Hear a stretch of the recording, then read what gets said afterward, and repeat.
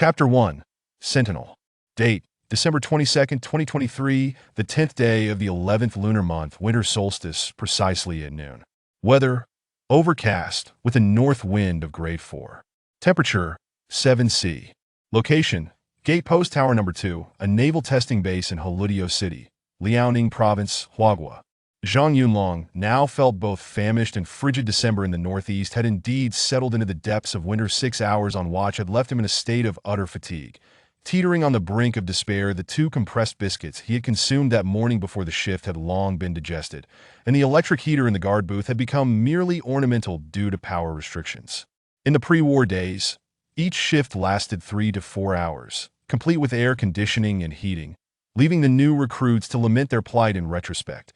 It seemed they had been blissfully unaware of their fortunate circumstances as for why the new recruits were not permitted to engage in additional physical training, leaving seasoned sergeants like Zhang Yunlong to bear the burden.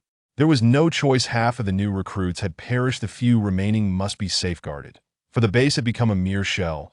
Unable to withstand further attrition, Zhang Yunlong still had 2 compressed biscuits in his satchel, yet he dared not touch them. He swallowed hard and took a couple of sips from his water bottle.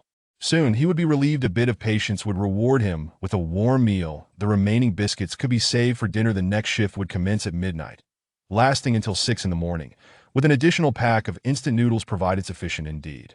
In truth, they could afford to be less frugal despite the current hardships. The mess hall endeavored to ensure everyone was adequately nourished due to the reduced personnel. Aside from the hot meals served at noon, each soldier received a pack of military rations and 2 vitamin tablets in the morning and evening. Do not underestimate these unassuming compressed biscuits. They are not mere supermarket fare, but genuine military rations, rich in nutrients and high in calories, second only to self-heating field rations. Each pack contains 4 biscuits, each weighing 50 grams, providing nearly 2,000 kilocalories per 100 grams. Theoretically, consuming 2 biscuits equates to indulging in a deluxe hamburger, sufficient to fuel the body for rigorous activity. Frankly, such provisions are capable of sustaining combat readiness. However, perhaps due to his cautious nature, Zhang Yunlong had subconsciously begun to ration his supplies since the beginning of the month.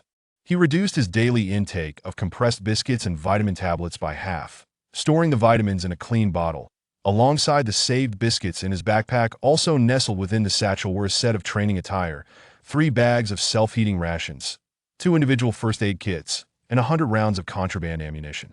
This scant supply of ammunition was a remnant of wartime mismanagement, quietly retained from previously issued stocks. The vitamin tablets were less concerning. 1 tablet per day sufficed, but the compressed biscuits served a crucial role. Beyond merely providing caloric energy, their ability to induce satiety was indispensable, for the stomach is not easily deceived. Moreover, the frigid northeastern weather naturally escalated caloric expenditure to better adapt to unforeseen circumstances. The political commissar had decreed that soldiers on alert could don extra layers beneath their training uniforms, although military overcoats were strictly prohibited to avoid cumbersome movement. Thus, prolonged standing on watch left one feeling hollow and chilled to the bone. In truth, wearing less clothing in a critical situation offered little advantage beyond increased speed. Given the dwindling personnel at the base, it was commonplace for individuals to juggle multiple roles. Single-post sentries had become the norm, even as the number of posts had increased. Due to power shortages and damage, much of the surveillance system had been rendered inoperative. Even with a reduced alert perimeter, some critical units could not afford any lapses, relying solely on human vigilance to fill the gaps. Zhang Yunlong raised his hand for the nth time to check his watch. The relief vehicle was late. He wondered what mishap had befallen old Sue behind the wheel. Lunch was scheduled for 11:20, and if he didn't return soon, his meal would grow cold. The thought of potentially losing the only warm meal of the day made him curse inwardly. Yet, considering those brothers stationed at less favorable posts, he reminded himself that he was fortunate to have a booth with a roof over his head, allowing him to sit when weary. This thought restored a semblance of balance to his mood. During difficult times, everyone faced their own struggles. Reflecting on old Sue, an experienced driver managing 5 warrior vehicles, while also tasked with escorting the shift, Zhang Yunlong concluded that standing a little longer was hardly a burden. He tightened his grip on the Type 81 rifle and resumed scanning the intersection 500 meters ahead. Unbeknownst to him, another half-hour passed, and the relief vehicle still had yet to arrive by 12:30. Zhang Yunlong sensed something amiss given the alert status. The radio typically remained silent. Communication was strictly prohibited unless an emergency arose with limited battery life. The reserve batteries had been in use for an indeterminate length of time, and running out of power could spell trouble. Moreover, Zhang Yunlong's booth was situated at the base's main gate, a mere 500 meters from the national highway leading to the urban area, yet a full 25 kilometers from the personnel concentration zone within the base. The significance of this post far outweighed that of others. The original emergency call button had been malfunctioning and remained unrepaired in the event of an incident. The only means of alerting others was through the radio. The mere thought of the malfunctioning red button irritated Zhang Yunlong. Huazi, the technician, was a novice when the sentry first reported the broken alarm button. He had taken his multimeter and fumbled for an extended period without identifying the fault. After replacing the button, it still failed to function. Unfortunately, such a critical position could not afford to have a faulty alarm system, and thus it remained unresolved. Huazi, a university graduate enlisted as a non-commissioned officer, had initially been responsible for faxes and telegrams. However, due to the urgent situation, some logistics technicians were dispatched to the front lines, and his previously leisurely post was replaced by a new recruit. He was then reassigned to assist in maintaining the fiber optic lines. But as he had not fully mastered the technology, and his mentor along with other comrades had been sent to the front, only he and a fifth-term officer remained to manage the operations. Ideally, a veteran technician should have been paired with a novice to avoid mishaps. Yet fate had conspired against them. The seasoned sergeant had been ambushed and killed during a patrol. That incident had resulted in significant losses. An entire five-man squad and a warrior vehicle had been lost by the time the base dispatched reinforcements to search and assist after missing 2 communication windows. It was already too late. The incident occurred approximately 10 kilometers from the base at a gas station. It seemed they had intended to refuel on their return journey. Of course, this was merely an excuse. The fuel reserves were adequate, and there was no reason for such a desperate measure. The primary motive likely lay in the gas station's convenience store. It was presumed that the patrolling personnel had sought to grab a few snacks, only to encounter disaster. Rescue teams only discovered fragments of their damaged weapons and uniforms scattered throughout the chaotic scene, which was stained with blood and littered with the chaotic footprints of a gruesome feast. The evidence of combat was scant. The patrol team had likely grown complacent, believing they could traverse the open terrain swiftly, and thus failed to assign anyone to watch when the ambush emerged from a nearby depression. They were caught unawares, each soldier firing less than a magazine's worth of rounds before falling heroically, with no time to pull the pins on their grenades. The warrior vehicle had also sustained severe damage, as the driver, in a panic, had veered off the road into a drainage ditch, resulting in the demise of 2 zombies, but yielding no other accomplishments. The driver had been dragged from the cabin and torn apart. In the wake of this incident, the base leadership ultimately decided to consolidate defenses, increasing the number of sentries while establishing both overt and covert posts, thereby reducing the frequency of patrols. Every outing required a pair of fully staffed vehicles, equipped not only with individual radios but also signal flares, reinforcing the need for personnel education to prevent similar occurrences from transpiring again. Originally, that patrol did not necessitate the seasoned sergeant's presence. The patrol team comprised 4 individuals. Yet a faulty node in the fiber optic line had disrupted communications. If the line failed, only satellite communications remained as a backup. This was not the era when communication satellites filled the skies following a barrage from both sides. Only a handful of satellites continued to function. Establishing contact with superiors required a window of opportunity. It was not feasible to maintain constant communication. Thus, the fiber optic line must remain intact. As the sole communications maintenance technician, the sergeant had to venture out. The location of the faulty node was distant from the urban area, and given that no incidents had occurred during previous patrols, he had been allowed to proceed only to never return. The rumbling of his stomach jolted Zhang Yunlong from his reverie, and he felt a sudden jolt of alarm. He quickly glanced at the distant intersection, relieved to find it devoid of activitino signs of life, living or deceased. After lowering his binoculars, he chastised himself for allowing his thoughts to wander. It was inexcusable for a sentinel to lose focus. Unable to resist, he turned back to peer down the road from whence the relief vehicle should arrive. The straight road remained barren of any vehicles. He held on a while longer, but when he could no longer contain himself, he seized the radio and called out, "Gate post 2 calling the hangar position. Please respond." Static filled the air, the radio silent. He called again, "Hangar? Hangar, do you copy?" Static Hanger here, is there a situation? No. I merely wanted to inquire if you had completed your shift change. The hangar was the closest post to the barracks if there was a shift change. They would have gone first. Zhang Yunlong mused that they should have finished by now. Indeed, a prompt reply followed. Hangar has changed shifts. Over. The individual on the other end of the walkie-talkie seemed disinclined to engage in further conversation, fully aware that the signal from the command center would reach them, rendering idle chatter unnecessary. With the change of guard underway, Zhang Yunlong felt a sense of relief wash over him. Choosing to remain silent, he replaced the walkie-talkie's battery with a spare, ensuring that the discharged one would be taken back for recharging after his shift. Having completed the necessary preparations for the end of his watch, he stood in the sentry post, gazing vacantly at the distant intersection while his thoughts drifted to his lunch. By this hour, it was undoubtedly cold, and he muttered to himself, "Old Sue, you scoundrel." Just as he was lost in his grievances, the unmistakable screech of the approaching relief vehicle broke through his thoughts upon spotting the battered Iveco, transformed into a battlefield ambulance. Zhang Yunlong couldn't help but commend Old Zu's speed, muttering that it was truly a case of speaking of the devil. Observing his comrade, who was slowly climbing up to the sentry post with his head bowed, Zhang Yunlong felt a pang of impatience. His hunger was more pressing than any concern for the other man. A fiery sensation in his stomach made him wish to leap down, yet when the relieving soldier finally arrived, Zhang Yunlong was taken aback. "Baozi, what are you doing here? Weren't you on the night shift? Where's Ah Hao? Did that little rascal swap shifts with you? Is he trying to work on his physical fitness this afternoon? Looks like he's finally had a change of heart." Once he spoke, however, he sensed something was amiss. Baozi's eyes were slightly red, and after hearing Zhang Yunlong praise Ah Hao, the expression on his face turned peculiar, causing Zhang Yunlong to immediately feel a sense of foreboding. "What's wrong? Is something amiss?" Chapter 2, Memories. Baozi gazed at Zhang Yunlong, who was at a loss for words, seemingly understanding that what his comrade, with whom he had shared a squad since their rookie days, needed most at that moment was a warm meal, rather than the news of a fallen comrade. Thus, he refrained from any explanations, giving Zhang Yunlong a reassuring pat on the shoulder, jokingly saying, "Don't be so curious. Big brother, hurry down from your post and rest. It's the winter solstice today, and the kitchen has finally prepared a proper meal. The cafeteria has plenty of dumplings. You'll have something warm to eat. Get lost. Who the hell are you calling big brother? My cousin is already taken. You wretched toad, dreaming of swan meat. Go back to sleep."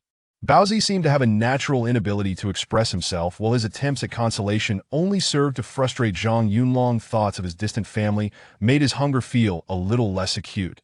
Replaced instead by an overwhelming heaviness in his heart, his expression darkened further. And upon noticing the unintended effect of his words, Baozi scratched his head, inadvertently scraping his helmet with his fingernails. Yet this distraction allowed Zhang Yunlong to shift his focus, and he ceased his inquiries about how he smoothly transitioned the weapon from his shoulder, executing the handover with precision and efficiency. Baozi mirrored his actions, adeptly receiving and inspecting the weapon before signing off on the logbook, thus completing the transfer of duty.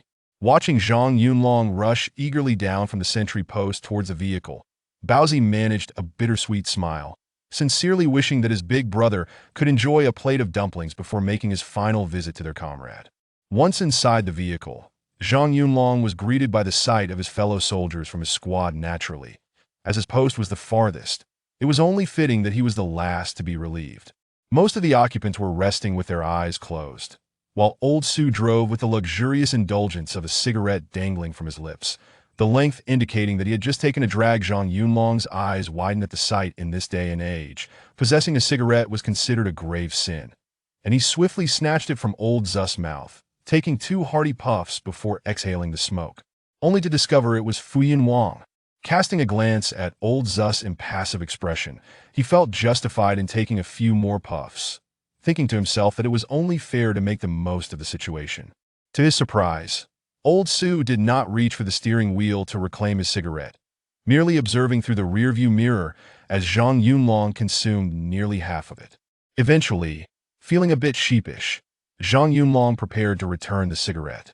Old Sue, however, shook his head and said, "No worries, it's a gift for you. Go ahead. Don't feel bad. I truly apologize for being late today." His tone was sincere and his expression serious, as if that very cigarette had been reserved for Zhang Yunlong, lit just before he boarded the vehicle. This gesture deeply touched Zhang Yunlong, who thought to himself that his earlier reprimands hadn't been in vain, as old Su was now showing his gratitude. He held back the impulse to ask why old Su hadn't offered a cigarette to every soldier coming off duty instead. He took the cigarette, closed his eyes, and prepared for the journey back, intending to check on Ahau before indulging in dumplings.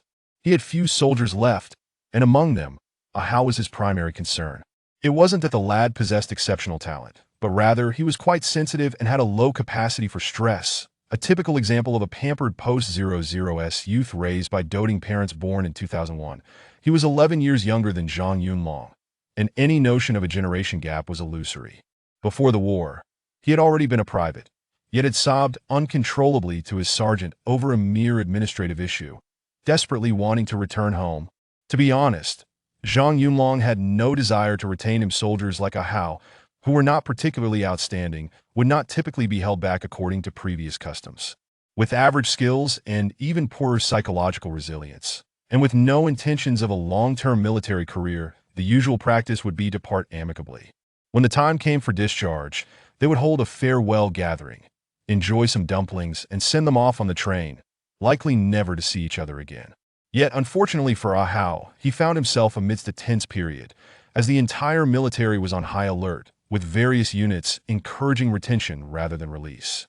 Higher-ups soon issued directives stating that, barring certain problematic individuals, all privates reaching their term would be retained for conversion to non-commissioned officers, and any issues of staffing would be temporarily managed under wartime expansion plans to ensure combat readiness. Although Ahau's abilities were not exceptional, his overall performance as a conscript had been acceptable. Neither stellar nor abysmal. Aside from his low psychological resilience, he posed no significant issues. Retaining him was certainly preferable to waiting for a new recruit who would require extensive retraining. Thus, with a sense of responsibility towards the unit, Zhang Yunlong applied his 8 years of experience to persuade the young man, ultimately managing to secure his retention. Yet, soon after, Zhang Yunlong found himself regretting that decision. It was precisely because of Ahau that half of Zhang Yunlong's squad, including himself, were unable to join the first wave of supporting troops and instead became part of the reserve force. Due to their status as reserves, Zhang Yunlong was able to lead the remaining soldiers back to the base alongside the remnants of their unit.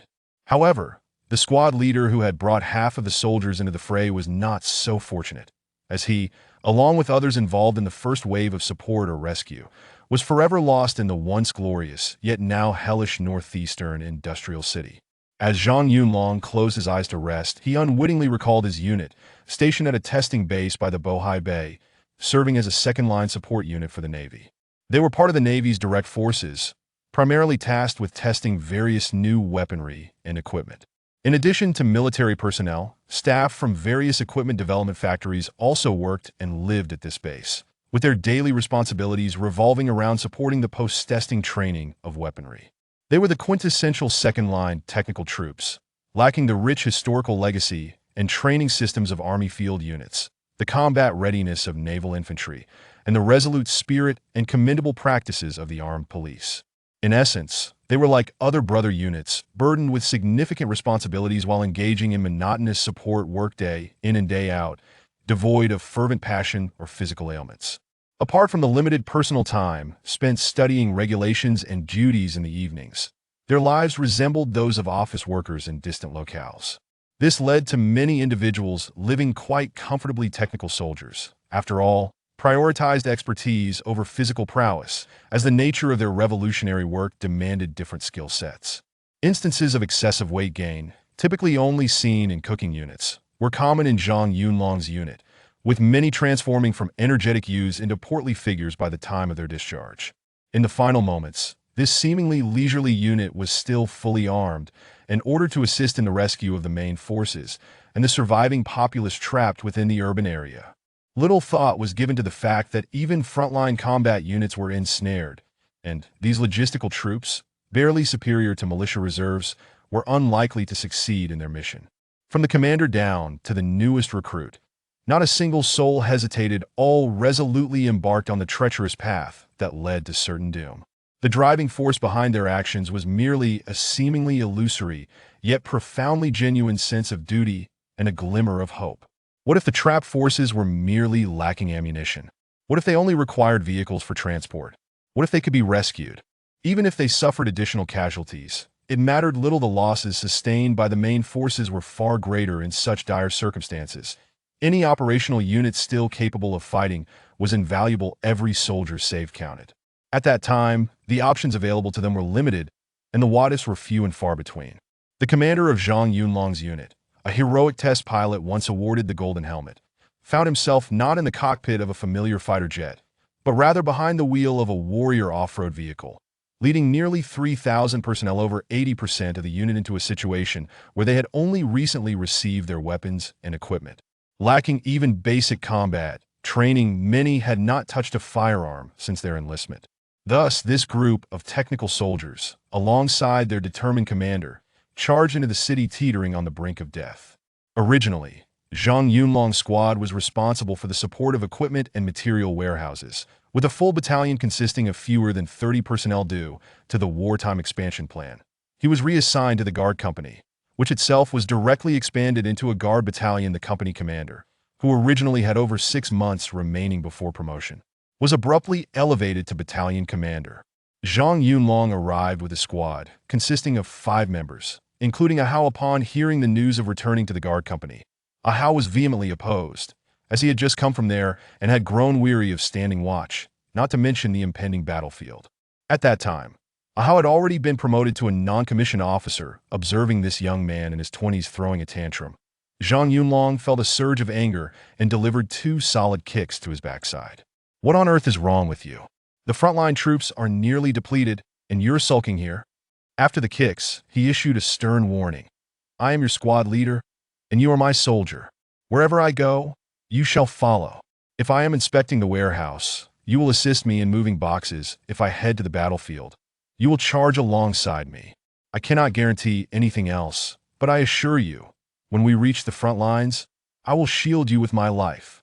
In those urgent times, there was neither the time nor the energy to gently persuade Ahao, as Zhang Yunlong himself was uncertain about their next steps.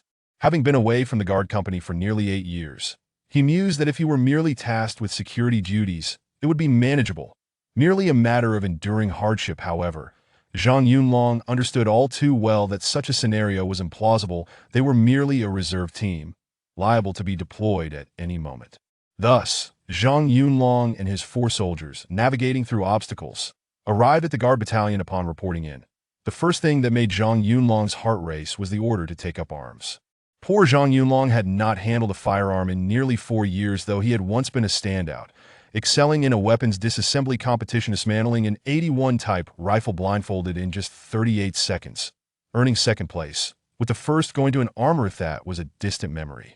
Now, he was uncertain of how much skill remained in his repertoire, and quick disassembly did not equate to accuracy. Good marksmanship required practice with live ammunition. Since enlisting, he had fired fewer than 300 rounds, never scoring within the 45 ring. His physical fitness had also declined. After all, he was now in his 30s, no longer the training exemplar he once was.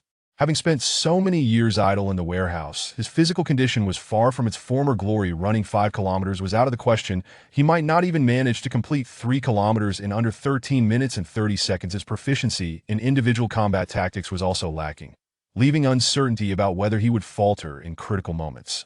Chapter 3. Pre-war mobilization. Upon arriving at the basketball court to receive their rifles, Zhang Yunlong was delighted to discover that they were issued the venerable Type 81. This was the sole moment of joy Zhang Yunlong had encountered in recent days. Not for any other reason, but because he was most adept with the Type 81. It had been the weapon of choice for him during the shooting practice in the recruit battalion, and had served as the standard for guard duty in the security unit. Now, as he faced the grim prospect of becoming cannon fodder, it was again the Type 81 that he was to wield. One could not help but call it fate. Some might wonder why. In this day and age, they were still using the old Type 81 instead of the modern Type 95. This brings us to the issue of the military's light weaponry. It is quite commonplace for frontline units to be equipped with new gear, while logistics units make do with older models. As long as there was something to use, that was already commendable. While there were indeed Type 95 assault rifles available, 100 had been allocated to the security unit, along with 20 Type 92 5.8mm pistols meant for squad leaders. There was a pressing need for expansion, leading to a shortage of arms. Thanks to the robust military reserves of the nation, the local armed department promptly dispatched a significant quantity of second- and third-line weapons to support the troops. Though they may be older stock, these were bona fide military assets, all pristine and freshly oiled, their glossy blue paint reflecting the light that as Zhang Yunlong was a squad leader.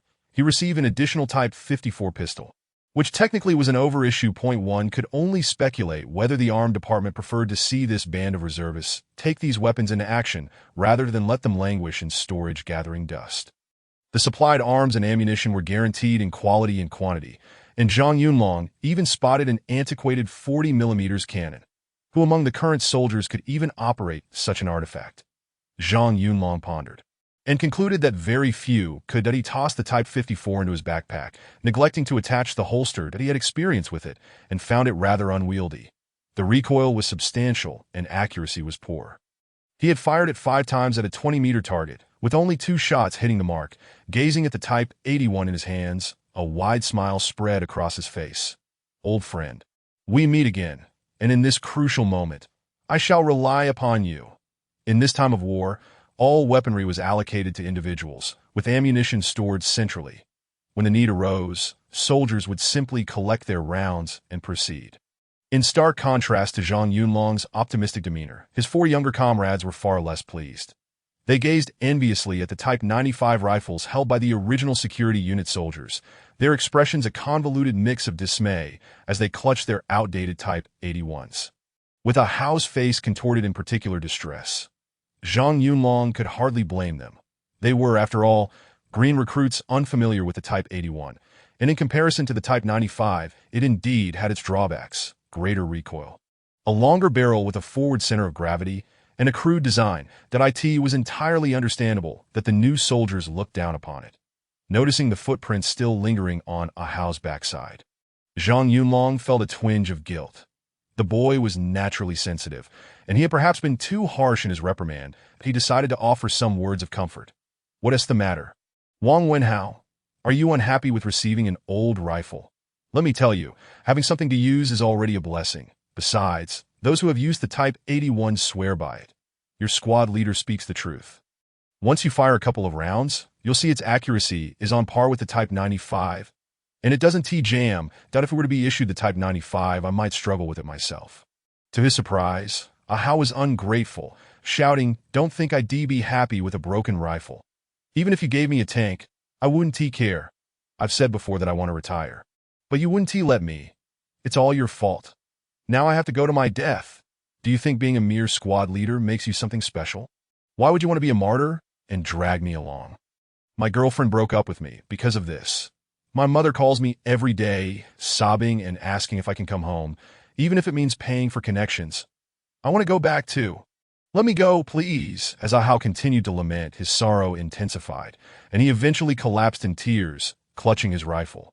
Zhang Yunlong, witnessing Ahao's anguished countenance, felt a surge of frustration rising within him, ready to unleash a reprimand, when he heard a thunderous voice from behind. "Do you think you're the only one who wants to go home? Who doesn't long for family? You are a soldier. You must honor this uniform. Soldiers exist to obey orders. It is precisely because we have loved ones and the people behind us that we cannot falter. What has your squad leader taught you?" Turning around, Zhang Yunlong saw that it was the political commissar who had arrived. He was well acquainted with the commissar and had attended his political lectures. The commissar had even confided in Zhang Yunlong, understanding his character. The commissar, upon realizing it was Zhang Yunlong's soldier causing the disturbance, was even more infuriated. How could he have brought along such a weeping child? In these extraordinary times, troop morale was paramount. It mattered little that Wang Wenhao was crying alone. What was critical was that others waiting to receive their equipment were observing, and the potential for negative emotions to spread among the ranks was a real concern. Ultimately, Ahao was not punished further, but was made to join the other soldiers in formation to hear the commissar's pre-war mobilization speech, after which they would be assigned to their respective units. The original security unit had numbered fewer than 100, but now it had expanded to over 300, and Zhang Yunlong naturally remained a squad leader. Given his experience, he could have easily been appointed as an acting platoon leader, but since he had been transferred from another unit, he lacked the requisite experience. All platoon leaders for the three companies were selected from the former security unit's squad leaders and new cadre trainees. However, when it came to command capability, the freshly graduated military academy trainees were hardly impressive. It was merely a case of the short ones standing tall among the diminutive. The immediate concern was to address the issue of availability. Zhang Yunlong's squad was now comprised of 5 soldiers. Coincidentally, 3 were fellow recruits of Ahau, while the other 2 were new soldiers, one a private and the other a corporal. Among the trio of seasoned soldiers was one named Zhang Wenrui, a name quite elegant, yet he stood a towering 1.8 meters tall, hailing from Hezy in Shandong. Having served only 3 years, he had already risen to the rank of squad leader in the security unit due to his exceptional performance. With the expansion, his squad was disbanded and reallocated to Zhang Yunlong's unit. The young man displayed no discontent regarding the appointment of a newcomer as his squad leader. His mind was solely focused on the battlefield. In stark contrast to Wang Wenhao's lamentations, moreover, he had heard tales of Zhang Yunlong's past deeds. His former squad leader had been one of the soldiers Zhang Yunlong had trained, which led him to refer to Zhang Yunlong as old squad leader. Zhang Yunlong found this forthright and capable young man quite admirable, lamenting why he had not encountered such a remarkable individual sooner. Had he been assigned to Zhang Wenrui's squad, he would not have had to struggle with a soft-hearted soldier like Ahau. Thus, he made no reservations in appointing Zhang Wenrui as the squad's second-in-command, ensuring that he would not adopt an air of superiority, and clearly stating they would make decisions together moving forward. This way, a somewhat makeshift combat squad began to take shape. By nightfall, Ahau had finally come to terms with the situation.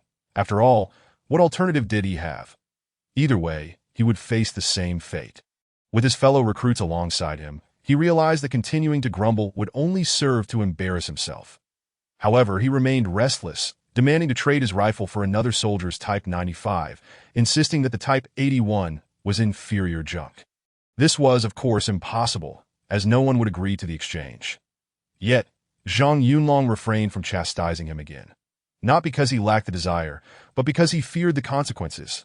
After all, it had taken considerable effort to calm the boy down, and he could not risk further disturbances. Reluctantly, he conferred with Zhang Wenrui, asking him to swap his Type 95 for Wang Wenhao's Type 81. Initially, Zhang Wenrui was reluctant. Who would appreciate such a request? But given his position as second-in-command, he had to maintain a high profile, that he was tall, and could familiarize himself with the Type 81. So in the end, he acquiesced, observing Ahau now cradling the coveted Type 95. Zhang Yunlong felt a deep admiration for Wang Wenhao's parents. Raising a son with such fortitude was no small feat. Shortly thereafter, the situation on the front lines deteriorated rapidly, with the epidemic zone expanding. Those personnel who had remained at the base to continue experimental tasks were compelled to evacuate. The remaining soldiers halted all work, assembling for immediate readiness, prepared to support the front lines at a moment's notice. That very afternoon, they received orders for an emergency assembly to collect ammunition. The moment Zhang Yunlong emerged from the armory, he understood that their turn had finally come. The long-awaited call to duty was upon them. This indicated a severe scarcity of troops at the front. They had not been deployed during the multinational conflicts nor during the outbreak of the epidemic, and only when Shanhaiguan fell did they finally find themselves summoned. Zhang Yunlong had seen news reports and promotional videos depicting the epidemic zone, but he had no concrete understanding of its reality. While all were soldiers, in a certain sense, units like theirs, focused on experimental training, were generally afforded type protection during wartime.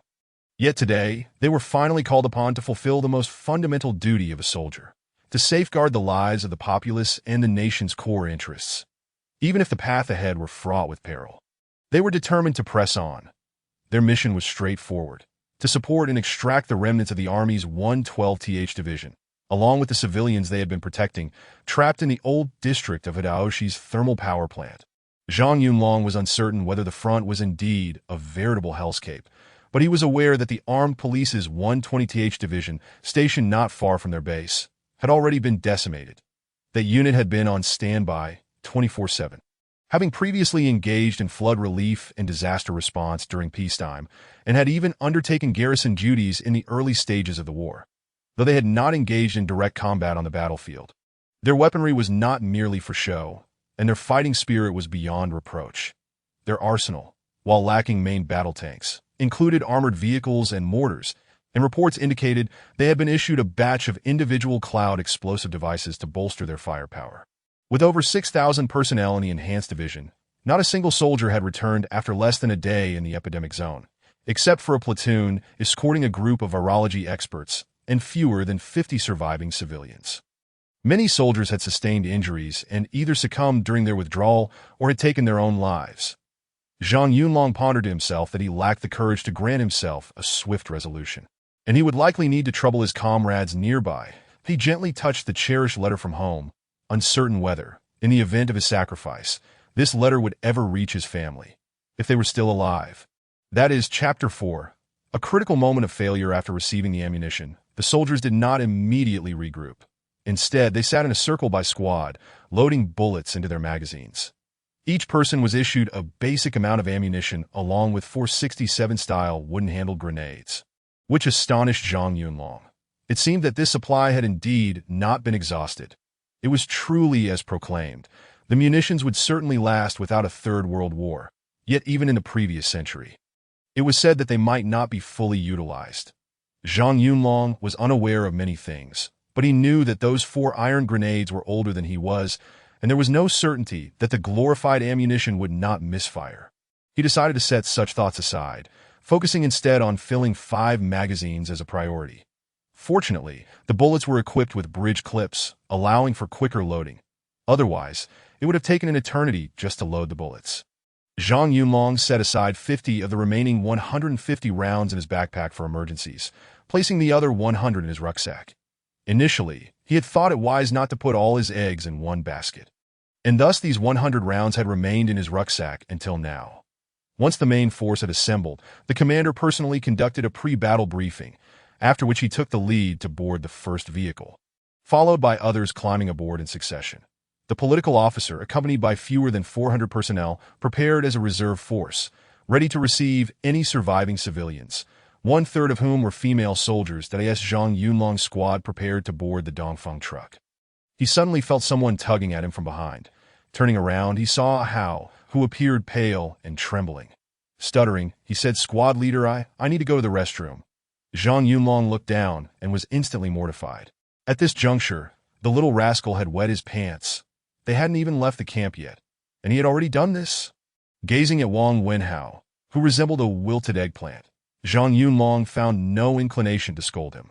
He instructed Zhang Wenrui to take the other squad members aboard first, and then pulled a Hao by the collar towards a patch of grass nearby, inquiring if he had a spare uniform to change into. Fortunately, it was June, for if he had wet his thermal underwear, he would have had no choice but to return to the dormitory to change. Just as they reached the grass, Zhang Yunlong heard someone calling him from behind. Instinctively, he sensed trouble. Turning around, he was met with the sight of the political officer standing nearby with his hands behind his back, observing them closely, accompanied by several female medical personnel who were pointing and whispering. Zhang Yunlong felt his face flush with embarrassment, while Wang Wenhao's expression darkened further, as though he wished to disappear into the ground. Zhang Yunlong glanced at Hao's trousers, contemplating how to brush this incident aside. When the political officer approached, spotting Wang Wenhao's damp trousers, there was no need for explanations. The political officer's keen eyes missed nothing. He recognized this unfortunate soldier as the one who had previously broken down during the arms distribution and chose not to comment further. He addressed Zhang Yunlong, stating that the tension prior to battle was entirely normal, though some comrades might react more intensely. With time pressing, he advised against overthinking things. In Hao's current state, he would not be able to join the main force, which was set to depart in no more than 5 minutes. Given the technical personnel among the reserves and remaining staff, there were far too few versatile veterans like Zhang Yunlong, should any unforeseen circumstances arise. He feared they would struggle to cope. Thus, he suggested that Hao return to the dormitory for a cold shower to calm down and change clothes, while Zhang Yunlong should gather his squad to join the reserves, following orders directly in case of emergencies. Zhang Yunlong initially wanted to protest, thinking it absurd to leave their squad behind just as they were about to depart. Surely, Hao's mishap could not ruin everything. However, he recognized that obedience to orders was paramount, so he shouted a resounding yes and turned towards the truck where his squad was assembled. Just then, a loud bang echoed, and a red signal flare shot into the sky. The troops were on the move. Zhang Yunlong shouted in alarm, "Not good," and sprinted towards the truck. However, fate had conspired against him. His squad was positioned near the front of the convoy, and due to safety protocols, the driver would not wait for stragglers once the departure order was given to. As Zhang Yunlong reached the side of the truck, it had already begun to roll out, gaining speed. Aside from Zhang Yunlong's squad, there was also another squad from the same platoon on board. The first squad leader noticed the second squad leader lagging behind, and in a panic he shouted, "There is still someone who hasn't T-boarded." Yet the driver did not stop. The convoy had just begun its journey, and halting one vehicle would bring the entire line to a standstill. The driver likely assumed that if this soldier couldn't T-board, he would simply catch up with the rear of the convoy. Little did they know that Zhang Yunlong was not trying to board, but was instead attempting to have his men disembark. Seeing the truck accelerate, Zhang Yunlong disregarded everything else and yelled, "Wenrui, jump from the truck. Let our squad members jump off." Zhang Wenrui was bewildered, unsure of the situation. Why would the squad leader want them to jump from the moving vehicle? Surely, that would be tantamount to desertion. But there was no time to ponder. He first instructed the nearby soldiers to toss their rucksacks, one by one, as they jumped off to be by the time the third soldier hesitated to leap. The truck was traveling at a considerable speed that if they jumped now, they would not have time to escape from the road before the following vehicles would run them over. The driver of the Dongfeng truck behind them incessantly honked the horn, while Zhang Yunlong had already fallen nearly 20 meters behind, running alongside the road and waving his arms. Zhang Wenrui, feeling helpless, shouted, "Squad leader, we can't jump anymore. I'll lead the rest of the brothers away. We can sort this out later." Zhang Yunlong chased after them for about 100 meters, realizing he could not catch up, and finally stopped to catch his breath. Turning back, he saw 3 soldiers who had jumped off following him. One was Yang Jiyu, a soldier he had previously led, while the other 2 were from the former guard company, named Gao Yankun and Cheng Wensheng, both non-commissioned officers. The 4 of them exchanged glances, unsure of the situation, each clutching their rucksacks and weapons, looking to their squad leader for direction. With a sigh, Zhang Yunlong instructed them to return. Leading the way back, as military vehicles passed by one after another, the occupants stared at the 4 soldiers, heads bowed, walking in the opposite direction. Perplexed by their actions, one vehicle drove by, and a particularly boisterous soldier shouted, "What's the matter?" Getting scared before the battle even starts. Zhang Yunlong had been unbothered until that remark ignited his temper. He spun around and shouted back, "You," gesturing rudely at the vehicle. The 3 soldiers behind him exchanged glances but said nothing, merely lowering their heads even further in compliance with their squad leader. Upon returning to the political officer, Zhang Yunlong prepared to report the situation. Presumably, the political officer had witnessed the entire ordeal and allowed Zhang Yunlong no opportunity to explain that he comforted him, saying, "Yunlong, I understand your frustration. However, your squad's absence does not imply a lack of excellence. On the contrary, it is precisely because you, Zhang Yunlong, are so versatile that I entrusted you with this responsibility that I noticed your deputy didn't manage to disembark in time. But I believe he can lead the remaining soldiers well. First, go back and check on that soldier who needs to change. If all is well, proceed to report to Company Commander Zhang Haoren in the reserves." In retrospect, Zhang Yunlong came to understand the political officer's reasoning. After all, they were a logistical unit, and most personnel were technical specialists. True combat leaders and seasoned veterans were scarce. Zhang Yunlong was among the few with superior personal qualities, possessing both solid technical expertise and commendable military training. During his time as a sergeant, he had the fortune of being selected for a special training program with the Marine Corps aimed at enhancing the military proficiency of base personnel, a means to remedy shortcomings. However, due to experimental support tasks and other objective factors, he had ultimately missed the final assessment. Nevertheless, Zhang Yunlong persevered throughout the training. Many of his comrades had succumbed to injuries or dropped out due to the grueling workload. Yet he had not faltered. Regardless of the hardships he endured, even when his feet blistered and knees became raw, he never considered giving up. He absorbed all the individual tactics and techniques taught during the training camp, familiarizing himself with the current Marine Corps individual weaponry, aside from the 87 type automatic grenade launcher and the 89 type rocket launcher, which he only learned theoretically without live-fire practice, but he had also only operated heavy machine guns without actual shooting. He comprehensively understood all other equipment. After all, training comes with costs, and with so many participants being outsiders, the Marine Corps had insufficient personnel to spare, which was understandable. Yet, Zhang Yunlong did not take shortcuts in learning, especially in military topography, where his skills at locating positions were unmatched. When searching for supplies, other Marine soldiers in his squad would follow him, ensuring they would not get lost, which laid a solid foundation for Zhang Yunlong's personal growth. Seeing that the political officer had spoken, Zhang Yunlong refrained from further discussion and called out, "Yes." Turning swiftly, he made his way towards the barracks, followed closely by the other soldiers. Upon arriving at the dormitory, an intense fire of frustration ignited within him. There, they beheld their comrade, the one they mockingly referred to as the pants-wetter, fully equipped on the upper half, yet sitting bare-bottomed on the bed, cradling his head in despair while staring blankly at the floor. His cherished Type 95 rifle lay discarded on the ground, precariously resting atop his damp and warm training trousers. Zhang Yunlong inhaled deeply, unloading his backpack and handing it over to his companion Yang Jiyu. While his 81 rifle hung diagonally at his back, he addressed the soldiers behind him. "You all step outside for a moment." The three men exchanged concerned glances at the silent Wang Wenhao, who sat with his head bowed, before quietly closing the door. And no sooner had the door clicked shut than Zhang Yunlong's furious roar erupted from behind it. "Wang Wenhao, you little piece of filth. At such a crucial moment, you chose to falter. Do you have any idea how your incompetence could endanger the entire second squad? If anything happens to your comrades, you will bear the responsibility. Do you understand?" Accompanying Zhang Yunlong's tirade was the resounding thud of his fist striking the metal locker.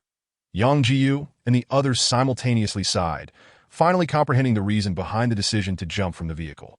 From that day forward, Ahao became a shadow of his former self, particularly when the reserve troops came to assist the next day. Seeing that none of his comrades from the squad had survived left him even more taciturn. During patrols, Zhang Yunlong ceased to call out to him. He in turn did not initiate conversation, merely fulfilling his duties as assigned, whether standing guard or on patrol. Never voicing complaints of fatigue, he engaged in casual conversation only with his peers. Eventually, when news of his hometown, Shizhuang City, falling into enemy hands reached him, he fell into a complete silence. Zhang Yunlong had attempted to engage him in conversation, but their heart-to-heart discussions yielded little effect.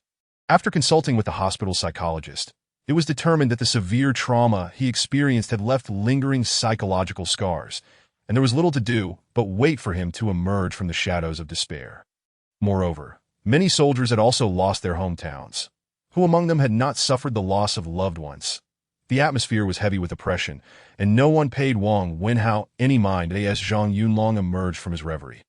He gazed upon the bed and the young man lying upon it. He approached and gently lifted the white sheet covering the young man's head, scrutinizing the serene visage of his fallen comrade. Wang Wenhao's lips curled slightly, as if in a smile, his expression peaceful, adorned in a pristine naval uniform, with a sailor's cap resting over his heart.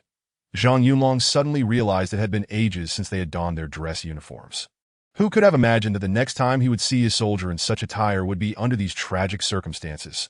He reached into his jacket pocket, retrieving a crumpled pack of Hong Jindong cigarettes and a lighter.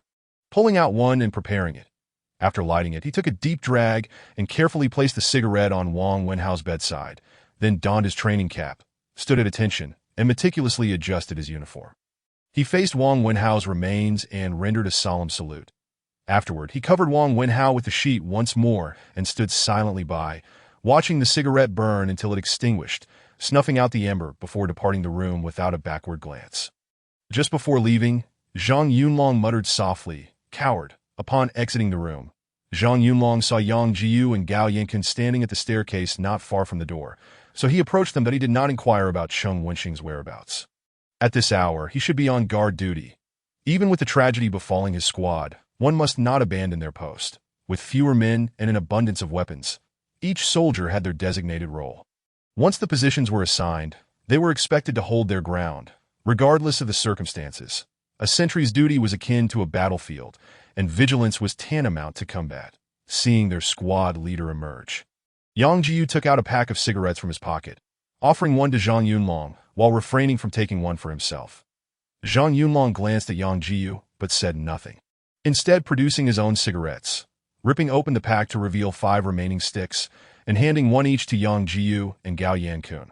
Gao Yankun hesitated before accepting, as Yang Jiyu ignited the lighter.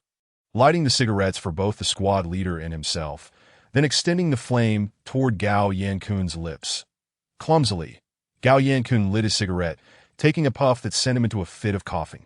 He managed another inhale, stifling the burning sensation in his chest, but eventually expelled the smoke in a fit. Once Gao Yankun regained his composure, Zhang Yunlong inquired, "When was he discovered?" Yang Jiyu responded, "It was during the pre-meal assembly today that we noticed Ahao was absent. Akuan went to the dormitory to fetch him, but found no one. That later, we all searched together. And it was ultimately the instructor who discovered him in the dormitory, having cut his wrists. When we called out to him, there was no response. That be why the time Director Ding from the hospital arrived. It was clear he was beyond saving. There was no suicide note, but in his pocket, we found a scrap of paper that read, 'I'm sorry, comrades, that I must go home,' with no further words." Gao Yankin added, "It was team leader Bao Changjie who brought me and Jiyu to clean up Ahao's body in uniform. Afterward, team leader Bao didn't even stop for a meal before heading out to take your watch." Zhang Yunlong sighed upon hearing this and handed the cigarette pack to Gao Yankun, saying, "When Bao finishes his watch, give him these 2 cigarettes and tell him they are my way of expressing gratitude. Also, make sure to deliver the instant noodles to him later. You 2 stay here for now. I'll go find the political officer." After giving his instructions, Zhang Yunlong returned to the dormitory to grab a stainless steel lunchbox before heading to the mess hall, filling it to the brim with dumplings and eating as he made his way to the office building. Zhang Yunlong understood the importance of maintaining his strength, as there were still uncertainties ahead.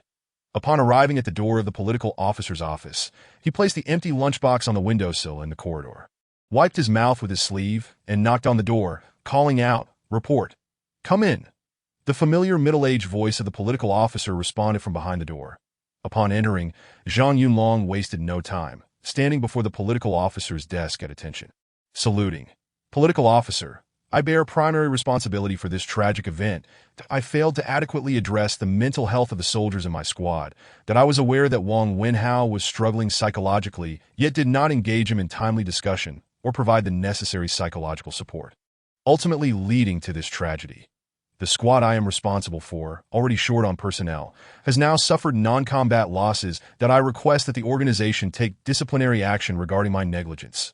The political officer did not respond immediately, taking a sip from the teacup before gazing at Zhang Yunlong with a furrowed brow, making him feel increasingly anxious. Finally, the political officer sighed and spoke with a weighty tone, "Don't be so quick to offer your penance. I am aware of the specific circumstances. The organization will handle this matter with the seriousness it deserves. This afternoon, the leadership will convene a meeting to discuss the recent tragic incident, and how we will characterize it will be communicated to all units later. As the leader of the 2nd Squad, you cannot escape responsibility for this incident. That a reprimand is certain. You should reflect on your actions. That we are in a critical time. The losses among junior officers and non-commissioned officers have been severe, and we are in dire need of personnel. That a reprimand is unavoidable, but do not abandon your duties. You must continue to shoulder the burden assigned to you. The next steps involve more significant tasks. Our superiors have instructed us to continue reconnaissance and early warning around the epidemic zone, and to rescue survivors whenever possible while safeguarding the critical facilities of our base. That we must ensure that the runway is always ready for incoming supplies." Zhang Yunlong felt a flicker of hope at this news and could not help but ask, "Will there be reinforcements?" The political officer did not take offense at Zhang Yunlong's curiosity, recognizing it as a matter of military confidentiality. Typically, a junior officer like Zhang Yunlong would not have the clearance to be privy to such specifics. Yet it seemed the political officer held a unique trust in Zhang Yunlong. Taking another sip of water, he continued, "As for personnel, there has been no word. That it seems unlikely that there will be any reinforcements. Our requests for troop replenishment have been sent to the capital for some time now, but we have yet to receive a clear response. Only instructions to hold our ground and permission to recruit personnel from among the surviving civilians nearby to supplement our forces. However, you are aware of the situation at our base. Those who have been rescued from the city are utterly terrified. While it is one thing to ask them to lend a hand here, it is a foolish fantasy to think they could wield weapons and join us in the epidemic zone. Moreover, the age demographics of the survivors are troubling. They are mostly children aged 13 or 14, women, and the elderly. There are very few able-bodied young men capable of bearing arms. The reinforcements from above are too far removed to address our immediate needs. The leadership has deliberated for a long time without arriving at a viable solution. The last patrol team returned with reports of a suspected criminal group resembling bandits. Upon hearing gunfire, the patrol rushed to the scene, only to find that the perpetrators had fled, leaving behind the bodies of the victims, which displayed signs of violence. The spent cartridges recovered from the site indicated that military rifles had been used, suggesting that someone had either seized or scavenged firearms and ammunition left behind by the troops in the city. After the political commissar finished speaking, he let out a deep sigh, opened a drawer, and tossed a bullet casing onto the table. Zhang Yunlong, catching a glimpse of it with his peripheral vision, immediately recognized it as a 7.6 239mm rifle casing, characterized by its steel body coated in copper. The same type of ammunition used in his own rifle. This particular round is considered a standard infantry cartridge, with vast reserves and widespread applicability, prior to the deployment of the 5.8mm small-caliber rifles in the armed forces. It was the primary armament. However, Zhang Yunlong was uncertain whether these bandits were using the Type 81 rifle, as both the Type 56 assault rifle and the older model squad machine guns also fired this type of ammunition. The supporting forces were not limited to this base. There were also armed militia reserves and other secondary units involved in the conflict. Most of these units were equipped with combat-ready weapons, and their models were not uniform. Casting a glance at the bullet casing on the table, Zhang Yunlong refrained from expressing his personal opinion. He had come to request a sanction, not to make suggestions. He merely inquired if the political commissar would permit him to take the casing. The commissar regarded him silently for a moment before nodding slightly in agreement. Before Zhang Yunlong departed, the political commissar issued a final directive upon returning. He was to inform Captain Zhang Howard to ensure that the soldiers remained vigilant, conducting stringent daily inspections of their weapons and ammunition, and to be prepared for potential combat missions at any time. Upon returning to the dormitory building, Zhang Yunlong first proceeded to the captain's quarters, entering without knocking. Captain Zhang Howard was not resting. Since the onset of the conflict, the soldiers had collectively altered their schedules in the absence of any mandatory orders from superiors. They transformed their fixed midday rest into free time, engaging in either training or cleaning their weapons. Whenever fatigue struck, they would take a brief nap on their beds, fully clothed and ever-ready for what they were preparing for. No one could provide a concrete answer, merely that they were always prepared. Seeing Zhang Yunlong enter, Zhang Howard rose from his chair and asked, "Did you speak with the political commissar?" "Yes," he didn't say much. "The incident has occurred, and all the blame rests on my shoulders that I was utterly oblivious. Assuming everyone was carefree and untroubled, if I had been more attentive to a how, perhaps he wouldn't have encountered such misfortune." Zhang Howard did not endorse Zhang Yunlong's self-reproach. "Enough. Stop shouldering the blame for everything. That am I not responsible? Is the instructor not responsible? We are all comrades who share the same pot of rice. None of us wish to see him take such a tragic path. However, one must have goals and aspirations in life. Some of us are certain our families are still alive, while others cling to hope. There are those who live solely for the vengeance of their loved ones. But what about Wang Wenhao? What does he have? Everyone knows that boy lacks courage. He was left behind as a reserve due to wetting his pants. And when he went to rescue others, he didn't fire a single shot upon witnessing the tide of corpses. His hometown has been occupied for nearly half a year, and he lost contact with his parents before the fall. He is an only child with only his parents as kin. Now that hope is gone, who can guarantee he won't succumb to despair? We are in a time of war and great calamity, where survival of the fittest prevails. That in these times, death is easy, but living is far more challenging. Yet no matter how difficult it is, we must persevere, for we have a mission, a responsibility, and hope. You too must live, and moreover, adopt a different approach to life. Yunlong, after all these years, I know you well. You possess many admirable qualities, but your heart is too soft. You fail to be resolute when the time calls for it, and that could hinder our efforts. From now on, act with more decisiveness. Let me impart one last piece of wisdom. A small quantity does not a gentleman make. A man without poison is not a true man. Reflect on this. Chapter 6. Bandits. After hearing Captain Zhang Howard's words, Zhang Yunlong felt a sense of gloom settle over him. Noticing the cigarette box on the table, he recalled that he had run out of supplies and casually picked it up, taking out a cigarette to light for himself. Zhang Howard shot Zhang Yunlong a disapproving glance. taking the cigarette offered to him and lighting it as well.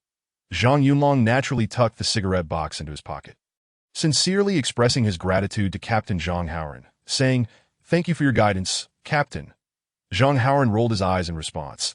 This lad never referred to him as Captain, whether in formal settings or private moments.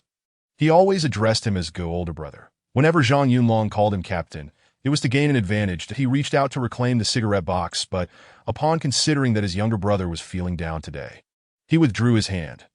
Zhang Yunlong continued, "The political commissar has issued orders for the entire guard company to be combat ready, with strict implementation of daily weapon cleaning and ammunition checks to ensure readiness for battle at any time."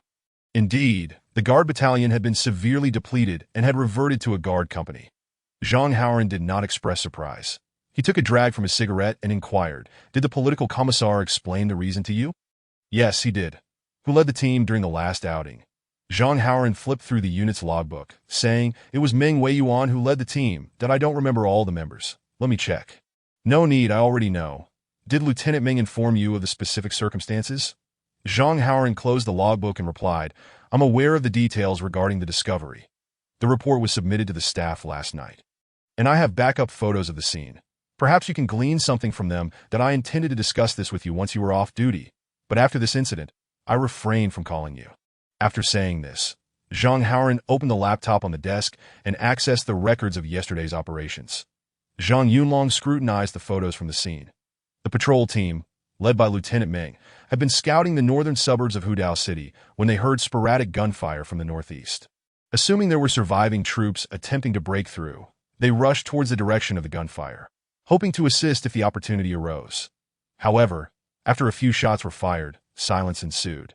They were forced to split their personnel into two groups and separate their vehicles to widen the search area while avoiding scattered corpses. By the time the second vehicle discovered the scene, nearly an hour had elapsed. The site yielded few useful clues. Only 4 bodies, 2 males, one an elderly man and the other a boy around 14 years old. Both felled by a single gunshot to the head, and 2 females aged between 20 to 30 who had suffered sexual assault and violent abuse before death, their clothes disheveled and their bodies bearing multiple stab wounds, with the fatal injuries being throat slashes. Only 2 rifle casings were found at the scene, located on a roadside grassy area, while 3 more casings were discovered on the adjacent roadway. Fearing the scent of blood would attract a horde of corpses and pose a threat to the patrol team, the soldiers did not linger at the scene. After retrieving the victims' bodies, they withdrew. Upon returning, the bodies were sent to the hospital, where military doctors would conduct further examinations. However, as they were not forensic specialists, the clues they could uncover were limited. Preliminary analysis suggested that the 4 victims were surviving civilians attempting to escape the city via a back road in search of rescue. They were discovered by armed individuals suspected to be bandits, who threatened them with gunfire, forcibly took their belongings, and then perpetrated violence and murder to eliminate witnesses. Zhang Yunlong examined the photos and analytical report, his forehead creased in concentration, but he pulled out the bullet casing obtained from the political commissar and scrutinized it closely. Ultimately, he confirmed that this bullet had been fired from either a Type 81 rifle or a Type 56 assault rifle. Zhang Yunlong was knowledgeable about individual light weapons, having been a firearms enthusiast before enlisting. His passion for firearms further intensified after joining the military, which was a significant factor in his becoming a training exemplar.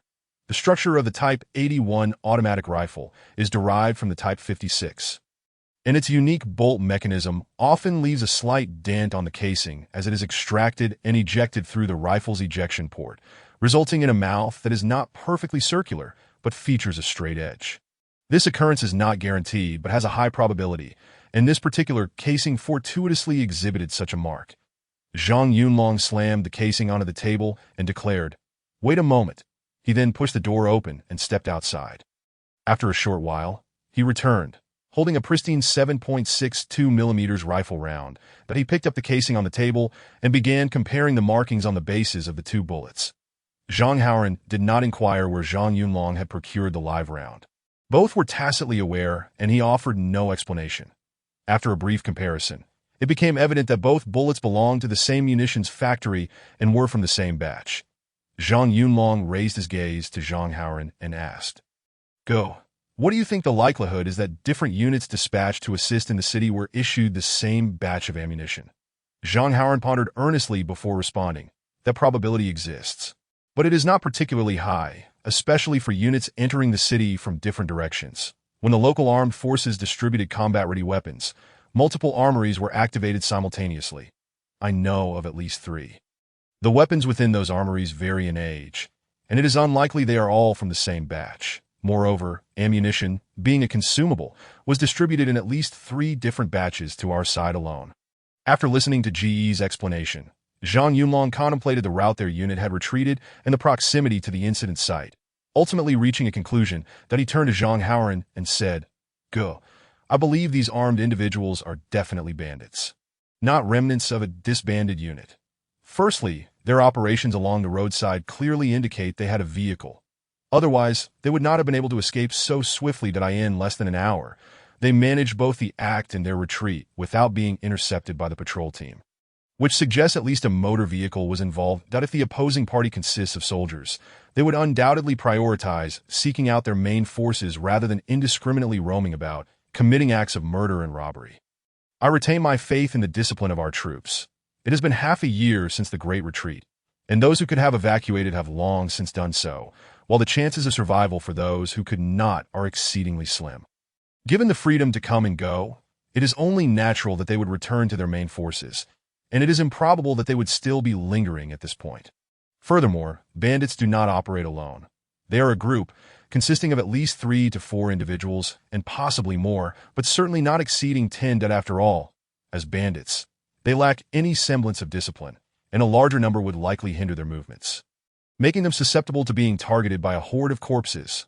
Lastly, the weapons they possess are likely to be ours, either pilfered or scavenged, with a high probability leaning towards the latter, and most probably taken from our original retreat path. The ammunition they have is likely scant as well. The rationale is straightforward. Even if these bandits have vehicles for swift movement, their operational range would be severely limited. This is not the pre-war era of peace and prosperity where roads and vehicles could take one anywhere. Currently, most major roads, especially highways, have been severely damaged by the war. Even as locals, one could only confidently navigate their immediate surroundings, and in unfamiliar territory, no amount of courage would compel one to venture recklessly. Therefore, their operational range is certainly no more than a 10-kilometer radius. Beyond that, the issue shifts from the availability of vehicles to the preservation of life. People naturally gravitate towards safety and avoid danger. And unless absolutely necessary, they would not take foolish risks. Within a 10-kilometer radius of the incident site, the only potential location for discovering abandoned weapons and equipment left by our troops would be along our original retreat route. And most of the soldiers who retreated had expended nearly all their ammunition. Thus, I am confident that these bandits are not far from us, likely right under our noses, and they are aware of our presence. Moreover, they are intentionally evading us. Zhang Yunlong lit a cigarette and continued, "They are certainly not first-time offenders. Judging by the photos from the scene, their acts of robbery and violence were executed with alarming efficiency, clearly indicative of seasoned criminals. They have undoubtedly committed similar acts before without our detection. After killing, they leave the bodies unattended, as the corpses will ensure no trace remains and subsequently, no one will take notice. Given that the patrol teams focus on the living or the undead. However, even if they're deliberately avoiding us, it is impossible for them to remain undetected indefinitely, as our patrols do not operate on a fixed schedule, nor do they follow a set route. Even if they station someone to observe our entrance around the clock, they could not deduce our patterns, as we ourselves are often unaware of when we will be deployed. This time, they were merely unfortunate enough to be caught by the patrol." Zhang Haoran gazed at his brother for quite a while. He had always known this fellow to be astute and observant, but he never anticipated that such a small amount of information could lead to such extensive analysis. Moreover, his reasoning was clear and his logic meticulous, leaving no room for criticism. Remarkably sound, it seemed that events truly unfolded as Zhang Yunlong had deduced. Just as he was about to speak, Zhang Yunlong interjected, "Where's your compass? May I borrow it?" Zhang Haoran turned and opened a drawer, retrieving a Type 97 compass which he handed to Zhang Yunlong. Upon receiving the compass, Zhang Yunlong simply said, "Follow me," and turned to leave. Zhang Haoran guessed his intention and accompanied Zhang Yunlong to the company meeting room, where he unlocked the door with a key. The meeting room appeared somewhat disheveled, the floor no longer tidy. The previous standards of orderliness had been disregarded, let alone regular cleaning, that a pile of bottled mineral water lay in one corner of the room, alongside several boxes of compressed biscuits and instant noodles. Zhang Yunlong entered the meeting room and walked directly to the conference table, where a military map of Hidaoshi City and its surrounding areas, scaled 1/50,000, was spread out before him, that a prominent red dashed line traced from the northern edge of the old city to the location of the base, marking the route of retreat. In addition to this conspicuous red line, the map was peppered with numerous points, lines, and circles marked in blue and black, indicating the laborious efforts of the patrol teams over the past 6 months. Through these established markings, one could roughly ascertain the number of corpses in certain areas and their patterns of movement and routes, though not definitively. An even larger and more detailed map hung in the operations command room of the staff department. Chapter 7. The funeral. Zhang Yunlong identified the location of the incident and marked it with a pencil, that he then reset the measuring wheel of the compass to 0 and slid it along the small road to the national highway on the retreat route. After glancing at the dial, which corresponded closely to his estimated distance, he picked up the nearby compasses. Using the scale on the edge of the map, he set the radius of the compass and drew a circle centered on the incident site. Zhang Haoran observed the circle on the map, realizing that the bandits were likely situated within that area. The next step was to ascertain their hideout. The two of them circled the outline, analyzing it carefully, and ultimately pinpointed a small village named Huangdi Village. True to its name, the village was indeed small, with aging structures surrounded by barren land. This was not due to the local populace's laziness in farming, but rather because there used to be a small fishing outlet there, classifying it as a fishing village, where locals relied on the sea for sustenance for generations. Later, the local government initiated a development project, constructing an industrial zone nearby, filled with chemical factories. Though they claimed there was no pollution, that area subsequently became a no-fishing zone, leading to widespread discontent among the locals. Young people, deprived of their livelihoods, sought work elsewhere, leaving only the elderly and children to endure in that small, desolate village. When the pandemic first broke out, due to the village's proximity to the city and its sparse population, it was prioritized for evacuation. The village is now undoubtedly deserted, and without any living inhabitants, it would not attract any hordes of corpses. However, a considerable amount of supplies remains in the village, as the locals could not carry much when fleeing with their families. Even if the remaining supplies are few, it is still sufficient to sustain dozens of people for a year or more. The reconnaissance results from the patrol team also indicated no signs of large-scale corpses near Huangdi Village. The bandits' hideout is most likely situated in this small village. The conclusion brought a sense of excitement to the two, but fearing any oversight, they meticulously reviewed their findings to ensure nothing was amiss. Zhang Haoran promptly decided to report their analysis to the staff department, but was halted by Zhang Yunlong. "Brother, there's no rush. If we truly wish to eradicate the bandits, it will ultimately be our guard company that takes action. Let's first wait for the staff department to reach their conclusions. Then we can compare notes. However, after the base's party committee meeting in the afternoon, we can seek out the political commissar and share our analysis to gauge his opinion." Zhang Haoran considered this and agreed, thus changing the subject to say, "Once the results of the deceased incident are released this afternoon, we should bury at that time. We can gather the brothers who are off duty to see him off on his final journey." Upon hearing this, Zhang Yunlong's mood once again turned somber, and he nodded silently, that he then returned the compass to Zhang Haoran and left, as his own soldiers were still awaiting him. That afternoon, the results regarding the deceased incident were released. The guard company commander Zhang Haoran and the instructor Liu Yufeng were found negligent in their management and overlooked the ideological education of the soldiers, thus bearing leadership responsibility for the incident, resulting in a severe warning. Zhang Yunlong, as the second squad leader, failed to grasp the psychological state of the soldiers in his squad, showing insufficient concern, ultimately leading to a soldier's suicide, resulting in a major demerit as a lesson to others. Zhang Yunlong held no objections to the base's decision. In fact, he felt the punishment was lenient. Had this occurred during peacetime, not only would he have faced a demerit, but he would likely have been stripped of his military uniform by year's end. Perhaps the base's party committee understood that these were challenging times and did not wish to exacerbate the situation. A soldier succumbing to pressure and committing suicide set a profoundly negative precedent. After all, there was already an abundance of negative energy within various units, and they could not withstand further pressure.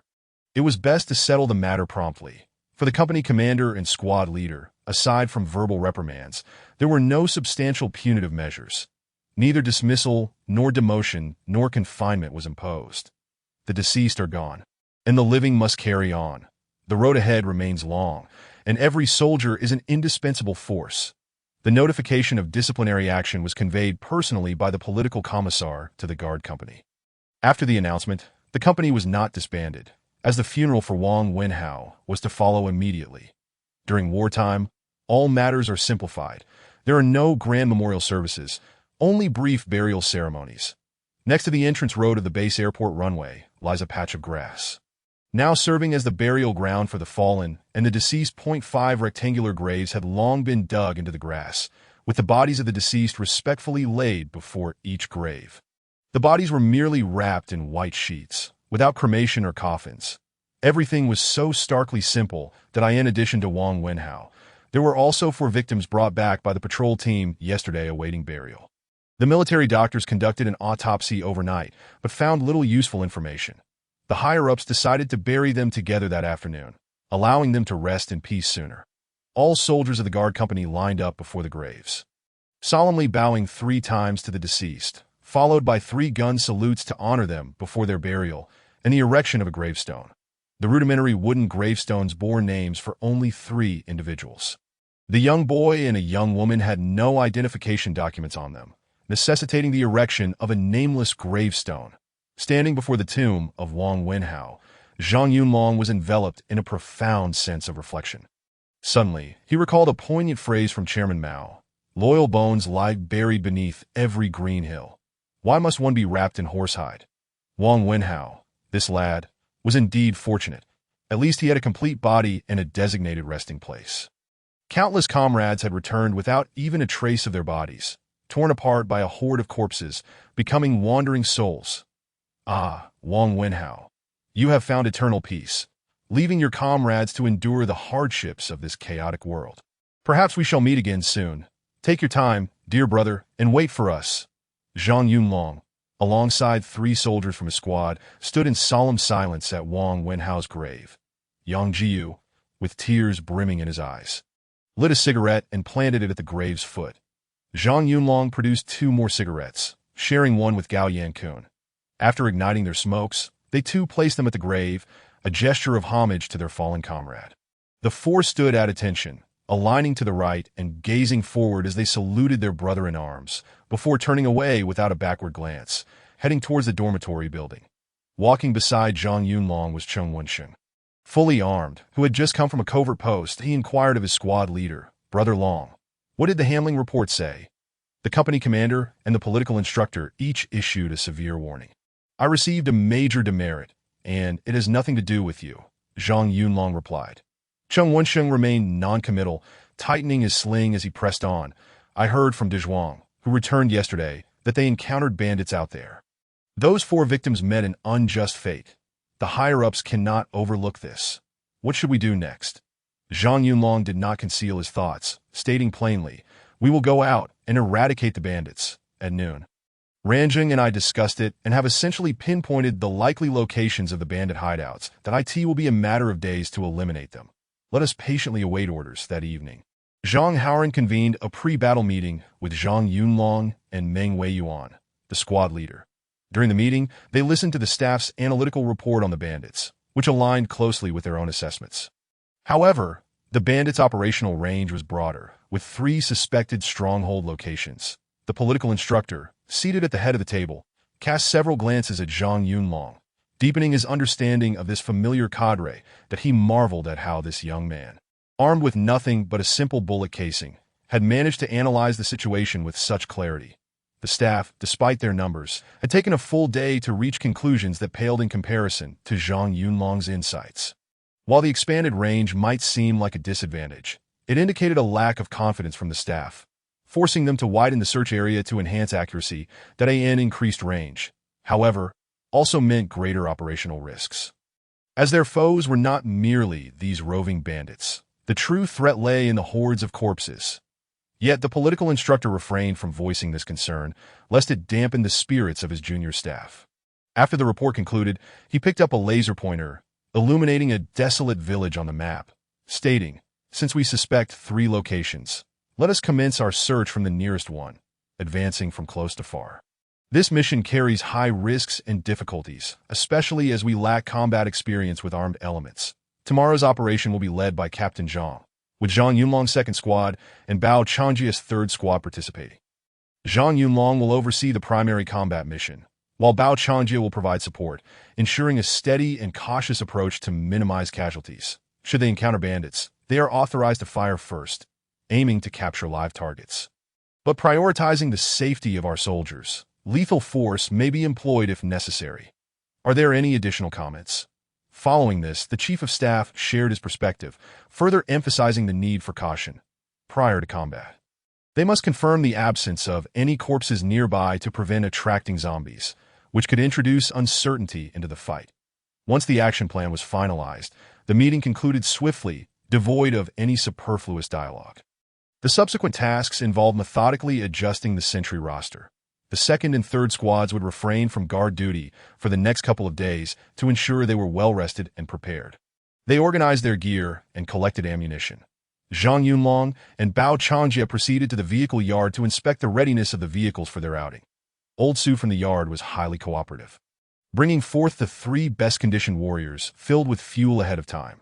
After taking the vehicles for a short spin, Zhang Yunlong expressed satisfaction and offered Su a cigarette, promising to bring him something from the next outing if possible. Currently, Zhang Yunlong's 2nd Squad consisted of only 4 members, leaving them unable to recruit new soldiers. Bao Changjia's 3rd Squad, although not fully staffed, was comparatively stronger with 7 seasoned veterans who had survived previous operations and possessed combat experience. Typically, it would be expected for Zhang Yunlong, leading 3 less experienced soldiers, to defer command to Bao Changjia during the operation. However, Bao seemed acutely aware of his own limitations. Throwing grenades at a horde of corpses was one thing, but leading an assault was another matter entirely. The last time they had supported an operation, they had followed the main force, and in a moment of desperation, had taken a gamble that preserved most of his troops. Otherwise, not only would he have failed to bring his brothers back, but he might have met his own end. This time, confronting bandits was distinctly different from battling zombies. The enemy would also be armed. And when the bullets started flying, they would not discriminate. He was willing to take risks for himself, but leading his comrades into danger was a line he could not cross.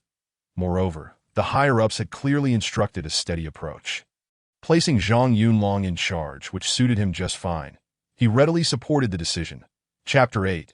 The operation commences at 6 o'clock the following morning. Before dawn had broken, the personnel involved in the mission had gathered at the vehicle yard. A total of 12 individuals split across 3 vehicles. Zhang Yunlong's squad was equipped with Type 81 rifles, while Bao Changjia's squad and Zhang Haoran carried Type 95 rifles. Initially, when they collected ammunition the previous evening, Zhang Haoran had suggested that Zhang Yunlong's squad switch weapons. However, Zhang Yunlong had declined, as his squad was accustomed to the Type 81 and a sudden change could lead to complications. They prioritized stability in the face of imminent combat. Once personnel were assembled and roll call completed, Zhang Haoran delivered a brief pre-mission pep talk before everyone boarded the vehicles. Zhang Yunlong took the lead, occupying the front passenger seat, while Cheng Wenxing drove.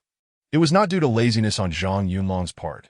Cheng Wenxing was the only one in their squad with a driver's license, although Zhang Yunlong had driven off-road vehicles for several years within the unit. He lacked a license and preferred to avoid potential issues, thus adhering to his role as navigator. Zhang Haoran's vehicle was in the middle, with Bao Changjia bringing up the rear. The convoy of warriors sped towards the gate. As they approached the gate, the sentry in the tower solemnly saluted his comrades, and each vehicle honked in return as they passed. Only when the 3 warriors maneuvered slowly around the obstacles and barricades placed on the road did the sentry lower his hand from the rifle stock. Watching the vehicles recede into the distance, the young sentry silently wished for the safety of his comrades, hoping they would not have to attend another funeral so soon after the last. The first objective of this mission was the desolate village, situated less than 5 kilometers from the base. Thanks to the patrol team's efforts over the past 6 months, the roadways had been largely cleared of abandoned vehicles and other obstructions. Allowing for swift passage, the convoy reached a small grove approximately 1 kilometer north of the village without incident. Zhang Yunlong, seated in the lead vehicle, signaled for the following vehicles to slow down and halt. The three warriors silently entered the low-lying area of the grove. At this moment, dawn was merely breaking. The fiery sunrise in the east and the scattered clouds heralded a promising day ahead. Once everyone disembarked, Zhang Haoran unfolded a map, using a compass to ascertain their direction before spreading the map across the front hood of the nearest warrior. The 2 squad leaders and the deputy of the 3rd squad positioned themselves on either side, while the remaining soldiers dispersed to maintain vigilance. Zhang Haoran scrutinized the map and addressed Zhang Yunlong and Bao Changjie. Yunlong, this position you selected is excellent. A small grove separates us from the village, making it difficult for them to spot our vehicles. That we are currently about 1 kilometer from the village center, that we will proceed on foot. It is still early, and if those bandits are indeed hiding in the village, they are likely still asleep, giving us ample time. In truth, Zhang Haoran had not considered the need to scout the other 2 locations afterward. His confidence in himself and his comrades led him to believe that if the bandits were said to be in the desolate village, they would undoubtedly be found there, prepared for combat. They could not be mistaken. After assessing the situation, Zhang Haoran began to delegate tasks. Bao Changjie, you will lead your soldier by Ziki to join Zhang Yunlong's squad to form Team 2. The remaining soldiers will accompany me to form Team 1. That we will first scout the area within a 1 kilometer radius of the desolate village, looking for any signs of corpses or scattered zombies. If we encounter zombies, we must avoid alerting them. We lack suppressors, and gunfire may attract the hiding bandits in the village. That if we come across solitary zombies, we should aim to eliminate them with our bayonets. Ensuring safety is our priority. That if the situation permits, we will search the east and west sides of the village simultaneously, keeping a keen eye out for any signs of human habitation. The distinctions between long-abandoned and currently inhabited homes are significant, especially for you, Zhang Yunlong. Remember the lessons I taught you. Exercise caution at all times. Now, check your communication devices and synchronize. That if there are no issues around the village, we will commence our search within half an hour. Zhang Yunlong, along with Bao Changjie and the vice leader of the 3rd squad, commenced checking their radios and headsets. Once assured of their functionality, they synchronized watches at 6:55 and began their operation. Bao Changjie quietly called out, Xiaobai, come here. The rest will follow the squad leader's orders. Let's go, big brother. Zhang Yunlong cast a sharp glance at Baozi, but remained silent, leading his squad of 6, which included Baozi and Xiaobai, swiftly towards the southwest. Meanwhile, Zhang Haoran directed the other soldiers towards the southeast. Throughout the entire process, silence reigned as they dispersed. Zhang Yunlong instructed Cheng Wensheng to accompany Baozi, dividing the 6 into 2 3-person teams for mutual protection as they advanced. They slowly began to form a semicircle along the western outskirts of the desolate village. Leading the way, Zhang Yunlong glanced back, urging Yang Jiyu and Gao Yankun to spread out further, reminding them to maintain a low profile as they proceeded. The soft glow of dawn illuminated the low grass before them, providing ample light for the 6 soldiers without being blinding. This was one of the reasons the command chose the early morning for the mission. The other, more crucial reason being that the hordes of the undead emerged primarily at night to forage for food. Due to the viral infections mutations affecting physical functions and structures, the infected not only experienced hair loss but also significant ocular alterations, enhancing their night vision. However, this also rendered them more sensitive to light, particularly harsh illumination. The infected skin exhibited diminished resistance to ultraviolet rays, leading to their tendency to remain in their lairs during the day. Especially under clear skies, it is essential to note that while zombies shun light, they were not afraid of it. Light did not inflict substantial harm upon them unless subjected to extreme exposure, akin to being crucified under the sun. Thus, under sufficiently intense stimuli, they would still emerge from their nests to hunt. The sunlight offered a slight advantage to the survivors, but was far from a protective charm. Nevertheless, for those seeking supplies or escaping danger, the morning remained the optimal time to venture out, as zombies, after a night of exertion, would often return to their lairs as the first light of dawn broke. Zhang Yunlong focused intently ahead, covering Baozi's trio as they passed nearby. Suddenly, when Bao Changjie stepped over a field ditch, he halted abruptly, raising his left hand in a clenched fist. The other two immediately followed suit. Standing guard, Zhang Yunlong tightened his grip on his rifle, anxious not to miss any crucial detail that a brief, intermittent signal crackled through the earpiece. Zhang Yunlong glanced at Baozi, who had just lowered his left hand from the radio on his chest. "There's a situation. It's a danger alert." He observed Baozi aiming his rifle firmly towards the left front, where a stack of corn stalks stood ominously in northeastern fields. Such stacks were common after the harvest, awaiting incineration or shredding. However, this particular pile had evidently been standing for an extended period, likely since the autumn of the previous year, with the stalks now blackened and moldy. Thus, from Zhang Yunlong's vantage point, a pale human foot protruding from the base of the stack was exceedingly conspicuous that an infected, a zombie. Zhang Yunlong's brow furrowed tightly, and he swallowed hard, a bitter taste swirling in his mouth. Truly, what one fears often comes to pass. They had indeed encountered one. Upon further examination of the corn stockpile size, it appeared that only a solitary zombie was concealed within.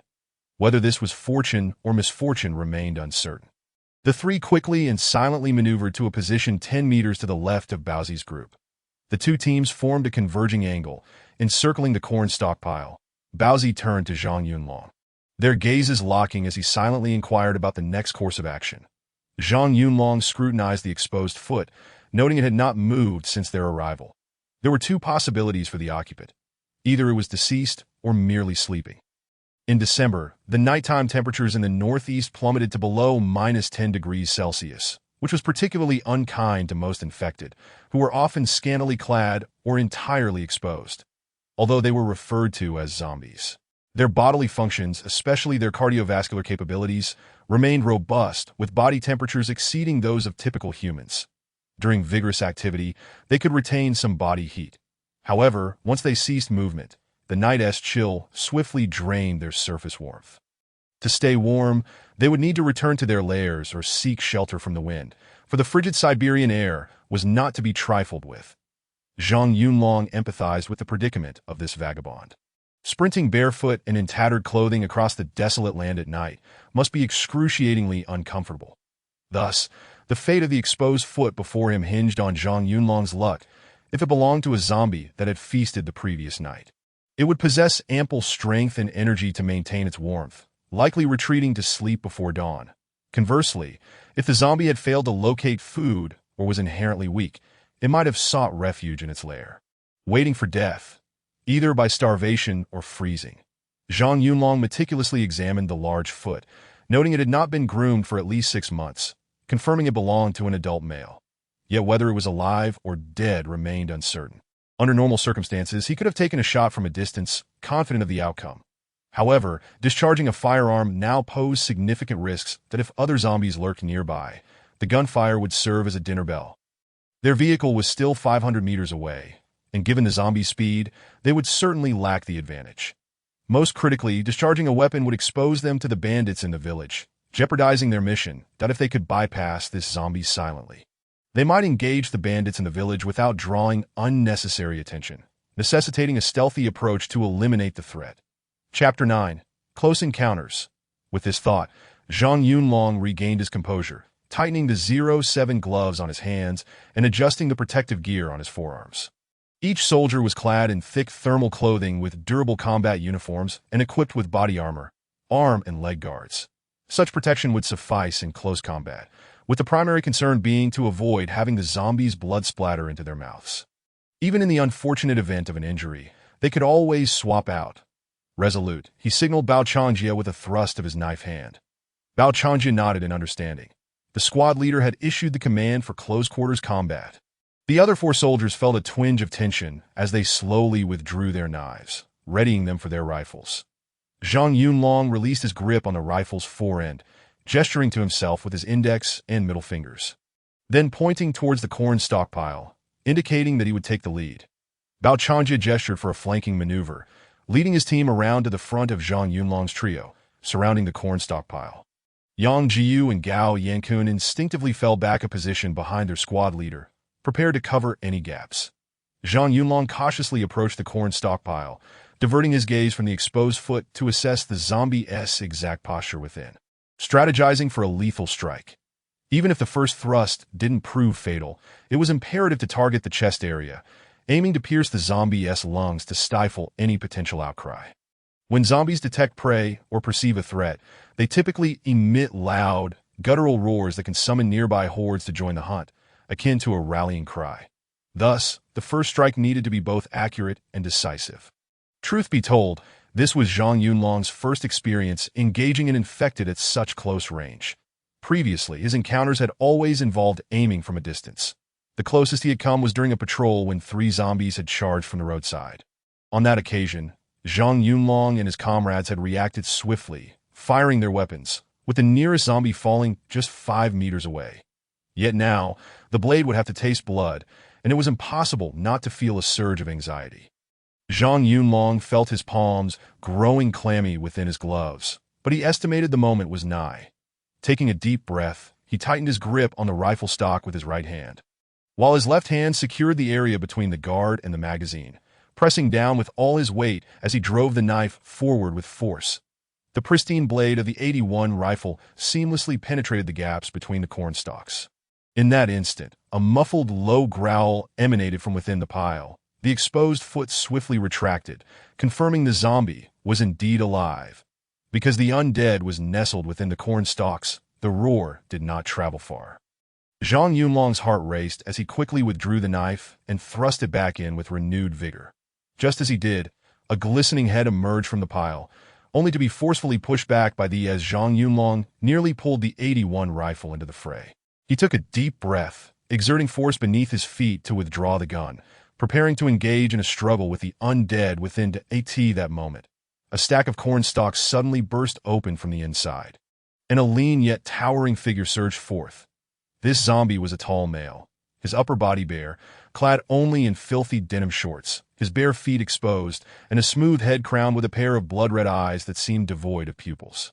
At this moment, it fixated malevolently upon Zhang Yunlong, its gaping maw revealing blood-stained, sharp fangs that stood out ominously. The blood in the zombie's mouth was its own. Zhang Yunlong's second thrust had successfully pierced its chest, striking the right side, the sharp bayonet puncturing its lung. The creature's robust respiratory function caused blood from the lung's wound to surge forth with its low growl, but it quickly fell silent. Choked by its own blood, in addition to the stab in its chest, the zombie bore a wound on its abdomen, akin to that of an infant's mouth, from which blood gushed forth, thanks to the unique structural design of the 81-style bayonet.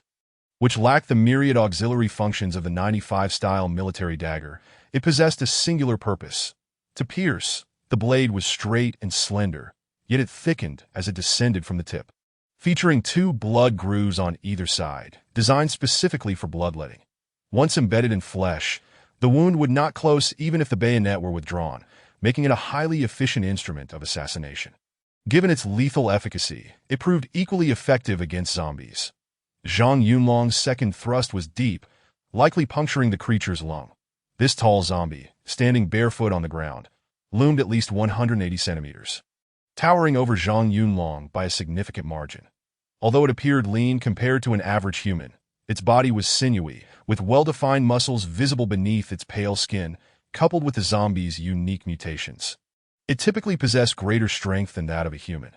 The zombie's right hand gripped the barrel of the 81 rifle tightly, preventing Zhang Yunlong from withdrawing the bayonet, while its left hand lunged towards him. At this moment, the advantages of the 81 rifle became apparent. With the bayonet affixed, it measured 1.1 meters in length, over 30 centimeters longer than the 95-style rifle, making it particularly suited for close-quarters combat. As the zombie swiped at Zhang Yunlong's face, he bent low and sidestepped to the left. The zombie's sharp claws narrowly grazed the edge of his steel helmet. Realizing its strike had missed, the zombie retracted its arm, preparing for another attempt. Yet in that fleeting moment, Yang Jiyu and Gao Yankun, witnessing their squad leader in a standoff with the zombie, swiftly reacted, raising their rifles to thrust. Yang Jiyu's blade pierced the zombie's left forearm, completely impaling it. Gao Yankun was even more ruthless. With a low growl, he raised his rifle and drove the bayonet into the zombie's right eye socket. The creature, which had been thrashing violently, suddenly froze, then collapsed to the ground, its clawed grip on Zhang Yunlong's rifle loosening. Seeing the zombie subdued, Zhang Yunlong smoothly withdrew the bayonet from its chest, gazing silently at the twitching body sprawled on the ground. His first thrust had indeed gone awry, striking the creature's abdomen. Had it not been for the stack concealing it, the zombie's first roar might have summoned a pack of wolves. Fortunately, his two comrades had reacted swiftly, delivering the finishing blows.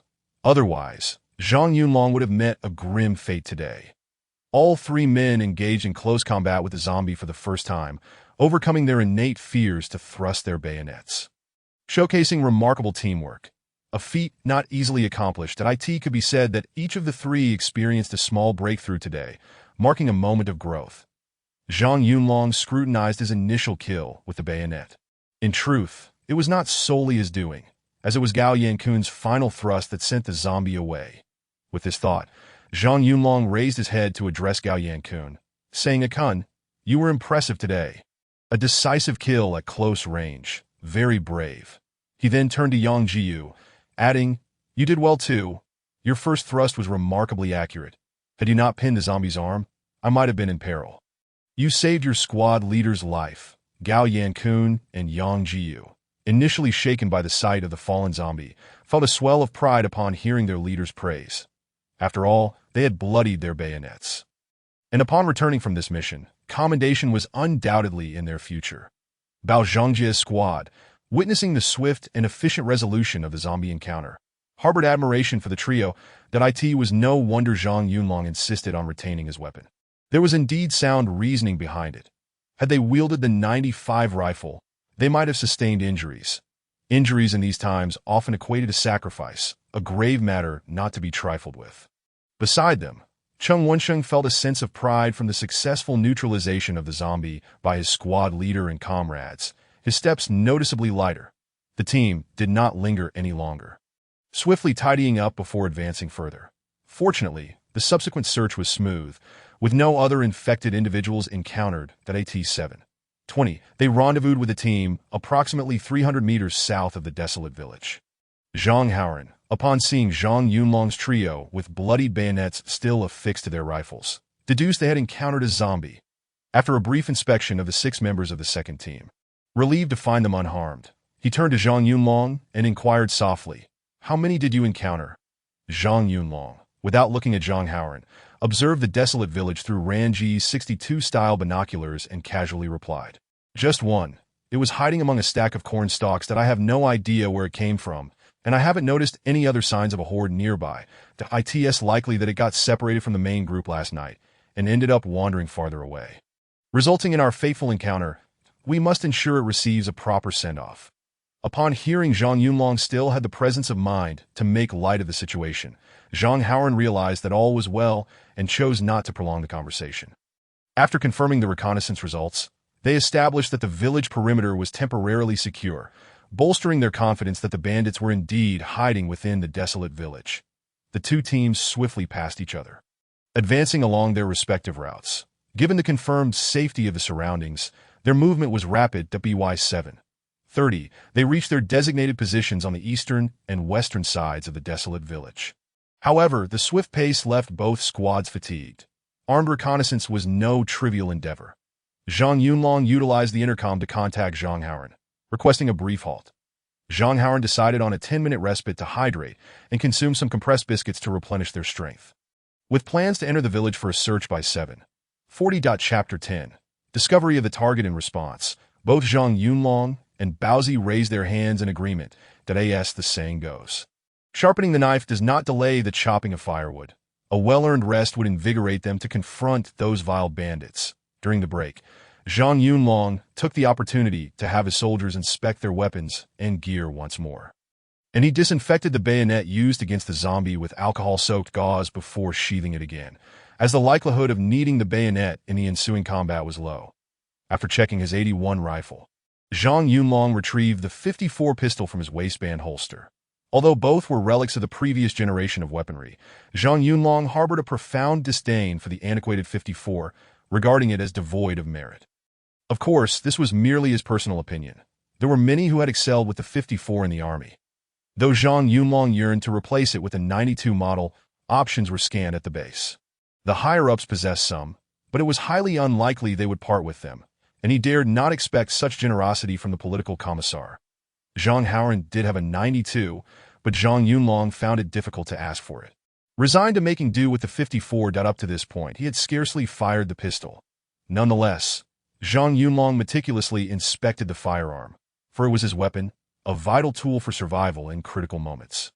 After confirming its functionality, he chambered a round and engaged the safety before returning it to its holster, but he contemplated upgrading to a quicker draw holster upon returning, as the current leather holster was far too sluggish for rapid deployment. Glancing at his watch, he noted a minute remained and waved at Baozi, stationed 10 meters away. Before rising from his crouch, he instructed his team to conduct one final check of their weapons and gear in preparation for departure. As the two teams advanced in alternating succession, Zhang Yunlong scanned for the several farmhouses he had marked with his binoculars at the rendezvous point, systematically ruling them out. He inquired via intercom, with the team entering from the west. But they reported no discoveries as Zhang Yunlong ventured deeper into the village. A sense of foreboding grew. Was he mistaken in his estimations?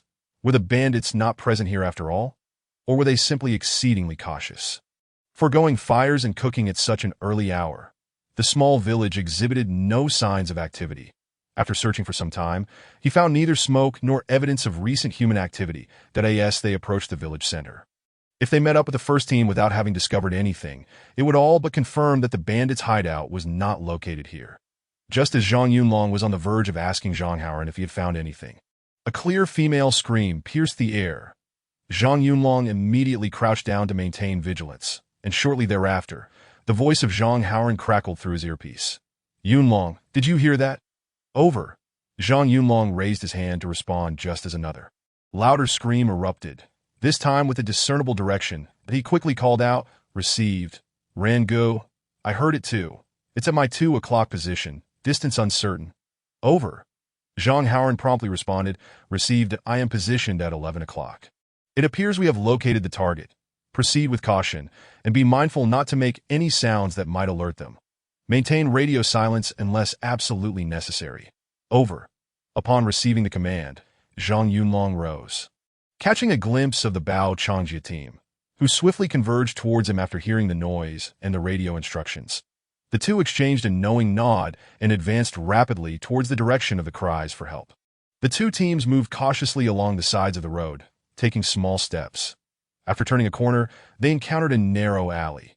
The alley was brief, measuring less than 10 meters, and contained only one household. The entrance faced the alley, featuring a pair of weathered red iron doors. The ground before the doors was covered in dust, marred by distinct footprints indicating recent passage. The courtyard was single-story, yet expansive, with a blue prefabricated structure resembling a garage or workshop visible over the surrounding wall. 3 strands of thin wire were strung horizontally across the alley, no higher than knee level, adorned with empty beer cans and bells. The cans likely contained pebbles, producing a faint jingling sound when stirred by the breeze, an unmistakable warning system intended to deter zombies. Upon sighting these warning devices, Zhang Yunlong recognized they had found the location but refrained from entering immediately. Instead, he retreated a short distance and redirected himself back to the previous intersection, using the radio to quietly report, "Rango, I have identified the target structure, a building with red tiles and white walls, featuring a spacious courtyard that we have discovered a rudimentary alarm system in the alley before the courtyard's entrance. Please proceed with caution." "Over." Shortly after, 2 clicks from the radio confirmed receipt of his message. It seemed that Rangu and his team were also nearing the courtyard. Without further delay, Zhang Yunlong swiftly led his team towards the courtyard, gesturing for Bao Changjia to approach the gates while he flanked the target from a neighboring yard. Bao Changjia nodded in understanding and, accompanied by his team, carefully navigated the wire barriers, stealthily advancing towards the iron gate.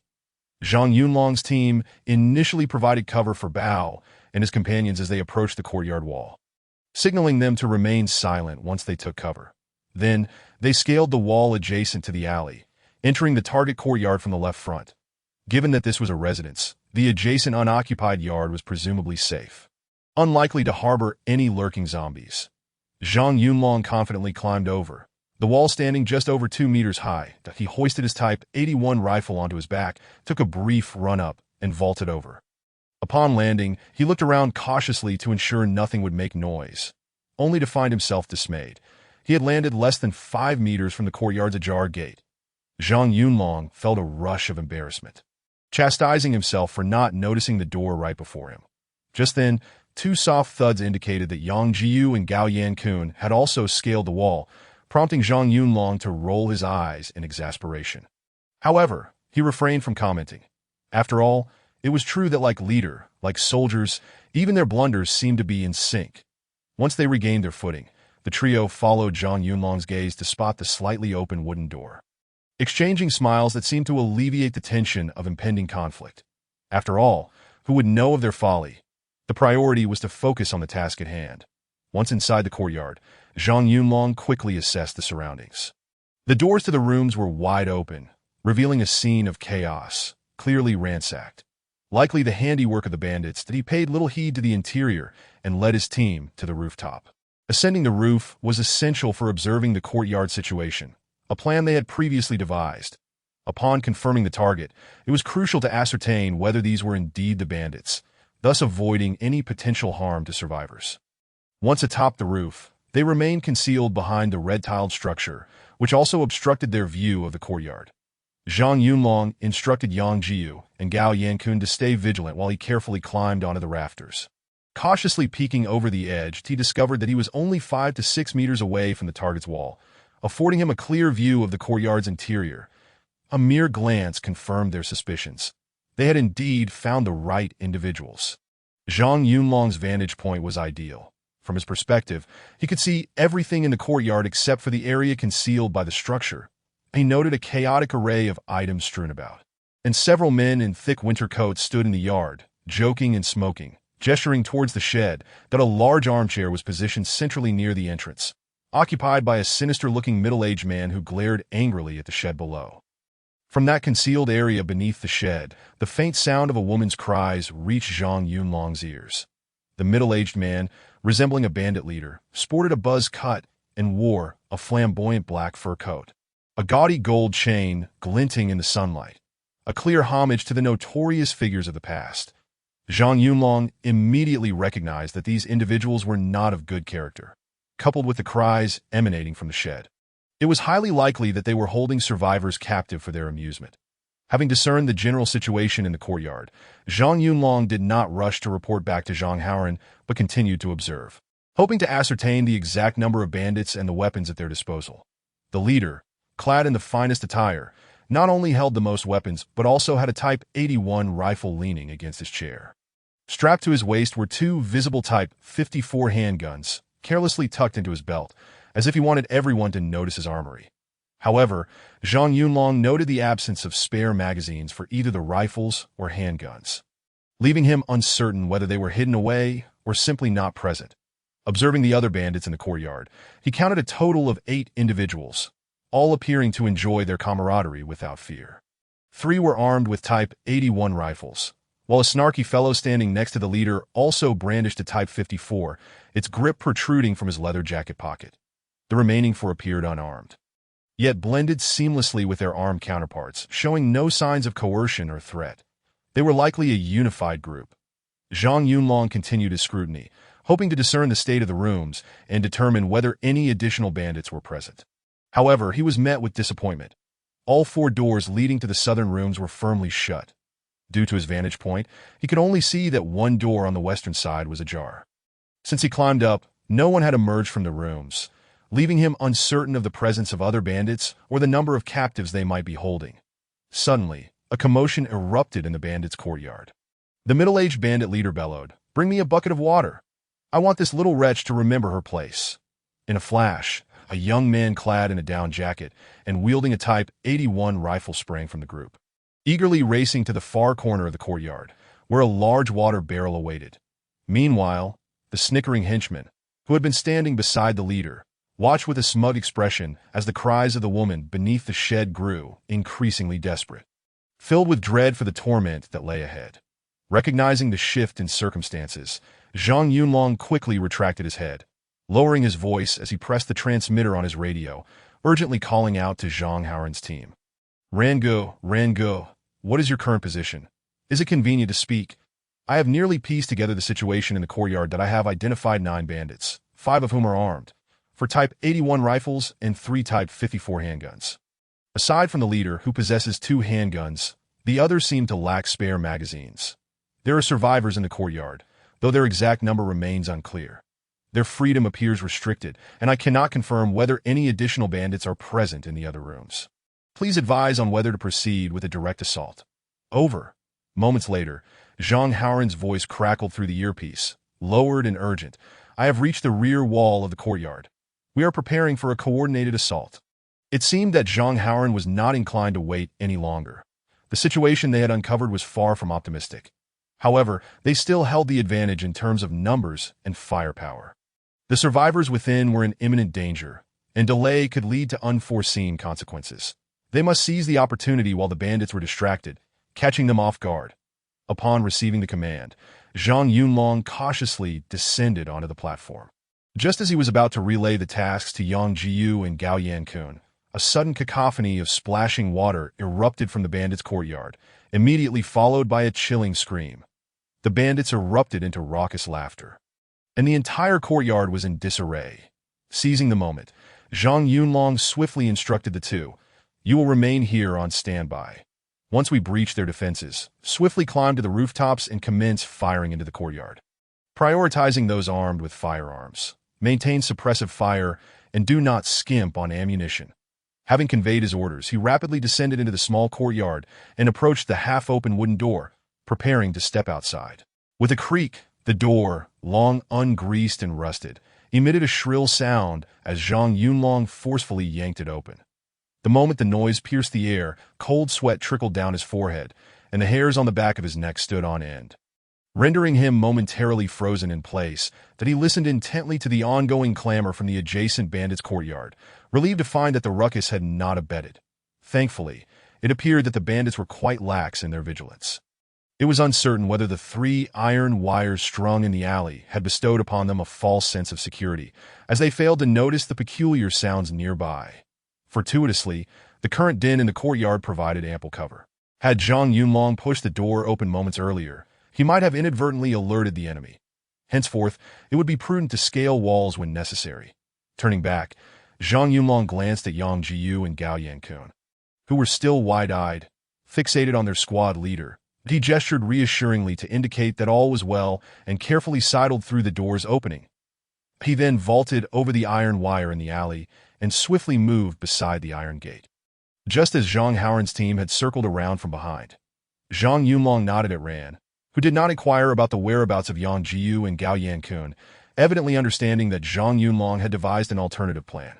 Signaling for combat readiness, Zhang Yunlong disengaged the safety on his rifle and opened the flaps of the 2 magazine pouches on the left side of his combat vest, revealing the spare magazines within. Nearby, Baozi observed Zhang Yunlong's actions and emulated him, opening his own magazine pouch, gripping his rifle tightly, with his right index finger resting on the trigger guard, prepared for battle. Zhang Yunlong exchanged a glance with Zhang Haoran, indicating for him to provide cover, before stealthily approaching the red iron gate. Gazing at the firmly closed gate, he furrowed his brow. It appeared to be locked from the inside, that he gently pushed against it. But the gate remained immovable. Peering through the gaps between the 2 doors, he discerned a roughly 2-centimeter thick iron rod wedged behind, presumably the bolt. This posed a dilemma, due to limited resources and insufficient experience. The squad had not brought any breaching tools. Zhang Yunlong turned to observe Zhang Haoran, who, upon noticing Zhang Yunlong's demeanor and reaction, understood the predicament and also furrowed his brow. What to do now? For a moment, panic set in. They were poised to strike, yet obstructed by a flimsy iron gate. Although the gate was thin, attempting to force it open would require more than a mere shove, and the resulting noise would surely alert the bandits, unless they were deaf. Zhang Yunlong contemplated the iron gate for a moment, gritting his teeth in determination that he retrieved a 67-style hand grenade from the side of his combat vest. Turning to Zhang Haoran, who widened his eyes in astonishment at the sight of the grenade, he quickly reconsidered, realizing the feasibility of the plan. While the door could not be forced open, it could certainly be blown apart.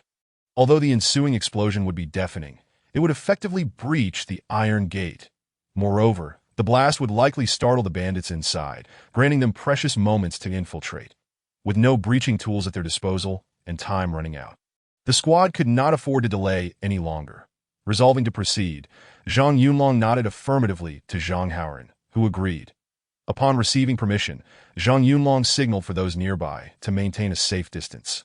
As the soldiers on EI, after all, although Zhang Yunlong and his comrades lacked combat experience against armed personnel, they were nonetheless professional soldiers who had fired weapons and witnessed bloodshed, rendering them vastly superior to this disorganized rabble. Coupled with their advantage in initiative and firepower at such close range, aiming was practically unnecessary. The courtyard housed only 9 bandits, including their leader, while the soldiers charging in number 10, each could take down one. Leaving an extra soldier to act freely to IT was almost inconceivable for the operation to be anything less than swift and decisive. As the soldiers mercilessly executed their advantage, the only one who failed to hit his target was Zhang Yunlong. Realizing his shot had missed, he promptly eliminated the henchman used as a human shield and decisively redirected his fire towards the fleeing bandit leader. Yet, the desperate bandit reacted with remarkable speed, sprinting into the building while raising his Type 81 rifle sideways to spray bullets behind him without aiming, pulling the trigger to the limit as he ran. Though a significant portion of the bullets flew harmlessly into the sky, a few careened in Zhang Yunlong's direction. With little cover in the courtyard, both sides found themselves starkly exposed to one another. While the first to fire may claim the glory, it did not preclude opportunities for those who followed suit. As Zhang Yunlong was engrossed in his shooting, he suddenly witnessed a dim flash and heard a violent gunfire erupt from the opposite side, with several bullets whizzing perilously close overhead. Startled, he halted his fire and swiftly dropped to the side, instinctively pulling down a nearby comrade to take cover. In the next moment, bullets flew over them, one even grazing the back of Zhang Yunlong's hand resting on his comrade. He could feel the searing heat of the near miss. Observing the counterattack from the bandits, Zhang Haoran shouted, "Take cover!" The other soldiers either dropped prone or crouched low, and the previously intense gunfire abruptly ceased. The bandit leader, having emptied his rifle magazine, successfully slipped into the building across from them. The courtyard, once filled with the cacophony of gunfire, now fell into an eerie silence, making the woman's screams all the more piercing. Gazing at the trembling bandits, bloodied and battered, the shrill cries only escalated. The soldiers, either lying flat or crouching down, lacked the energy to pay attention to the woman beneath the shelter. The downed bandits breathed shallowly, and the luckier leader had vanished into silence within the neighboring room. Zhang Yunlong lifted his head from the ground. Assessing the situation in the courtyard, he noted that apart from the leader, the other bandits had succumbed to their wounds and lay incapacitated. He quickly rose to a standard half-crouch, weapon raised in vigilance. The comrade he had pulled down remained on the ground, continuing to aim at the opposing side. Zhang Haoran's command soon followed. Stay alert. Maintain a low profile. All soldiers either lay or squatted, rifles trained and scanning the area, wary of missing any remaining adversaries.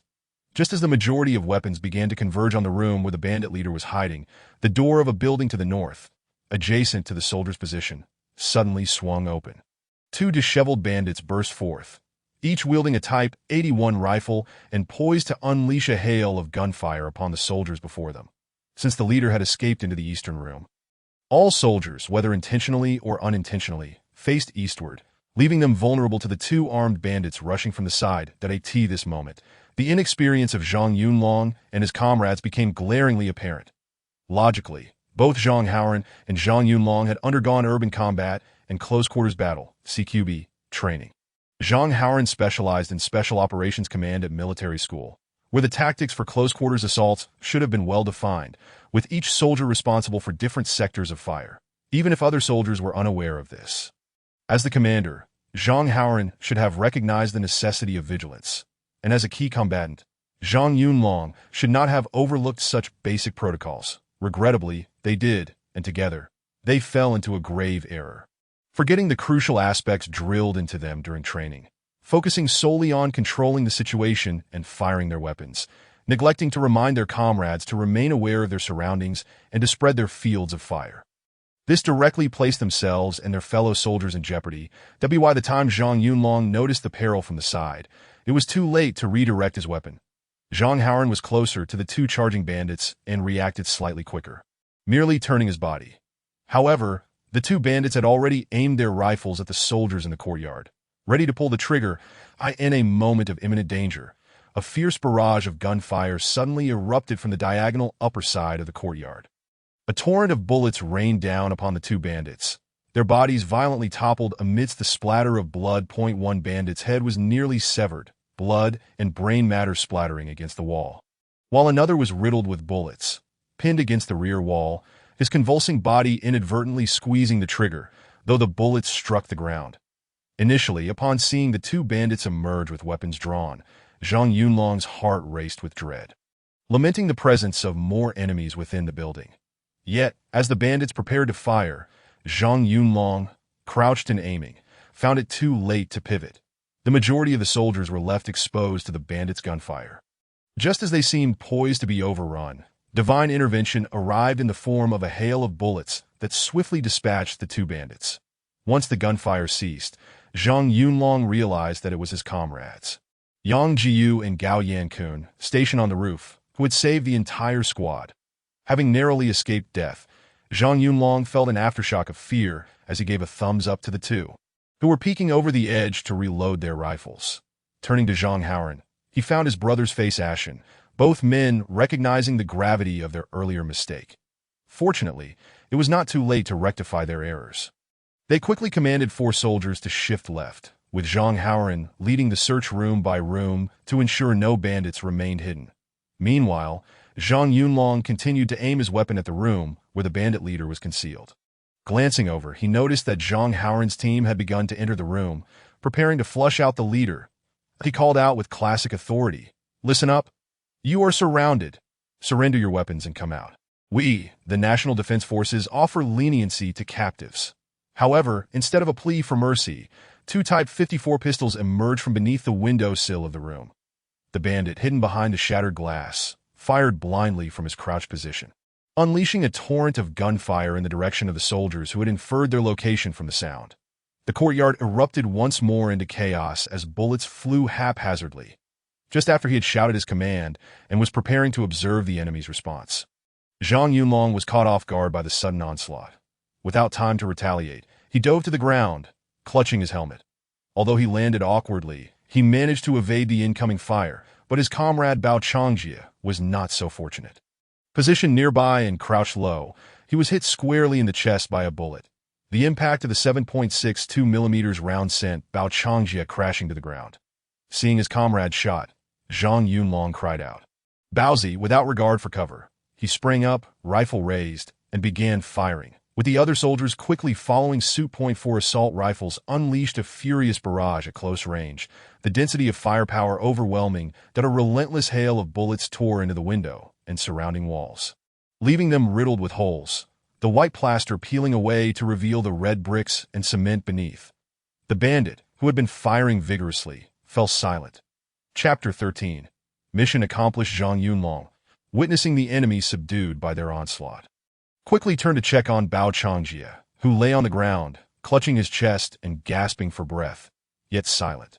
The hand covering his injury showed no sign of blood, suggesting the bullet had not penetrated his body armor. Zhang Yunlong hurriedly asked, "Baozi, are you all right?" Bao Changjie nodded, but remained speechless, panting as if he had just surfaced from drowning, struggling for breath. Seeing that Baozi was relatively unharmed, Zhang Yunlong momentarily set aside his concern and focused on reloading his rifle. In the brief interlude, he glanced at the woman beneath the shelter, that a young woman with disheveled hair obscured her face, her thin clothing inadequate for the cold. Soaked and shivering, her hands were bound with rope.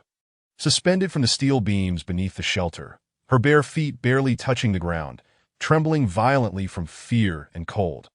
Upon observing the woeful countenance of the woman before him, Zhang Yunlong felt his residual sympathy for the slain bandits evaporate entirely, a fervent desire to fire additional shots surging within him. However, with one bandit leader's fate still uncertain and no time to rescue the woman, he could only reload his rifle, aiming it once more at the room across from him. At that moment, Zhang Haoran, having completed his inspection of the other rooms, joined the effort, directing his aim towards the bandit leader's hiding place as Zhang Haoran and his team approached the northeastern corner of the courtyard. They began to form an advantageous angle against the bandit leader. Zhang Yunlong, aware that the other rooms had been thoroughly checked and all other bandits eliminated, felt a portion of the tension in his heart ease. Yet, he knew this was not the time for relaxation. The remaining bandit leader was likely the most formidable adversary. The brief span of 3 minutes since they had charged into the courtyard belied the intensity of the situation, and the bandit leader's frantic reaction suggested he was a desperate outlaw. Cornered with no escape, he might resort to reckless measures, and with Zhang Yunlong and his comrades lacking experience, any misstep could lead to unnecessary casualties. As Zhang Yunlong grappled with his aim, he noticed Zhang Haoran stealthily advancing to the window of the bandit leader's room, slowly producing a grenade. Zhang Yunlong's eyes widened in disbelief. It seemed that the bond between comrades extended to their shared inclination to resort to grenades when faced with insurmountable challenges.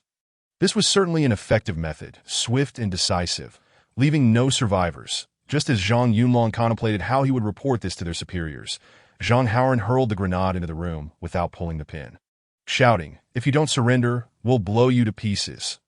Zhang Yunlong was momentarily stunned by the reckless nature of Zhang Haoran's actions. Was this not a grave error? But he quickly regained his focus, ensuring his sights were firmly set on the door, knowing precisely what to do next. Once the grenade landed, coupled with Zhang Haoran's shout, the bandit leader inside comprehended the dire situation he faced. Remaining inside would only lead to his demise. With a guttural roar, he clumsily leapt through the shattered window, his firearm slipping from his grasp.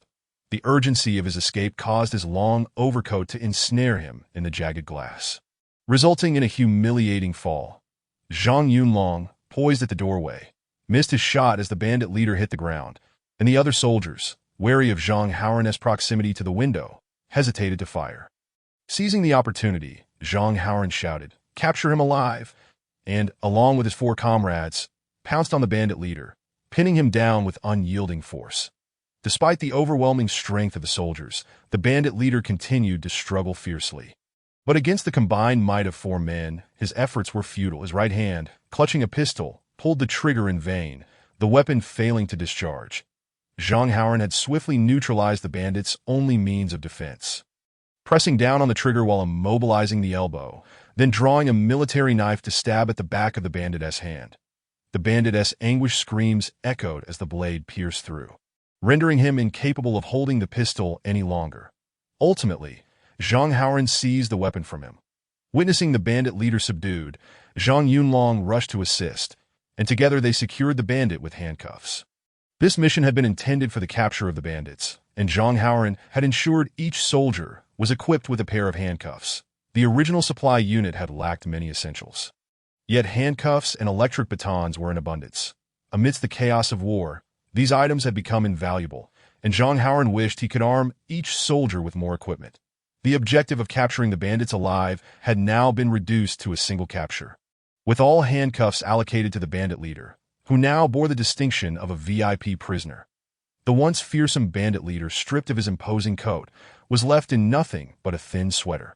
Sprawled in the dirt to prevent any chance of escape, his shoes and socks were removed, the latter used to gag him, rendering him utterly helpless, with the mission to eliminate the bandits successfully completed. Despite the myriad of unexpected challenges faced, the soldiers' seamless cooperation and the composed leadership of Zhang Haoran and Zhang Yunlong ensured that they emerged unscathed, accomplishing their objective with remarkable proficiency. The courage of Zhang Yunlong and his comrades was commendable. What they lacked was experience. This operation had granted them invaluable practical knowledge, bolstering their confidence in handling sudden crises, facilitating the rapid growth of these formerly inexperienced logistical soldiers. At this juncture, Zhang Yunlong finally found the time and energy to direct 2 soldiers to free the woman who had been suspended beneath the canopy. The unfortunate woman, clad in a thin autumn garment, was drenched and shivering. Following the intense gunfire, she remained in shock, crouching on the ground, devoid of any visible relief at her rescue, her head bowed in silence. Once she regained her composure, Baozi emerged from the room, draping an old military overcoat around her shoulders. The woman merely clutched the coat tightly, offering no words of gratitude, remaining mute. Recognizing the woman's fragile state, Zhang Yunlong wisely refrained from questioning her, instructing a soldier to assist her out of the courtyard, conscious of the bandit corpses strewn about that might further traumatize her. Meanwhile, on the roof of the adjacent building, Yang Jiyu and Gao Yankun remained vigilant, as Zhang Yunlong ordered them to maintain their watch, knowing the recent gunfire could attract unwelcome visitors, with one soldier stationed at the entrance to safeguard their exit. The remaining 7 began to clear the battlefield. Baozi pulled out a smartphone from his bag, documenting the scene for future reference. What was once an expensive device now served solely as a makeshift camera. He meticulously recorded each bandit's corpse and captured footage of the entire courtyard. Subsequently, following Zhang Haoran through each room to conduct further searches, Zhang Yunlong, accompanied by 2 soldiers, entered the room from which the 2 armed bandits had emerged. The room was dimly lit due to the absence of electricity, with only the light streaming in from the door illuminating the space. Upon entering, they found the room in disarray. To the right stood an old wooden table cluttered with empty instant noodle bowls and food wrappers. A beer bottle with a half-burned candle perched atop it. To expedite their search, Zhang Yunlong yanked down the curtains, allowing sunlight to flood the room, revealing its contents. Within the room, aside from several large, unmarked bags piled in the corner, 2 sizable beds occupied most of the space, with less than a meter separating them. 2 disheveled women, wrapped in blankets, sat between the beds, initially obscured by the shadows. They startled at the sight of the soldiers entering. The 2 soldiers behind Zhang Yunlong instinctively reached for their weapons, but he quickly intervened, maintaining a cautious yet composed demeanor to do not be afraid. Zhang Yunlong reassured them that we are the National Defense Forces. The bandits outside have been neutralized, and you are safe now. Please take your time to stand, and we will escort you to safety shortly. The 2 women exchanged glances. Nodding at Zhang Yunlong, one of them spoke. The National Defense Forces who rushed in earlier informed us to remain calm and wait for your return. Upon hearing the news, Zhang Yunlong immediately discerned that Zhang Haoran had preliminarily confirmed that the 2 women posed no threat. Fearing potential collateral damage, he refrained from allowing them to leave. The women's voices were faint, exuding an air of fragility, likely due to the torment inflicted upon them by that group of brutes. Zhang Yunlong did not advance any further, observing that the 2 women, wrapped in blankets, appeared to be scantily clad, much like the woman he had seen in the yard moments before. Noting the absence of weapons and hazardous materials in the room, he instructed them to search for clothing while he and 2 soldiers proceeded to scour another room. Due to the urgency of their situation, Zhang Yunlong's search was not overly meticulous. Aside from weapons and ammunition, he paid little heed to other items. The longer they lingered, the more the stench of blood from the yard would waft into the air. Despite the bright sunshine, the recent gunfire, and the pervasive odor of blood made it only a matter of time before the zombies would be drawn to the scene, in under 10 minutes. The search was nearly complete, with all confiscated firearms and ammunition promptly gathered, as Zhang Yunlong had surmised. While the bandits possessed a considerable number of firearms, their ammunition was rather scant, in total. Less than 200 rounds were found, including 2 magazines for a Type 54 pistol retrieved from the bandit leader's trouser pocket. While amidst the tumultuous chaos of warfare, the Maple Leaf Nation and Mexico, both battered, yet retaining substantial strength, embarked on a concerted effort against the United States. The North American continent erupted in strife, a cacophony of voices rising in unison, offering a grim, dark humor to the beleaguered peoples of the world ravaged by conflict. Of course, this turmoil bore little relevance to Yuan Yangyang, who was only aware that the United States had suffered defeat. Yet, it could hardly be said that our own nation emerged victorious in the shadow of nuclear warfare. No country can truly claim to be a victor. The losses inflicted upon nations, ethnicities, and individuals rendered the prospect of war an unthinkable burden, as all energies were redirected towards the urgent tasks of post-war reconstruction, rescue, and the resumption of production. After all, when faced with calamity, one can always find a greater tragedy. Once a formidable power, the United States now lay in ruins, while nations launched nuclear strikes against American soil. They did not overlook the military bases of the United States stationed in the East, nor those scattered throughout the Asia-Pacific region. In a particularly egregious act, Russia launched indiscriminate nuclear strikes against the Japanese islands, revealing that the Japanese indeed possessed nuclear missiles, albeit in limited numbers, prompting a counteroffensive, which regrettably met with interception. Since the cessation of hostilities, Yuan Yangyang's life underwent a profound transformation in the wake of a nationwide focus on rebuilding and restoring production post-war. All industries fell under the aegis of state planning, with resources and materials coordinated and allocated uniformly. At this juncture, no one dared to voice dissent, nor did anyone ponder the ramifications of transitioning from a market economy to a planned economy on decades of economic progress. For even the most significant losses paled in comparison to the haunting specter of cities rendered to rubble and the countless corpses of the citizenry.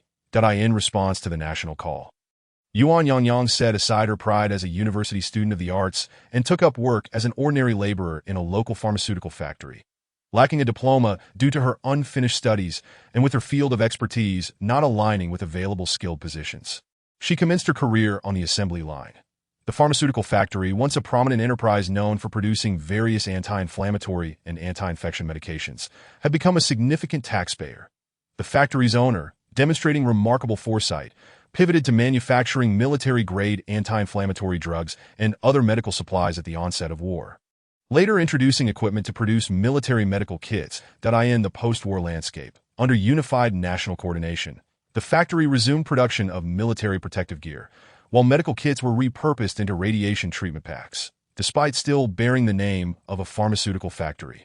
It had devolved into a singular assembly line for anti-inflammatory medications, with the remaining facilities dedicated to the production of components for radiation suits, all destined for assembly in Yuan Yangyang's workshop.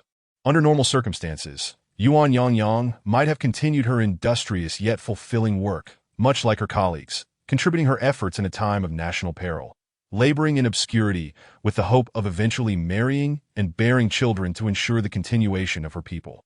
Such a life would have been quite satisfactory, particularly in a world so utterly chaotic. Yet, just as all seemed stable, an unexpected calamity loomed on the horizon. Unbeknownst to her, as she absorbed the news of a severe viral outbreak in distant Europe. 3 months had already elapsed since the initial emergence of the epidemic. The contagion had swiftly spread to Russia and, shortly thereafter, her own country began to experience its own outbreak. The virus soon infiltrated Shanghai City. And thereafter, Hudaoshi became the first major urban center to fall victim. Despite the nationwide state of emergency and timely countermeasures initiated in Hudaoshi, the devastating potency of the apocalyptic virus was grossly underestimated. All major roads leading into Hudaoshi were sealed, yet survivors fleeing from Shanghai City continued to pour in. Ultimately, after extensive deliberations, the authorities resolved that a more lenient approach was preferable to a strict blockade, establishing quarantine zones in the outskirts of Hudaoshi to accommodate the influx of refugees. However, the construction of these barriers was in its infancy, lacking the capability to effectively contain the undead. The perimeter of the city was loosely secured with barbed wire and personnel.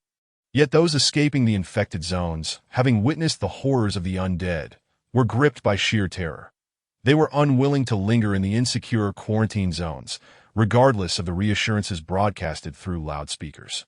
The desperate crowds were determined to breach the perceived safety of the urban center. This chaos ultimately drained substantial military resources. Amidst the escalating turmoil, several newly transformed zombies burst forth from the disordered tent encampments. As the rioting crowd caught sight of the advancing undead, the situation spiraled into complete pandemonium. Driven by fear, the throngs of people surged, breaching the barricades, trampling over riot control personnel in their frenzied escape. Despite having firearms at their disposal, the military police stationed in the rear hesitated to issue orders to fire, for not all possessed the fortitude to bear the weighty burden of civilian bloodshed. In the end, a considerable number of infected individuals intermingled with a few zombies as they surged into the urban heart of Hudaoshi. What transpired thereafter was a catastrophic and irreversible descent into chaos, with the old city of Hudaoshi rapidly succumbing. Yuan Yangyang resided with her parents in a dormitory situated at the confluence of the old and new urban areas. When the outbreak spiraled out of control, their residence was promptly sealed off, allowing the three of them to evade the initial turmoil. They soon retreated to the new city, alongside rescue operations conducted by the military police's 120th Division. However, the Army's 112th Division, stationed at the thermal power plant in the Old City, employed heavy artillery in their battle against the horde, resulting in a catastrophic failure of the power lines. Consequently, the entire city plunged into darkness, with illumination relying solely on a handful of generators and flares. The night, being the realm of the undead, saw the inadequately equipped pandemic response forces suffer grievous losses after a harrowing night of combat, compelling them to organize the evacuation of surviving citizens. Yet the main thoroughfares were obstructed by abandoned vehicles, severely hindering the pace of evacuation. Ultimately, the temporary defenses established by the military police's 120th Division were overrun by the overwhelming tide of zombies. The colossal horde, numbering in the hundreds of thousands, swiftly caught up with the fleeing populace. The rescue operation in Hudao City has met with utter failure, resulting in the tragic demise of the majority of its citizens. The entire 120th Division of the Armed Police has been annihilated, while the 112th Division of the Army has suffered heavy casualties. Furthermore, the subsequent reinforcements, including reserve and secondary units, have also endured significant losses. After managing to evacuate a small number of survivors and remnants of the main force from the urban area, the reinforcements barely succeeded in sealing off the majority of the corpses within the city. What followed was a relentless aerial bombardment, with a multitude of napalm and rocket munitions obliterating the corpses while simultaneously reducing the entire urban area to ruins. During the chaotic evacuation, Yuan Yangyang became separated from her parents amidst the throng of panicking civilians. Desperate to locate them, she began to run aimlessly through the crowd, inadvertently distancing herself from the escorting troops until she found herself at the edge of the tumult. As a dozen zombies breached the fire blockade and charged toward the crowd. The scene descended further into chaos, filled with the cacophony of gunfire and the despairing cries of the masses. That in a moment of panic, Yuan Yangyang fled into a nearby auto repair shop. Witnessing a pale zombie tackle a person closely behind her, she abandoned all thoughts of escape and locked herself in a small storage room. After enduring a day and night in confinement, the tumult outside finally subsided, leaving no sound of gunfire or the growls of the undead. Starving, Yuan Yangyang cautiously opened the door, only to find an eerie silence, with only discarded belongings and bloodstains marking the aftermath. She had become separated from the larger group, sustained solely by the food and water salvaged from the abandoned luggage. Yuan Yangyang persevered alone in the small repair shop for over half a month. The exact duration was lost on her, but fortunately, she had yet to encounter any wandering zombies. Unfortunately, her luck ran out when she crossed paths with Lu Chonghai and his men, who had come searching for tools and parts. From that moment, Yuan Yangyang's nightmare commenced, as Lu Chonghai subsequently captured 6 more young and beautiful girls. These unfortunate souls were subjected to relentless torment by the bandits and were tasked with managing the daily lives of these scoundrels. While some attempted to flee or resist, they were swiftly recaptured, and those who dared to rebel met a grim fate, being brutally executed in front of the others to prevent further escape attempts. Lu Chonghai's sycophant devised a cruel strategy. The girls were left with nothing but their underwear in the frigid weather, forced to remain under blankets in bed, only allowed to don thin autumn shirts and heavy coats when tasked with chores. This morning, it was Yuan Yangyang's turn to prepare breakfast. Having endured torment beyond her limits, she planned to escape while her captor stepped away to relieve himself. She would rather face a zombie's bite than endure this hellish existence any longer. However, at the moment she opened the iron door, she collided with a sycophant who had just exited the room. Unable to run swiftly barefoot, she was quickly captured by the alerted bandits. This led to the horrific screams and subsequent scenes that Zhang Yunlong and his companions later witnessed.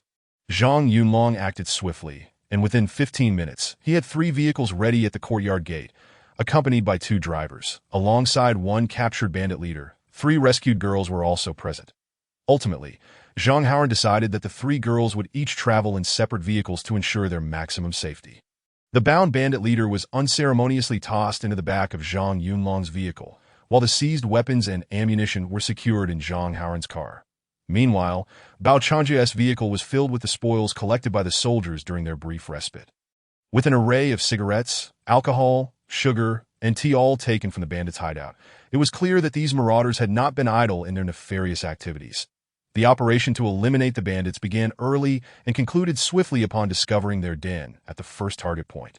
By the time the convoy emerged from the desolate village, it was still before 9 o'clock in the morning. When the base commanders beheld the triumphant return of the anti-bandit team, they were initially incredulous. How could they have returned so soon? They assumed the team had encountered unforeseen circumstances and had to abort the mission. However, upon seeing the captured bandit leader being thrown from the vehicle and after confirming the scene through photographs and video, the commanders were compelled to acknowledge the exemplary completion of the anti-bandit operation under the leadership of Zhang Haoren and Zhang Yunlong, achieving outstanding results without a single casualty. Following this, the focus shifted to the treatment and resettlement of the rescued individuals, while the confiscated weapons and ammunition were promptly accounted for.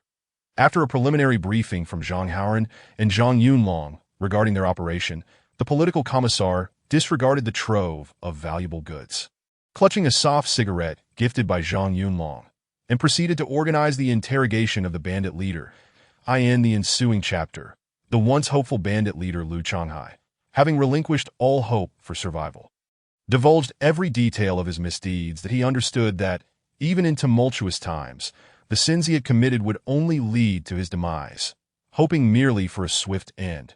Following a brief interrogation, the base security department had a comprehensive understanding of the criminal activities orchestrated by Lu Changhai and his gang. It was hardly an exaggeration to label them as bandits. Their depravity exceeded even that of the notorious bandits of the past, unlike previous brigands who adhered to a semblance of chivalry. This group epitomized the darkest depths of human corruption in the absence of governmental and legal constraints.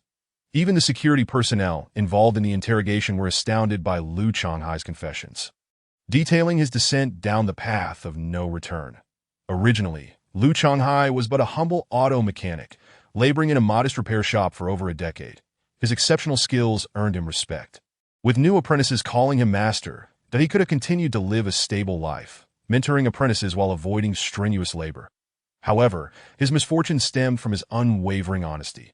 His wife was renowned as the village beauty, and it was only due to the substantial dowry provided by Lu Changhai's family that he was able to marry such a lovely woman in the wake of their marriage.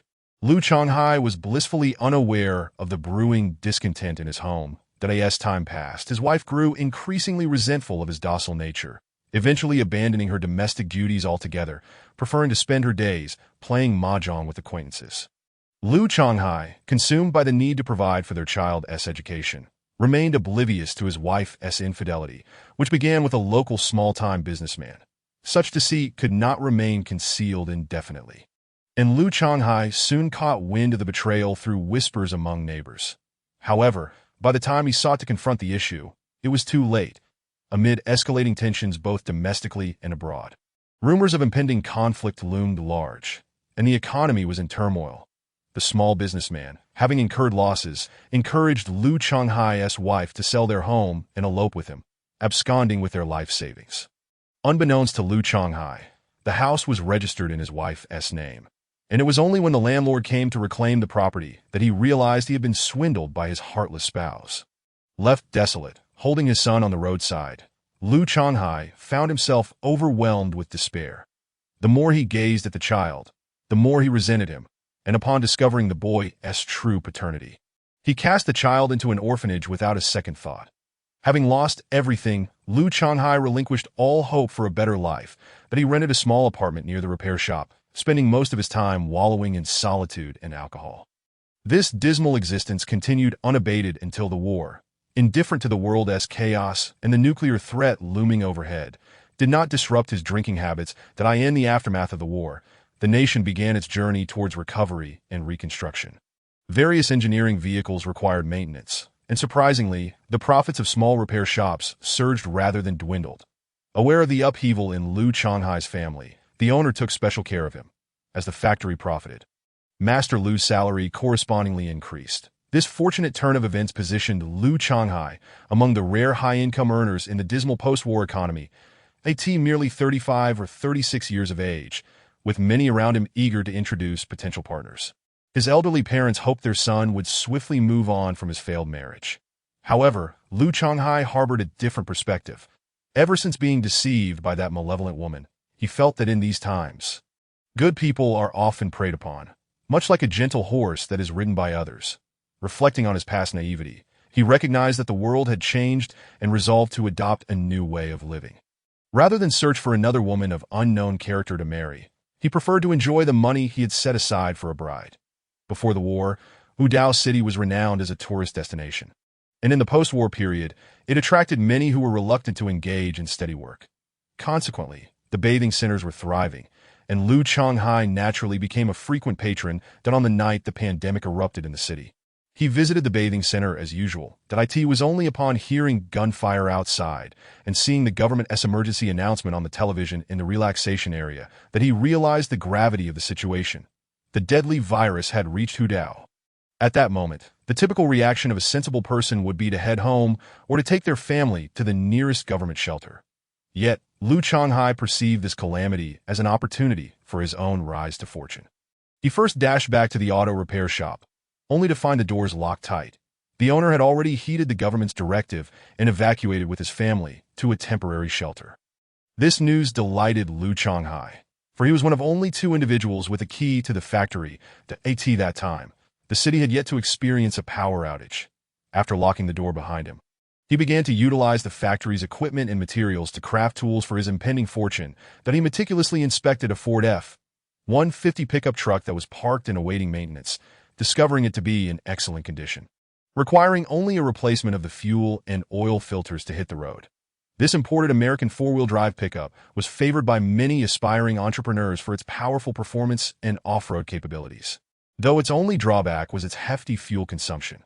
Having selected the vehicle, Lu Chonghai said about modifying it. He reinforced all the windows with crash-proof steel bars and replaced the flimsy front bumper with the sturdiest rescue vehicle crash beam he could find in the factory. Unsatisfied with the level of fortification, he welded thick steel plates onto it. Subsequently, he fashioned a heavy machete from steel plates and springs, not intending to use it against the monstrous predators, but rather to wield it against people. After completing these preparations, he filled a large toolbox with an array of essential vehicle repair tools, including a pry bar, hydraulic pliers, and a small cutting machine, and tossed it into the truck's bed. With the pickup's tank full, Lu Chonghai, now ready, drove off in his striking Ford, leaving the repair shop's door wide open. From that moment on, the once honest and unassuming Lu Chonghai vanished, replaced by a ruthless figure who regarded human life as expendable. Driving recklessly through the city, he avoided the heavily populated main roads and opted for less traveled paths. Thanks to the truck's robust crash beam and powerful engine, he barreled forward, plowing through any obstacles in his path. Soon, he arrived at the entrance of the department store, which was, of course, locked tight. However, Lu Chonghai noticed that the previously secured roller door had been pried open, indicating that he was not the only one seeking to profit from the chaos. Without a second thought, he hurled the pry bar into his backpack, gripping the machete firmly as he ducked through the damaged entrance, making a beeline for the jewelry counter. The darkened store was illuminated only by the faint green glow of the emergency exit signs. And it was then that Lu Chonghai realized he had forgotten to bring a flashlight. However, he spotted a beam of light not far away and approached at that moment. He had fully embraced the role of a robber, willing to threaten violence for the sake of a mere flashlight. Upon closer inspection, he found a young man frantically attempting to pry open the jewelry store's safe, the drill in his hands producing a deafening noise. Completely unaware of Lu Chonghai's presence behind him, initially intending to scare the young man away and seize his flashlight, Lu Chonghai, driven by an inexplicable impulse, decided to test the power of the pry bar instead. He drew it from his backpack and swung it forcefully at the back of the young man's head. The blow rendered the young man unconscious without a sound. Seizing the moment, Lu Chonghai continued to strike the fallen thief with the pry bar, blood spilling profusely onto the floor. The sight of blood in the dim light did not instill fear in Lu Chonghai. Rather, the metallic scent exhilarated him, as if all his past grievances were finally being released. When he finally paused, panting and breathless, the unfortunate thief lay lifeless on the ground, his skull crushed beyond recognition. Taking a deep breath of the blood-scented air, Lu Chonghai steadied his racing heart, realizing there was no turning back. The initial thrill had dissipated, replaced by uncertainty about his next steps. What had begun as a mere attempt to capitalize on the chaos now left him stained with blood. Reflecting on the turmoil he had witnessed, he pondered whether the sudden outbreak would be controlled and if he would face repercussions from the government for his opportunistic robbery, regardless of how the situation unfolded. It was clear that the days of tranquility he once knew would never return. With no escape route left, Lu Chonghai cast aside all reservations, returned to his pickup, and retrieved the cutting machine. In a frenzy, he opened the jewelry store's safe, stuffing his backpack with gold, silver, and jewels before leaving the lifeless body behind, heading towards the next jewelry shop that I in no time. The jewelry store on the first floor was completely looted. By the end, his backpack, laden with precious items, grew so heavy that he could barely carry it, resorting to dragging it along as he moved forward, that as he exited the mall, dawn was just breaking. Chapter 18. Lawlessness having returned with a bounty, Lu Changhai soon found himself troubled once more. He had no idea where to go next, that it was evident to anyone that he was a fugitive. Covered in blood and carrying a large sack of jewelry, the government-established temporary shelters were out of the question, and he needed to steer clear of military personnel. His rented, dilapidated flat was also a thought to be avoided. After much contemplation, Lu Changhai resolved to return to his hometown, seeking refuge at his parents' house. His hometown was a small village on the outskirts of Hudao City, not far from the urban area. But he needed to traverse the old town, for taking a longer route would be unwise at that moment. Lu Changhai was unaware that after a night of fierce conflict, the old town had fallen, and the city was now teeming with ravenous monsters. That as he drove towards the old town, he encountered a convoy of military vehicles retreating, filled with panicked civilians. Lu Changhai, driving against the current in his pickup, quickly attracted the attention of the retreating soldiers. That as the soldiers waved him down, Lu Changhai, oblivious to the situation, assumed they wanted him to stop for a check. Without hesitation, he accelerated and forced his way through. The soldier attempting to block him barely managed to dodge and was nearly struck, cursing loudly in anger, originally intending to halt this peculiar pickup to warn the driver of the impending danger. The soldier found himself nearly killed by the reckless driver. Realizing the futility of reasoning with someone so intent on self-destruction, the soldier turned his attention back to the fleeing civilians, leaving the lunatic driver to his fate. Having successfully maneuvered through the side streets, Lu Changhai had barely begun to celebrate when he found himself face-to-face with a horde of zombies viciously attacking 3 armored vehicles. Lu Changhai could not comprehend why the armored vehicle, with its thick cannon barrel, did not fire, even as it became overrun by those terrifying creatures. Instead of fleeing, it merely collided aimlessly, brushing past a horde of zombies and knocking several aside before veering into a nearby alley. Unbeknownst to Lu Changhai, the 3 armored personnel carriers had been left behind to cover the retreat. The shells within had long been expended after a night of relentless battle. The crew members had no intention of surviving the city's evacuation. They desperately maneuvered the vehicles, crushing the zombies in their path, striving to provide a glimmer of hope for their comrades who were protecting the civilians' escape. In that fleeting moment, Lu Changhai passed by those valiant soldiers, the very individuals who ought to have survived, ultimately succumbing to the tide of the undead, while this wretched scoundrel managed to escape. Having fled the old district in a sturdy pickup truck, Lu Changhai no longer concerned himself with the fate of his parents back home. The horrifying monsters had instilled a profound terror within him. Glancing at the bloodstains on the car window, he, still trembling with fear, drove over the barbed wire that had been toppled by the horde and made his way onto the dirt roads of the suburbs, with all the zombies drawn to the city. The outskirts had become eerily quiet. After driving for a considerable time without encountering a single soul, he dared not exit the vehicle, aimlessly wandering the suburban roads until, to his astonishment, he stumbled upon 2 living individuals. However, they were no saints, merely 2 delinquents who had avoided conscription due to their criminal backgrounds before the war and now, reluctant to work in factories post-conflict, idled their days away. Before the outbreak in the urban area, a significant number of survivors had fled from Shanhaiguan, and the 2 miscreants, in a moment of collaboration, had infiltrated the crowds trapped outside the city to capitalize on the chaos. As those fleeing carried valuables such as gold and silver. The duo had successfully pilfered a considerable amount of loot. When the crowd descended into pandemonium, these 2 ruffians audaciously seized a 17 or 18-year-old girl, dragging her into the cornfield by the roadside. After their carnal revelry, fearing the girl might expose them, one of them, in a fit of rage, strangled her with a belt in the cornfield. Uncertain whether the girl had perished, they fled in haste, leaving no room for remorse. Having committed their crime, the 2 delinquents did not join the evacuation forces, but instead concealed themselves. It was only when hunger and thirst drove them out in search of food that they encountered Lu Changhai. After hearing their account, Lu Changhai decisively recruited them as his underlings. assuring them that aligning with him would yield no shortage of rewards, with the prospect of ascending to positions of power within reach. After painting them a rosy picture, he disregarded their consent and continued onward with them in tow. Seeing the flashy pickup truck adorned with bloodstains, the two ruffians recognized Lu Changhai as a formidable character, believing only half of what he proclaimed.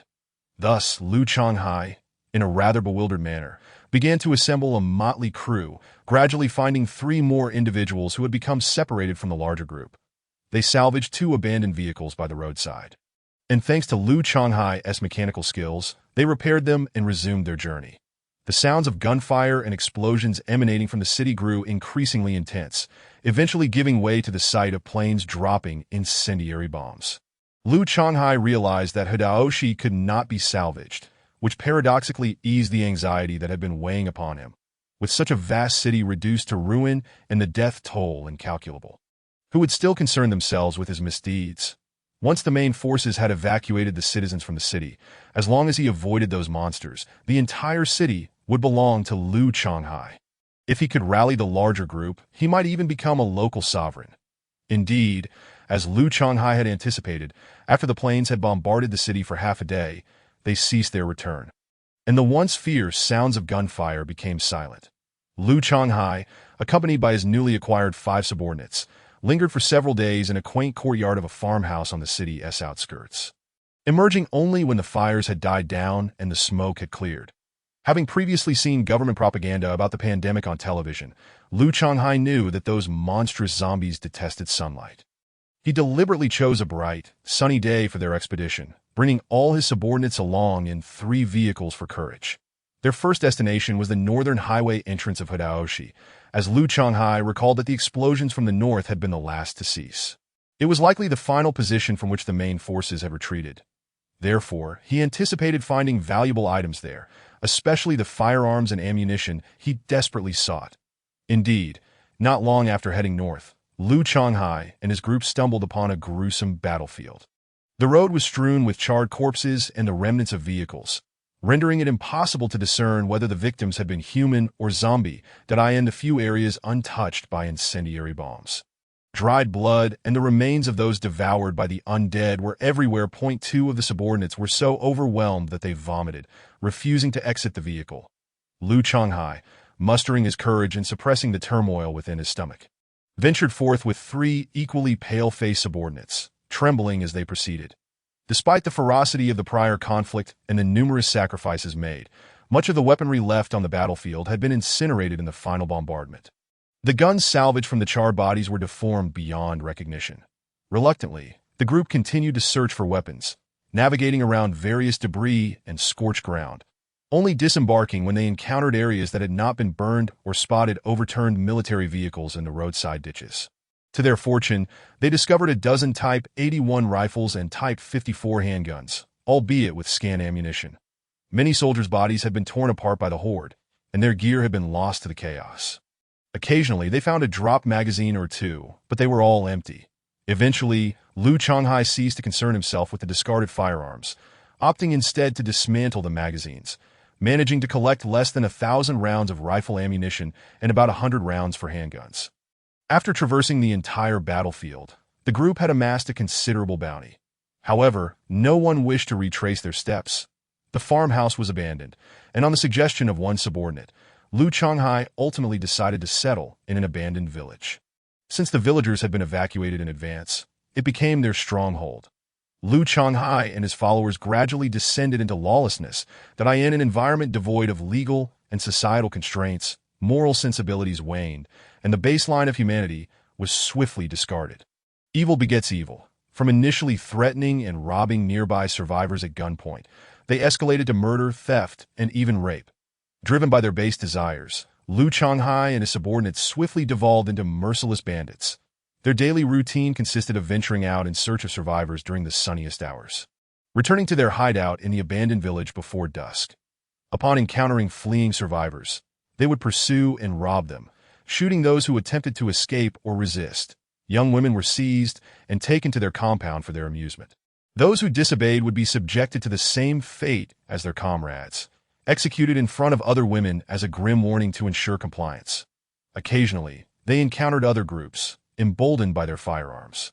Liu Changhai either engaged in treachery or subdued them to absorb them into his ranks, gradually swelling their numbers to over the entire village's provisions had been plundered by this gang of brigands. They faced no shortages of food, with a well in their courtyard. The well-fed bandits often sought thrill in their hunts, expending their abundant energy. However, their ammunition dwindled rapidly. None of the bullets Liu Changhai had scavenged from the battlefield had been fired at zombies. Instead, they had all been discharged to intimidate during robberies or to shoot innocent survivors. The bandits, led by Liu Changhai, had never contemplated confronting the undead directly. All their ferocity had been directed towards the living. They were aware of a military base not far from the abandoned village, yet they assumed that their caution during excursions would keep them safe, never encountering the soldiers who seldom left the base. Consequently, their vigilance slackened, and their actions grew increasingly audacious until they were ultimately obliterated by the forces dispatched from the base. Chapter 19. Public Trial and Execution on the morning following the extermination of the bandits. All soldiers without assignments and civilians residing within the base were gathered in the square. The sole purpose of this assembly was to conduct a public trial for the bandit leader. Liu Changhai, having been interrogated by the security department throughout the night, Liu Changhai appeared disheveled, still clad in yesterday's filthy attire, his hands and feet shackled. He was escorted by 2 guards to the defendant's stand. The makeshift courtroom and the ad hoc jury had been eagerly awaiting his arrival. This was not due to any intentional delay by the security department, but rather an understanding that today's trial was merely a formality. Liu Changhai was destined to become a mere footnote in the annals of justice. The convoluted process was primarily intended to demonstrate to the survivors within the base that even in chaotic times, the rule of law persisted, and those who committed crimes would face the consequences. In adherence to the principle of humanity, the kitchen staff was tasked with preparing a relatively lavish meal in the morning. The time that had been delayed was intentionally spent ensuring that Liu Changhai could eat his fill before embarking on his journey. After a formal judicial process, the political commissar, acting as the judge, proclaimed the verdict in a voice that resonated throughout the base, before all military personnel and civilians present.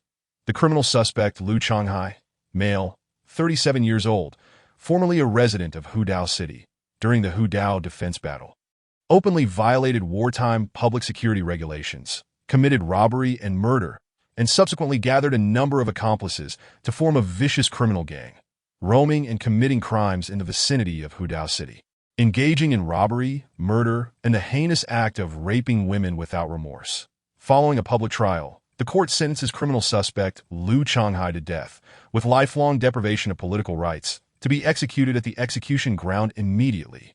As the gavel struck, Liu Changhai, his face ashen, was restrained by the guards behind him, his legs trembling as he was nearly dragged forward.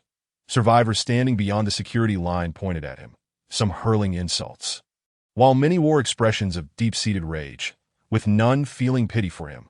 With a sharp crack of gunfire emanating from the nearby beach, the notorious Liu Changhai met his swift and ignoble end. After the public trial concluded, the day was still young, and all members of the task force were summoned to the base's office building to receive commendations. However, Zhang Yunlong and Zhang Haoran, who had excelled in the anti-bandit operation, were not awarded any honors. Due to a previous incident involving fatalities, both had faced disciplinary actions. Although they had now achieved merit, the base's party committee, in the spirit of fairness and justice, decided to balance the scales by nullifying their disciplinary measures. The brothers harbored no objections.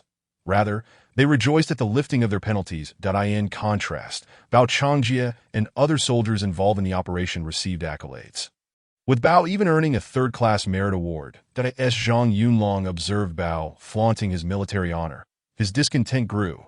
Suddenly, he recalled the spoils they had brought back during their last mission, which remained undistributed in the conference room. Seizing the opportunity while all task participants were present, he approached Company Commander Zhang Haoran with a request to divide the spoils. Given their combat achievements, the higher-ups held a tacit approval of the soldiers' attempts to reap benefits, neither opposing nor encouraging it. After all, during these trying times, the soldiers had been under constant strain, and with scarce resources, aside from ensuring basic sustenance, there was little to provide for their recreational relaxation. Now that they had finally stumbled upon some cigarettes, alcohol, and snacks, it seemed unreasonable to demand their surrender. Consequently, the trove of luxuries was transported to the guard company conference room that a throng of soldiers rushed into the conference room. With Zhang Haoren leading the charge, first emphasizing the importance of military discipline, that he reminded the soldiers that these rewards were granted by higher-ups recognizing their hard work in combat, but it did not imply that they were entitled to them. The established regulations must still be adhered to, and they could not venture out on missions solely in pursuit of personal gain. Furthermore, he declared that alcoholic beverages were off-limits, setting a firm boundary that none were to breach. Lastly, he urged everyone to remember their comrades after receiving their rewards. Although the bounty was not vast, they must understand the virtue of sharing. Once Zhang Haoren concluded his exhortation, Zhang Yunlong took the lead in unpacking the boxes. Bags of sunflower seeds, candies, and instant noodles were distributed among the soldiers. Each soldier received a pack of cigarettes, even those who did not smoke, as they could share with their comrades or exchange for their preferred snacks. The soldiers, embodying innocence, beamed with joy as they clutched their newfound treats, seemingly validating their prior hardships. The supplies were not entirely exhausted. Aside from the alcoholic beverages, Zhang Haoren retained a portion of the candies. Beef jerky and chocolates, high-calorie, easily storable foods, intending to reserve them for future rations for the duty soldiers, a decision met with general approval.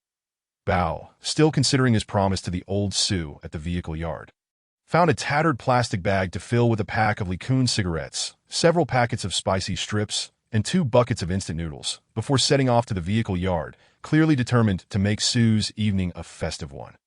That afternoon, Zhang Haoren was once again summoned to the office building for a meeting that IT was not regarding another mission, but rather the long-awaited confirmation of the airlift supply previously mentioned by superiors. An aircraft, the Y-20, scheduled to arrive around 8:30 a.m. the following day, had completed loading at the Liangshan airport in the capital and was set to land at the Hudao Naval Test Base. With the supplies arriving the next day, the base commander also announced the inventory of materials to boost morale among various units, in addition to a substantial amount of field rations and medical supplies.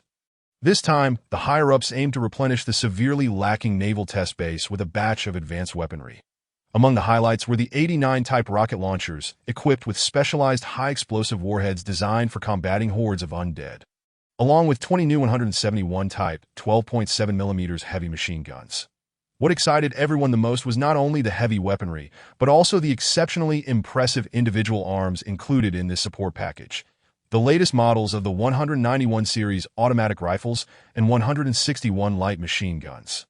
Moreover, the 191 automatic rifles comprised not just the basic model, but also the 192 assault variant and the 191 precision marksman version.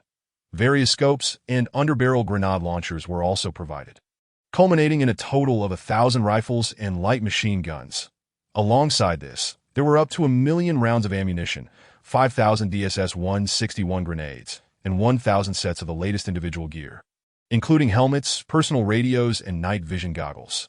Upon receiving this batch of weaponry, the base would undergo a dramatic transformation, no longer relying on antiquated equipment from the previous century and counting bullets to survive.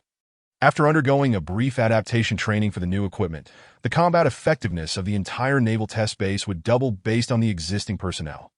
And this was merely the first supply batch, with a second set of supplies expected to arrive in 3 days, featuring the armored personnel carriers and the assault vehicles that Zhang Yunlong and his comrades had long anticipated. Rumor had it that there would be over a dozen vehicles, though the specifics remained undisclosed, as the base commander merely hinted at the upcoming arrival, urging all units to prepare their personnel for the unloading scheduled for 8 a.m. the next morning along the access road beside the runway. The higher-ups seemed aware of the base's struggles and the ongoing personnel shortages, thus opting for a generous approach this time. If manpower was lacking, they would compensate with equipment, aiming to significantly elevate the base's weaponry standards. Furthermore, the subsequent third supply batch would bring a substantial quantity of the latest designed modular metal isolation walls, greatly enhancing the base's defensive capabilities. After the meeting regarding the receipt of supply equipment, Zhang Haoren practically dashed back to the guard company, where the soldiers erupted in jubilant excitement upon hearing the good news. Finally, the long-awaited new equipment had arrived.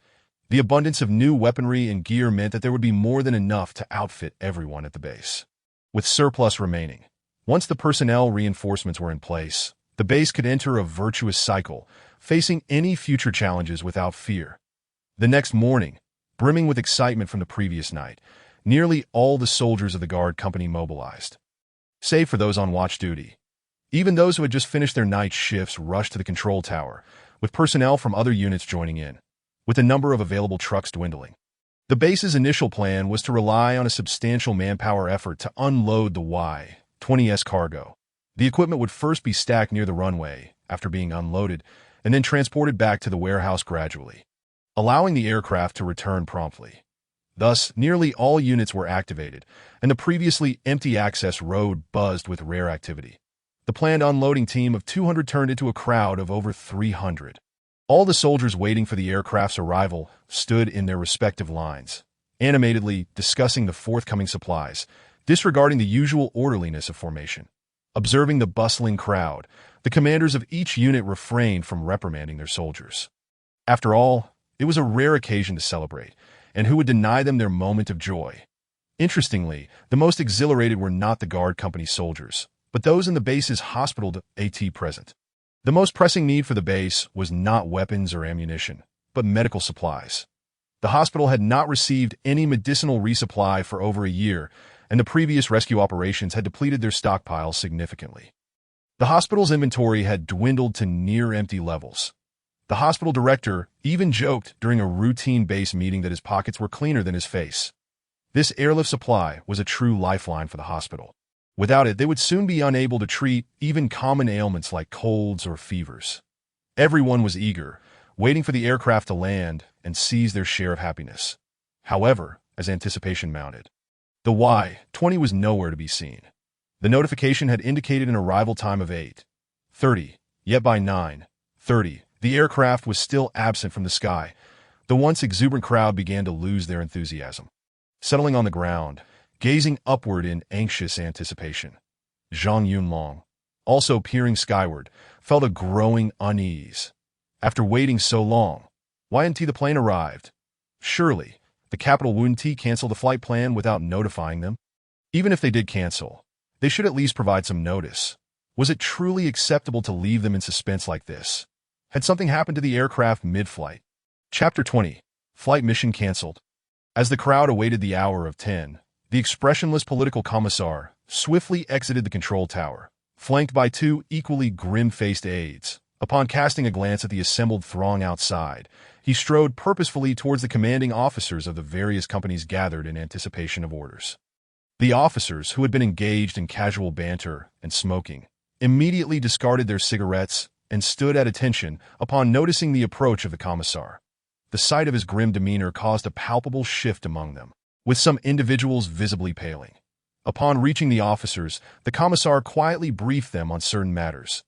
The moment the orders were conveyed, the faces of the officers transformed to a shade reminiscent of pig liver, as they hurriedly made their way back to their respective companies.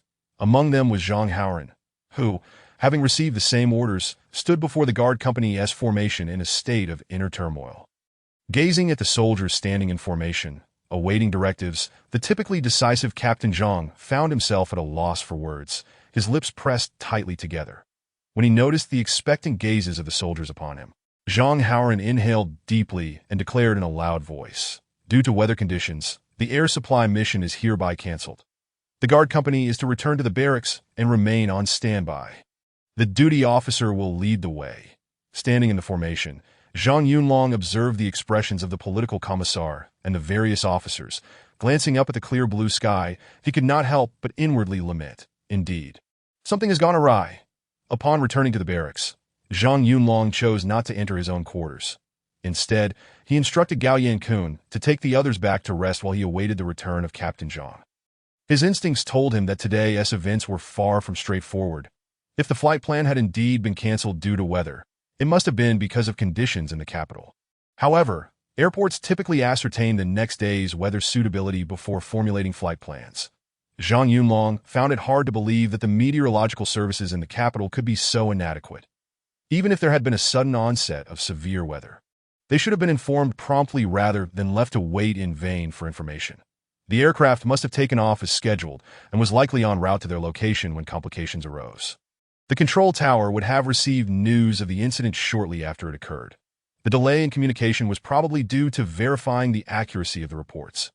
Once inside the captain's quarters, Zhang Yunlong rummaged through the desk drawer and retrieved a complete pack of Yushi cigarettes. Having finally indulged, he did not hold back for Captain Zhang, lighting one after another. His intuition had always been sharp. In less than half an hour later, Zhang Haoran returned. Upon witnessing the hazy atmosphere and the half-empty pack of Yushi cigarettes on the table, Zhang Haoran's already dark complexion deepened further. He approached and delivered a powerful kick, sending Zhang Yunlong, who had been seated, sprawling. Grabbing the cigarette pack and lighter from the table, he stuffed them into his own pocket. Unyielding, Zhang Yunlong protested loudly. "That lighter is mine. Give it back." Zhang Haoran ignored him, retrieving the pack and lighter, lighting one for himself before returning them to his pocket. Just as Zhang Yunlong was about to argue for his solitary lighter, Captain Zhang spoke up. "Have you already guessed what is going on?" Noticing that the captain was addressing serious matters, Zhang Yunlong straightened and nodded, responding, "If we're not violating any regulations, I'd like to hear the political commissar's announcement first to see if my assumptions hold true." Although the base commander had instructed caution and confidentiality regarding the serious nature of the situation, recognizing that if it spread among lower units, it could severely impact morale, Zhang Haoran evidently did not regard Zhang Yunlong as just anyone. Succinctly outlining the events, the Y-20 transport plane had indeed taken off from Liangshan Airport as planned and was en route to the base. Due to extensive radiation zones in northeastern Hebei province, the flight path had been altered to first enter Inner Mongolia from the northwest of Hebei, then proceed eastward into Liaoning province, and finally head south to reach the base, thereby circumventing the hazardous areas. However, as the Y-20 approached Chifeng in Inner Mongolia, it was forced to land at Chifeng Airport. Due to interference from radiation clouds, the last report received by the capital indicated that the pilot had reported being locked onto by ground-based air defense radar, after which communication was completely lost, and it has now been confirmed that the aircraft has safely landed. The news of the aircraft being intercepted left Zhang Yunlong momentarily stunned. Initially, he had presumed that the aircraft had merely encountered technical difficulties, perhaps necessitating a diversion or return. He never anticipated that the aircraft had been compelled to land under the threat of its own ground defense radar. As Zhang Yunlong furrowed his brow in deep thought, Zhang Haoran gravely warned him, "Since you're aware of this, I want to elaborate on the specifics, as I'm not entirely clear myself. But do refrain from speaking indiscriminately. The base commander has issued a gag order to maintain morale. However, one thing is certain. Do not expect any supplies in the near future. Until the situation is resolved, the capital will not dispatch any transport aircraft to the eastern provinces." Distraught, Zhang Yunlong exited the captain's quarters, preparing to return to his own. Suddenly struck by a thought, he turned back and re-entered. Observing Zhang Yunlong's serious demeanor upon re-entering, Zhang Haoran was about to inquire what was amiss when Zhang Yunlong solemnly stated, "Captain, the base will undoubtedly convene a meeting this evening to discuss the incident. Regardless of the meeting's agenda, please take me along." Zhang Yunlong's request was unreasonable and excessive.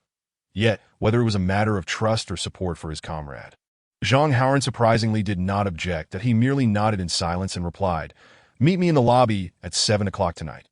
Instructor Liu Yufeng will be conducting a political class for all personnel, and you can accompany me to the base meeting room." Note: for the original version, please join the reader group at 2544134444 in the shared files of the group. Chapter 21. A Pot Not to be Uncovered. Later that evening, the two arrived punctually at the conference room on the third floor of the internal base office building. Upon their arrival, the political commissar and other base leaders were already present, though the commanders from other grassroots units had yet to arrive. Unlike times of war, when each unit had vehicles allowing them to arrive early for meetings, the current situation left the base with only a few operational vehicles. Unless absolutely necessary, the base leaders would not summon the grassroots commanders to travel long distances for a meeting. Furthermore, meetings began promptly once the participants were assembled, with no time wasted today as Zhang Yunlong and Zhang Haoran entered. The room was not yet full, and those present were seated, quietly exchanging opinions without paying much attention to the two newcomers. Only the political commissar instinctively raised his head to see which unit had arrived. Immediately spotting Zhang Yunlong, the second squad leader of the guard company, trailing behind his captain, that he beckoned the two to approach. Seeing the commissar's expression, Zhang Haoran realized that he was displeased, and before they reached him, he began to distance himself from the situation. He quickly remarked, "Commissar, it wasn't me who told him. He figured it out on his own, that I was worried he might jump to conclusions and cause trouble. So I brought him along for you to have a word with him." Upon observing the demeanor of the guard company's captain, the political commissar understood the situation without needing further explanation. He simply cast a long, thoughtful glance at Zhang Yunlong, that if the events had unfolded as Zhang Haoran suggested, that he had deduced the information independently, the political commissar would truly be at a loss for words. If he could figure this out, what else might this young man dare to imagine or undertake in the future? Ultimately, the political commissar did not expel Zhang Yunlong. Instead, he found a chair for him to sit in at the back and observe the proceedings. However, he particularly cautioned him that the content of tonight's meeting was highly sensitive, that he could listen, but he should refrain from recklessly expressing personal opinions. If he had any thoughts, he could discuss them with him privately afterward. Zhang Yunlong had no objections to this arrangement. As a mere squad leader, being allowed to sit and listen at the base meeting was already a privilege granted by the commissar. Had it been someone else, they would likely have been relegated to standing guard at the entrance rather than sitting in the meeting. Before long, the various grassroots commanders attending the meeting had all arrived, prompting the commissar to commence the session. The agenda was straightforward. It was about the forthcoming work arrangements for the base, deliberately excluding any discussion or analysis regarding the recent incident. Engaging in such discussions would be futile, as the event had already transpired, and the classification and handling decisions from above were irrelevant to the base's next steps. The pressing concern was to devise ways to maintain base operations amidst severe shortages of equipment and supplies. The commanders of each unit initially reported on the current morale and inventory status within their respective units, with weaponry and equipment being of utmost importance. The logistics team and the hospital then provided updates on the consumption of food and medical supplies, calculating how long they could sustain operations at the current rate of consumption. The hospital situation was the most disheartening. Director Ding of the hospital had not relaxed his furrowed brow since taking his seat, maintaining a gloomy demeanor throughout. Everyone understood that with the current inventory of medical supplies, not only was it impossible to engage in a prolonged battle, but even sustaining basic daily consumption was becoming increasingly challenging. The food inventory was also far from optimistic. While military-grade compressed biscuits and field rations were still plentiful, ordinary rice and flour were nearly exhausted, and fresh fruits and vegetables had not been available for over 6 months.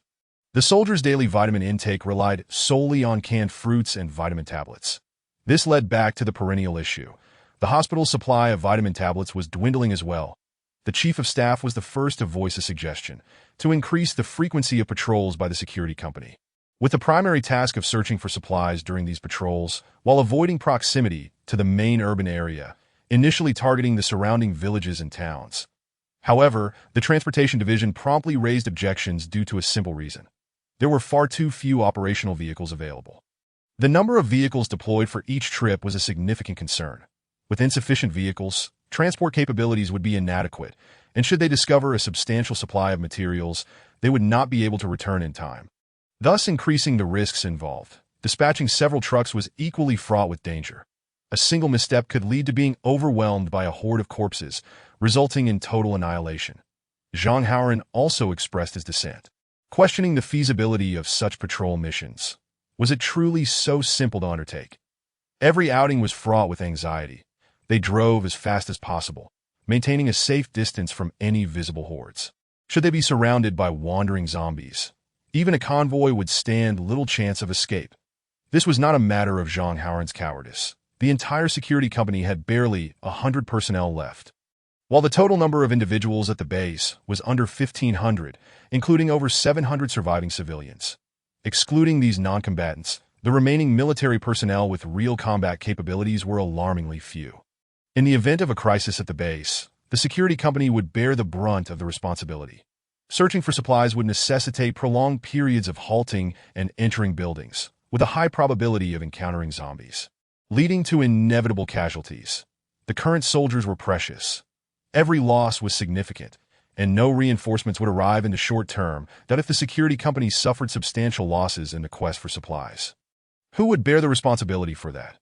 Although the chief of staff's suggestion was met with immediate objections from the two primary units involved in the patrols, there were no raised voices. Everyone present was astute enough to understand the underlying issues. If large-scale supply searches were feasible, the base would have already implemented them. Unfortunately, they lacked personnel and equipment. Relying on a group of logistics troops to perform the duties of special forces was akin to treating lives as expendable. The base could ill afford any personnel losses at this stage. Yet, the present circumstances were dire. There was no way forward. They could either venture out on a gamble or wait for starvation to claim them. Zhang Yunlong sighed quietly in the corner, recognizing that regardless of the difficult choices ahead, the next step for the security company to search for supplies was inevitable. The base leadership had undoubtedly made their decision. It was merely being articulated through the chief of staff. The reason for summoning the commanders of various units was likely to request their personnel that it was unrealistic to solely burden the security company and the transportation division with such a perilous task. As expected, after the deputy commander further emphasized the base's food reserves, the political commissar ultimately set the tone. Currently, all reserves were on the verge of depletion, though ammunition supplies remained adequate. Thus, the search for supplies was imperative. Following the meeting, all units were to compile a list of personnel by that evening, prioritizing party members and reserve party members, with 20% of their personnel required to report to the security company by the following morning. Those selected would first undergo individual tactical and live-fire training before being integrated into various search teams for the external missions. The security company would allocate half of its personnel to organize search teams, tentatively divided into 5 groups of 10 individuals, each. In addition, each unit would contribute 10 personnel, resulting in fully staffed teams of 20 that the transportation division would provide vehicles and drivers, ensuring the vehicles were in optimal condition. The meeting commenced swiftly and concluded just as rapidly. The commanders accepted their orders and exited with somber expressions. No one voiced complaints or cast blame on the security company. After all, the security battalion had borne the heaviest sacrifices during the initial rescue operations, with only one company remaining of an entire battalion. Now, they were to send half of their personnel off to face death. Even contributing 2/10 of their forces was a considerable concession. Zhang Yunlong followed Zhang Haoren, both of them lowering their heads as they exited. Just as they reached the doorway, the political commissar called out to them. The two exchanged knowing glances, waiting for everyone to leave before listening to the commissar's admonitions. Once the room had emptied, the commissar exchanged a few words with the departing deputy commander, and the two leaders exited the conference room in succession. Zhang Yunlong and Zhang Haoren remained silent, trailing behind them. The two leaders engaged in quiet conversation, prompting the duo to instinctively lag behind a bit. The basic principle of military conduct was to avoid overhearing what should not be heard and to forget what should not be remembered. After concluding their discussion, the political commissar and the deputy commander returned to their respective offices. Zhang Yunlong and his companion noted that the commissar had not closed the door, understanding the implication. They called out, "Report," and entered. Zhang Yunlong casually shut the door behind him. The political commissar's office had become a familiar environment over the past few days, causing Zhang Yunlong to feel less constrained. After receiving permission, he pulled up a chair and sat down, while Zhang Haoren, the company commander, appeared somewhat at a loss. Noticing the chair beneath Zhang Yunlong, he too wished to sit down, but there was only one chair in front of the commissar's desk.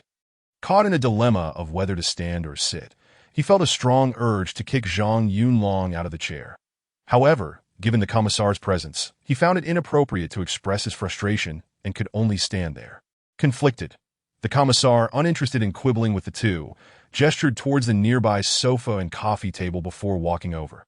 The duo seated themselves on the adjacent sofa, observing the commissar in silence as he sat alone in the center. With the leaders remaining silent, the two were uncertain how to initiate conversation. The commissar then retrieved a pack of soft cigarettes from his pocket and placed it on the coffee table. Zhang Haoren promptly extracted one, lighting it for the commissar without any pretense of politeness, before pulling out 2 more for himself and Zhang Yunlong. In that moment, the distance between the leader and the subordinates seemed to shrink slightly. Zhang Yunlong quietly brought a teacup from the commissar's desk, and the commissar naturally accepted it, taking a sip before saying, "I know what you two rascals want to ask. You need to arrange personnel when you return tonight. So I won't take up too much of your time, just half an hour. Ask your questions, and then be on your way." Zhang Yunlong and Zhang Haoren exchanged glances, and Zhang Haoren quickly delved into the matter. Commissar, we understand the sequence of events and recognize the gravity of the situation, but how has the higher-ups classified it? Have they provided any timeline for when supplies will arrive? Even a rough estimate would suffice. It's not sustainable for us to lead personnel out for searches indefinitely. While it might work once or twice, it's bound to lead to trouble over time. Moreover, why hasn't there been any air support for such a crucial transportation task? Listening to Zhang Haoren's rapid-fire questions, the Commissar remained unfazed. The reason for summoning the two to his office was purposeful. One was a commander, and the other was a key figure, both possessing genuine combat experience. They had witnessed bloodshed and were unafraid of death, with the most crucial trait being their psychological resilience, allowing them to remain calm in the face of emergencies. The forthcoming external search missions would certainly require leaders. With each of them expected to take charge in such circumstances, distinctions of rank and appointment must be set aside. Competency was paramount. Without capable leadership and practical experience, even a battalion commander would be of no use. The Commissar had thoroughly analyzed the report from the recent anti-bandit operation, recognizing that Zhang Haoren possessed exceptional decisiveness and adaptability, qualities that made him an excellent candidate for leading troops in battle. As for Zhang Yunlong, he was a rare find. In critical moments, he was unyielding and daring, willing to engage directly with threats to eliminate them swiftly. When under enemy fire, to still remember to shield one's comrade speaks volumes about an individual's formidable psychological resilience. Remaining calm and judicious, even when bullets graze one's forehead, reflects an astute understanding of when to advance and when to retreat, as well as the foresight to prepare contingency plans in advance. Such a warrior, leading a team, can ensure the highest likelihood of a safe retreat. Even in the absence of supplies at present, the only deficiency the two individuals face is their lack of experience in dealing with complex situations. However, experience is something that must be gradually accumulated through real combat. Given the current circumstances, it is clear that not only he, the political commissar, but no one in the entire base can provide them with guidance. They must rely on their own gradual accumulation and reflection. With their solid psychological fortitude, it is merely a matter of time. After hearing Zhang Haoren's question, the Commissar chose to address only one issue. The reason for not dispatching fighter jets for escort was that this transport mission was taking place within domestic airspace, and the troops along the flight path had been informed in advance that in the event of an emergency, assistance could be rendered promptly or an alternative airport could be sought for landing. Furthermore, as the situation in the domestic epidemic zone remains uncertain, various Air Force units are on standby, ready to provide support. Moreover, many military airports have suffered varying degrees of damage during the war, leading to significant aircraft losses, while runways can be repaired post-conflict. Restoring aircraft production is a far more daunting task.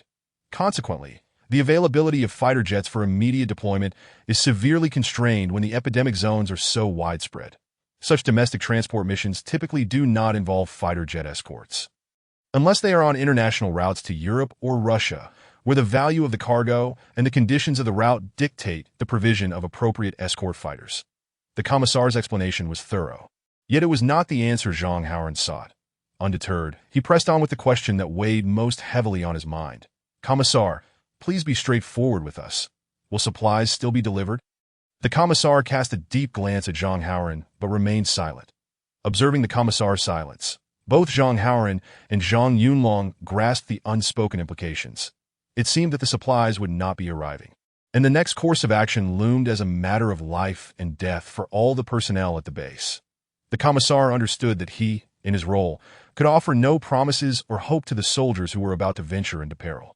That profound sense of helplessness and defeat tormented this steadfast veteran deeply. Faced with the dejected expression of the Commissar, Zhang Yunlong refrained from asking further questions. Although he had many inquiries of his own, he realized that asking would yield no fruitful answers. The situation was already dire, and even if the Commissar elucidated his questions, it would not resolve the current predicament. Preferring to remain silent, he contemplated sneaking another cigarette before departing, considering the evening not a wasted effort.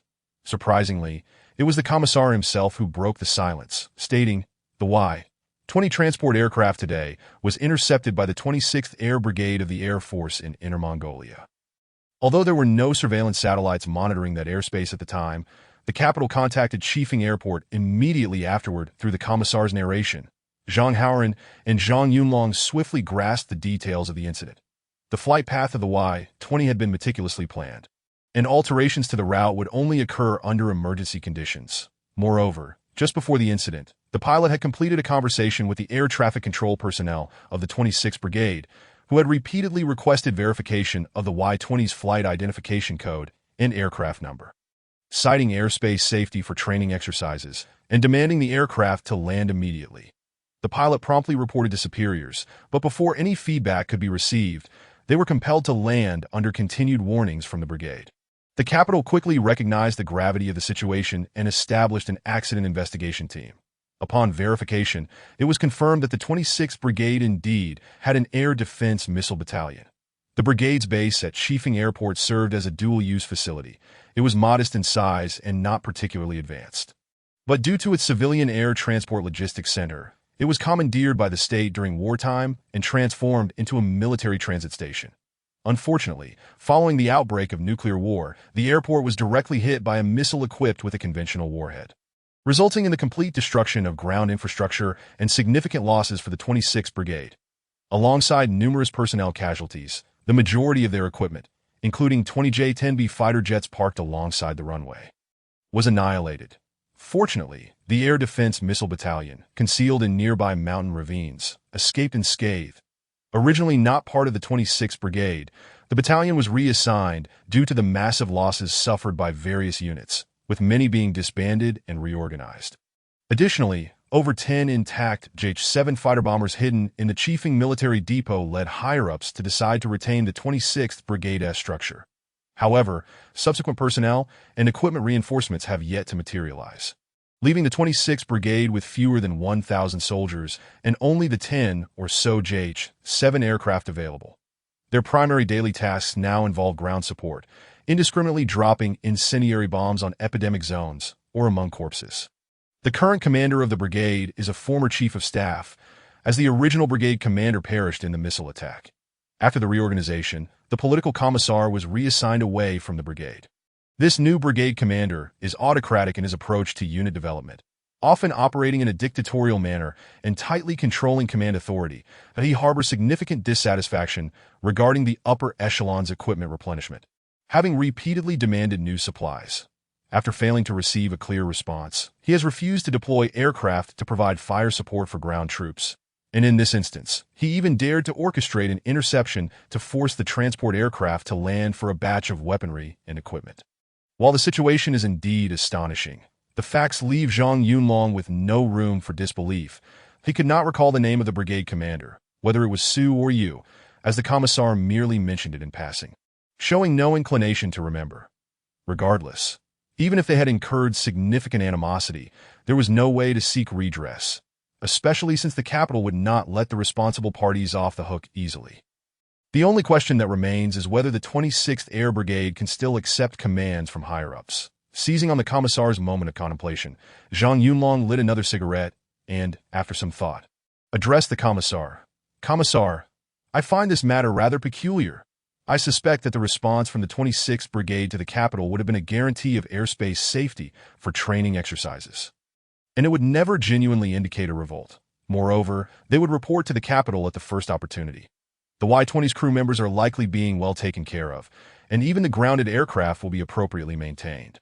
However, the weapons and supplies that were supposed to be ours will undoubtedly not be returned. Currently, the vast majority of the 26th Brigade's personnel are likely still in the dark, and the true instigators are certainly only a small faction, which must include the commander of the Air Defense Missile Battalion. These individuals have calculated that, given the current chaotic domestic situation, the Central Military Commission cannot simply appoint or dismiss a commander with a single decree as in the past. Additionally, with the distance involved, even if the higher-ups express displeasure, it would likely only lead to the dispatch of an investigative team, as long as they maintain that it was a training exercise and there is no direct evidence. The higher-ups will struggle to take immediate action against them. Regardless, they have seized the goods, and there is no way to compel them to return them. After listening to Zhang Yunlong's analysis, the commissar concurred. The current situation indeed aligns with Zhang Yunlong's assessment. The investigative team from the capital has yet to depart due to concerns that the other party might resort to desperate measures and initiate an airspace lockdown. To ensure safety, they will only set off once it is confirmed that the Air Defense Missile Battalion and other air defense facilities of the 26th Brigade are absolutely secure. However, prior to that, prolonged negotiations between both sides are inevitable. By the time the investigation team arrives, the equipment and supplies will likely have been consumed long ago. The 26th Brigade's cunning maneuvering has been exceptionally adept, acquiring a substantial cache of high-quality equipment without incurring any losses. The wretched experimental base has become a victim, leaving no glimmer of hope. Chapter 23. Personnel Arrangements. Even if the aircraft interception incident is ultimately resolved satisfactorily, it remains uncertain whether the capital can promptly allocate another transport plane along with an equivalent quantity of supplies. Moreover, numerous units across the nation are queuing for support from above, leaving the timing of their next opportunity uncertain. In any case, it is implausible to expect any reinforcements from higher-ups in the short term. This indeed echoes the old adage, a lofty building rises from the ground. One must rely on oneself for survival. As the two emerged from the political commissar's office, they silently made their way toward the barracks of their unit. Both were engulfed in a heavy gloom, having received no favorable news or useful information from the political commissar. Aside from indulging in 2 fine cigarettes, they left with nothing of value. Even a thorough analysis of the incident's causes and consequences could not alter the current predicament, offering no assistance for the next steps. Throughout their journey, neither spoke a word, though both were preoccupied with the selection of the first search team. Yet, this was not the time for discussion. They needed to return to convene a soldiers' assembly, where collective deliberation would determine the way forward. However, the choices available to the soldiers of the guard company were rather limited. While most of the guards had prior experience patrolling, very few had engaged in actual combat with the undead. After all, patrols were conducted during the day, primarily focused on monitoring and observing the movements of the zombie hordes. The soldiers either trailed from a distance in vehicles or merely examined the remnants left by the previous night's horde to infer their movements and scale. This had resulted in a situation where, from squad leaders to ordinary soldiers, the experience of fleeing far outweighed that of fighting when confronted with a sizable horde.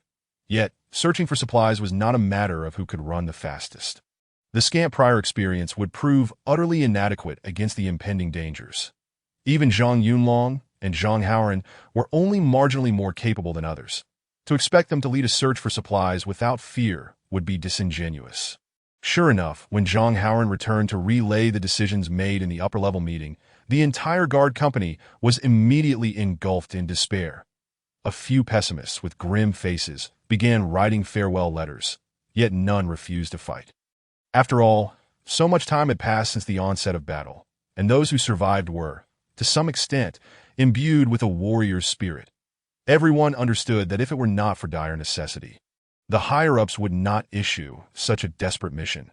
Initially, when the order was announced, the assembly had been taken aback, but they quickly grasped the reality, with the base on the brink of depleting its resources.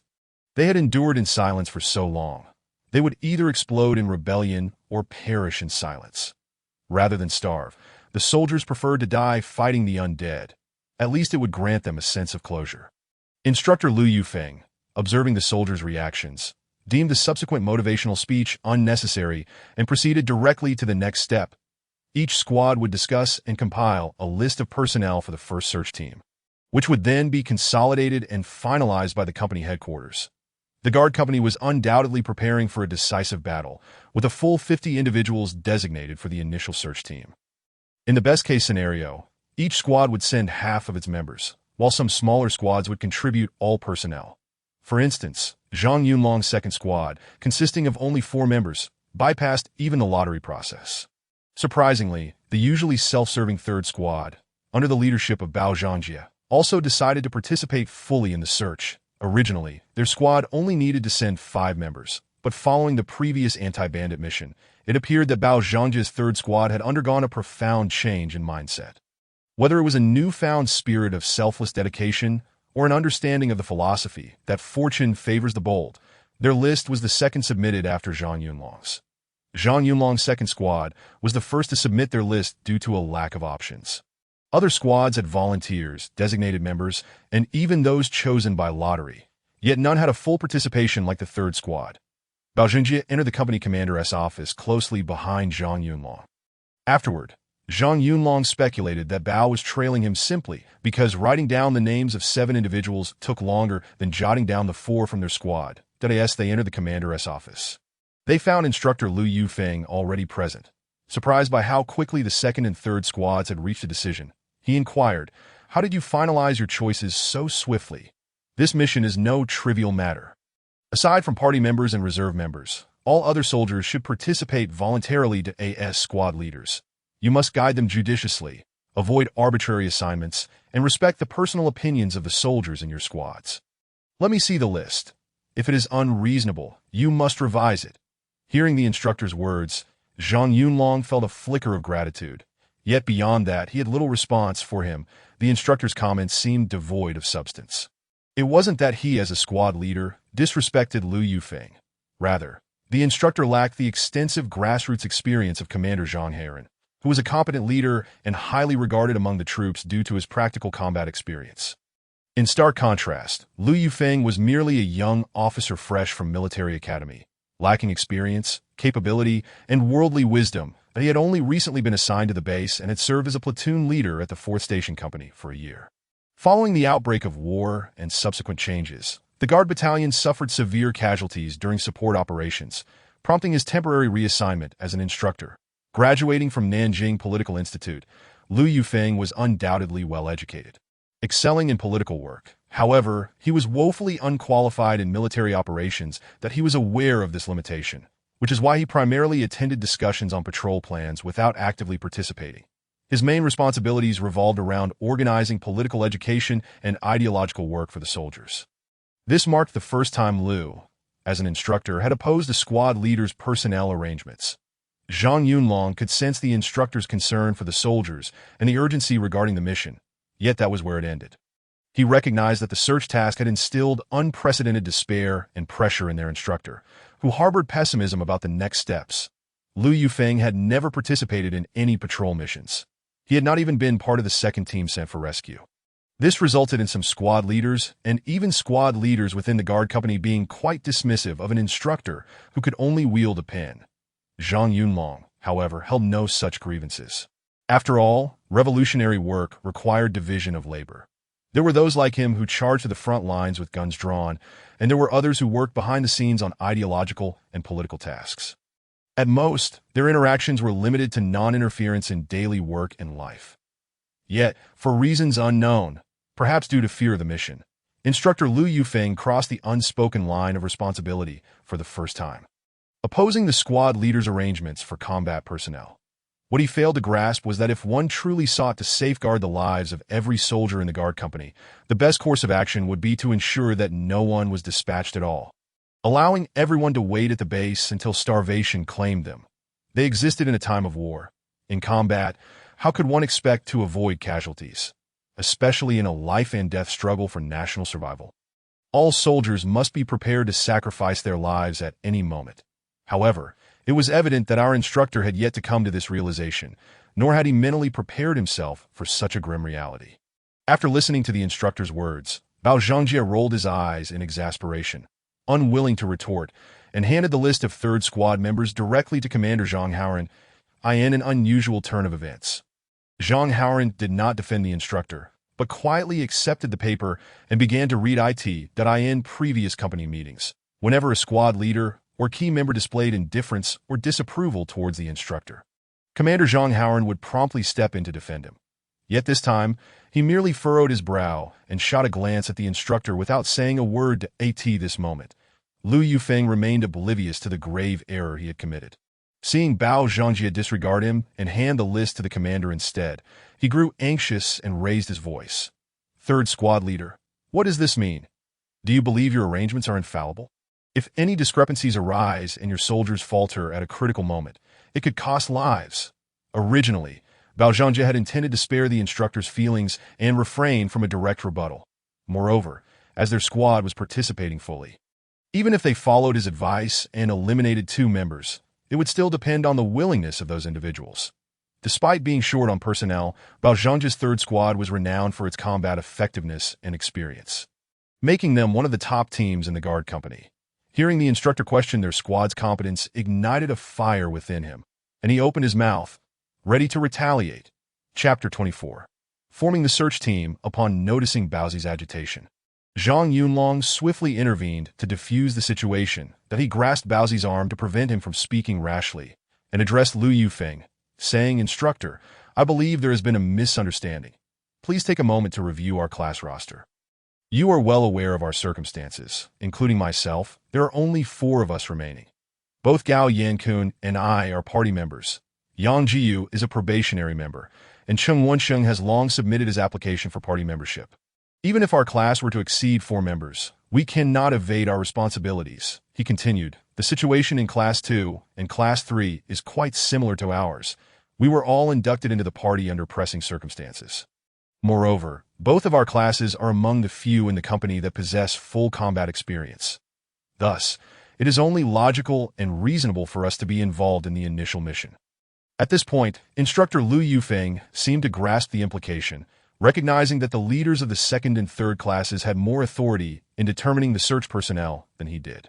The recent anti-bandit operation had not long passed, and their combat effectiveness had been validated by higher command, leaving him momentarily at a loss for words.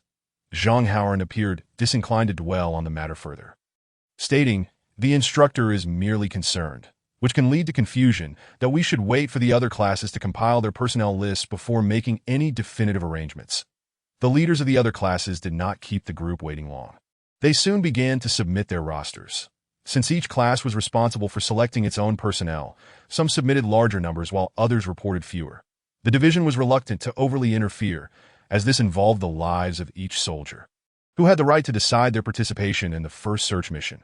When Zhang Howard and Lu Yufeng consolidated the personnel list from each class, they were astonished to find that a total of 68 individuals had volunteered. Given that the current guard company comprised around 100 personnel, the fact that over half had willingly stepped forward was telling that it was evident that their instructor was not entirely ineffective. At the very least, he had excelled at motivating the troops that in this critical moment, the majority of the soldiers demonstrated commendable awareness and resolve. However, it remained uncertain how many among these 68 were naively overconfident, believing that a few patrols sufficed to prepare them for the task ahead. Zhang Yunlong discreetly inquired among several volunteers, discovering that many were indeed overly self-assured. Some even signed up purely to avoid sentry duty and indulge in a brief respite. This presented a significant challenge for Zhang Yunlong, especially since the leaders and deputy leaders of the 5 search teams had already been appointed prior to finalizing the personnel list. The deputy leaders were selected from various units, while all team leaders were, without exception, drawn from the ranks of the guard company's cadre, including Zhang Yunlong himself. Zhang Yunlong was not particularly surprised by his appointment as team leader. After all, such perilous undertakings were hardly appealing. Furthermore, his extended time in the field made his leadership role justifiable. Nevertheless, he found himself in a quandary regarding how to guide this motley crew of overconfident guardsmen and technical soldiers from other units. It was not arrogance on his part. In his view, few among them truly possessed the capability to engage effectively.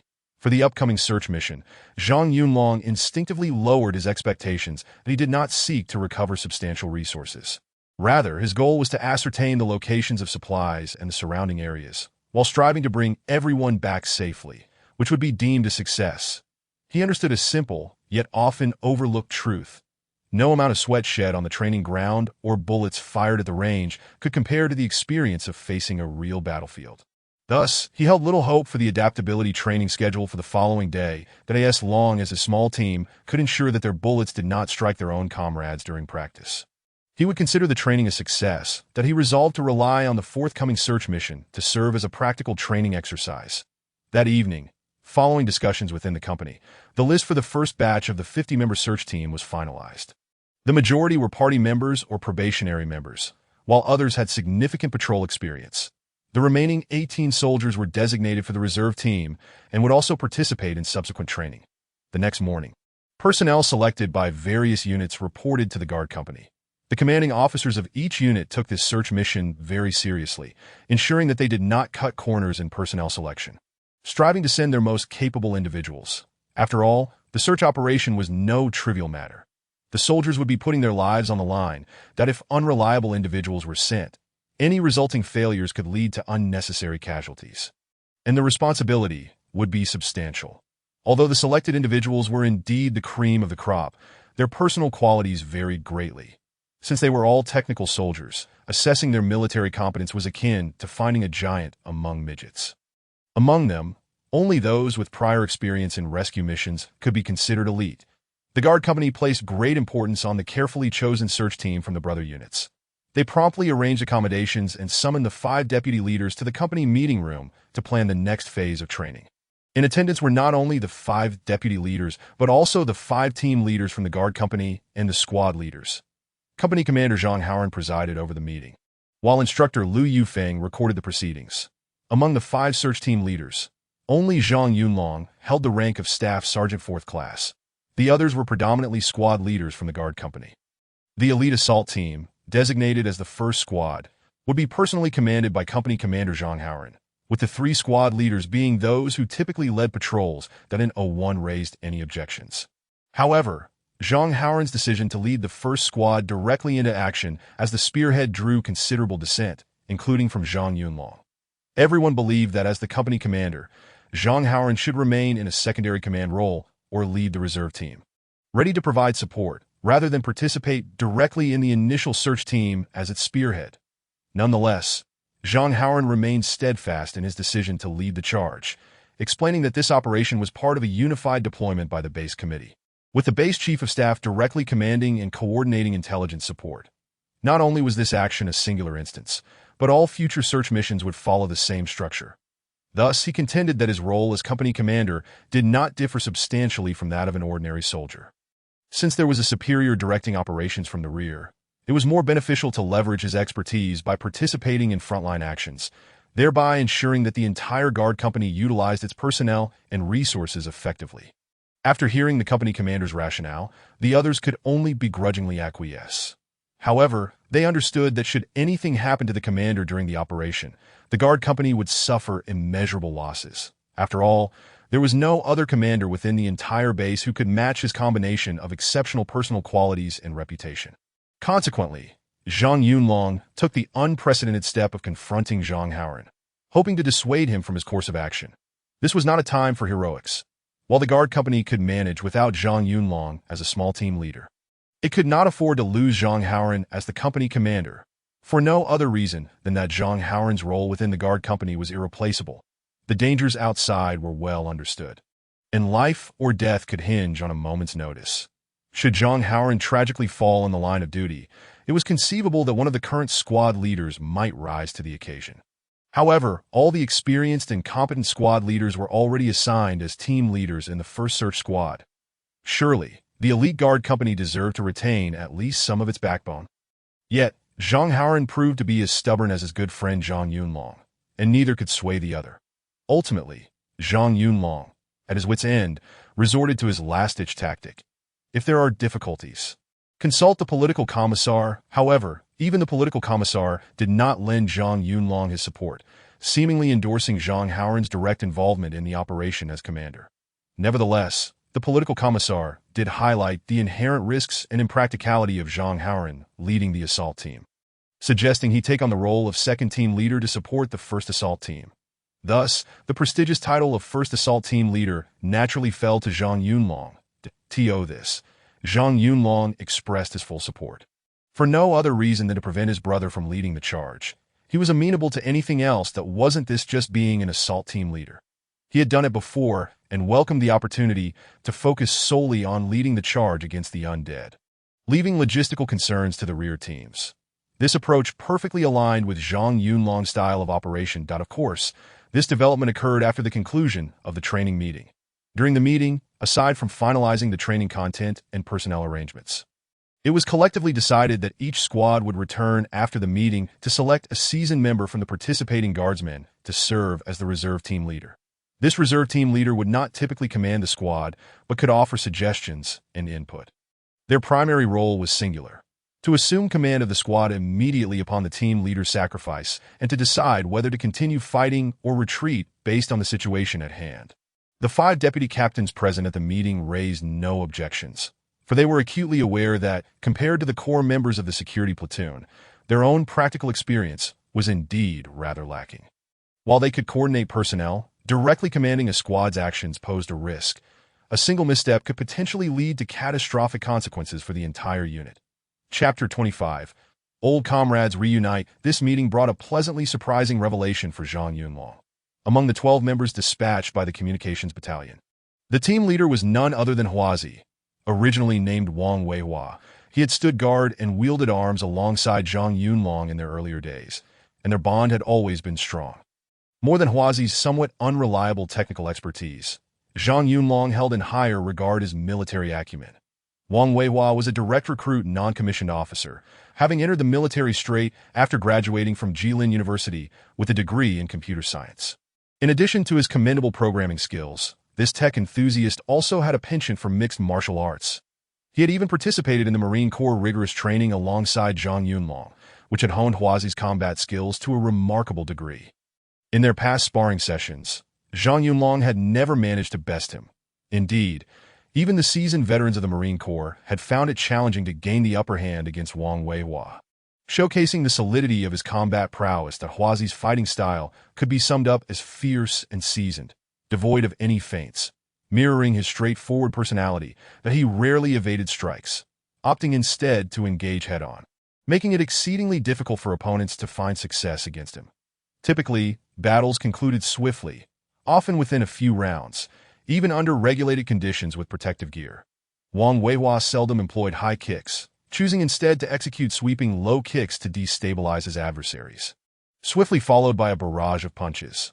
Zhang Yunlong pondered that in a real combat scenario against Wang Weihua, he would likely struggle to survive even 5 rounds. Such a forthright and formidable character had inexplicably been assigned to the communications battalion's fax room. Moreover, he had not been dispatched to the front lines for immediate support after hostilities commenced. Instead, he remained in the signal platoon to ensure communication integrity. Following the unforeseen death of their former platoon leader, he was obliged to stay in the unit, preoccupied with repairing telephone lines. It appeared that the leadership of the communications battalion had finally recognized the incongruity of his current role, with his technical skills being somewhat lackluster.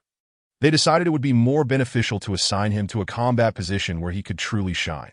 Wang Weihua had previously submitted multiple requests to be transferred from his current role as a line sergeant, expressing a desire to fight alongside his old comrades in the security platoon, even at the cost of relinquishing his sergeant appointment. This time his wishes had been granted. Rather than being demoted, he had been elevated to lead a team in the field. Upon seeing his old comrade join the search operation, Zhang Yunlong felt an overwhelming joy akin to that of tasting honey. Wang Weihua, however, was quite headstrong, despite initially agreeing to team up with Zhang Yunlong. He later insisted on joining the assault team upon learning of Zhang Yunlong's appointment as the team leader, disregarding the team members he had brought along. Zhang Haoran voiced his dissent regarding this decision. But the political officer, recognizing Wang Weihua's temperament as unsuitable for the vice-captain role, opted instead to select a new vice-captain from within the communications battalion, placing Huazi into the first squad.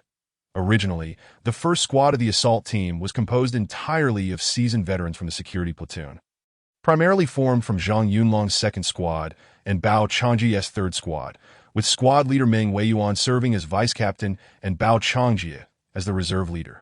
The assault team, being a specialized unit, included 5 additional members compared to other squads. Besides Wang Weihua, the other 4 were all machine gunners.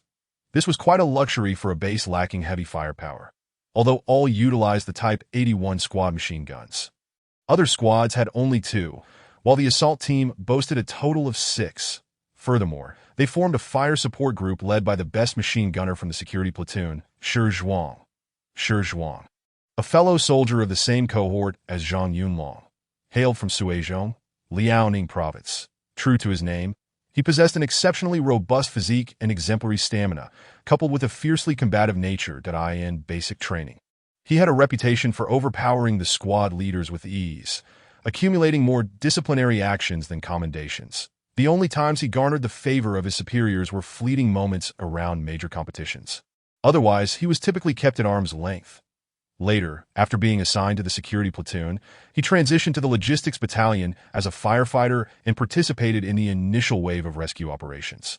Serving as the vice squad leader and machine gunner, he led his surviving comrades through a bloody path to reunite with the main force, becoming the security platoon's undisputed top machine gunner in his capable hands. The Type 81 squad machine gun could achieve the precision of short bursts even during sustained fire. Utilizing his impressive physique, he could wield the machine gun like a rifle, advancing while firing, a feat no one else at the base could replicate. When forming the assault team, the political officer specifically appointed Shi Zhuang as the leader of the fire support group, which he accepted without hesitation. However, his brash demeanor remained unchanged. During the first gathering of the assault team, he boldly declared his desire to be the vice captain in front of the leadership, completely disregarding Meng Weiyuan, who was standing nearby and had previously led him on patrols. Yet Shi Zhuang truly did not regard Meng Weiyuan as a leader, and the latter, well aware of Shi Zhuang's character, retorted with annoyance, "What's this? You want to take both the vice captain and fire support leader roles for yourself? Why not just take the captaincy while you're at it?" Based on Meng Weiyuan's understanding of Shi Zhuang, he knew that anyone he deemed weaker than himself, barring higher-ranking officers, would rarely earn his respect. Since Shi Zhuang seemed eager for a challenge, Meng Weiyuan decided to involve Zhang Yunlong in addressing the situation. Zhang Yunlong, devoid of any airs of authority, smiled at Shi Zhuang and said to Zhuang, "You read quite bold. You've certainly grown more ambitious since we last met. If you want to be vice captain, that is not a problem, as long as you can lead the team well. I am happy to be your support." Having shared many experiences as comrades, they understood each other well. Zhang Yunlong was fully aware of Shi Zhuang as personality, having trained together in the Marine Corps.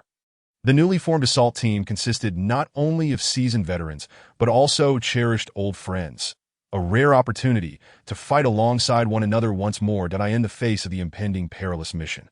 Nothing was more invaluable than the presence of reliable old comrades. Remarkably, upon hearing Zhang Yunlong's words, Shi Zhuang actually took a moment to reflect and unexpectedly conceded, stating, "Let us forget about it then. I think being the fire support group leader suits me just fine. I have no desire for the captaincy, let alone Meng's vice captain role, that I'm not keen on taking on a thankless task." Despite Shi Zhuang's brashness, he was not foolish. He recognized his own limitations. Although he had once looked down on Zhang Yunlong's physical abilities during their Marine Corps training, having even dragged Zhang Yunlong during a 5-kilometer armed run, he acknowledged that he fell short in other respects. Had it not been for Zhang Yunlong's guidance during a crucial moment, Shi Zhuang might have become lost in the jungle. When it came to commanding troops in battle, Zhang Yunlong's prowess far surpassed his own. The solitary moment of glory in Shi Zhuang's service had been the successful breakout he led, achieved solely through his sheer strength and the formidable firepower of the Type 81 machine gun. The soldiers who followed him had merely reaped the benefits of his brute force. His leadership skills had little to do with their success. Shi Zhuang understood the wisdom in leveraging one's strengths while avoiding pitfalls. For the sake of fleeting vanity, even if he seized the captaincy, leading over 20 brothers in a battle would likely result in disaster for them all. After much contemplation, he concluded that it was most prudent to serve as his machine gunner. As for the other members of the firepower team, he could simply direct them to follow his lead when the time came. That he was entirely oblivious to the intricacies of firepower networks, shooting ranges, and angle distributions. Ultimately, Shi Zhuang had made up his mind. It would be far more reliable to adhere to Zhang Yunlong's arrangements during the operation rather than floundering about on his own. As long as his machine gun maintained its firepower, any ensuing problems could not be pinned on him. Zhang Yunlong, well acquainted with this old comrade, understood him thoroughly. He could practically predict his actions with a mere glance. Thus, Zhang Yunlong felt no surprise at Shi Zhuang's reaction and immediately began organizing the team. Zhang Yunlong divided the assault team into 3 smaller groups. The firepower group would be overseen by Shi Zhuang, who would dutifully provide fire support from the rear during the operation. The remaining members were split into 2 groups. One group of 10, led by Zhang Yunlong himself, which included Wakizi, the sole communications soldier. And the second group, led by Meng Weiyuan, comprised of all personnel from the 3rd Squad, including Bao Changjie, along with 1 veteran from the guard company. This arrangement ensured that the second group could swiftly attain combat readiness without requiring extensive adaptation training. Although the first group's composition appeared somewhat disordered, Zhang Yunlong retained confidence in his ability to effectively lead this team, as all but 1 member were seasoned veterans from the guard company. However, he remained uncertain whether the three groups could coordinate effectively on their inaugural mission, presenting a significant test for Zhang Yunlong, who had never previously commanded such a large contingent. Chapter 26. The first search mission despite numerous minor setbacks. The first search team was finally assembled. Due to the considerable number of guards utilized during the formation of the first group, the other search teams were not constituted in a 1:1 ratio of guard company soldiers to those from other units. Instead, the latter predominated, leaving a remaining 40 individuals from various units to be merged with the 18 soldiers from the guard company into a reserve team. This arrangement subtly indicated that the base leadership harbored little optimism regarding the initial search operation, having prepared for the potential of significant casualties.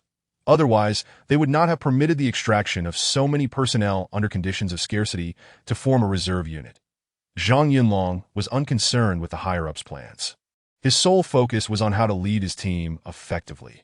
The first step involved initiating tactical training, primarily centered on close-quarters battles (CQB), as they were an assault team, and indoor combat was a fundamental requirement. The assault team members needed to swiftly learn how to engage in combat within confined spaces, familiarize themselves with their assigned areas of vigilance, and collaborate seamlessly with their comrades to ensure no shooting blind spots existed. They also had to guarantee that the soldiers behind them would not mistakenly injure those in front, understanding their roles within the unit. This presented a considerable challenge, especially for the ordinary guards and technical personnel. Zhang Yunlong refrained from participating in the training, delegating the responsibility to Meng Weiyuan, as he had more pressing matters at hand. From the moment he learned he would lead the assault team in a critical operation, Zhang Yunlong had been contemplating ways to minimize operational risks. After much deliberation, he devised a feasible plan, though its effectiveness would ultimately be tested in real combat. Nevertheless, it was worth a try. After seeking permission from the political commissar, he commenced preparations. First, he unearthed 2 brass gongs from the company's storeroom, traditionally used for welcoming new recruits during their induction ceremony. Subsequently, he organized a blood donation drive through the field hospital, collecting the blood in empty glass bottles, each filled halfway and properly sealed. Once everything was prepared, he placed the gongs and bottles into a cardboard box for safekeeping, which he then stowed in the vehicles designated for the operation. After 2 days of training, the 100 search team members had essentially grasped the fundamental skills and precautions necessary for combat in confined spaces. The members of the first group, in particular, ensured they could fulfill their roles and cooperate effectively during indoor assaults, minimizing the risk of friendly fire due to nervousness. The assault team, achieving this level of coordination, met Zhang Yunlong's expectations, though the extent of their combat effectiveness remained uncertain. However, after 2 days of collaborative training, the assault team members understood their shortcomings and were no longer blindly overconfident, regardless of whether they engaged in indoor training or target practice. The soldiers had only been shooting at stationary targets. When faced with the swift movements of zombies during the actual mission, it remained an open question whether they would retain the accuracy demonstrated during training. The higher-ups were acutely aware of this, which is why, when the entire search team gathered for a mobilization briefing, the political commissar refrained from excessive platitudes. Instead, he repeatedly urged all soldiers to remain humble and cautious, emphasizing that regardless of how many supplies they might secure or how many zombies they might eliminate, the loss of even one soldier would be a tremendous tragedy. Following the brief mobilization ceremony, all 100 search team members boarded 5 Dongfeng trucks and 3 warrior vehicles, embarking on their journey from the base. Seated in the passenger seat of the lead vehicle, Zhang Yunlong observed in the rearview mirror as the political commissar and various base leaders bid farewell to the convoy, their salutes lingering until the vehicles vanished from sight. Zhang Yunlong understood that for many of the soldiers in the search team, this might be their last glimpse of the base's gates, while the unfamiliar world beyond awaited them, fraught with peril. Although Zhang Yunlong held the title of assault team leader and was the highest-ranking officer within the search team, even the second team leader, Zhang Haoren, could not directly command him. However, a chief of staff was remotely directing operations from the base, meaning that each search team was required to follow protocol. Any actions needed prior approval from the chief of staff. Furthermore, the 5 team leaders had to coordinate with one another to avoid unnecessary risks stemming from poor inter-team cooperation. Yet, once they exited the base, Zhang Yunlong's lead vehicle did not head directly toward the resettlement village indicated by the command center. Instead, He turned the vehicle northeast without consulting anyone. Zhang Haoran was the first to notice the discrepancy and immediately berated over the intercom. Zhang Yunlong, are you directionally challenged? Can't you see you veered off course? Zhang Yunlong remained unfazed by his colleague's reproach and calmly responded with 5 words. First, we go to the wasteland village. Without further explanation, Zhang Haoran understood Zhang Yunlong's intentions and succinctly replied. Got it. Zhang Yunlong's logic was straightforward. Since they were venturing out to scavenge for supplies, the primary consideration should be to head for the safest locations first. Just as in a video game, one would progress from lower-level areas to higher-level ones. A novice adventuring into high-level zones to battle bosses would be courting death. This simple principle applied equally to the search team. Although the resettlement village provided by the command center was well located and not far from the base, an initial reconnaissance had revealed no signs of large zombie hordes. It was likely that a small number of zombies still lurked within the residential buildings and other structures. Moreover, following the chaotic outbreak and emergency evacuations, the number of useful supplies remaining there was highly uncertain. This location did not align with Zhang Yunlong's expectations for their first operational objective. In contrast, the wasteland village represented a different scenario in Zhang Yunlong's eyes.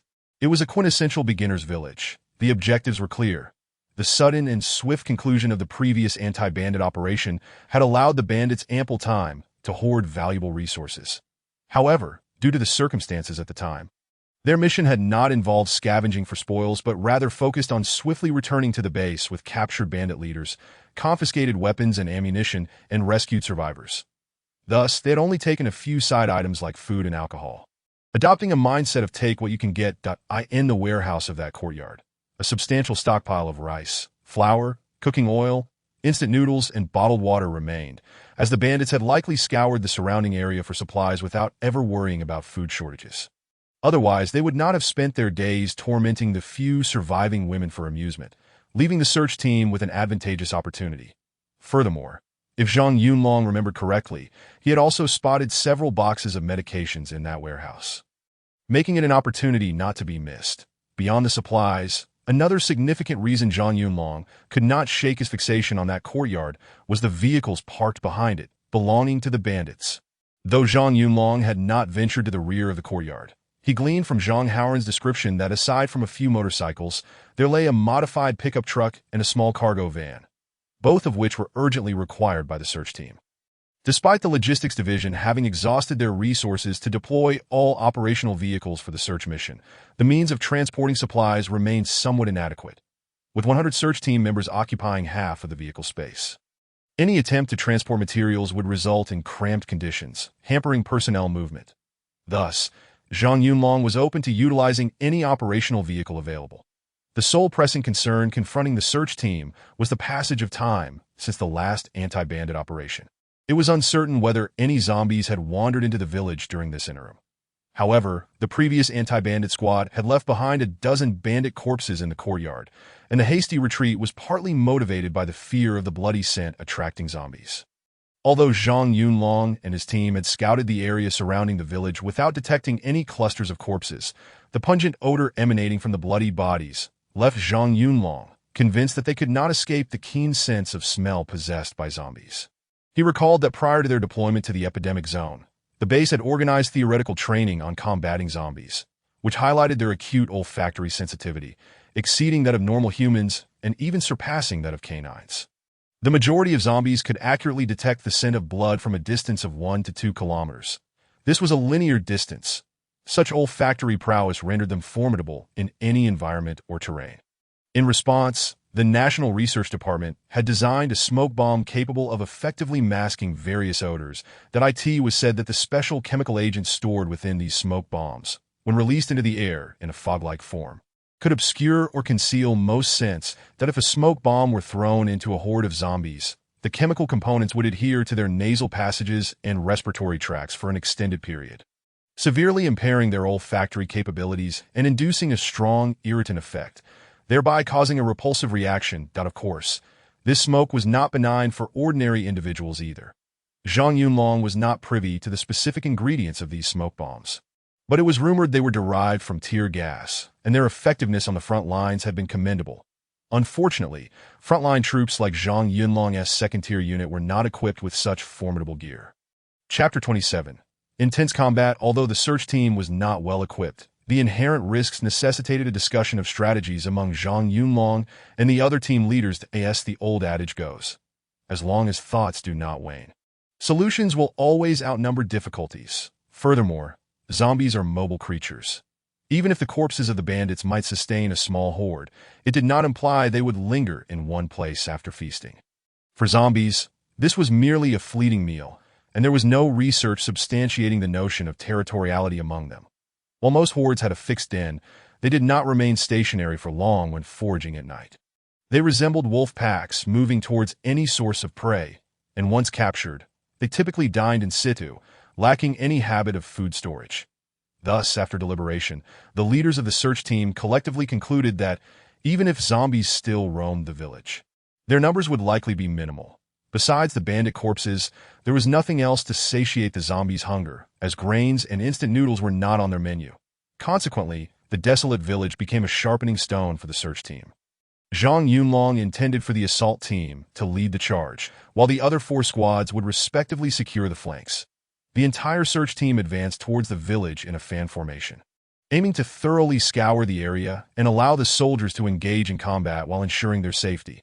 After reporting the operational plan to the chief of staff via radio and receiving approval, Zhang Yunlong led the first team towards the desolate village, while the vehicles remained parked outside, with even the drivers joining the search team. After calling out twice in succession, before Zhang Yunlong could even await a response from the flanks, a raspy wail erupted from their right front. Zhang Yunlong hurriedly lifted his gaze, realizing that they had unconsciously searched a significant portion of the village. The familiar alleyway lay less than 20 meters ahead. They were now perilously close to the bandits' courtyard, and the howling noise emanated from within the alley. Following this, a cacophony of footsteps surged forth. Zhang Yunlong promptly released the call button on his walkie-talkie with his left hand and raised his Type 81 rifle, aiming intently at the alley entrance, as the worst-case scenario unfolded. Meanwhile, the rest of the team directed their weapons toward the same alley. The fire support team, led by Shi Zhuang, promptly dropped to the ground, setting up the Type 81 squad machine gun, firmly bracing the stock against their shoulders, fixing their sights on the alley entrance. The assault team did not have to wait long. The zombies sprinted with alarming speed, and the narrow alley quickly filled with their presence.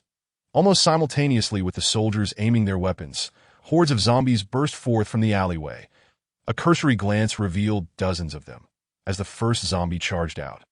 The soldiers opened fire at a chorus of automatic rifles and machine guns erupted, unleashing a torrential rain of bullets upon the undead horde. Caught off guard, all soldiers, including Zhang Yunlong, the entire pickup truck underwent an extensive modification, with robust steel plates and protective nets adorning its entire body. The stout bull bar at the front exuded a sense of weightiness, still stained with brownish blood. The vehicle, while rugged, possessed a certain harmonious fluidity. It was evident that Liu Changhai had invested considerable effort into his beloved ride. Zhang Yunlong completely disregarded the small cargo truck that similarly bore welded steel plates and protective nets on its front. He circled the pickup several times, finding it increasingly pleasing to the eye. Attempting to tug at the door handle, he discovered, to his dismay, that it was securely locked. Zhang Yunlong had no intention of forcibly damaging the vehicle. Upon reflection, he recalled that he had not found the keys on either the bandit leader or any of the other marauders. It was likely that the keys were hidden somewhere within the small courtyard. In comparison to this sturdy apocalyptic war machine, the warrior vehicle and Dongfeng truck they had arrived in seemed utterly flimsy. The base had initially lacked armored vehicles or Hummers, which were typically reserved for frontline combat units. Thus, to enhance the safety of patrol personnel, the base's repair shop had modified the remaining few vehicles. However, the craftsmanship of Lao Su and the other mechanics left much to be desired. They merely added a layer of wire mesh to the windows, without installing any steel plates or bull bars. It was not that they were incapable of such modifications, but rather that their attempt to add steel plates to a warrior vehicle had resulted in a vehicle that was exceedingly difficult to control due to poor weight distribution, front heavy and rear light. In the end, they had dismantled all the steel plates, rendering the warrior vehicle unrecognizable. that if they continued to experiment in such a manner, it was likely that all the vehicles at the base would suffer the same fate. Now, gazing at this modified pickup, Zhang Yunlong couldn't help but curse Ran Ge for his lack of foresight. Had he been allowed to inspect this vehicle earlier, it would surely not have remained until now. He should have been permitted to drive it back at that time. Even if it didn't end up in Zhang Yunlong's possession, it would have still been a valuable asset for the base. As for whether it was a military vehicle, that hardly mattered. It was certainly far more reliable than the current battered warrior vehicles. Eager to find the car keys, Zhang Yunlong wasted no time and led the assault team towards the main entrance of the courtyard. In his subconscious, he had already claimed this flashy pickup as his own. Chapter 29.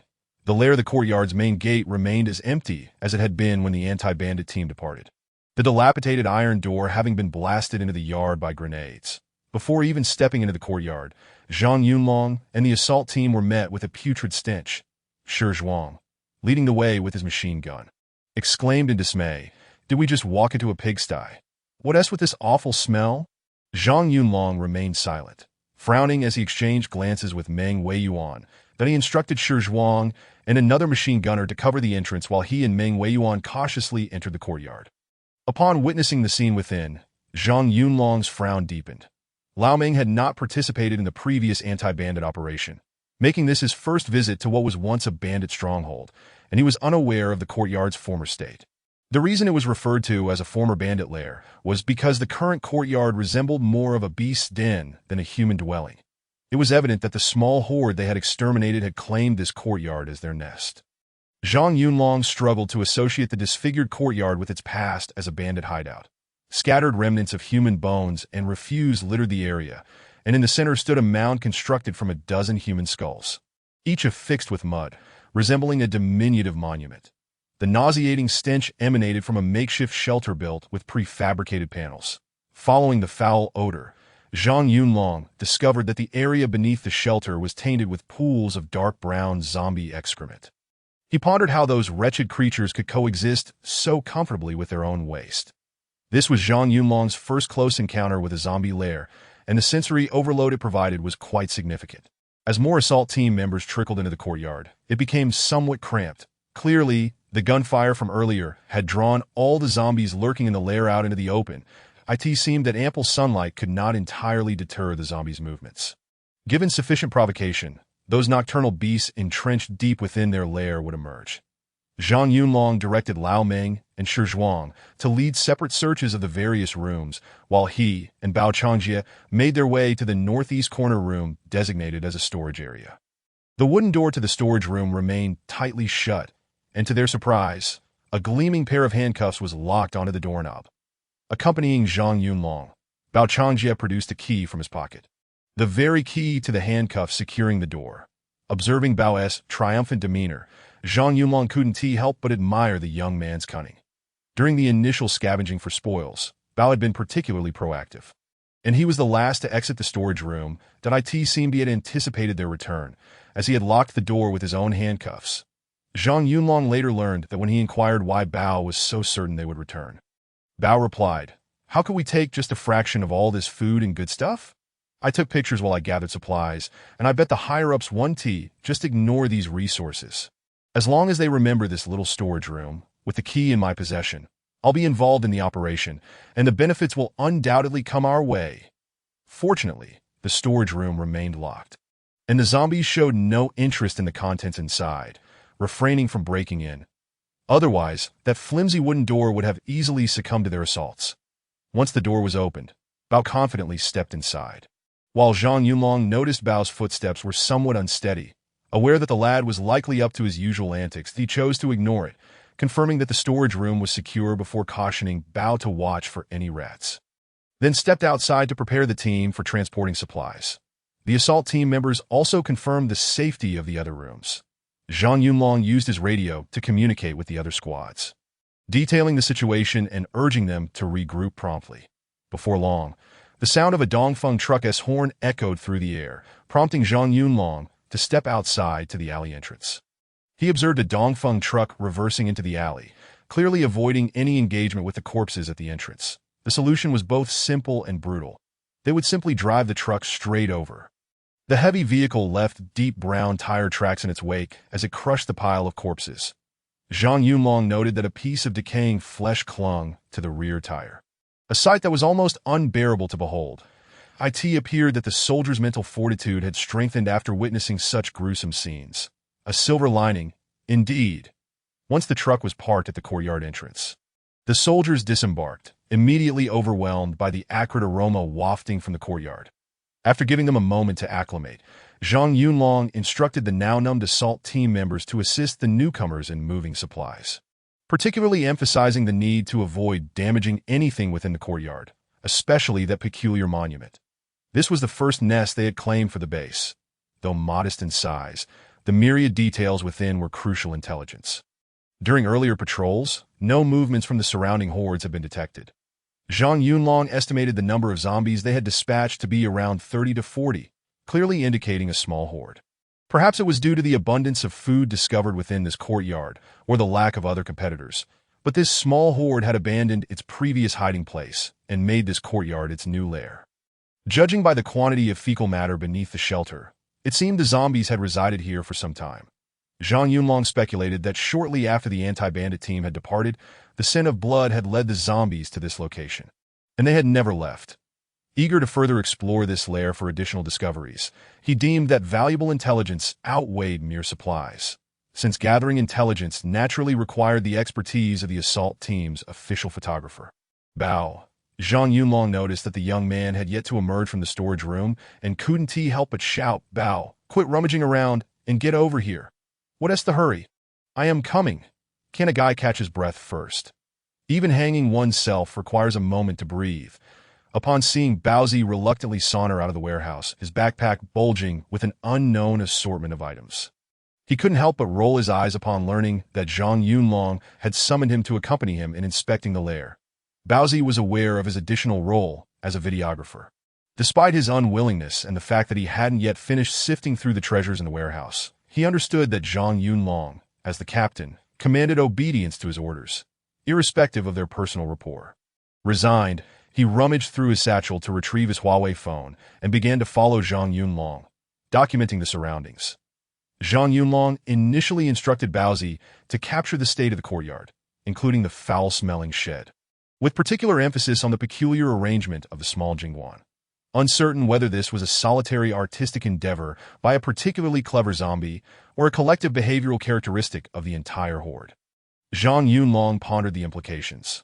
Should it be the latter, the situation would grow increasingly complex, indicating that zombies were capable of engaging in unnecessary behaviors beyond mere foraging, that he was uncertain of the deeper significance behind such actions. But he understood that the emergence of smarter zombies was far from a positive development. After documenting the courtyard, Zhang Yunlong led Baozi through the house in search of his car keys. He quickly identified the largest room on the west side as the primary hideout for a small horde during daylight, where they had previously discovered the two girls. The room reeked of decay, with bedding and mattresses strewn across the floor, their original colors obscured by filth. Torn woven bags lay in disarray, and articles of clothing were haphazardly discarded, reflecting on the appearance of the zombies they had dispatched.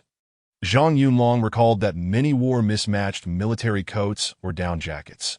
However, since the outbreak had occurred in autumn, it was implausible for individuals to have been dressed in winter attire, suggesting that the zombies had acquired these garments subsequently. This revelation astonished him. Zombies had learned to don clothing. The thought that those zombies sprinting naked through the fields might have been unable to find suitable attire to keep warm, rather than merely being oblivious to the concept of protection from the cold, sent chills down his spine that if their intelligence continued to rise, enabling them to actively seek appropriate clothing while hunting. Rather than relying on mere chance, the frigid northeastern climate would no longer serve as an advantageous limitation on the horde's mobility. Zombies and humans would once again find themselves on equal footing in terms of endurance against cold temperatures. With this realization, Zhang Yunlong gazed again at the bedding and mattresses scattered across the floor. Understanding the rationale behind it, he could vividly imagine the scene.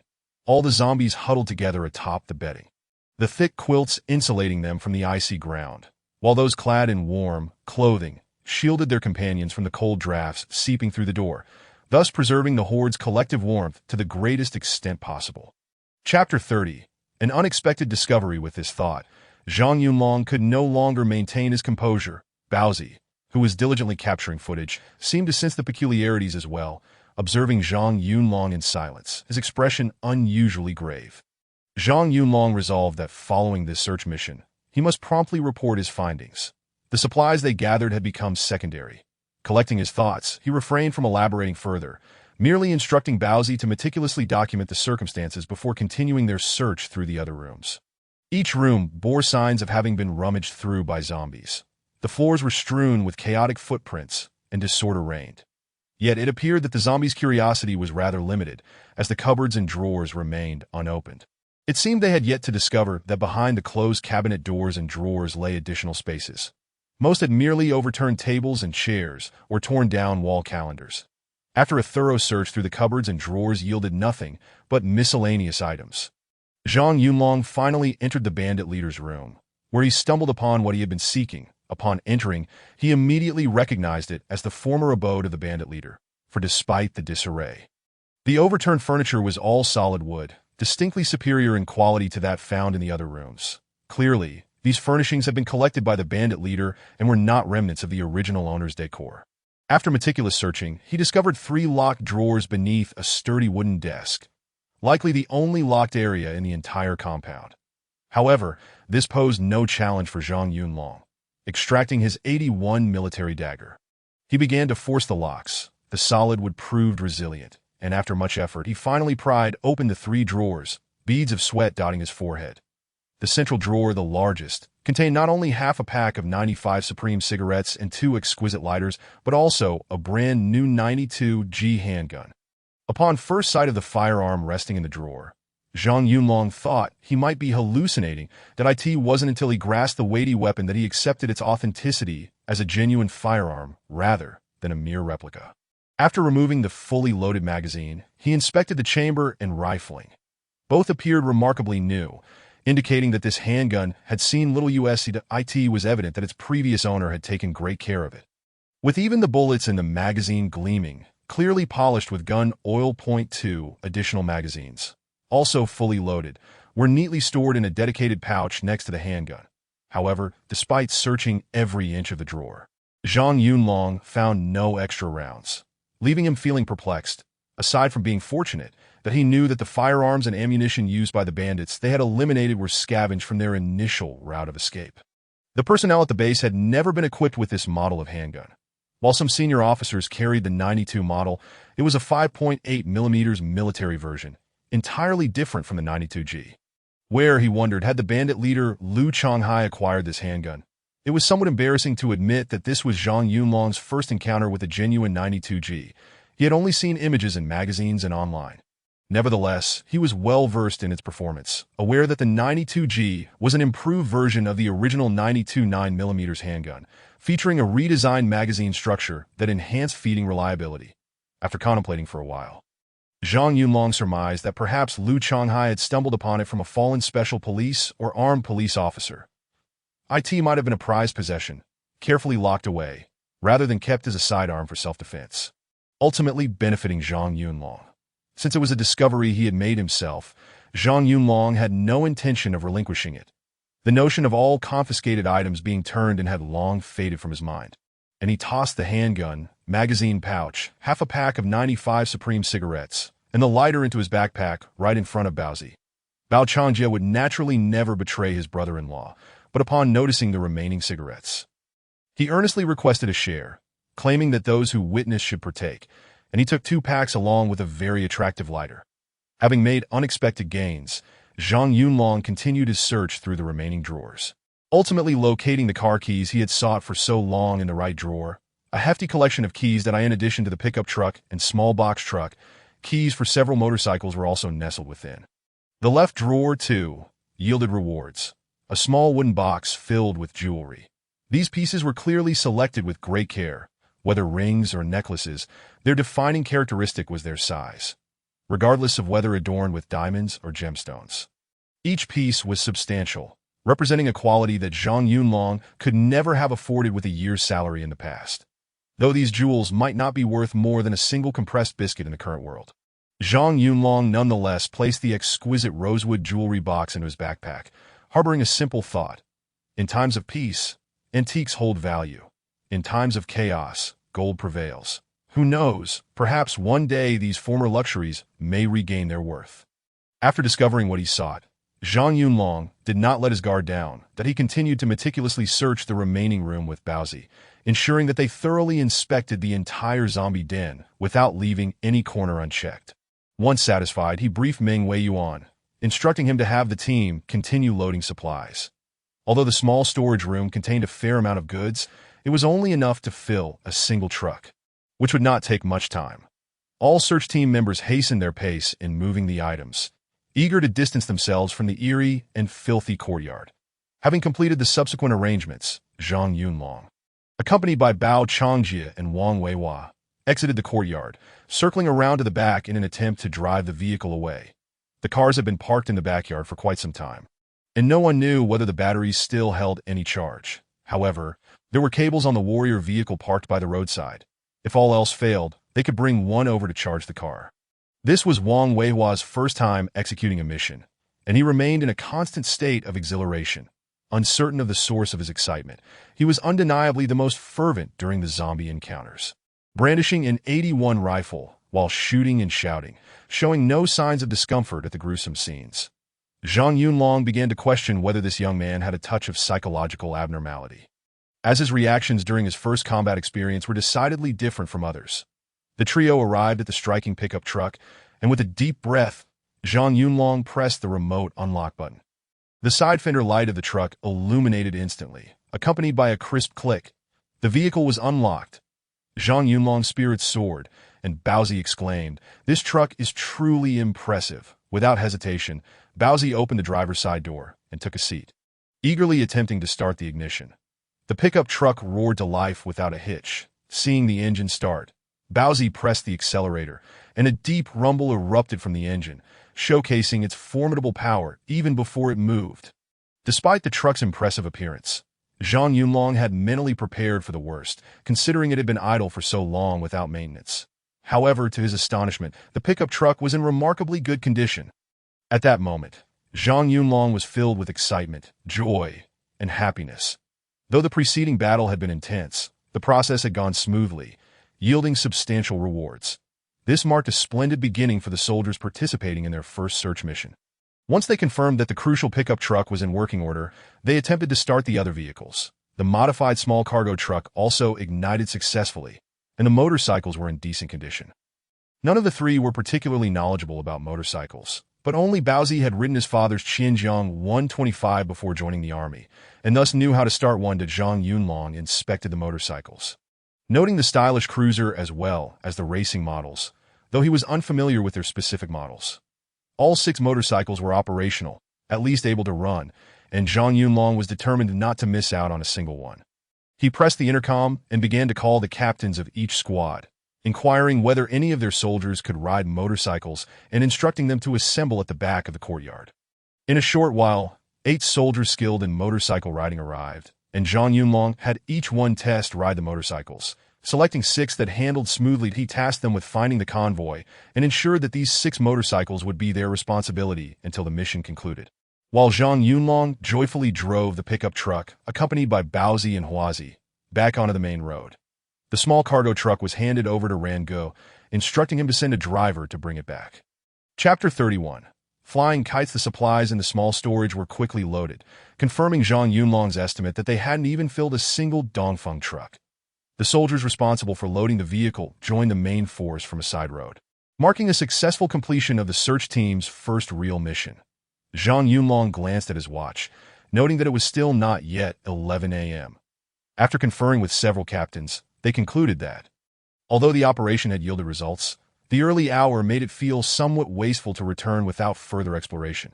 After all, there were still 4 empty Dongfeng trucks, and with the captured cargo truck. The captains deliberated and resolved to continue the search mission. They aimed to fill at least 2 Dongfeng trucks and the cargo truck before heading back, while the remaining 2 trucks would suffice for transporting personnel.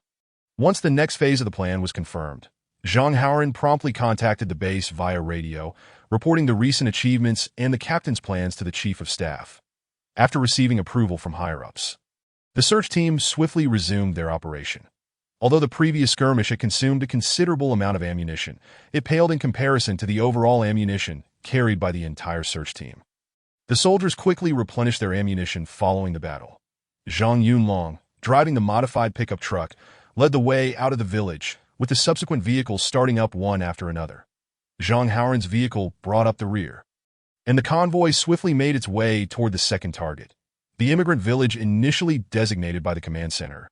Inside the vehicles, the soldiers seized the precious time to rest and simultaneously address their lunch needs. Consuming simple compressed biscuits and water from their flasks. When out in the field, simplicity was key. Filling their stomachs and restoring energy was of utmost importance. The convoy traveled swiftly, reaching the destination in less than half an hour. They parked along the national highway adjacent to the new immigrant village. Zhang Yunlong disembarked, pulling out binoculars to survey the nearby residential area. This was a small immigrant village established to house displaced fishermen. During the vigorous development of the new industrial zone in Hudao City, extensive land was requisitioned from the fishermen's villages. The displaced households were uniformly relocated to this immigrant village. The dual carriageway Zhang Yunlong was currently on was the closest national highway to the immigrant village. The surrounding visibility was expansive, with the village located less than 100 meters away, connected to the national highway by a two-lane road. Following prior patrols and reconnaissance feedback, traces of zombie movements had been detected in the vicinity of the immigrant village. However, the command center speculated that the number of zombies within the village should be limited, as the residents had been evacuated promptly during the outbreak in the city. Subsequently, after Hudao City fell, there had been no substantial zombie hordes passing through this area. Otherwise, it would have long been targeted for airstrikes and would not have remained untouched for the search team to scavenge. Yet, Zhang Yunlong understood very well that even a small horde of zombies was still a horde. During the outbreak, any group exceeding 10,000 zombies would undoubtedly prompt an immediate call for air support to bomb them. After a significant number of zombies were eliminated, groups exceeding 5,000 would become the second wave of targets, and so on, until the number of zombies in the vicinity dwindled to fewer than 1,000. However, even a horde of just a few hundred was not something the search team could handle lightly. Compared to the swift and immensely powerful zombies, the soldiers relying on their firearms had little advantage. Thus, how to enable the soldiers to leverage their strengths while eliminating the enemy and preserving their own lives became a pressing concern for Zhang Yunlong, that he was acutely aware that regardless of how ferocious the zombies were, as long as they could not reach them, they would be safe. Therefore, distance was always the most solid barrier in combat against zombies. The question then became, how to attract large groups of zombies while maintaining sufficient distance, allowing the soldiers to exploit their firepower advantage. Before the mission began, Zhang Yunlong conceived a bold idea: kite flying. As the name suggests, the enemy was akin to a kite, while the soldiers were the kite flyers, with the line in their hands serving as bait to lure the enemy. This tactic has ancient roots. The Mongolian cavalry often exploited the speed of their steeds and their exceptional archery skills to wear down formidable foes. Our revered great leader, Chairman Mao, was indeed the pioneer of kite-flying tactics. Back in the day, with 30,000 Red Army soldiers traversing the Qishui River 4 times, he managed to exhaust the hundreds of thousands of pursuing nationalist troops. It is indeed the pinnacle of kite flying. Zhang Yunlong lacks the lofty standards of a leader. His plan is rather straightforward and had been previously discussed with Rango.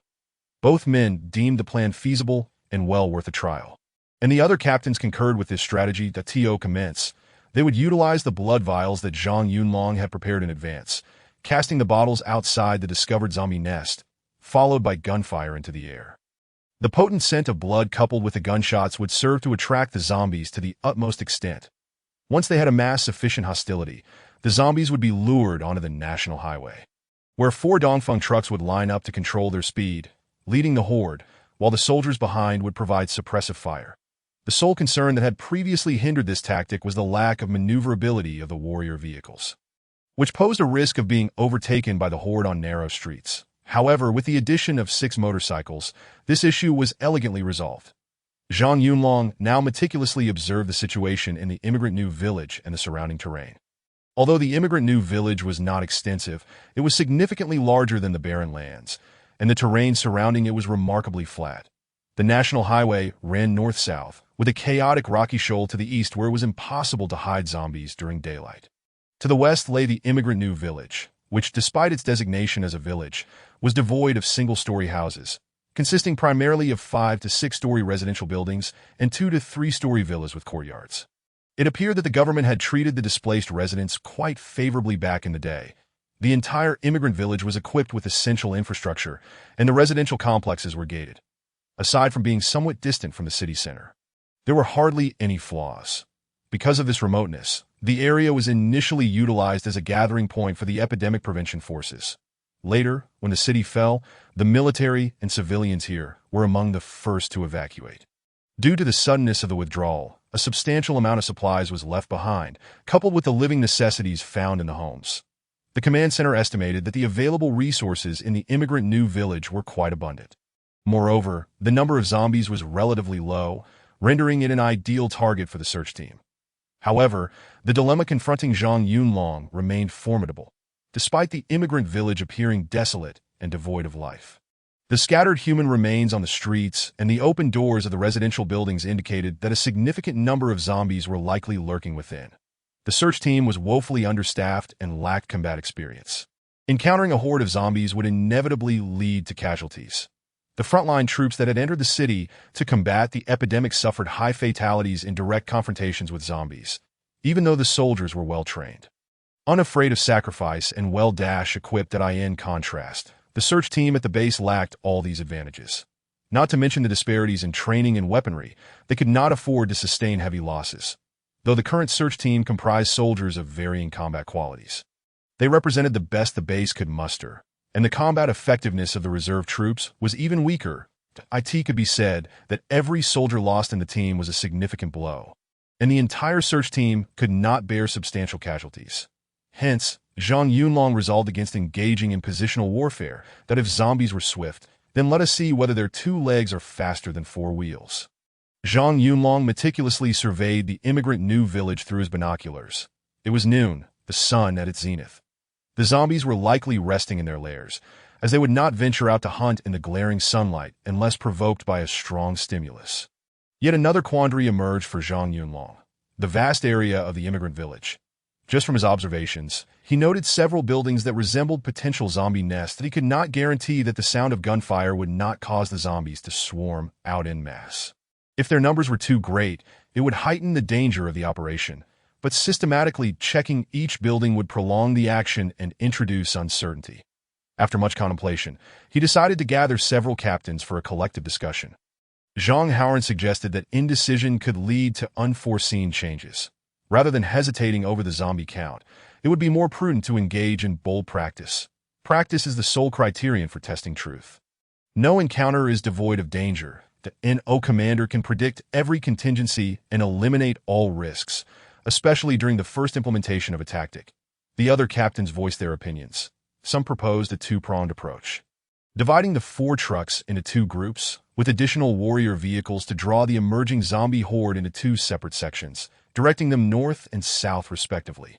However, they needed to ensure that they fired only after the 2 groups had separated by a safe distance to prevent stray bullets from causing friendly fire. Others proposed luring the zombies without gunfire, instead tossing grenades directly into the buildings. Much like throwing firecrackers into a beehive, all manner of desperate tactics were suggested. Ultimately, Zhang Yunlong adopted some of the reasonable suggestions, refining the operational plan.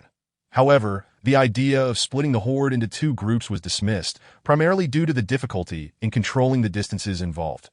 Furthermore, the soldiers' shooting skills were limited, making it challenging to ensure that bullets would not stray across to the opposite side while firing from moving trucks. Zhang Yunlong also decided against using the 2 gongs he had prepared beforehand, realizing it was superfluous. Even the loudest gong could not compete with the sound of gunfire. Chapter 32. In pursuit of wealth and risk for this initial task of attracting zombies, Zhang Yunlong took it upon himself, allowing Baozi to ride the motorcycle while carrying him. After all, being the bait was his idea, and he needed to experience the task firsthand in order to impart knowledge to the other soldiers later. Zhang Yunlong had no intention of letting his brothers be the first to take the risk. As for Baozi, his motorcycle skills were a different matter entirely, and his naturally cunning and adaptable character made him more capable than others. As the saying goes, share fortune and face adversity together. Such a fortuitous task must include him. Soon, the search team adjusted their parking positions, aside from the truck filled with supplies and the warrior vehicle waiting in the distance. Even the pickup and cargo van were put to use. Zhang Yunlong evenly distributed all the machine gunners across 6 vehicles, serving as the primary firepower. The remaining soldiers would participate in shooting as circumstances allowed. But the machine gunners were positioned at the outer edges, mounting their guns on the protective barriers. The other soldiers stood in the truck beds, needing someone behind them to steady them and prevent any accidents. If the zombies pursued too closely, they could throw grenades, but they had to maintain control of the vehicle's speed, ensuring the distance between the horde and the truck did not exceed 50 meters to guarantee shooting accuracy. Once all arrangements were in place, under the attentive gazes of all the soldiers, Baozi, with a face of dread, started the motorcycle and slowly drove towards the immigrant village. To ensure sustained firepower, Zhang Yunlong specifically requested a 75-round drum for the Type 81 squad machine gun from Shizhuang. As he did not wish to change magazines while speeding on the motorcycle, Tio better serve as bait. Zhang Yunlong found a backpack strap, sitting backward on the motorcycle, and tied himself to Baozi to prevent being thrown off. He made it clear to Baozi, if he mishandled the motorcycle, they would both meet their end together. He was determined to have Baozi cover him. Baozi rode the motorcycle at a slow speed, wobbling his way into the villa district. Zhang Yunlong did not intend to venture too deeply into the residential area, although there were several military tents left behind during the troops' evacuation, which surely contained valuable items. The density of buildings indicated a likely abundance of zombies. Just from his observations, he identified several locations that appeared to be nests. Moreover, being a semi-enclosed community, the surrounding fences provided him with limited escape routes. However, the villa district before him was different. It consisted of individual houses with private yards. Some gates were tightly shut, indicating they likely harbored no zombies, while others were open, but from observation, it seemed the number of zombies inside would not be substantial. Zhang Yunlong did not intend to retrace his steps. Once he initiated the attraction plan, he aimed to have Baozi circle around the perimeter of the villa district to draw out as many zombies as possible before returning to the national highway to regroup with the convoy. As the motorcycle slowly made its way into the villa district, Zhang Yunlong felt his heart rise into his throat. This was a life-threatening endeavor, and he could even sense Baozi's body trembling slightly against his back. Nevertheless, Baozi suppressed his fear and maintained control of the motorcycle's speed. Zhang Yunlong's first target was a 3-story building near the roadside. While observing from the national highway earlier, he noted the elevated terrain allowed him to see the telltale signs of numerous zombies in the open courtyard, including a conspicuous pile of bones that had formed an unmistakable marker of a zombie nest. This not only confirmed his suspicion that this was indeed a nest, but further validated his assumptions. The pile of bones served as the zombie's emblem of territorial claim. As the motorcycle drew closer to the small courtyard, a distinct and putrid odor, characteristic of a zombie lair, assailed their senses. Zhang Yunlong urged Baozi to accelerate, then retrieved a prepared blood vial from his satchel. The vial, crafted from a glucose bottle left over from Hospital 4 drips, contained half a bottle of fresh blood, securely sealed with a rubber stopper to prevent the emanation of any sanguine scent. However, it was exceedingly fragile.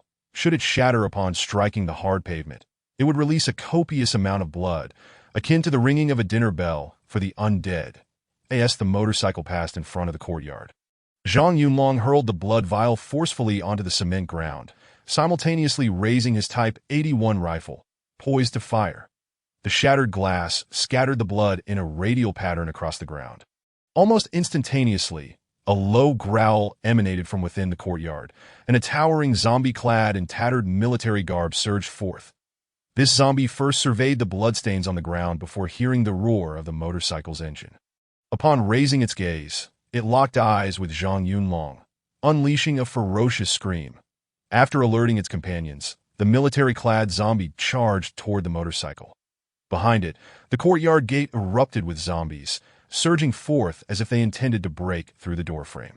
Realizing he had stirred a hornet's nest, Zhang Yunlong had no time to fire his weapon that he turned and bellowed at Baozi, "Accelerate." Responding instantly to the command, Bao Changjie twisted the throttle with his right hand, skillfully engaging the clutch and shifting gears. The American cruiser motorcycle beneath them surged forward like a wild stallion. In an instant, they created distance from the leading military zombie. It was only then that Zhang Yunlong remembered his rifle. He aimed his Type 81 at the military zombie and fired a long burst. With the gunfire echoing throughout the villa district, the low growls of zombies began to resound, even from the nearby residential area. Several zombies burst forth from the apartment buildings adjacent to the villa district, hastening toward the motorcycle. At this juncture, nearly 100 zombies had gathered behind them, a vast and ominous horde. Zhang Yunlong continued firing his Type 81, swiftly depleting the magazine. Although numerous zombies fell under his relentless barrage, it successfully drew the attention of the horde. While firing, Zhang Yunlong cautioned Baozi not to ride too fast. Even if zombies could run, they could not rival a professional sprinter whose top speed barely exceeded 30 miles per hour, a speed easily surpassed by the motorcycle with a slight acceleration. Perhaps due to initial nerves, Bao Changjia had shifted the motorcycle into third gear and twisted the throttle fully, almost instantly widening the gap from the horde. Realizing he could only decelerate to regain control, just as the motorcycle slowed, two ragged zombies burst forth from the courtyard.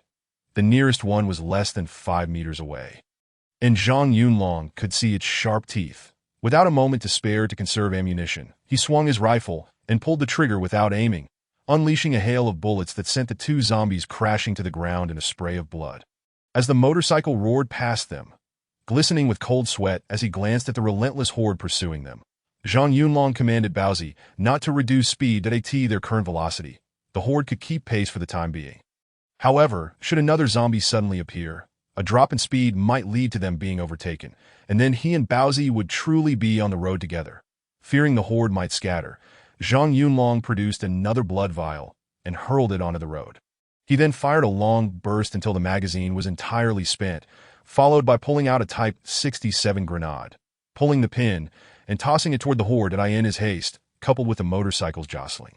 The grenade spun and landed on the sidewalk. Before the horde reached that spot, it detonated, scattering shrapnel that barely took down a few zombies. Nevertheless, the deafening explosion and shockwave successfully redirected the horde's focus back to the motorcycle. Observing the efficacy of his grenade-throwing tactic, Zhang Yunlong tossed 2 more grenades, which yielded even better results, as one detonated directly within the horde, causing in an instant the entire horde of zombies collided with an invisible wall. Their speed abruptly diminished. The foremost zombie, its flesh and blood scattered, fell to the ground, propelled forward slightly by inertia. The fallen zombie became a stumbling block for those that followed, causing others to trip and lose their balance, only to be met with an unceasing barrage of gunfire that sent them sprawling and bleeding. Following in the wake of their predecessor, chaos erupted within the horde, as those unscathed by bullets desperately pushed forward, trampling over the bodies of their fallen comrades. The bullets from the machine guns possessed formidable penetrating power, capable of piercing through 2 or 3 zombies with a single shot. The search team was equipped with 14 Type 81 light machine guns, all strategically positioned at the forefront of the convoy under Zhang Yunlong's command. Each Dongfeng truck was armed with 3 guns, while the pickups and small cargo trucks carried 1 each, supplemented by riflemen who could fire in between. The amount of ammunition unleashed by the convoy was staggering, and with the zombies packed so tightly together, Zhang Yunlong underestimated the devastating impact of the concentrated fire on the horde. An awkward scene unfolded. The convoy surged forward, while the trailing zombies, impeded by the hail of bullets, lagged behind, creating a gap of nearly 100 meters between them.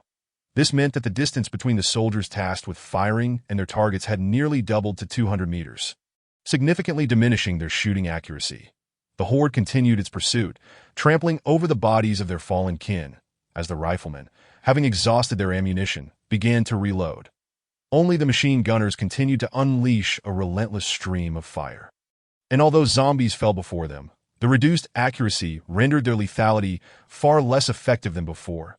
Zhang Hauran, responsible for directing the convoy's advance, closely monitored the situation behind them. Upon noticing the unexpected developments, he swiftly resolved to halt the convoy, allowing the horde to catch up.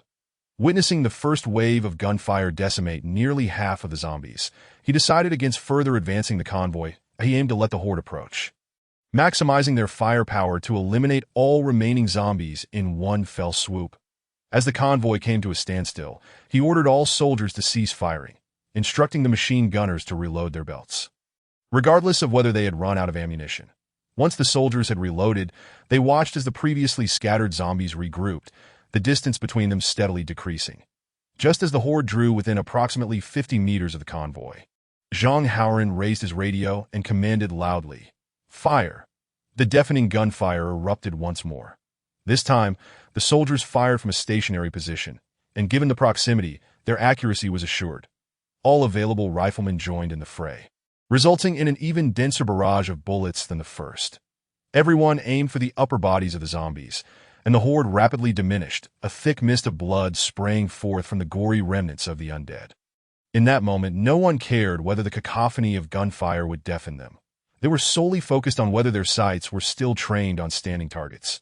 When Bao Changjie had raced a considerable distance ahead and was called back by Zhang Yunlong, he was astonished to find the convoy had come to a halt. The sudden cessation of gunfire was soon followed by an even more intense barrage, leaving him perplexed as to what had transpired. Zhang Yunlong, sensing the gravity of the situation, understood that the halt was undoubtedly for a reason.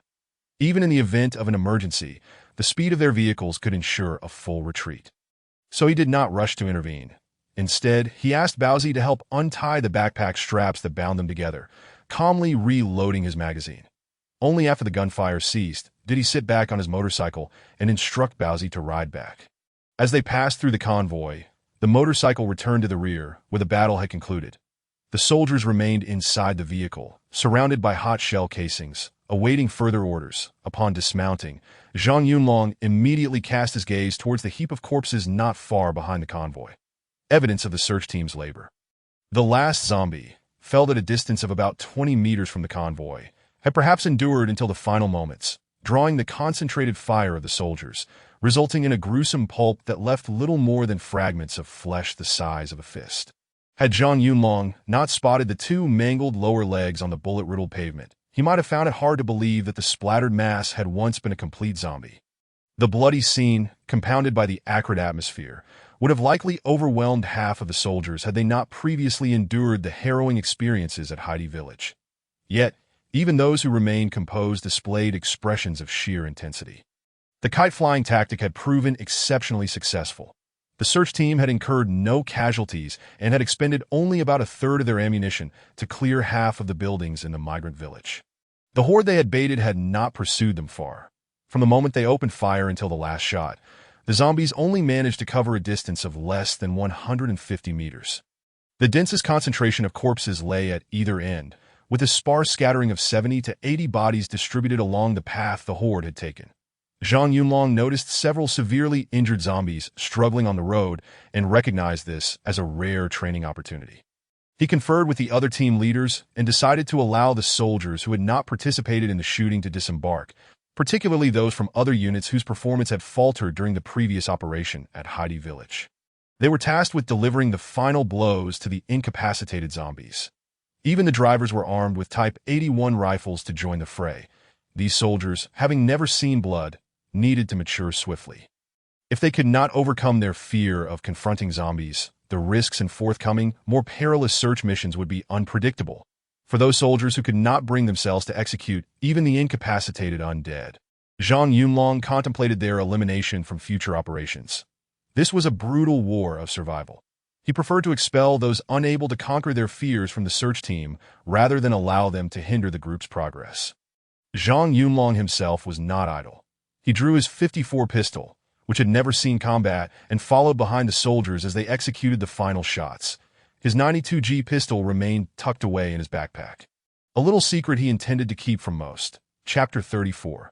The deceptive mine. As the soldiers tasked with delivering the final blows began to fire in succession, Zhang Yunlong observed that some were indeed unable to pull the trigger. Among them were not only a few from external units, but also seasoned veterans from the guard unit. Watching the struggling zombies on the ground, those standing nearby trembled with their weapons. Unable to squeeze the trigger, Zhang Yunlong had grown weary of their hesitance, mentally categorizing these soldiers for elimination. They would not accompany the team on future searches and would instead return to the vehicles to await their return to base. Upon reaching the base, they would be reassigned, with their positions filled by reserves. Once the soldiers had thoroughly swept the battlefield and eliminated all the zombies, Zhang Yunlong found himself troubled once more. The search team could not leave the corpses of the zombies lying around, as the undead were indiscriminate feeders, including both human and fellow zombies in their diet, that if the corpses were abandoned.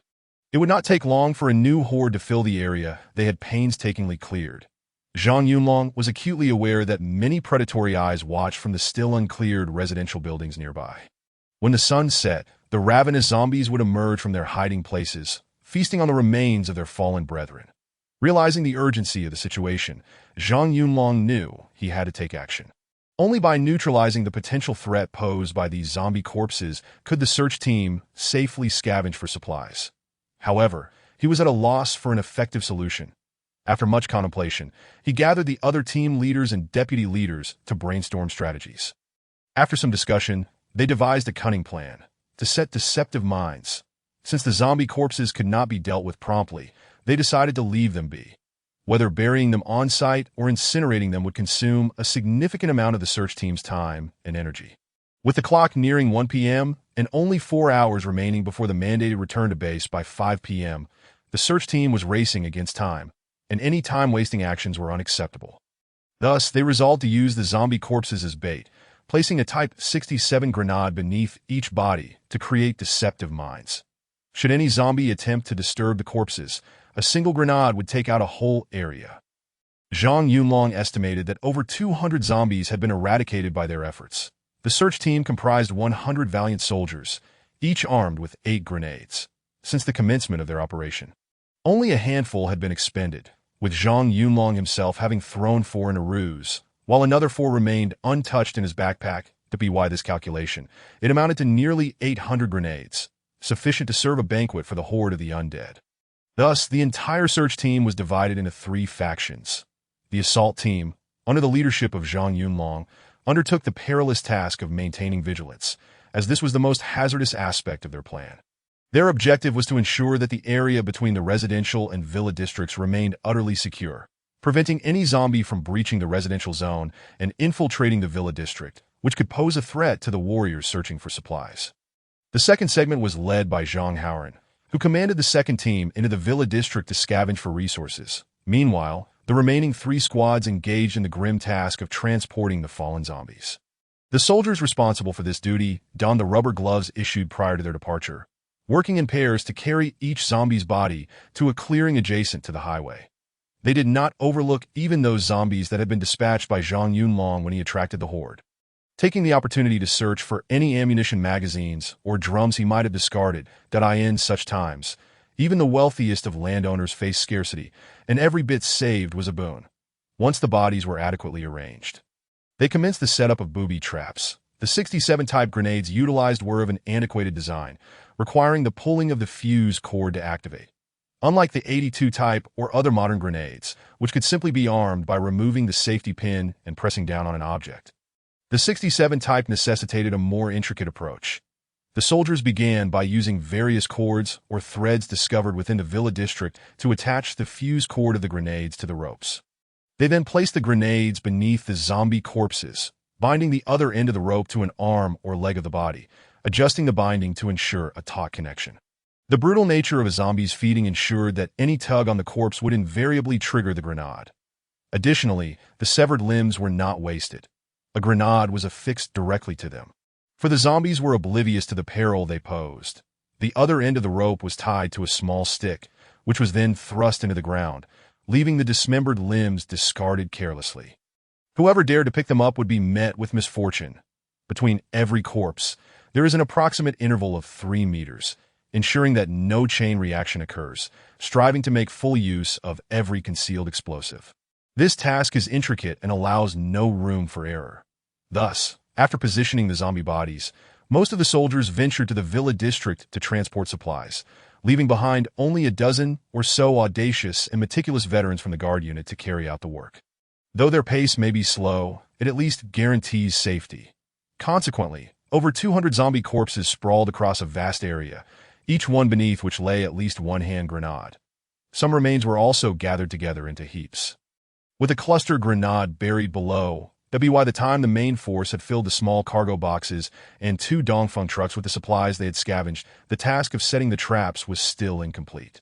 Zombies, unable to resist temptation, occasionally burst forth from the residential buildings, either charging towards the national highway or running into the villa area, though their numbers remained manageable, allowing the assault team to handle them with ease. The slain zombies' bodies were not wasted. They were dragged to the designated area for setting traps, repurposing the waste, in addition to placing explosives beneath the corpses. The soldiers pooled their ideas, securing a hand grenade at the door of every search room, tied with thin string to create tripwires. Particularly, those nests that had received special attention from the search teams were rigged inside and out with hidden grenades wherever possible. Although the original occupants had been dealt with, there was no assurance against new tenants moving in. Bao Changjie, struck by inspiration, led several soldiers to conceal numerous tripwires at the entrance of the residential area and along the zombies' path to the national highway. In essence, any potential passage for the zombies was not overlooked by the search team. Despite many grenades remaining unused and less than a third of the villa district having been searched, Zhang Yunlong glanced at his watch, knowing they had to withdraw. Even though the convoy had time, there was little space left for transport. The daily necessities and food extracted from the villa district had filled the trucks to capacity. Zhang Yunlong was acutely aware of the adage that one cannot have too much of a good thing. The remaining 2 empty vehicles for transporting the search team's soldiers were already under strain. With just over an hour until 5 in the afternoon, they had to leave or risk being late, but he immediately instructed the team members to mark the searched yards and abandon those yet to be scoured. The order for the search team to return also crackled through Wang Weihua's personal radio from the chief of staff. Zhang Yunlong understood that the search team had to depart. He had never expected to complete the search of such a vast area in one go.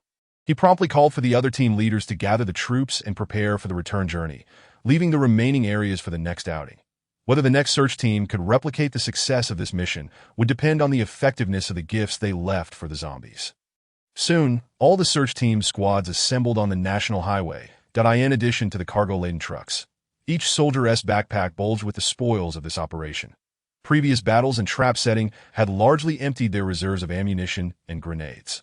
Now, each backpack was undoubtedly filled with the bounty from this venture.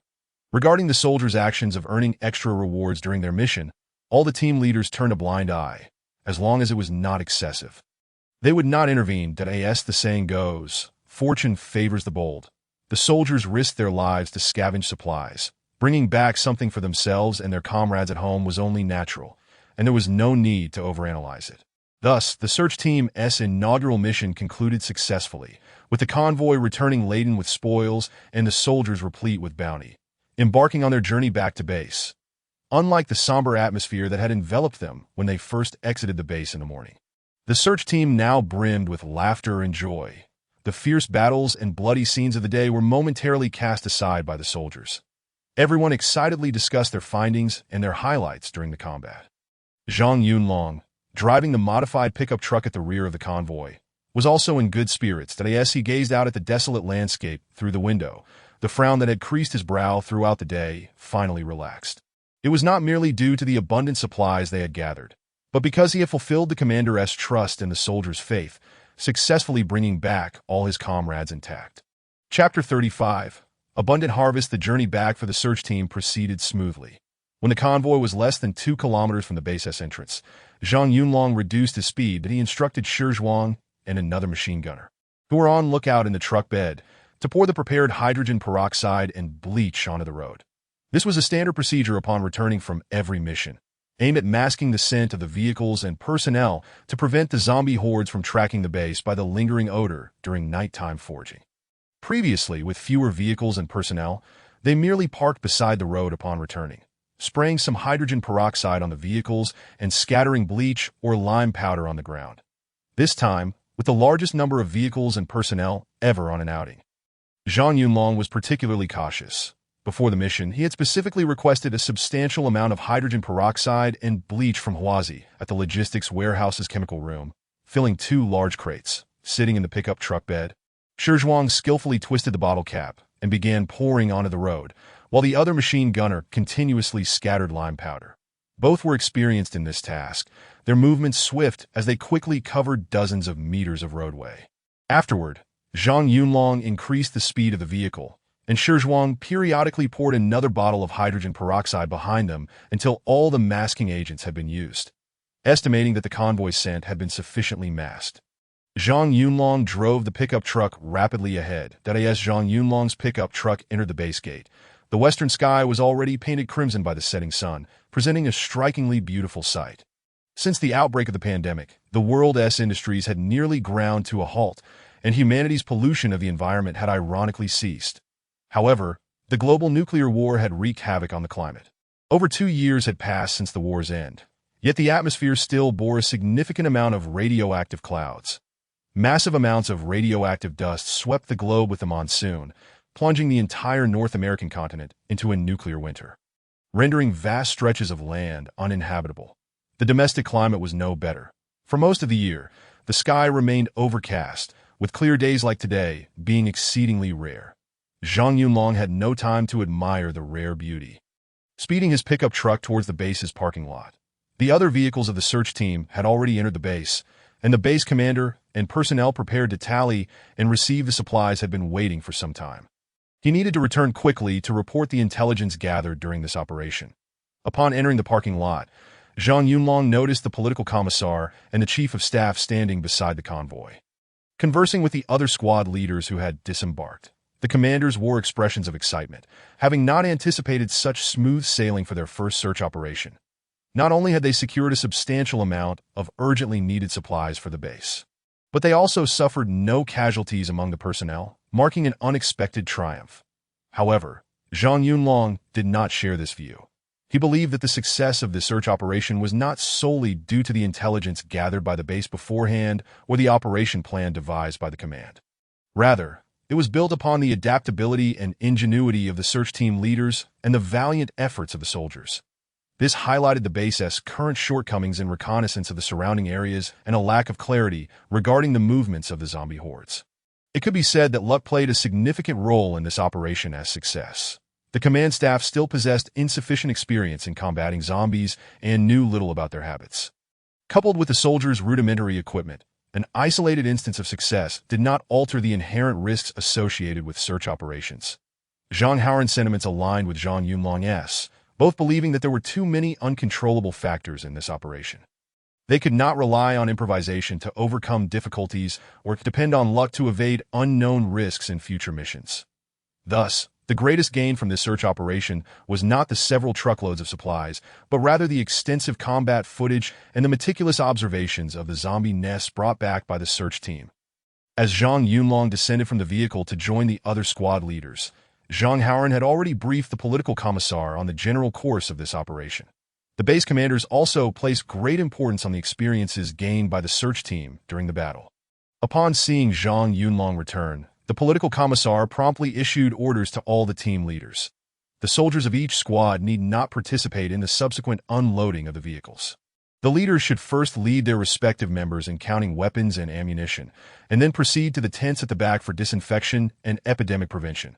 The base had already arranged isolation accommodations, with 2 individuals per room, allowing them to rest well. Any issues should be reported promptly, and after the 24-hour isolation period concluded, each squad leader was to submit the action report for this mission without delay. Zhang Yunlong had no objections to the political commissar's arrangements, but after the team dispersed, he quietly approached the political commissar from behind, wishing to speak with him. Noticing that other search team members were busy counting and submitting ammunition to the armory not far away, he went unnoticed and gently tapped the political commissar on the shoulder, speaking in a soft and flattering tone. "Commissar, do you have a moment? There is something I would like to discuss with you." At that moment, the political commissar had just concluded a preliminary discussion with the chief of staff regarding the next steps in their operations. That he stood by the truck, observing the soldiers unloading cargo, perhaps eager to ascertain the tangible outcomes of the recent endeavor, when suddenly a hand clapped on his shoulder from behind, startling him immensely. Turning around, he found it was that rascal Zhang Yunlong, which ignited a surge of irritation within him. With a fierce glare, he exclaimed, "You little rascal! Are you sneaking around here like a thief? You made no sound at all while approaching. Why are you lurking behind me instead of attending to your own tasks? Is this some sort of ploy to give me a fright?" Zhang Yunlong, sensing the topic had yet to be broached, quickly sought to placate the irate commissar. "Sir, I would never dare to frighten you. I merely wish to avoid interrupting your inspection. Look here, this is the precious 95 Supreme I managed to procure during our outing. Initially, there were 2 boxes, but that scoundrel Bao Changjia snatched one away, leaving just this box for you as a small token of my esteem. With that, he attempted to press the box of cigarettes into the commissar's hands. However, in a rare display of resistance, the usually accommodating commissar kicked Zhang Yunlong aside, continuing to berate him. Get lost. Offering unsolicited gifts is suspect. You must be up to no good. I can't afford such fine cigarettes. Realizing his initial approach had failed, Zhang Yunlong decisively shifted to the crux of the matter. He gestured towards a modified pickup truck not far away and said, "There is not much to it, just a small request." This modified pickup was seized during our recent raid on that bandit hideout. I drove it back and it's in excellent condition, quite sturdy as well. The bandits had skilled mechanics, and the level of modification is impressive. Along with this truck, we also captured a small box truck and several motorcycles, which I'm sure you've noticed. Upon hearing Zhang Yunlong's appraisal of the pickup, the commissar nodded in agreement, inspecting the vehicle. Indeed, it is a fine truck, remarkably robust. This vehicle holds significant reference value for the repair shop. I propose we... Zhang Yunlong, sensing the direction of the commissar's thoughts, quickly interrupted, "Sir, please don't rush to assign this vehicle elsewhere. Allow me to explain. This truck's off-road capability rivals that of the Warrior, and its load-bearing and protective capacities are superior.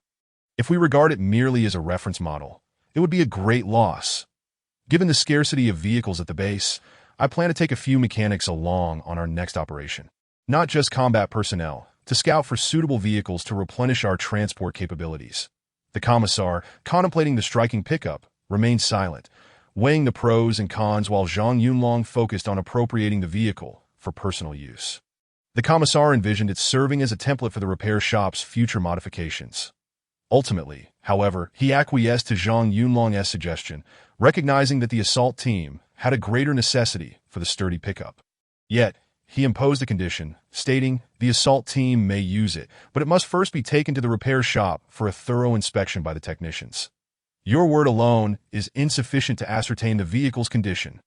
Zhang Yunlong, elated at the commissar's agreement, responded with an exaggerated solemnity. Understood. He turned to dash toward the truck, but was halted by the commissar's voice. Realizing his oversight, he sheepishly handed the box of cigarettes back to the commissar, who tucked it away with satisfaction. "Next time, stir up some more trouble for me, will you?" the commissar remarked. Zhang Yunlong laughed heartily. "I wouldn't dare.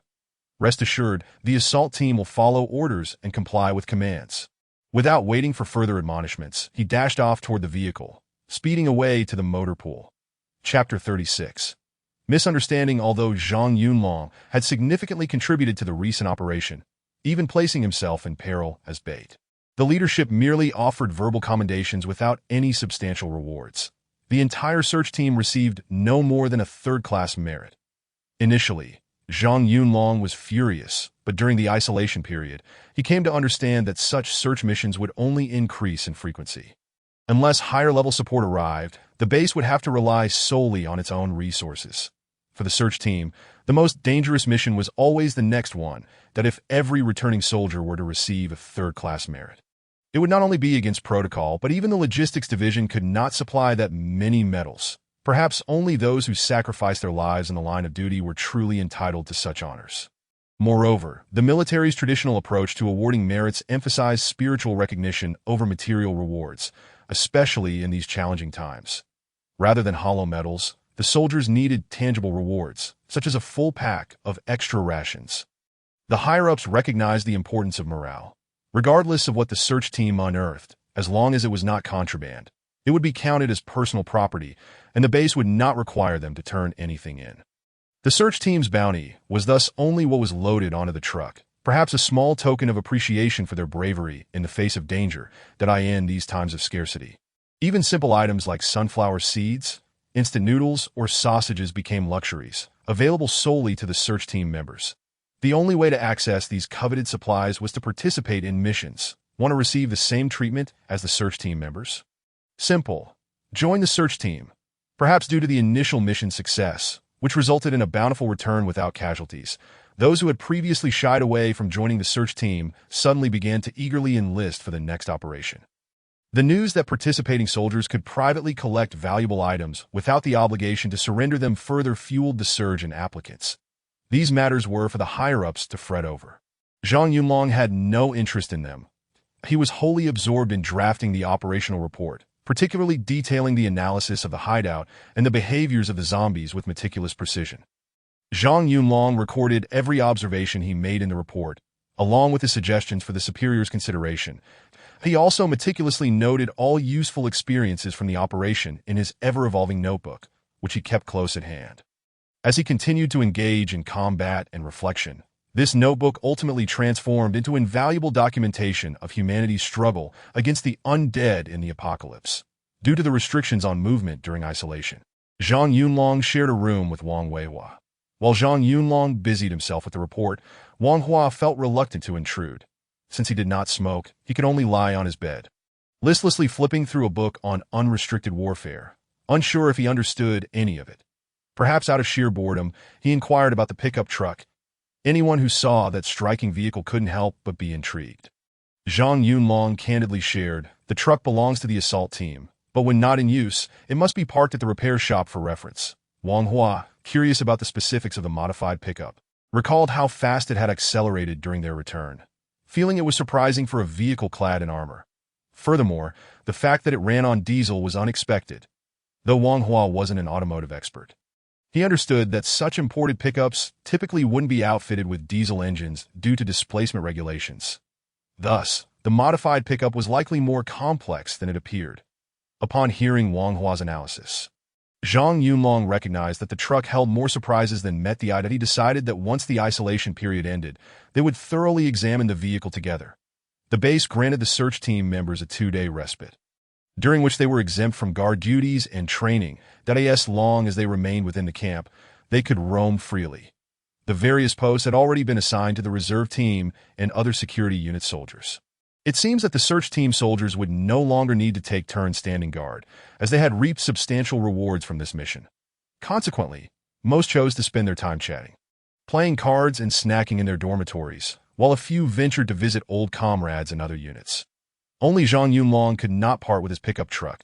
He enlisted Wang Weihua to accompany him to the parking lot. Upon their arrival, they found neither his truck nor old Su and his soldiers. Only an elderly man, over 60, stationed at the entrance. After inquiring, they learned that since the search team's return, old Su and his repair crew had hurriedly come to retrieve some tools and had not returned since. Hearing this news, Zhang Yunlong felt his heart bleed. He regretted heeding the political commissar's advice to take the vehicle to the repair shop. Initially, he thought it would simply be a matter of showing the mechanics the vehicle for reference during modifications. Little did he know that nearly 2 days had passed with the truck still not returned to the parking lot. 2 days were ample time for those amateurs to dismantle the vehicle twice over. Without a second thought, Zhang Yunlong took off running. Although the parking lot was conveniently located near the dormitory, the repair shop was over a kilometer away. While this distance posed little challenge for the 2 seasoned soldiers, Zhang Yunlong wished he could fly there to recover his beloved vehicle. Wang Weihua, trailing behind, marveled at Zhang Yunlong's surprising speed, noting that even he, capable of running a full marathon, could hardly keep up. By the time Zhang Yunlong reached the repair shed behind the workshop, he was gasping for breath. Anyone who sprinted 100 meters at full speed for a kilometer would be out of breath.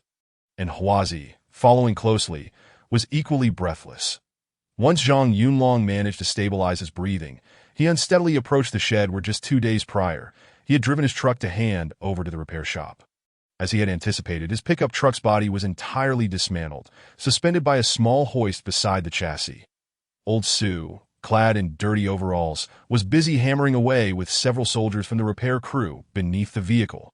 Upon witnessing this scene, Zhang Yunlong let out a scream that was more piercing than that of a zombie.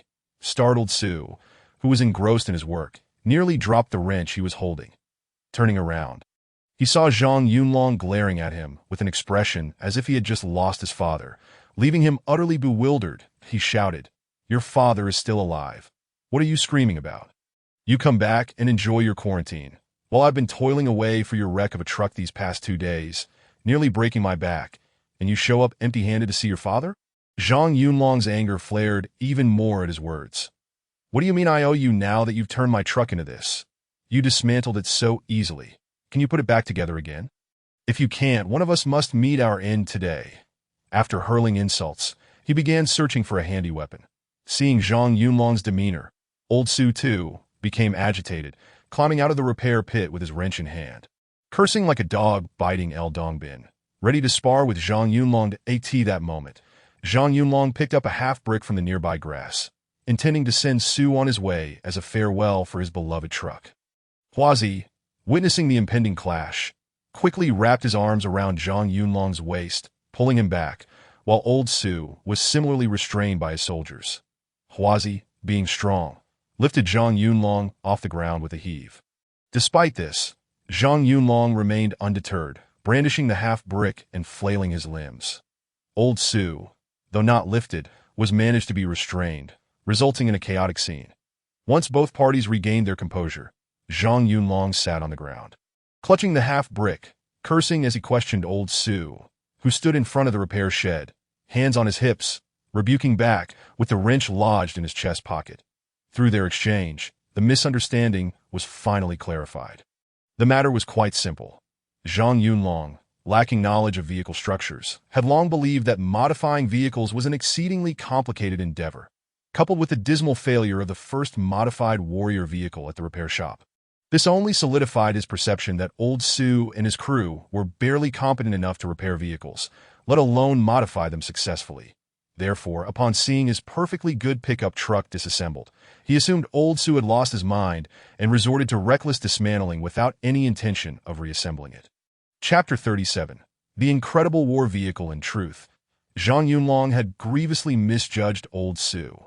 His understanding was fundamentally flawed. Modifying a vehicle is not inherently a highly technical task that, of course, professional vehicle repair skills are essential, which the average person cannot easily achieve. Zhang Yunlong erred by measuring the expertise of professionals against his own limited standards. Furthermore, Old Su and his repair crew were far from incompetent. In fact, their automotive repair skills were quite impressive. Zhang Yunlong had won awards during the grand competitions, and Old Su had ranked among the top in the repair specialty contests, making him a bona fide repair expert. The previous failure of the warrior vehicle modification stemmed primarily from Old Su's lack of experience in modifications, compounded by a scarcity of materials within the base, which made it difficult to find suitable steel plates. The added materials had been too heavy, resulting in an unfavorable shift in the vehicle's center of gravity.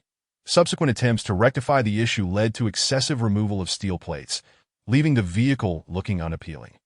The base's leadership, recognizing the dwindling number of military vehicles, deemed it unacceptable to waste resources in such a manner, thus halting the modification work. Old Su was not one to seek out work unnecessarily and was rather content to take it easy. However, as the saying goes, there is always someone better. Despite Old Su's commendable repair skills, he remained an ordinary technician, having only encountered a limited range of military vehicles. When compared to the seasoned master mechanic Liu Changhai, who boasted over a decade of rich repair experience, Old Su was still lacking. The types of vehicles and modification experiences that Liu had worked on were beyond Old Su's reach. Had it not been for a personal journey that led him astray, Old Su would undoubtedly have been considered a talent. Thus, after a meticulous examination of the Ford pickup, Old Su was deeply impressed by the vehicle's modification craftsmanship and immediately decided to undertake a thorough disassembly. The repair shop had previously focused on maintaining various experimental combat aircraft, which raised concerns about the adequacy of their tools. Consequently, they returned to the parking lot to fetch a professional vehicle repair tool set. As the saying goes, an outsider looks at the spectacle, while an insider sees the intricacies. Zhang Yunlong was merely an outsider, while Old Su could discern the details. Although without guidance, Old Su could not design such a professionally intricate modification plan. It did not mean he could not understand the underlying structure and principles. Once he thoroughly studied the pickup truck, while he might not exceed expectations, he could certainly mimic the design with reasonable accuracy. In order to help Zhang Yunlong, the outsider, truly comprehend the value of this pickup truck, Old Su guided him to the dismantled vehicle body and provided a detailed explanation. This pickup truck is based on the American Ford F-150. It is not particularly rare in the country, but what makes it exceptional is the professional nature of its modifications, which almost perfectly adapts to the current vehicle usage environment. Firstly, the steel plates on the body.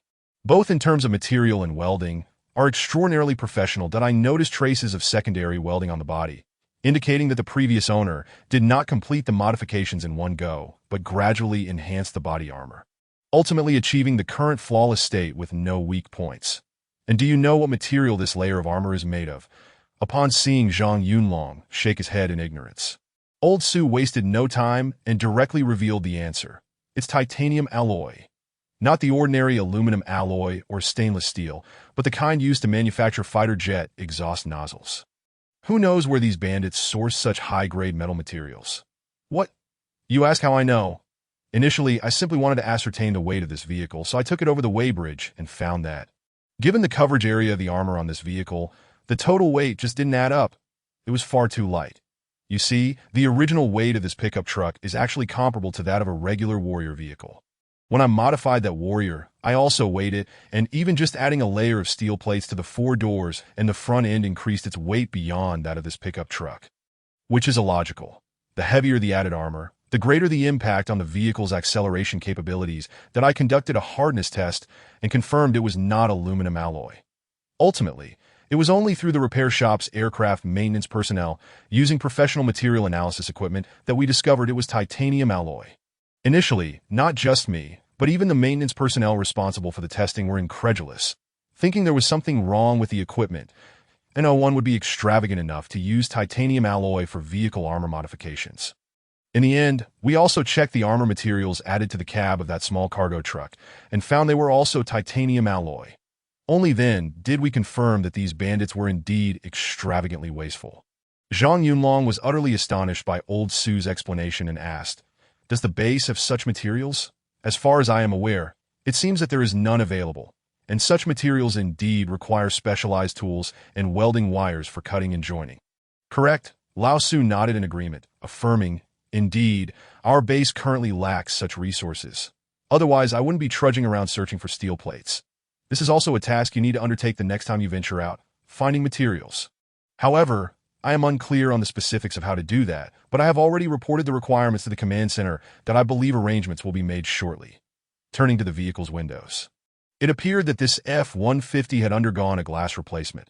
It was not original that if my observation serves me right, it should be the kind of tempered glass with an interlayer, adorned with a one-way light-transmitting film, which inherently offers excellent protection.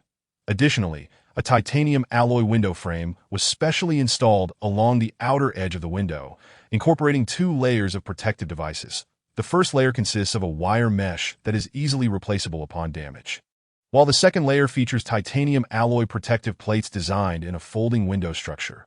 When in an open state, it does not hinder the view outside, but in the event of danger, the occupants can pull a switch from within the vehicle to close the folding plates. The craftsmanship of the entire protective plate is remarkably precise, and notably, the front windshield also boasts this structure.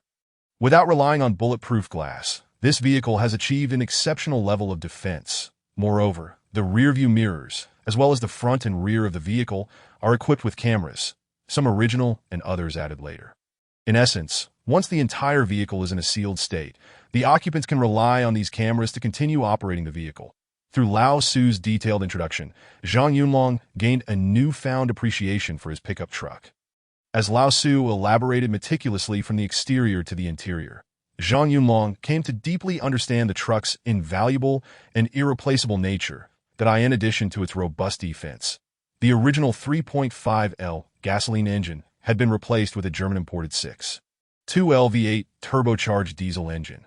The original engine already possessed formidable power, but now with the more potent diesel engine, the pickup's performance soared to new heights that to accommodate this powerful engine. The entire vehicle's transmission system underwent extensive modifications. This aspect of the overhaul was the most challenging and technically demanding, which Lao Su humbly admitted he could not complete alone. Every component, from the drive shaft to the transmission and suspension, was revamped, yet the final result was nothing short of perfection.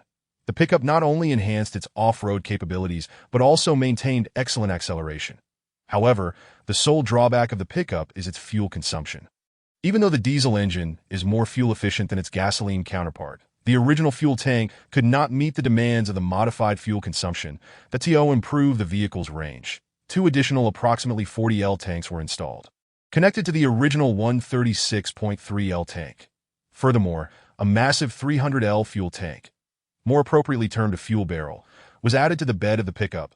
The entire fuel barrel was safeguarded with titanium alloy steel plates, occupying about one-third of the rear cargo space. When calculated, if the vehicle's fuel tanks were filled to capacity, it would hold a total of half a cubic meter of diesel. No wonder when Zhang Yunlong drove the truck back, the fuel gauge showed no decrease. He initially thought the gauge might be malfunctioning.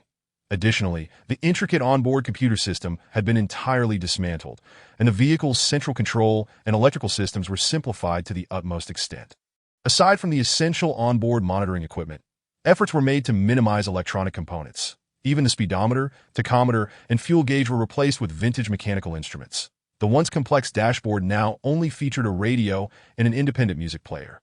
Of course, the radio was replaced by a military vehicle-mounted communication device, capable of encrypted communication and broadcasting reception simultaneously. The vehicle's lighting system was also enhanced. Both front and rear lights were upgraded to high-intensity xenon lamps. On the front part of the roof, the upper part of the rear window, and both sides of the vehicle, rows of ultraviolet lamps were installed. According to Lao Su, he had specifically turned on all the vehicle lights the night before to observe the effect. It was akin to the brightest star in the night sky. Not only would a zombie be unable to withstand it, but even an ordinary person would find it difficult to look directly at. Coupled with the ultraviolet lamps, although the impact might not be apparent to normal individuals, the intensity of ultraviolet radiation exceeds that of normal sunlight by several folds, likely causing a horde of zombies to steer clear. The entire pickup's defense can be described as flawless. Even the chassis was fortified with steel plates, complemented by heavy-duty explosion-proof tires, ensuring that no matter how rugged the terrain, concerns about damaging the chassis were unfounded. When Zhang Yunlong first arrived, he witnessed Lao Su and his team reinstalling the steel plates beneath the vehicle. According to Lao Su's feedback, the pickup was in excellent condition, while studying the structure of the vehicle's components. A thorough inspection was also conducted. Now, as soon as the vehicle's exterior is reassembled, the pickup will spring back to life. Chapter 38. Ready for departure, knowing that his pickup truck was in good condition and that Lao Su had made some modifications to better suit practical needs, left Zhang Yunlong feeling somewhat embarrassed, as he had indeed misunderstood Lao Su. However, it was impossible for him to verbally apologize. At most, he could question Lao Su's character in the future, but he would staunchly defend his technical skills. Nevertheless, he felt it necessary to express his gratitude, saying, "Thank you for your hard work, Su Go." Without wasting further time, he turned and left, intending to return to his dormitory and share half of his previous mission spoils with Lao Su. Enlisting Huazi to assist him, and making a quick trip that he aimed to restore this pickup truck to its full glory today, preparing for the next mission. Upon returning to the repair shop with a plastic bag filled with snacks and beverages, along with a full pack of Yushi cigarettes, Lao Su warmly welcomed his comrade and proactively helped Zhang Yunlong carry the items, as the plastic bag was quite heavy and carrying it over such a distance was rather exhausting. Zhang Yunlong wasted no time with pleasantries, directly asking, "Will the vehicle be ready today? I have use for it in a couple of days, and I also have a modification suggestion I hope is feasible." Lao Su, while opening a cigarette box, replied, "Just let me know what you need, Dragon Brother." Zhang Yunlong thoughtfully considered before articulating, "I have long harbored a bold idea. Previously, our warrior vehicle and truck could not mount a machine gun on the roof due to structural limitations. Particularly with the warrior vehicle, the roof was merely a thin sheet of metal, and it was of the removable type, making it impossible to set up a roof-mounted machine gun like on the Hummer military vehicles. Consequently, the vehicle could only be used for transporting personnel, significantly constraining our future combat strategies. Now, take a look at this pickup. Setting aside its robust structure, it has been reinforced on the original chassis, allowing for substantial load-bearing capacity on the roof. Lao Su, with your skills, could you create an opening sunroof on the roof and install a machine gun mount on it? Ideally, something that can rotate 360 degrees.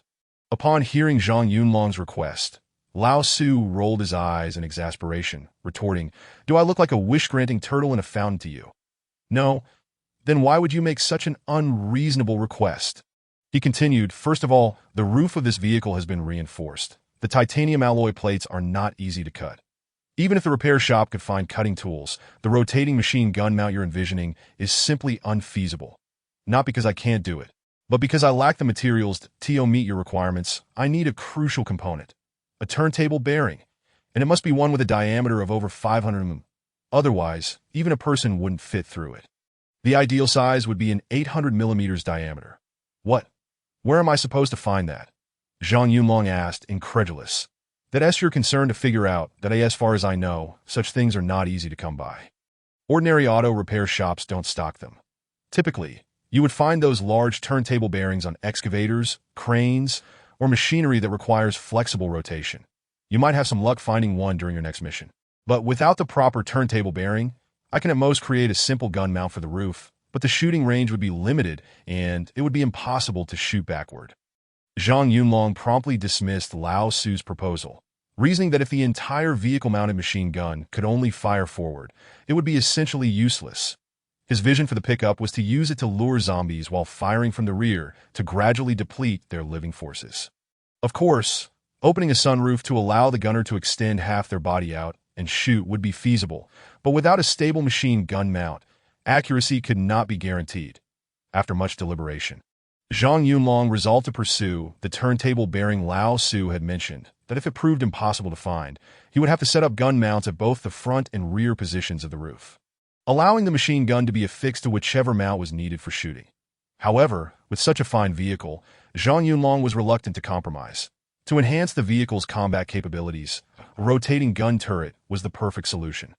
To achieve his objective, Zhang Yunlong, after assisting Lao Su in reassembling the pickup, drove his apocalypse-ready truck directly to the base's security department that he wished to review the interrogation records of the bandit leader from earlier.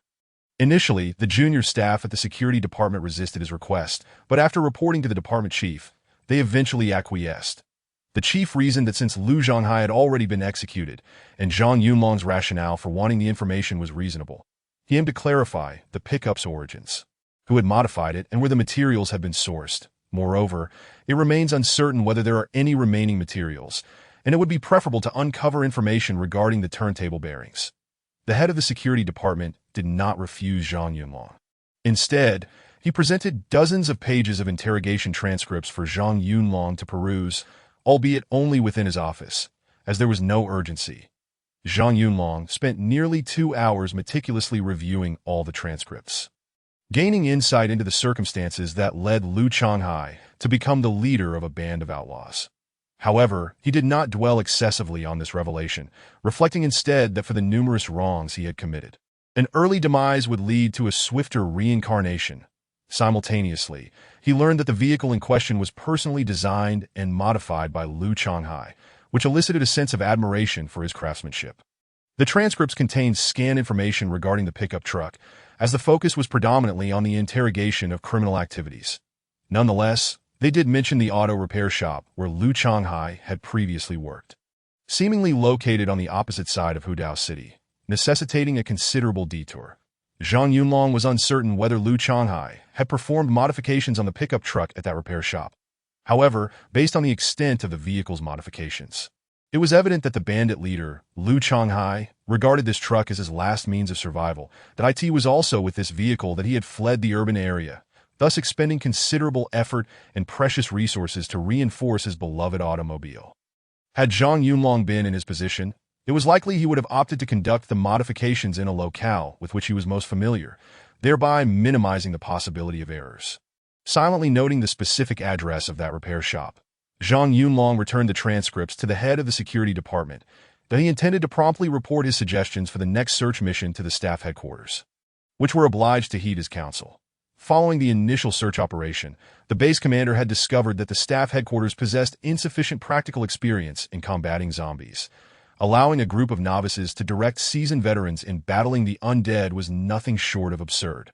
Consequently, it was mandated that each team leader prepare an action report to submit to the staff headquarters for reference. Furthermore, should any team leader propose suggestions, these must be adopted prior to validation in combat. It was precisely for this reason that Zhang Yunlong could seamlessly execute his plan. The search team rested for a full 5 days at the base.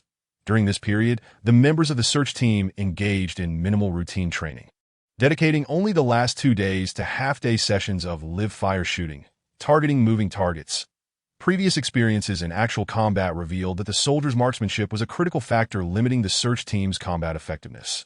While the kite-flying tactic had proven to be an exceptionally effective mode of operation, the BY leveraging the speed of vehicles and the firepower of soldiers, they maximized all advantages. This strategy not only ensured the safety of the search team, but also inflicted significant casualties upon the hordes of zombies. The sole variable remained the motorcycle group serving as bait. Initially, Zhang Yunlong had confiscated 6 motorcycles, all of which were found to be in remarkably stable condition upon inspection, that he selected 12 daring and meticulous veterans from his assault team to form the motorcycle group. This group would serve both as bait to lure the zombie horde and as scouts for the search team. The inherent danger of this role was evident, yet perhaps inspired by Zhang Yunlong and Bao Changji's leadership. A significant number of assault team soldiers volunteered to participate. The remainder, lacking the courage, simply could not master the art of motorcycle riding. Even those who could manage to operate the clutch and shift gears did so with such clumsiness that it failed to meet the required standards. The primary qualifications for the 12 members of the motorcycle group were not marksmanship, but psychological resilience and motorcycle handling skills. They must ensure that, while being pursued by a horde of zombies, they could still maneuver their bikes with agility at reduced speeds. Each pair of members would be responsible for a single motorcycle, each of which had undergone modifications. Specially designed bull bars and bumpers were installed at the front to guarantee the rider's basic safety, while 2 saddlebags were affixed on either side of the rear seat to store grenades, blood vials, and spare magazines, facilitating easy access for the gunners in the back.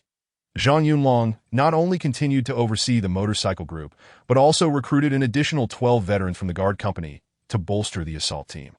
Baozi was appointed as the leader of the motorcycle group. With all 7 members of his class included in the group, he volunteered for the leadership role. His reasoning was sound.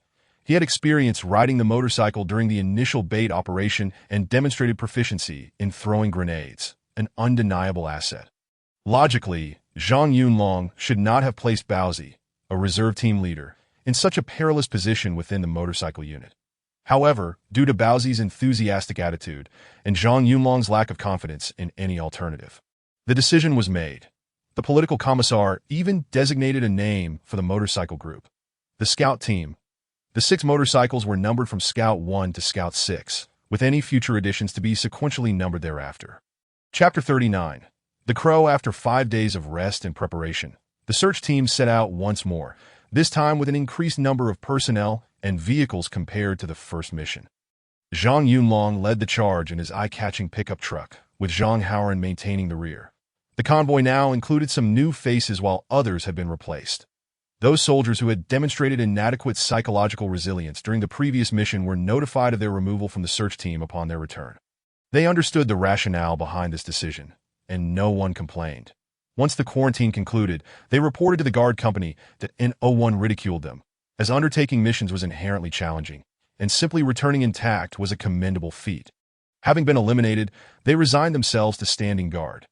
The newly added members of the search team entered training mode ahead of schedule, with their posts assigned to the soldiers who had been dismissed. Henceforth, any soldier unable to pass practical assessments would follow this protocol. As he drove the pickup truck, Zhang Yunlong contemplated the next course of action.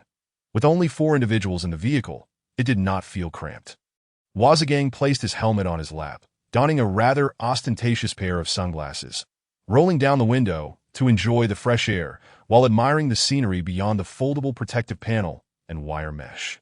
Gao Yankun and Yang Jiyu sat in the back seat, smoking and chatting, showing no signs of tension. Ever since Zhang Yunlong had introduced Gao Yankun to smoking, his addiction had surpassed even that of his sergeant, consuming a pack daily without a hint of restraint. Fortunately for him, as long as he remained within the search team, these luxuries, perceived as indulgences by others, were merely rewards for his efforts. Cheng Wensheng, known for his calm demeanor and sharpshooting skills, had been assigned to the scout team alongside Bao Changjie, serving as a form of protection for Baozi. After all, having a reliable teammate during missions was invaluable, and Zhang Yunlong had faith in Cheng Wensheng's capabilities. Unbeknownst to them, through a series of missions, these former logistics technicians had all transformed into competent soldiers. Meanwhile, Zhang Yunlong found himself troubled by inquiring with the soldier on guard at Gate No.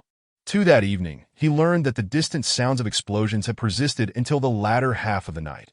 Although the explosions were somewhat muffled due to the distance, Zhang Yunlong was certain that nearly all the concealed explosives they had planted for the zombies had been detonated. However, he remained oblivious to the specific number of zombies that had perished. The best-case scenario would be that all the zombies that had emerged from the residential area to feast were left on that patch of grass. Simultaneously, Zhang Yunlong understood that the greatest uncertainty facing them in this mission remained the horde of zombies. Not those originally in the residential area, but rather new hordes attracted by the sounds of explosions and the scent of blood. To expect that a few hundred grenades could deter all the zombies drawn by the prospect of a meal was nearly impossible. The primary objectives of this search mission were twofold. First, to continue clearing the immigrant village previously targeted, which would likely remain the focus of the search team for the foreseeable future. Second, to investigate the auto repair shop Zhang Yunlong had gleaned from the interrogation transcripts, as he believed it to be the location where the bandit leader had modified vehicles. This shop contained raw materials urgently needed by the search team, and they hoped to locate the turntable bearings. However, reaching that repair shop required a significant detour to the opposite side of Hudao City. Previously, a direct drive through the urban area would take less than half an hour. Now, the search team would need at least 2 hours to arrive, assuming no unforeseen incidents occurred along the way. Yet, Hudao City had transformed into a dead zone, characterized solely by crumbling ruins and the zombies that lay in wait within. Once the search team ventured inside, exiting would be an absolute impossibility.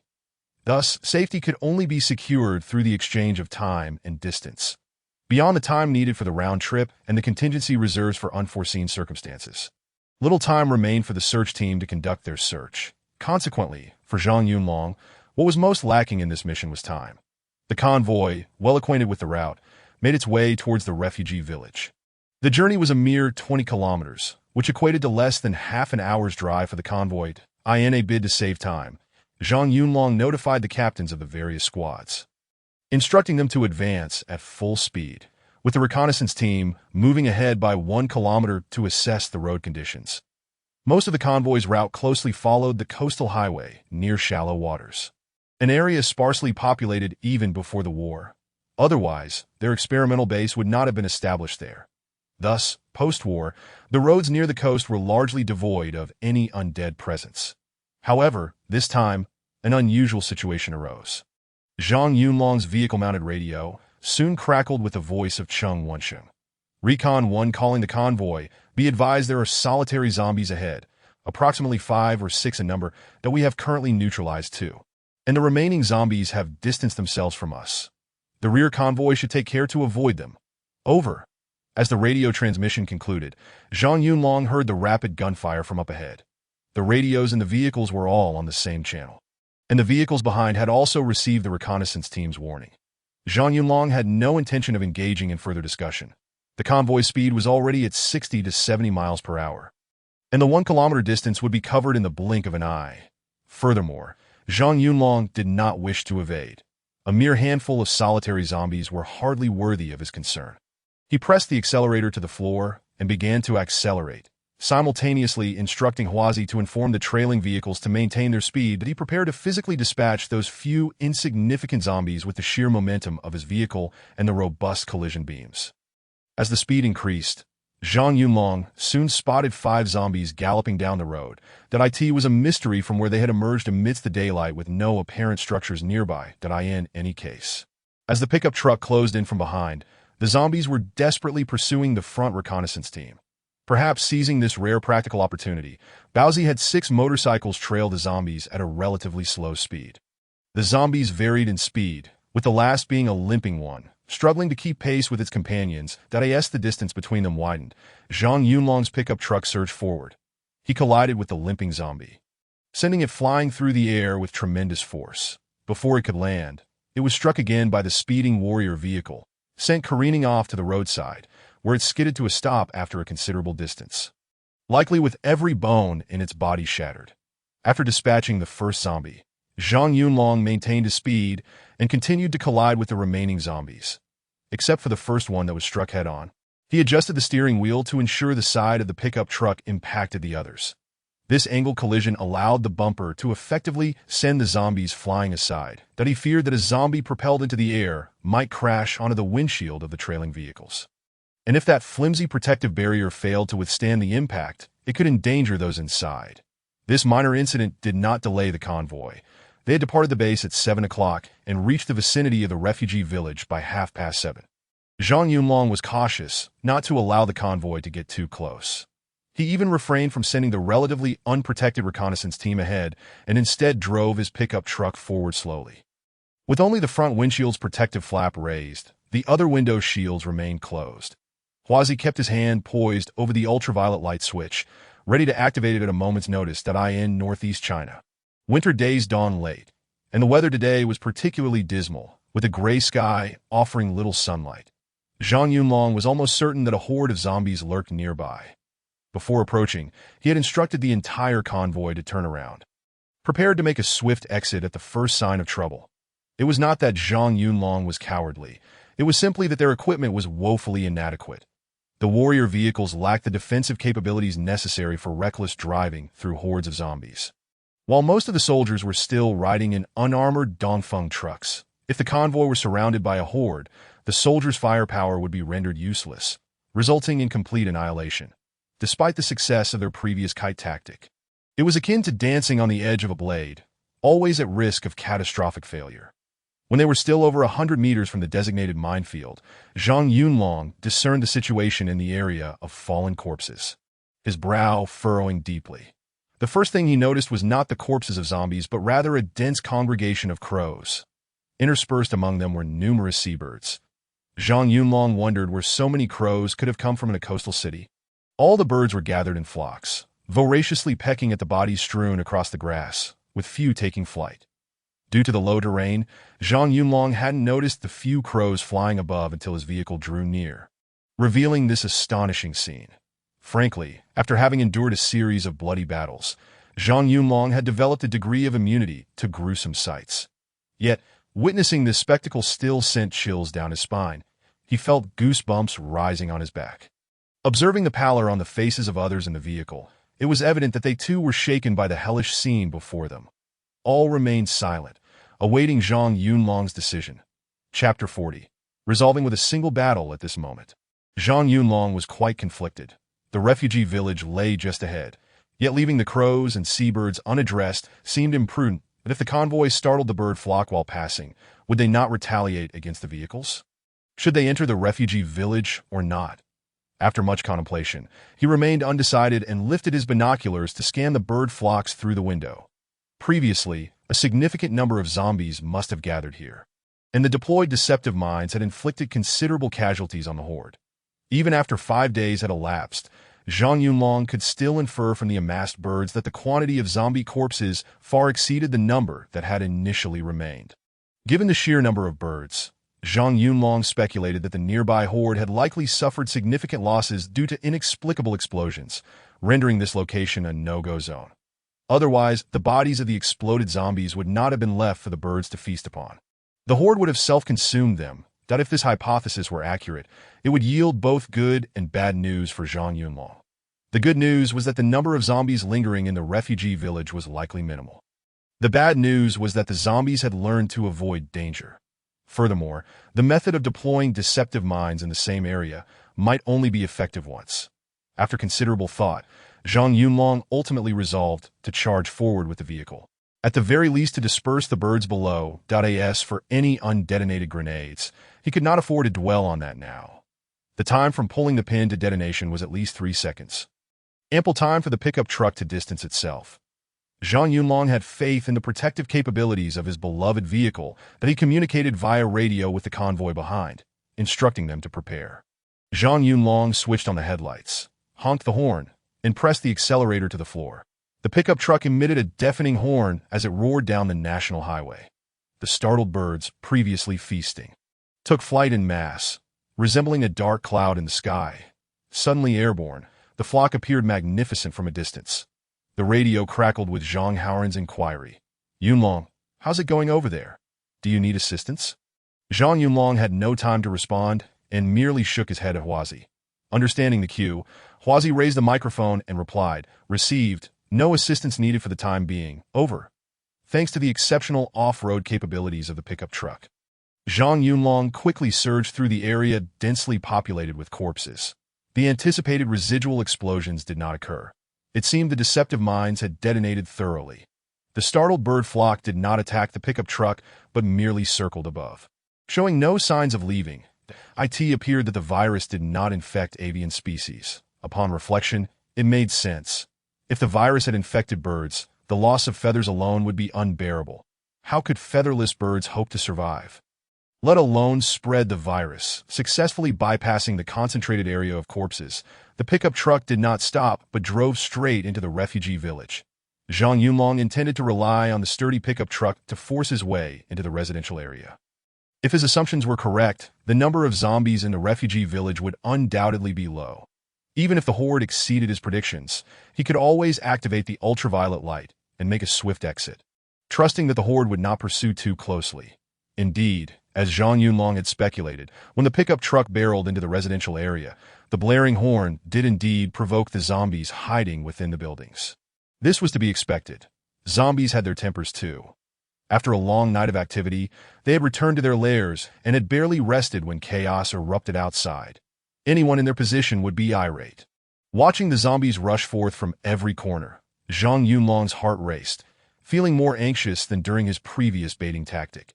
This time, he had no planned route. In a moment of impulse, he had charged in recklessly. As he witnessed the zombies rushing from all directions, sweat began to bead on his forehead, and regret crept into his mind that if he were to fail and perish alone, it would be one matter. However, it would be intolerable to bring misfortune upon the brothers in the vehicle with him. Yet he had no choice but to place his faith in the pickup truck's defensive capabilities. Zhang Yunlong concentrated on driving when suddenly, a zombie violently crashed into the side of the pickup truck. The hard titanium alloy steel plate emitted a resounding crash, startling Zhang Yunlong. The surrounding glass was obscured by the foldable armor, and Zhang Yunlong was unaccustomed to assessing his surroundings through the display screen. That in a moment of distraction, he nearly found himself encircled by a horde of corpses. Upon glancing at the monitor, he observed that zombies were rapidly approaching the vehicle from all directions. Realizing the situation was becoming critical, he swiftly turned the steering wheel, preparing to burst through an exit on the opposite side of the residential area. Zombies frequently lunged at the pickup truck, but without exception, they were sent sprawling. A few that managed to grasp the protective net were dispatched by Zhang Yunlong with a series of sharp turns. Having escaped the residential district, Zhang Yunlong refrained from rushing onto the national highway. Instead, he circled around the villa area, drawing out all the zombies within. He then leisurely cruised onto the highway at a speed of less than 20 miles per hour. It was not due to a lack of desire for speed, but rather because the horde, having been drawn out through a recent blockade and relentless pursuit, was nearly too exhausted to run. Even the few faster zombies posed no threat to the pickup truck's defenses, allowing Zhang Yunlong to remain composed as he gradually guided the horde towards the convoy. During this time, he made sure to inform the convoy to prepare for departure, emphasizing the need for restraint regarding gunfire. He instructed the scout team to toss blood vials along the route to continue luring the zombies, but forbade any shooting. Zhang Yunlong's plan was to eliminate all the zombies from the immigrant village in one fell swoop, ensuring that no future threats would arise. That he was determined not to repeat the mistakes of the last operation, where due to inexperience, a significant number of zombie corpses had been left nearby, resulting in a grave hazard.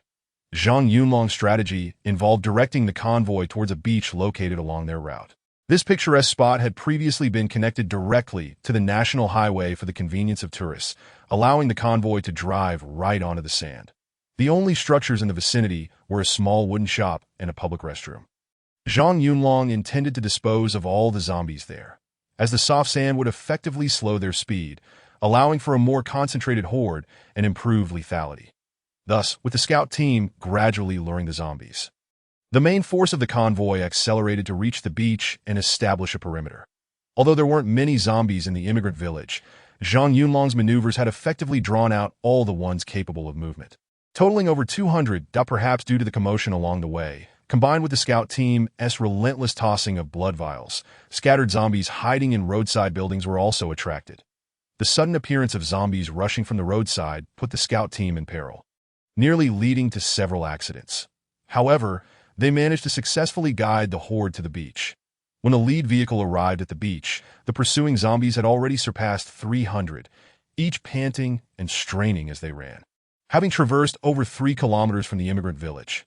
Fortunately, the weather was overcast that day. Had it been a bright midday sun like last time, the horde would likely have turned back halfway. Due to the receding tide, the distance from the highway to the beach was over 200 meters. With firepower set up in advance, Zhang Yunlong did not intend to let the horde run far on the beach. As the last scout team member hurled a blood vial against the rocks at the beach's edge, the mass of zombies surged forward.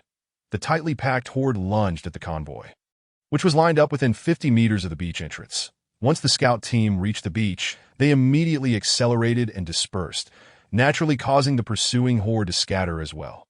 Once the motorcycles exited the convoy's firing range, the mass of zombies positioned themselves in an irregular fan shape facing the convoy.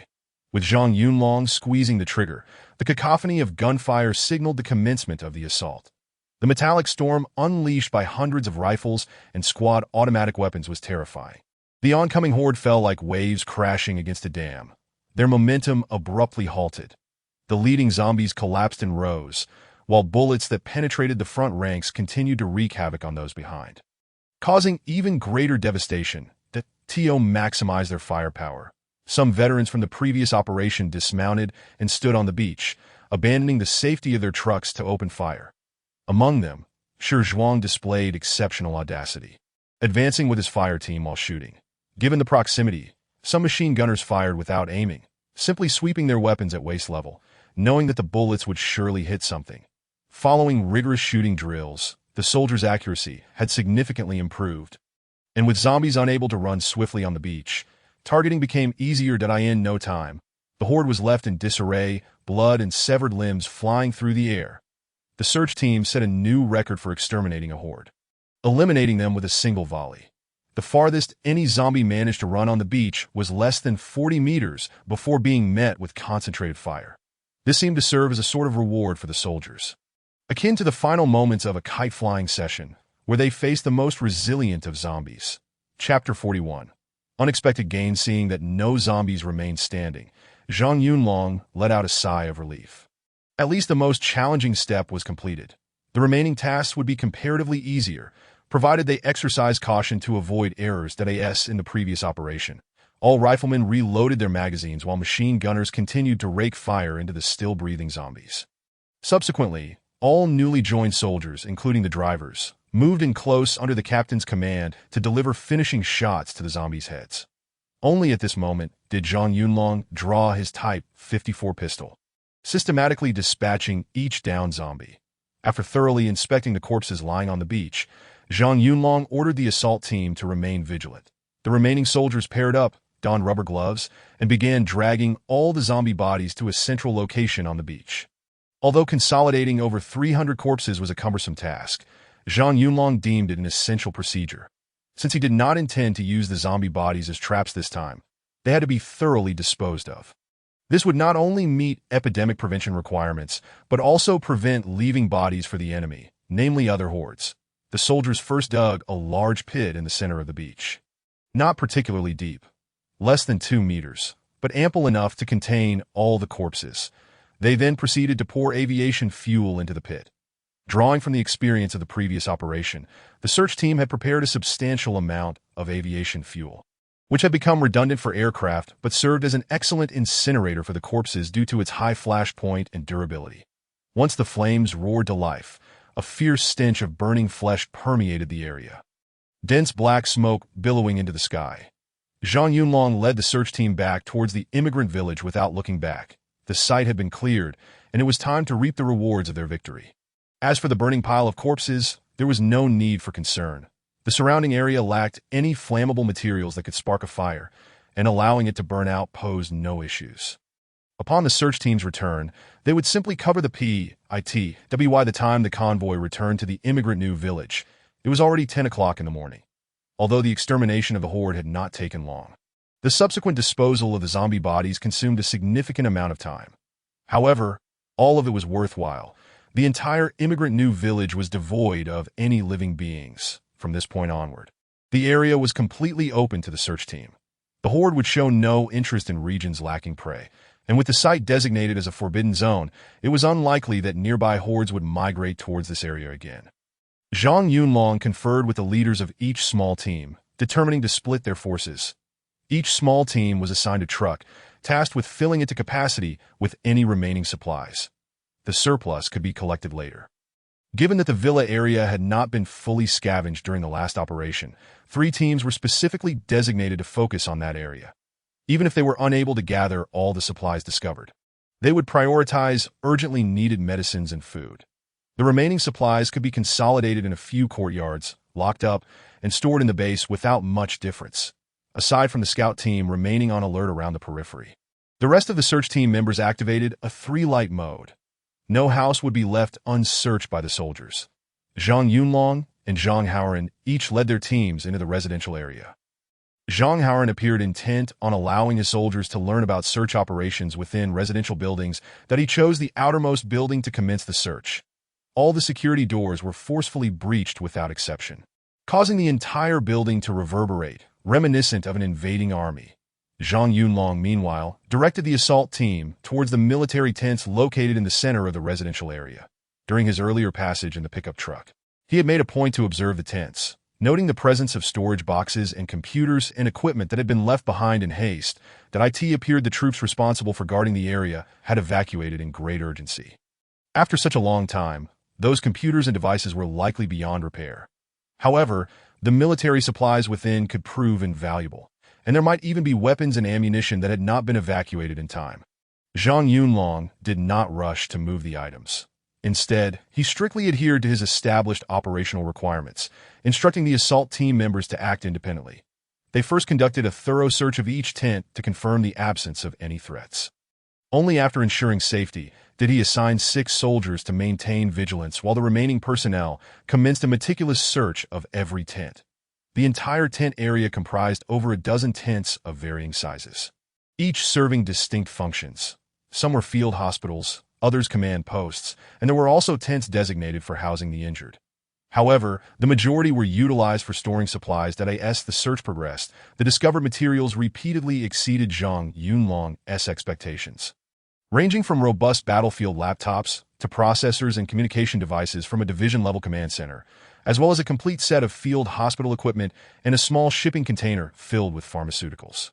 Notably, the container housing the medications was specially designed, featuring compartments akin to a refrigerator for storing temperature-sensitive medicines, and was connected to a small generator. Unfortunately, the generator had long ceased operation, leaving the efficacy of the drugs inside uncertain. Zhang Yunlong stood in the large tent serving as the command center, lost in thought, observing the rows of bullet holes on the communication devices and processors, evidently rendered completely inoperative. This was clearly a second-line unit, as first-line forces were typically equipped with battlefield command vehicles rather than this outdated command system from over 20 years ago. Gazing at the scattered shell casings, he gradually reconstructed the scene of the unit's withdrawal. The station soldiers and commander received an urgent evacuation order from higher command, prompting everyone to pack their belongings in preparation for retreat.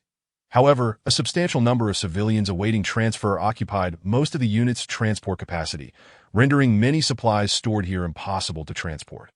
Given the time constraints, it was unrealistic to wait for support forces to arrive. After careful consideration, the commander ultimately issued evacuation orders to the subordinate units dispersed along the front line, reluctantly abandoning the supplies and equipment that could not be moved in time, and destroying the most critical command systems outright. Zhang Yunlong surmised that the commander must have had a backup command system. Otherwise, such valuable equipment would not have been so readily destroyed. Yet, none of this mattered now. These obsolete devices were relegated by Zhang Yunlong to the least valuable items on the transport list. However, the field hospital tent became Zhang Yunlong's primary target for this mission, and he instructed the Dongfeng truck assigned to their team to drive directly into the area, parking outside the tent to await loading. Although the specialized pharmaceutical container was undoubtedly too cumbersome to relocate, Zhang Yunlong was determined not to let a single box of its contents go to waste. Regardless of whether they were still viable, it was his duty to transport them back to AS for determining their usability. That was the hospital's responsibility. Suddenly, he heard Wang Weihua exclaiming in surprise from another tent. He hurried over to investigate and found Huazi standing before a pile of wooden crates, his face a picture of astonishment. Upon Zhang Yunlong's entrance, he discovered that the entire heap was composed of ammunition boxes. Most of the crates bore lead seals and were affixed with seals, with a conspicuous row of molded gun cases in the center. Zhang Yunlong approached closely to scrutinize the metal plate. QBZ 95-1 automatic rifles, 10 units. He counted the stacked molded cases, totaling over a dozen. Huazi had opened a box containing Type 81 automatic rifles, with more than half removed, leaving 3 rifles lying quietly within. Beneath the rifles were accompanying oil cans, bayonets, spare magazines, and packaged ammunition. Moreover, the ammunition within the box appeared largely untouched. This was not surprising, as such complete weapon storage boxes were typically reserved for strategic stockpiling. The quantity of ammunition inside was not extensive. Each rifle likely had only a basic supply. The soldiers who received their firearms must have drawn ammunition from a standard ammunition crate. Zhang Yunlong estimated that there were around 40 to 50 boxes in the tent. Shortly thereafter, another soldier discovered a significant number of ammunition boxes in a nearby tent, including Type 82 all-plastic grenades. Upon witnessing this cache of weaponry, Zhang Yunlong understood that yet another objective had been added to their mission: find vehicles. The medical supplies already being loaded onto the truck could not be abandoned, but these weapons and ammunition could not be left behind either. Although the current ammunition reserves at the base were adequate, each bullet expended was one less available. This situation offered no means of replenishment, and having discovered them, there was no justification for relinquishing them. Moreover, Zhang Yunlong could not defer the transportation of these weapons and ammunition to the next operation. Each team had a vehicle, each with its own target, and there was no reason to request assistance. Additionally, Zhang Yunlong had previously discussed the issue of finding vehicles with the political commissar, so he decided that it was better to seize the moment and resolve the vehicle situation during this mission. After emptying the medical tent, he observed that less than a third of the truck's cargo area remained. Zhang Yunlong pressed the intercom, calling out to Zhang Haoran. Rango, please respond. Zhang Haoran's reply came swiftly. Received. Please proceed. What have you found? Zhang Yunlong's response was succinct. Weapons and ammunition, medical equipment. There was a long silence on the intercom before Zhang Haoran responded. The other team should continue searching their assigned areas. Zhang Yunlong, please hold your position. I will be there shortly. Chapter 42. Finding vehicles before long. Zhang Haoran came running alone from the residential building, and by this time, the second team had also made some discoveries. Their truck was parked in front of the unit, with soldiers busily loading various items into it. Zhang Haoran first took note of the discovered weapon and ammunition boxes, after opening several boxes to confirm their authenticity. He glanced at the nearly filled truck with medical supplies and equipment, furrowing his brow as he contemplated his next words. Zhang Yunlong preemptively spoke. Rango, I know what you're about to say. Your second team should continue searching the residential building. There's no need to clear the truck for us. Besides these weapons and ammunition, there is also a substantial supply of field rations, all packed in boxes and covered with waterproof tarps. It appears the troops here evacuated in haste, leaving behind so much that even an additional truck could not carry it all, that I think it would be best for you to oversee things here while I take a few people to find a vehicle. This time, Old Su had assigned his 2 soldiers as drivers, and I think the 2 young men have decent repair skills. They can come along too, as long as the vehicle's issues aren't too severe. We should be able to bring it back. Zhang Haoran did not oppose Zhang Yunlong's proposal, for upon seeing the supplies, he understood that relying solely on the few trucks from the search team would not suffice to transport everything away. Surprisingly, it was not the anticipated weaponry that hindered the search team's efficiency, but rather the relatively limited transport capacity. After some thought, he added, Zhang Yunlong, while it's fine for you to go out and find a vehicle, sending just one vehicle is too inefficient. Let's do this. Our team will send 10 people to relieve the scout team, and you can disperse the scout team to search together. Once suitable vehicles are found, send a message to regroup. Additionally, I observed the remaining supplies and weapons here. I believe that the troops stationed here unloaded their vehicles and immediately evacuated the civilians that needed to be transferred. With no intention of transporting these supplies, you remember that supply point we received during the operation to support Hudao City. I know that by the time our second group arrived, there was nothing left, but such supply points surely exist in more than one location around Hudao City, that I suspect this is another one. However, due to its distance from our original route, higher command did not inform us about this supply point. It was prepared for other retreating units, but for various reasons, those forces that were initially planned to withdraw from this direction changed their routes, or perhaps no one successfully managed to retreat from the urban area. Upon hearing Ranji's analysis, Zhang Yunlong fell into a contemplative silence, realizing that he had indeed underestimated the complexity of the situation. That it was rather obvious. Even in the haste of withdrawal, the military could not abandon their weapons and ammunition. Coupled with a substantial amount of medical supplies and field rations, which were evidently intended to replenish the troops retreating from the urban areas. Though lacking in heavy artillery, these provisions were invaluable to the remnants of a force emerging from an epidemic zone. Regrettably, the equipment and supplies left behind had not awaited their rightful owners. Zhang Yunlong recollected that the 120th Armed Police Division had seemingly entered the city from this very direction, which could elucidate why these materials had been overlooked. A squad of armed police soldiers tasked with protecting a team of virology experts had likely been evacuated directly by a Harbin Z-18 helicopter sent for their rescue. Subsequently, the horde of corpses surging from the epidemic zone had been annihilated by incendiary bombs dropped from a J-16 fighter jet. In the aftermath, the scattered remains of the dead gradually spread to the migrant village, becoming a forbidden territory for survivors, ultimately scavenged by search teams. With the unfolding events clarified in his mind, Zhang Yunlong promptly initiated action, using his radio to contact Baozi, instructing him to assemble his reconnaissance team at the EA. The crowd expressed no dissent as the pickup truck boldly ventured onto the neglected land by the roadside. Beyond this desolate expanse lay a cement road adjacent to the village. From this moment forth, caution was paramount, for one could never anticipate from which shadowy corner a ravenous zombie might emerge, eager to sink its teeth into flesh. Perhaps it was divine providence, perhaps the absence of prey, or perhaps the lack of any significant commotion. In any case, this modest convoy reached the vicinity of their destination with remarkable ease. Spending no more than an hour and a half on the journey, Zhang Yunlong did not rush to the auto repair shop, but instead navigated towards the freight distribution center based on a vague recollection. Soon he spotted a dilapidated signpost by the roadside, and following its direction, he arrived at a vacant plot not far from the highway entrance, where the rudimentary distribution center stood. Aside from a shabby large shed for temporary storage and a small two-story office building, the entire center appeared somewhat desolate. The parking lot was sparsely populated, predominantly filled with construction vehicles such as excavators, bulldozers, and road rollers, while only two dilapidated cargo trucks lingered, both medium-sized at 6.2 meters in length. With not a single heavy truck in sight, Zhang Yunlong surmised that prior to the outbreak, during the planned economy era, most transportation vehicles had been uniformly allocated, primarily for transporting goods or personnel.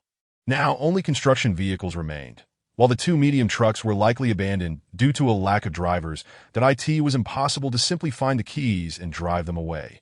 Yet, rather than feeling disheartened, Zhang Yunlong felt a surge of joy. At least they had located vehicles. Whether they could drive them away depended on their luck. Furthermore, the distribution center was so open and unobstructed that the likelihood of zombies lurking was minimal. Under the shed, some goods were piled up and covered with plastic sheeting. Their contents remained a mystery, presenting an opportunity for a surprise discovery. Zhang Yunlong paid little heed to the small, decrepit building.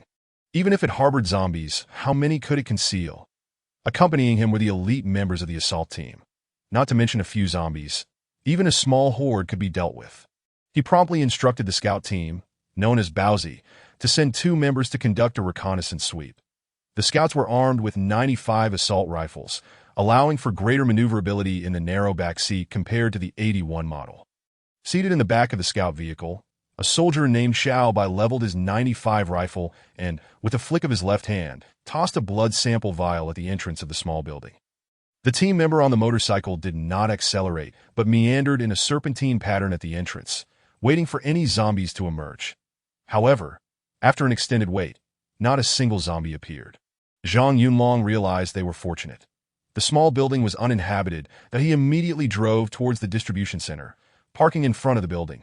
Baozi led the scout team to split into 2 groups, one to investigate the covered goods for any useful items, while the other safeguarded the 2 drivers as they inspected the 2 trucks. Baozi took the lead towards the shed, while Zhang Yunlong entered the small building with Huazi, hoping to uncover any valuable information. Upon entering, Zhang Yunlong found the interior in disarray, evidently rummaged through by previous survivors. There was little of value, but in a small office, he discovered a vehicle dispatch log recording the operational history of each truck and construction vehicle, detailing only the time and destination, without any information regarding the cargo being transported. Seeing no useful information, Zhang Yunlong and Huazi ascended to the second floor, which housed employee dormitories and a small storeroom. Inside, they found some clothing and bedding that were neither moldy nor damaged, along with personal hygiene items. A modest gain. The storeroom door was secured with a padlock, which Huazi easily smashed open with the butt of his rifle. Overjoyed, Zhang Yunlong opened the door, only to find it nearly empty except for a battered metal cabinet. Upon opening the cabinet, he discovered it contained a small gun locker, complete with a firearm usage registration book and a set of maintenance tools. But no firearms. It seemed that the staff at the distribution center had been promptly notified to evacuate, taking all valuable items with them. Realizing there was nothing more to gain, Zhang Yunlong reluctantly closed the cabinet door and turned to leave. Dismissing the meager offerings in the dormitory. Exiting the small building, he gazed towards the shed, contemplating that there must be some reward. Indeed, Baozi contacted him via radio, summoning him over. Upon closer inspection, Zhang Yunlong found that the covered goods were all fire extinguishers. Among them were carbon dioxide extinguishers, but the majority were dry powder extinguishers. While one might argue they were of little use, they did hold some value. However, the quantity was overwhelming. Dozens of boxes, each over half a meter long, containing 6 extinguishers wrapped in paperboard, all in pristine condition. Zhang Yunlong decided that if the 2 trucks could be started successfully, they would load these extinguishers as well. After all, an extinguished grenade could serve as a large smoke bomb with shrapnel. Even if not used against zombies, spraying it on the ground could effectively mask scents, making them worth transporting back. Noticing no further discoveries, Zhang Yunlong approached the 2 trucks. Xiao Guo and Xiao Kai were busily working on one of the vehicles, and Zhang Yunlong refrained from hurrying them. Starting a truck that had been parked for so long without keys was a technical challenge. If necessary, they could search for keys later, lighting a cigarette. He idly observed the construction vehicles parked nearby. Suddenly, an idea struck him that he turned and knocked on the truck's door, calling out, "Xiao Guo, you 2 stop fussing around and come down. Let's see if that dumper truck over there can be started." Xiao Guo and his companion, momentarily confused, climbed down and glanced at the massive dumper truck pointed out by their leader, quickly grasping his intention. This beast, with a front 4 and rear 8 configuration, was designed specifically for hauling earth or debris. Its load capacity and sturdiness were unquestionable. The height of the vehicle provided a broad field of vision and immense power, resembling a civilian armored vehicle. The only concern was that the truck bed was positioned a bit high off the ground, but that posed no significant issue. The soldiers had ample strength to hoist themselves up. The 2 men eagerly clambered onto the truck. And to their surprise, the driver's door was unlocked. They rummaged around inside and soon, Xiao Kai poked his head out, clutching the truck keys, exclaiming, "Captain, the keys are right here in the truck." This revelation was a stroke of luck. Zhang Yunlong was not surprised. These construction vehicles were likely nationalized and redistributed after the war, with drivers merely receiving wages for their shifts. Who would take home the keys to a company vehicle after hours?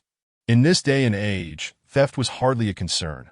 Zhang Yunlong had even considered returning to the 2-story building to search for keys, knowing that starting such a large construction vehicle without them would be quite difficult.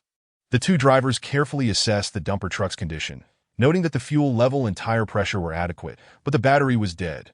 Zhang Yunlong drove the pickup over, connected the battery with cables, and revved the engine to charge the dumper truck. Xiao Kai persistently attempted to start the engine, and after more than 10 minutes, the dumper truck roared to life, watching the thick black smoke billowing from the exhaust.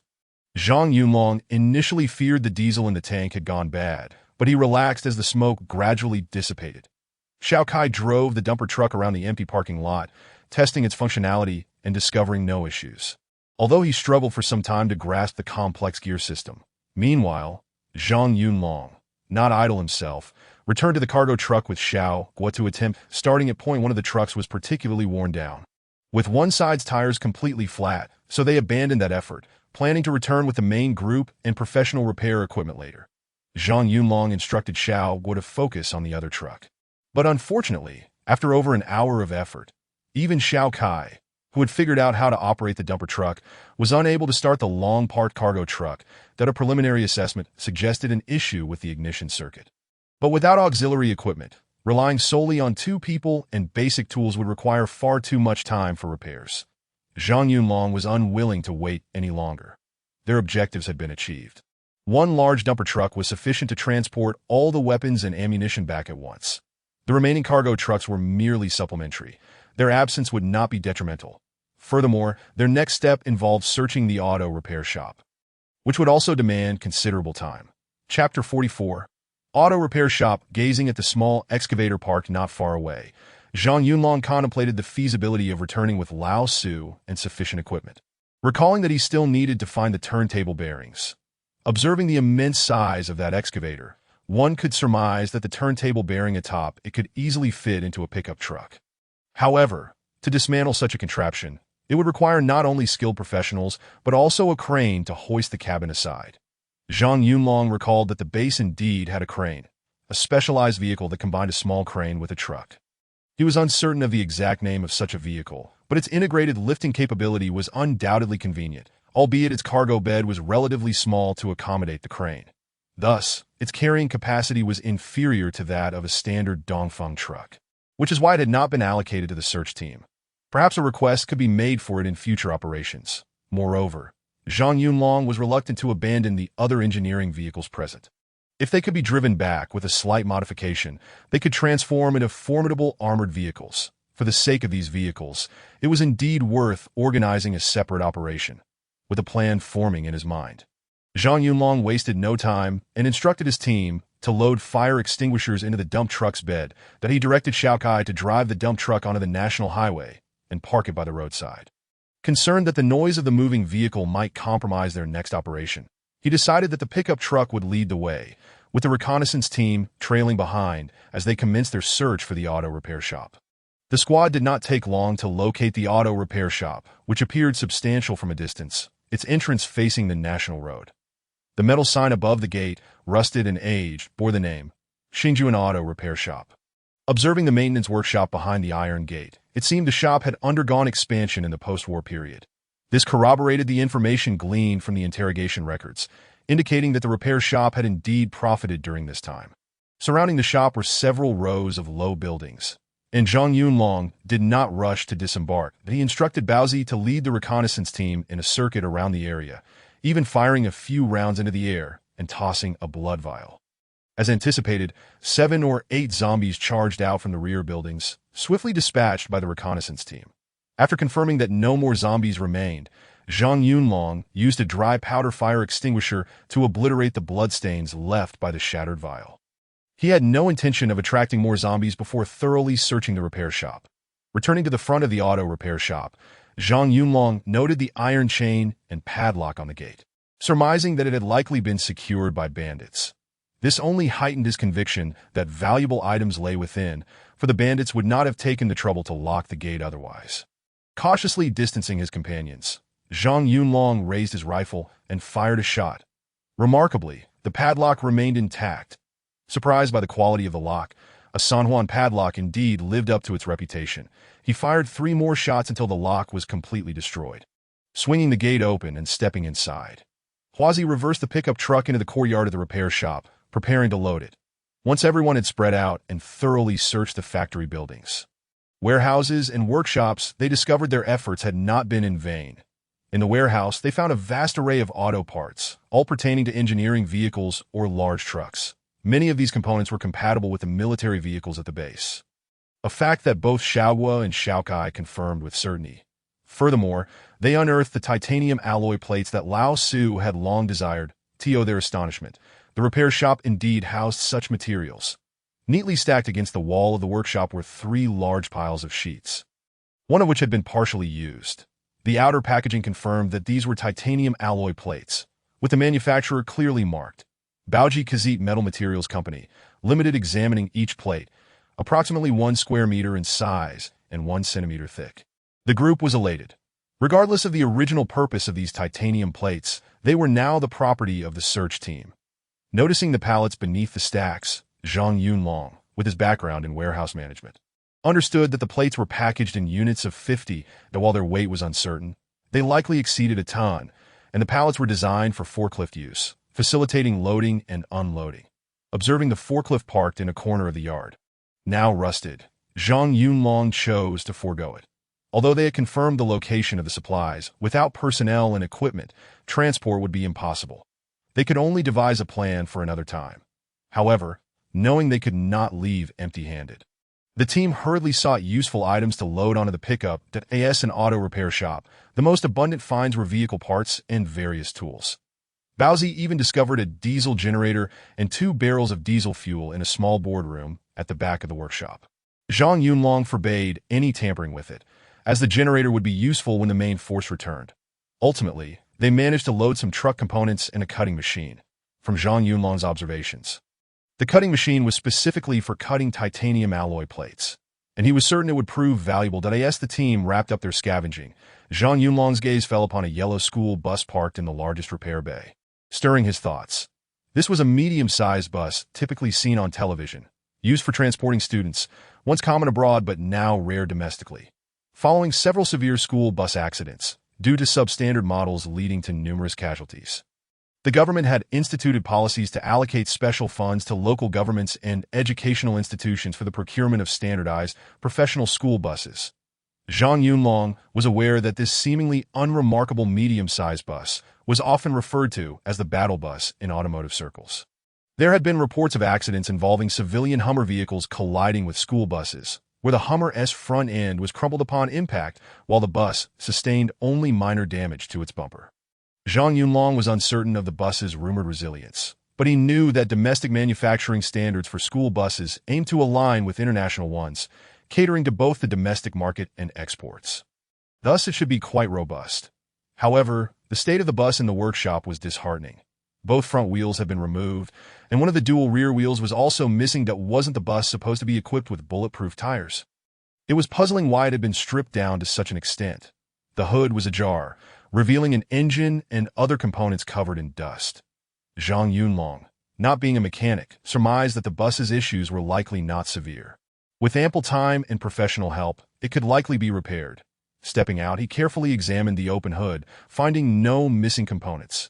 However, when he chanced upon the hood, which was about 10 millimeters thick, and the solid steel front of the bus, he was genuinely taken aback. Circling the bus, he observed that apart from the headlights, which were plastic, every other part was enveloped in 10 millimeters of steel. That he knew school buses were sturdy, but he had not anticipated such meticulous material usage.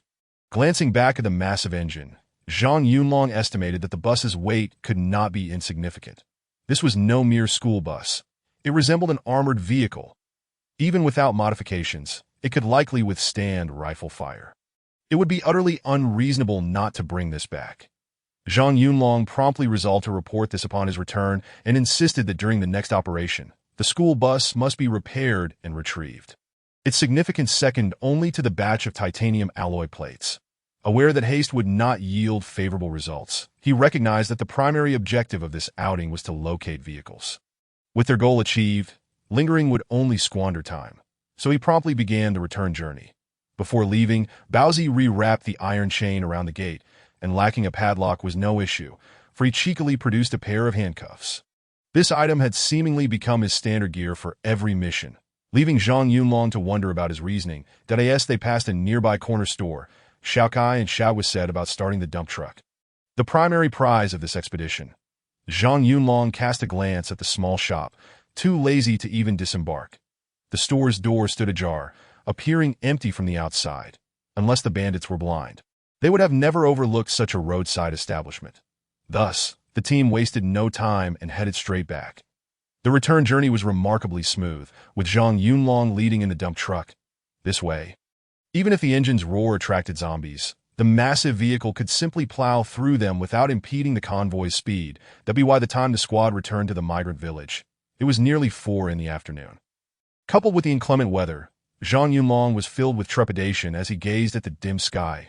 At this point, the other teams had already completed their searches, even packing the supplies they intended to take on their next trip. Eagerly awaiting the return of Zhang Yunlong's squad. Chapter 45. Hurry back. Having long received Zhang Yunlong's radio notification, the search team members were not overly surprised upon seeing the towering dump truck. Rather, they expressed admiration for Captain Zhang's decisiveness. Yet a pressing issue loomed before the search team. Time was running short. No one anticipated that despite everything proceeding smoothly, Zhang Yunlong's team still spent an inordinate amount of time on the road. Now, two choices lay before them. The first option was to abandon the discovered weapons, ammunition, and supplies, allowing the search team to return immediately. The hour and more available would suffice for a leisurely return, during which they could also bury the charred remains from the morning's incineration. The second option, however, was considerably more perilous. Everyone would hasten to load the supplies onto the dumper truck, striving to complete the task in the shortest time possible. The dumper's height necessitated that the soldiers use boxes as stepping stools to load the supplies, and even with their utmost speed, there was no guarantee they would finish before darkness descended. Should they opt for safety and return immediately, or take a gamble in the pursuit of fortune amidst danger? Zhang Yunlong found himself in a quandary. Glancing at his watch, he noted that it was less than 10 minutes until 4 o'clock. With still over an hour remaining before the base's mandated return time, that if the convoy traveled at approximately 80 miles per hour, they could reach the base in under half an hour. Observing the dumper, which had only loaded a mere 10 boxes of fire extinguishers and the munitions crates waiting by the roadside for loading, Zhang Yunlong decisively commanded, "All assault team members, prepare to load the truck. Move as swiftly as possible, and do not concern yourselves with the arrangement of the boxes. The space is ample. As long as we can load them, speed is of the essence." Although some team leaders expressed reservations and concerns regarding Zhang Yunlong's decision. After 2 search operations, it seemed that the leaders of the various squads had tacitly acknowledged Zhang Yunlong's considerable authority within the search team. Even Zhang Haoran largely complied with Zhang Yunlong's arrangements unless he had a significant disagreement. This time, Zhang Haoran again unconditionally supported Zhang Yunlong's decision, turning without hesitation to instruct his second team to assist. Before long, the rear of the dumper was filled with soldiers loading supplies. Due to the dumper's height and the weight of the weapon crates, each team could only make 3 trips before stepping down to allow others to continue, thus ensuring stamina and speed in their efforts. The sturdy weapon and ammunition crates were haphazardly piled. The old wooden boxes varied in size due to the different weapons they contained. Initially, the search team members could uniformly stack the crates by type at the roadside, but as the loading progressed, time constraints rendered such details insignificant. The rear of the truck appeared somewhat chaotic. The crates containing the 82 type grenades, 95-1 rifles, and squad machine guns had been prioritized and were already loaded into the Dongfeng truck, which still had space available. What remained were predominantly outdated weapon and ammunition crates, mostly containing the Type 81 rifles and 81 type squad machines, along with a few boxes of 40mm rounds. There were also several old general-purpose machine guns. And Zhang Yunlong even spotted a Type 85 sniper rifle. Given the pressing timeline and heavy responsibilities, there was no time for a meticulous inventory, but Zhang Yunlong estimated that the combination of light and heavy firepower could already form an enhanced battalion. This did not even account for the newly loaded 95-1 automatic rifles and over a dozen sets of modern individual carry gear, solidifying Zhang Yunlong's belief that this site was indeed a supply point left for the 120th Division during the Great Retreat. This thought inevitably brought to mind the charred battlefield. Perhaps many of the armed police soldiers had already surged out of the urban area, yet to provide cover for the slower-moving surviving citizens. They ultimately fell victim to the horde, losing all hope of survival, perishing alongside the man-eating monstrosities in the flames. The weight of these reflections pressed heavily on Zhang Yunlong's heart. He raised his hand to check his watch and noted that 15 minutes had already elapsed. With a substantial portion of the weapons and ammunition piled at the roadside now loaded. However, the search team soldiers who had awaited Zhang Yunlong's return had preemptively moved all supplies from the entire tent area to the roadside for easier handling. In addition to weapons and ammunition, there were individual carry gear and a significant amount of field rations. Given the ample space in the dumper's rear, all these supplies could fit, but to transport everything would require at least another 20 minutes. Observing the soldiers straining to lift boxes into the nearly waist-high truck bed, Zhang Yunlong felt a surge of urgency, beads of sweat forming on his brow. Yet, he uttered not a word of encouragement, knowing full well his comrades were already exerting their utmost efforts. Had there been a sufficiently high unloading platform, perhaps efficiency would have been enhanced, But alas, none existed here. The only course of action Zhang Yunlong could take was to monitor the loading progress while glancing at his watch. For the sake of these invaluable supplies, he had resolved to forego burying the incineration pit on the beach, dedicating all available time to loading instead. Though this decision carried its own risks, the potential rewards of these hard-to-come-by equipment and supplies justified the gamble. Nonetheless, even this time frame felt painfully constrained. Glancing at his watch, he noted that the hands had already passed 4:30, and the sky had grown increasingly dim. The sun, obscured by heavy clouds to the west, cast only a deep crimson hue, failing to illuminate the land further. Staring at the somber sky, Zhang Yunlong realized that if they did not depart soon, it would truly be too late.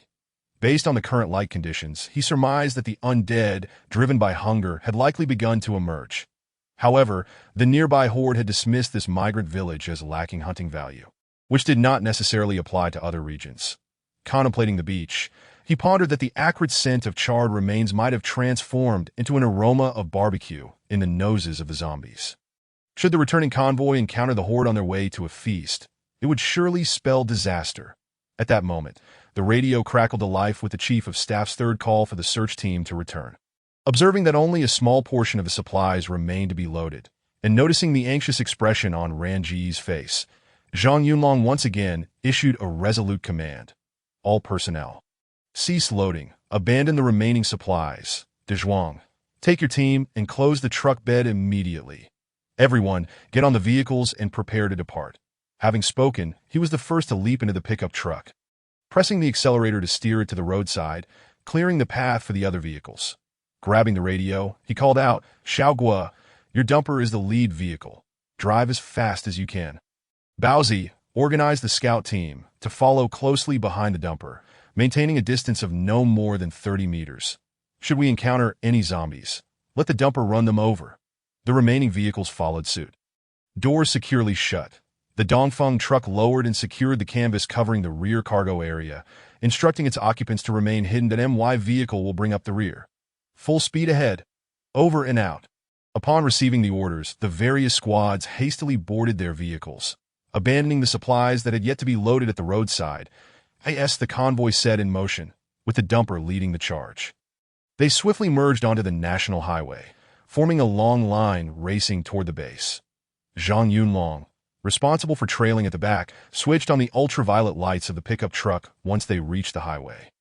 The current light conditions were sufficient to ensure basic visibility, and he emphasized the need to refrain from using headlights, that in the event of an encounter with zombies, they would only activate the headlights upon command, maximizing their ability to distract the undead. His early activation of the ultraviolet lights served a similar purpose. Should the zombies pursue from behind, the intense UV glow would likely prompt them to retreat. As the convoy surged forward, Zhang Yunlong quickly noticed the sporadic emergence of undead figures at the roadside. The zombies, upon sighting the speeding convoy, shrieked and charged onto the road, only to be swiftly left behind. Watching the rapidly vanishing undead in the rearview mirror, Zhang Yunlong felt a sinking sensation in his heart. Truly, what one fears most often comes to pass. While incinerating the corpses during the day, he had initially planned to bury the pit upon their return in the afternoon, but he had not anticipated that the lingering stench would attract the surrounding zombies. To make matters worse, the weather had turned ominous, prompting the undead to emerge from their lairs earlier than usual. That moment, regret washed over Zhang Yunlong. Had he known it would come to this, he would have resolutely chosen not to covet that batch of equipment and supplies. Now, it seemed that even an hour's early return would not have sufficed. The zombies were likely out scavenging much earlier than usual, by at least half an hour. Zhang Yunlong drove and contemplated how far the pursuing undead might follow. The convoy passed the beach where the corpses had been incinerated, with the convoy, including the lead dumper, totaling 11 vehicles. Not including the scout team's motorcycles, the entire caravan stretched over 200 meters long. When the first vehicle crossed the beach, Zhang Yunlong's pickup was still some distance away from observing the scene. Suddenly, the radio erupted with Xiaoguo's panicked cry from the dumper. "Oh no, we have trouble." Chapter 46. A grave trouble. Before Zhang Yunlong could fully comprehend the situation, Cheng Wenxing's urgent voice followed. "Accelerate the rear vehicles. Quick, speed up, or we won't make it." He barely had time to inform the squad leaders of the particulars and did not seek Zhang Yunlong's approval before issuing the acceleration order. Likely at Baozi's behest, Zhang Yunlong instantly realized the worst-case scenario had come to pass. No longer concerning himself with the walkie-talkie, he gradually pressed down harder on the gas pedal with his right foot and slowly maneuvered the steering wheel to overtake the vehicle of the frontrunner. Ran good that he accelerated forward as the convoy traveled in the right lane, with ample space available on the left, where the entrance to the beach lay. Once the pickup truck surged past several vehicles ahead, it finally reached the entrance connecting the beach to the national highway. Zhang Yunlong was afforded a clear view of the situation on the beach. Surrounding the former cremation pit was a throng of densely packed zombies. The entire horde consisted of approximately 500 zombies, all clustered on the beach, creating an ominous dark mass. Zhang Yunlong could almost ascertain that this was not a single horde, but rather a convergence of several smaller hordes drawn here. Otherwise, such a vast number would have certainly been detected by the patrols during earlier reconnaissance. However, this was not the most pressing concern at that moment that as the convoy passed. The howling sound generated attracted the attention of the zombies at the periphery, who were unable to secure any barbecue. They turned to see the convoy charging towards the national highway, all roaring in pursuit. Witnessing the oncoming horde, Zhang Yunlong's pupils constricted to pinpricks, a profound sense of impending doom pressing down upon him, almost compelling him to turn back and flee. Yet, in the end, Zhang Yunlong firmly pressed the brakes, bringing the pickup truck to a steady halt. They could not allow the horde to breach the convoy's ranks. Should the zombies sever the convoy while simultaneously encircling the vehicles behind, those trapped would be as good as sentenced to death. Among the entire convoy, only Zhang Yunlong's pickup truck was robust enough to withstand the impact of the zombies.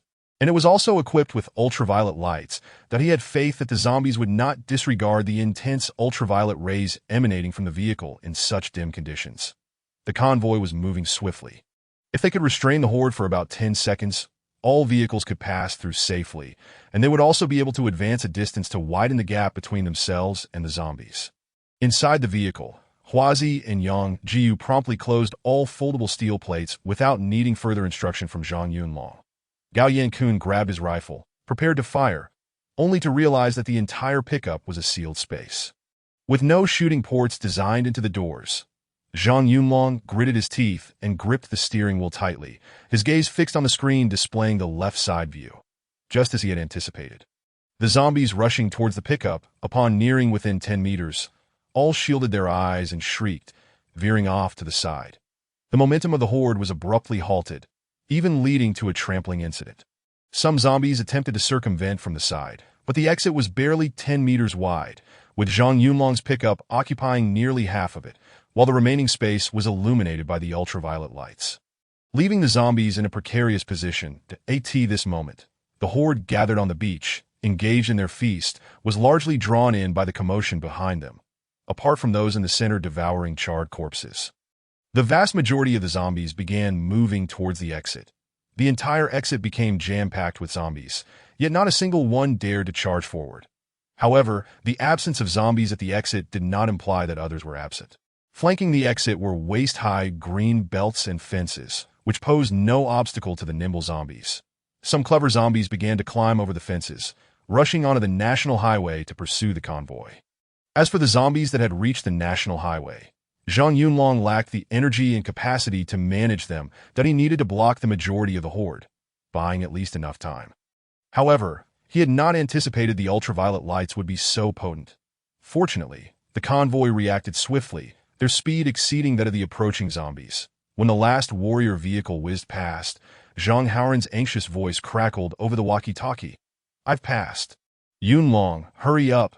Upon hearing Ran Ji's voice from the penultimate vehicle, Zhang Yunlong remained unresponsive, silently counting in his mind he had reached 7, with 3 seconds remaining. This was a self-imposed limit. Beads of sweat the size of soybeans cascaded down his forehead, blurring his vision, but he did not pause to wipe it away. Upon reaching 10, he swiftly released the brake and pressed the gas pedal to the floor. As the pickup surged forward, the xenon headlights lit up the path ahead. Zhang Yunlong's gaze first fell upon dozens of zombies frantically sprinting not far ahead. While Ran Ji's vehicle had already covered over 100 meters, he could not afford to glance back. His focus remained on the zombies as he slightly adjusted the steering wheel to evade those racing towards him. For those he could not avoid, he would collide with the side of the vehicle, minimizing the impact on speed. Many zombies, feeling the stinging sensation from the ultraviolet rays behind them, had no time to turn back before being struck and sent flying. Thanks to the immense horsepower, the pickup truck quickly caught up with the convoy, which was already speeding over 100 miles per hour, leaving the horde far behind. Yet, Zhang Yunlong did not feel the elation of survival. He knew trouble was brewing for the search team. At this moment, the convoy was less than 15 kilometers from the base's second gate, a distance that was neither too long nor too short. However, a horde could easily cover more than 15 kilometers in a night, especially when fixated on a clear target. The national highway led directly to the base without any forks, making it impossible to divert the horde elsewhere. As the convoy pressed on with their headlights blazing, the scattered zombies along the route would gradually be drawn in, creating a classic snowball effect. What began as a small wave of zombies could ultimately swell into a veritable sea of the undead. Countless units that had evacuated from the infected zones had met their demise in such a manner. Time was not on Zhang Yunlong's side. The only consolation was that, according to earlier reconnaissance, the number of zombies within a 20-kilometer radius was not substantial. Zhang Yunlong recalled the data provided by the command center, estimating around 2,500 to 3,000 zombies. Moreover, should more than 500 zombies emerge in the wilderness, second-line units like the experimental base, which lack substantial self-defense capabilities, could prioritize requests for aerial support. At least the Suizhong area had a squadron of JH-7A bombers on standby, though Zhang Yunlong was uncertain whether the squadron was at full capacity. When the city of Hudao fell, that squadron had played a significant role during the final bombing phase. Zhang Yunlong surmised that most of the surrounding zombies had been lured by the search team. Thus, by the time the convoy reached the second gate, there were likely around 1,000 zombies trailing behind, which was not enough to create a zombie sea. However, this still posed a lethal threat to the base, which was severely lacking in personnel and heavy firepower. A single misstep could lead to total annihilation. Zhang Yunlong understood that his reckless ambition had brought considerable trouble to the entire base. If the base could successfully navigate this life-and-death trial, a military tribunal awaited him, or at the very least, a swift and severe reprimand. Conversely, if the base could not withstand this calamity, Zhang Yunlong would confront his fate with valor, sacrificing himself to atone for his misjudgment. Having come to this realization, Zhang Yunlong felt a sense of relief wash over him as he instructed Huazi to report the current situation of the search team to the base. Since passing the beach, less than 2 minutes had elapsed, and at their current speed, the convoy was estimated to reach the base gate in under 20 minutes. At this juncture, requesting aerial support from the base was clearly impossible. The only viable option was to organize the personnel within the base to staunchly defend the gate, preventing all zombies from breaching the premises. For if the horde were to overpower the base's gates, total collapse would be the inevitable outcome. Once Huazi finished the report, Zhang Yunlong seized the walkie-talkie and called out to the other team leaders. "Attention all squads. I am Zhang Yunlong, the captain of the first assault team of the search unit. All actions during this search mission have been organized and implemented by me, and I bear primary responsibility for any consequences resulting from the search team's ineffectiveness. The severity of the situation does not require further elaboration. The horde has been drawn in by the convoy, rendering all measures to conceal traces and odors meaningless. That I have informed the base of this emergency, and they are currently mobilizing personnel to the second gate to establish defensive fortifications. But time is of the essence. I urge all squad leaders to return to the second gate with utmost urgency to assist in the construction of the defenses and to comply with the base's subsequent operational arrangements. The weapons and equipment we have brought back are crucial for the base's ability to successfully repel the horde. They must be delivered safely. Cheng Wensheng, effective immediately, you are assigned to Bao Changji's team and will officially become his team member. I ask that you treat Cheng Wensheng equally in future operations or daily life, allowing him to continue to shine in an appropriate role. To all comrades, it has been an honor to fight alongside you during this arduous time. I can no longer accompany you on the road ahead. I kindly ask that upon your return, you convey a message to the political commissar, stating that I, Zhang Yunlong, am unworthy of his trust, and I have let down all officers and soldiers of the base, as well as the populace. Bao Changjie, you are now the new captain of the first assault team. Over and out. Chapter 47. Rearguard. As soon as Zhang Yunlong concluded his poignant words, Zhang Haoran's anxious voice echoed over the walkie-talkie. Yunlong, don't be foolish. Listen to me. There is still time. Let us figure something out together. If all else fails, we can still fly a kite. Don't do anything rash. Zhang Yunlong interrupted Ran Ji's speech, pressing the walkie-talkie and shouting, Ranga, stop with the nonsense. There is no time. It's about to get completely dark. The convoy on the highway is a living target for the zombies. My pickup truck is equipped with ultraviolet lights and armor that I will decelerate and do my utmost to hold back the horde of corpses. You, along with the search team, must return for assistance as swiftly as possible. Having spoken, Zhang Yunlong promptly shut off the intercom and began to gradually reduce his speed, distancing himself from the convoy. Simultaneously, he turned to his three comrades in the vehicle and said, this time, it's my fault that you are in danger, brothers, that I am truly sorry. If it weren't for my greed, we wouldn't have found ourselves in this predicament, that if any of you wish to abandon me now, I won't hold it against you that I can stop the vehicle, and you can drive ahead without me. Before you leave, please ensure to leave all the grenades with me. After Zhang Yunlong finished speaking, Wang Weihua and the others exchanged helpless smiles with their captain. They all understood that true brotherhood is revealed in times of hardship. At this juncture, there was no room for sentimentality. They would charge forward through fire and sword. Without uttering a word, Wang Weihua began to organize their weapons and ammunition. Yang Jiu pulled out a cigarette, contemplated for a moment, and then tossed the cigarette pack aside. Turning to the squad leader, he remarked, Brother Long, we are all prepared to risk our lives, so you might as well share your best stash. Upon hearing this, Zhang Yunlong let out a hearty laugh, retrieving a pack of precious 95 Supreme cigarettes he had always carried but never dared to smoke. Tossing it into the back seat, Yang Jiu caught it, rudely tore open the pack, lit a cigarette, and then stuffed the lit cigarette into Zhang Yunlong's mouth, distributing the rest to Huazi and Gao Yankun. The vehicle was soon filled with smoke, and Zhang Yunlong rolled down the window, opening the foldable panel, allowing the cool evening breeze to flow in as he gradually pulled the truck to a stop by the roadside. The four brothers swiftly and tacitly unloaded the fire extinguishers, bleach, and hydrogen peroxide, initially meant to mask the convoy's scent, from the truck bed into the middle of the road. They also tossed aside automobile parts and a cutting machine, resolving to retrieve these items after the night passed safely at the base. Zhang Yunlong estimated that the pursuing horde would not reach their current position for at least 5 minutes. Leaving little time to spare, that he quickly lifted a 20-liter green oil drum filled with diesel from the moreover. The unfortunate reality was that Zhang Yunlong and his comrades had only 5 grenades remaining, and their magazines were dwindling as well. At this point, the trio, whose shoulders were numb from the relentless vibrations, had begun to feel a sense of acceptance regarding the grim fate that awaited them. They had been oblivious to the ammunition consumption until Zhang Yunlong noticed the dwindling supply of grenades, compelling him to take stock. The spare magazines provided by Huazi had been exhausted, and given their similar rate of fire, there were likely only 2 or 3 magazines left in the pouches strapped to their chests, with the emptied ones carelessly tossed into the truck bed behind them. After hurling 2 grenades to temporarily halt the advance of the undead horde, Zhang Yunlong seized the brief respite to divide the last 3 grenades among them, instructing them emphatically to save them for the final moments. These would serve as their glorious grenades. Yang Jiu and Gao Yankun understood the implication and promptly exposed the safety pins, securing the grenades in the empty magazine pouches on their chests. When the moment arrived, they would simply need to pull the triggers, allowing them to take a few more zombies down with them. Due to the prolonged crouching position, which hampered their balance, the trio opted to sit in the truck bed, propping the 81 rifle against the railing for gradual, precise firing.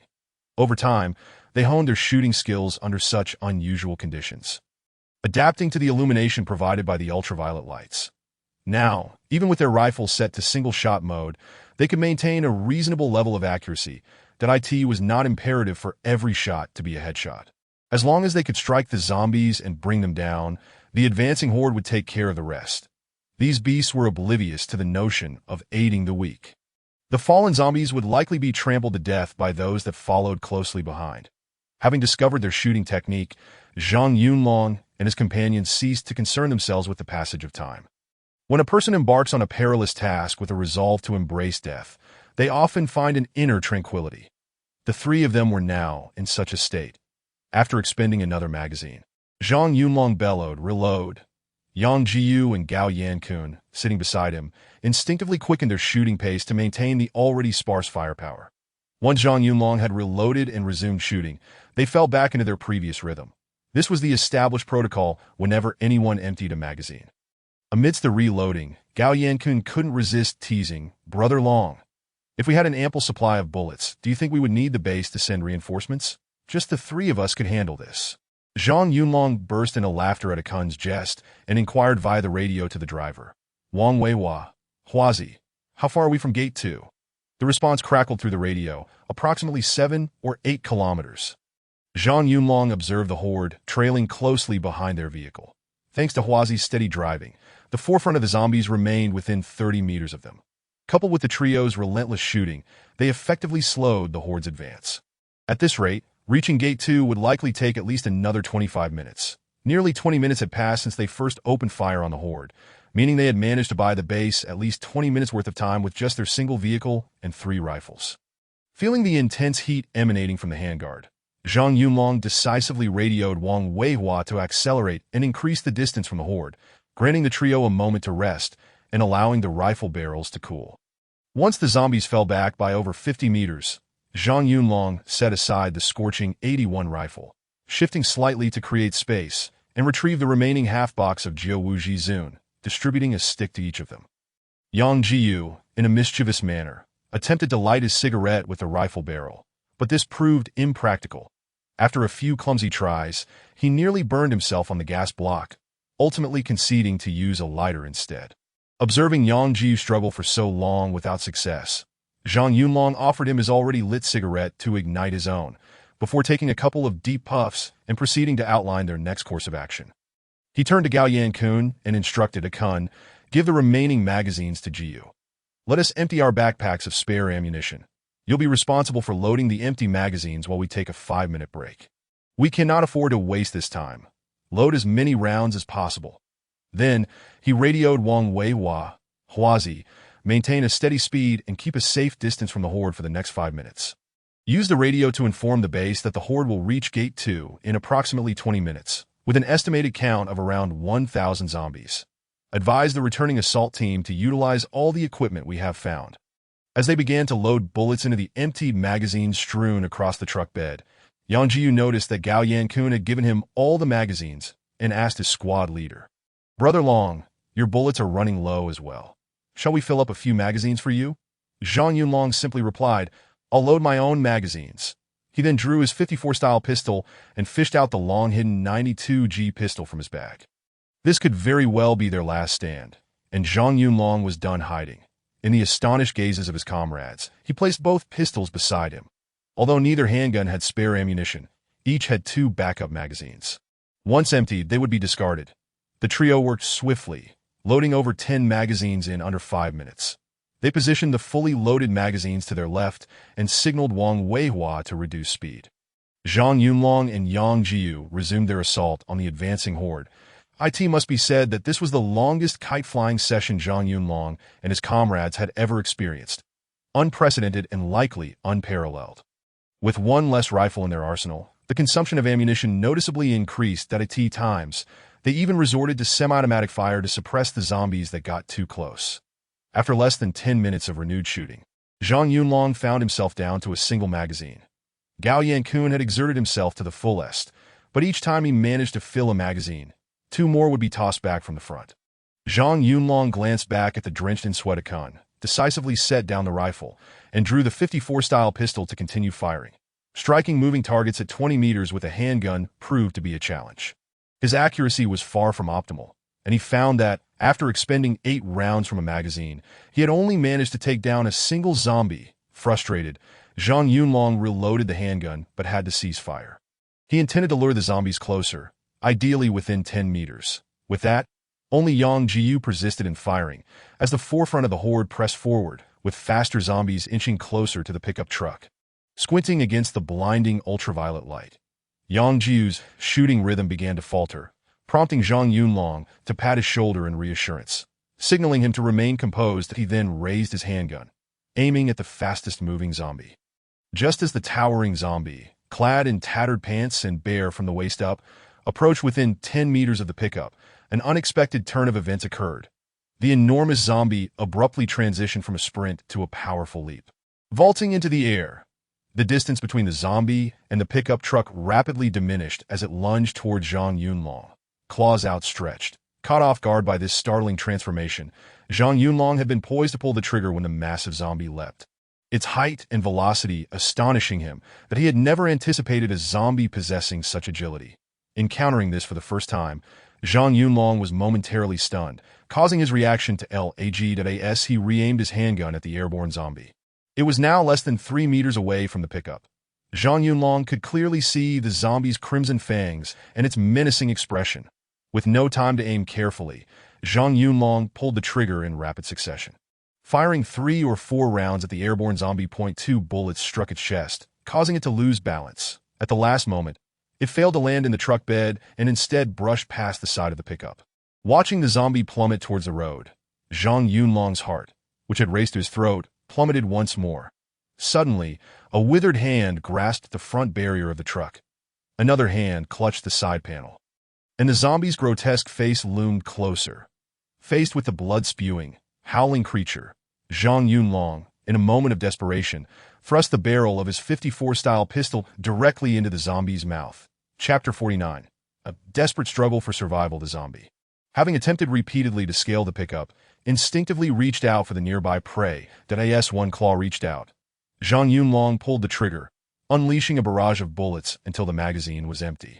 The previously ferocious zombie now sported a gaping hole in its skull, collapsing lifelessly to the ground. Zhang Yunlong, panting heavily while gripping the empty .54 pistol, found himself startled by the sudden turn of events. Had he known the zombies could leap like that, he would have kept a safer distance. This invaluable lesson was hard-earned. How wonderful it would be if they could survive and return home with this newfound knowledge to combat the undead. This notion merely flickered in Zhang Yunlong's mind for an instant before he cast it aside. This was not the time for such thoughts. Gazing at the .54 pistol stained with the blood of the undead, he could not be bothered to clean it. He loaded the last magazine and aimed at the nearest zombie. Pulling the trigger with meticulous precision, one shot after another, he managed to take down 3 zombies. Yet a greater horde continued to close in. When the final bullet was fired, Zhang Yunlong hurled the empty .54 pistol with a sweeping motion, and it struck a zombie squarely in the face. The unfortunate creature stumbled and was ultimately toppled by another zombie nearby. In quick succession, countless feet trampled down upon it. Observing that he could throw a pistol with greater accuracy than he could shoot, Zhang Yunlong found himself at a loss for words. He drew his 92G pistol, ready to continue the fight, while Gao Yankun, wielding a rifle, joined the fray. Noticing the incredulous expression on the squad leader's face, he voluntarily proclaimed, "We've exhausted all our spare ammunition. These magazines represent our entire stockpile." Zhang Yunlong glanced at the 6 fully loaded magazines at his feet, and then at the still lengthy line of zombies. His expression darkening, he understood that the moment of reckoning was upon them. Once their bullets were depleted, they would have no means to combat the horde beyond triggering the glorified smoke signal of a vehicle. Would they truly be reduced to engaging in a melee with the undead? In truth, this outcome was already the best they could have hoped for. Zhang Yunlong had never anticipated they would endure for so long. From the outset, he had prepared for the worst, contemplating that should the horde breach their vehicle, they would embrace death together. He was astounded they had managed to fire off all their ammunition. At such close range, the density of the horde meant that a single shot could often pierce through 2 or even 3 zombies. Zhang Yunlong calculated that the 3 of them had expended nearly 1,500 rounds, along with over 20 grenades, yet had managed to eliminate or incapacitate almost 500 zombies. This translated to an average of 3 bullets per enemy, particularly during the latter stages when they were firing single shots. Thanks to their prior training, they could consistently achieve 1 kill per shot from a distance of over 30 meters, demonstrating remarkable marksmanship. As the horde visibly diminished, Gao Yankun's jest proved prescient. If they had sufficient ammunition, they could indeed whittle down the thousands of zombies through such a methodical approach. They could no longer be considered mere veterans. They had truly become elite warriors, though this was contingent upon their survival. Upon reassessing the horde's numbers, he noted that fewer than 800 zombies remained, and as they approached the vicinity of the base, the number of zombies dwindled further, with few straying onto the road. At this juncture, they were less than 3 kilometers from the second gate of the base, and the horde's numbers were unlikely to increase any further. Zhang Yunlong, without needing to call for Huazi, could sense they were nearing the turn into the second gate of the base. Yet he was resolute in not allowing Huazi to take that turn. Instead, he intended to press onward by continuing to draw the horde forward. They could divert all the zombies in the area to another location. Moreover, should conditions permit, the JIF-7A station in Suizhong would have ample time to arrive and deploy incendiary munitions, effectively resolving the threat the horde posed to the base in one fell swoop. However, as they neared the base gates, Zhang Yunlong felt reluctant to risk his comrades any further. Thus, he made a bold decision. Raising his 92G pistol, he commenced firing at the horde until he had expended every last bullet. This 92G indeed proved itself a remarkable new model, far superior in handling compared to the 54. Its accuracy, recoil, and sustained firepower were all markedly better. Zhang Yunlong could not bear to discard this prized possession.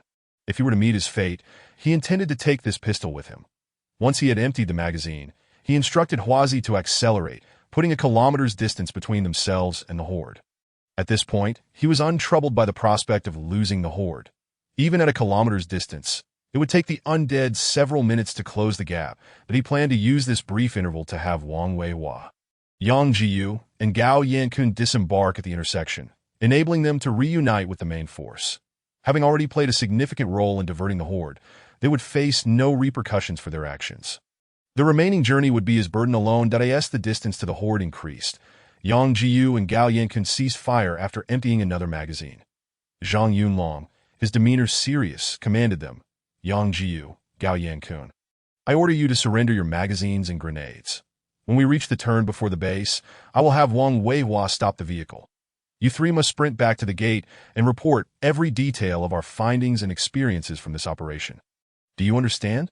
The two men were taken aback by Zhang Yunlong's orders, with Gao Yankun, unusually, cursing vehemently. Are you trying to be a lone hero, or what? We're this far. Are you treating us like cowards? We either go back together or perish together. Yang Jiyu remained silent, but it was evident he was intent on clinging to the single magazine he had secured in his pocket. Seeing their reactions, Zhang Yunlong grew frustrated, exclaiming, What time is it? I don't have the luxury to play mind games with you. There was no way out before, but now we have an opportunity that must be seized. The intelligence we gather is crucial. We must report it back to the base. Someone had to take on this responsibility. Regardless of whether he survived, he would bear the weight of this endeavor. The same could not be said for them. Once they returned, they would be recognized for their contributions without any blame. The follow-up mission for the search team would need them. Noticing their silence, neither affirming nor denying, Zhang Yunlong resolved to change his approach, saying, Don't look at me like I'm a dead man. I don't want to die either. Besides, with this pickup truck being so reliable, I'd like to drive it back in one piece. Why would I seek death? Furthermore, the scale of the horde had long surpassed the threshold for requesting air support. Previously, the zombies had been too scattered to concentrate and eliminate effectively, but now they had managed to draw all the nearby undead into a single mass, a once-in-a-lifetime opportunity that must not be squandered. As Yang Jiyu and Gao Yankun grappled with whether to heed their leader's command, the pickup truck approached the final narrow stretch before returning to the base. This was the last constricted segment of the road, flanked by small hills with a 6-lane highway threading through the middle. From the summit, the situation below was laid bare. Once they traversed this incline, they would be less than a kilometer from the turn back to the base. As the pickup truck ascended the slope, a blinding white light suddenly illuminated from ahead, startling the 4 occupants. Having grown accustomed to the ultraviolet lights, they were momentarily blinded by the intense illumination, causing Huazi to nearly steer the truck into the adjacent drainage ditch. The brilliant light left them bewildered. They had yet to reach the base gate, so what could account for such glaring searchlights? However, the intensity of the light obscured their view of the specifics beyond it, prompting Huazi to slow the vehicle. As they drew nearer, they heard someone shouting through a loudspeaker, Turn off the headlights. It's too bright and obstructs our vision. Zhang Yunlong thought to himself. You realize it's bright, huh?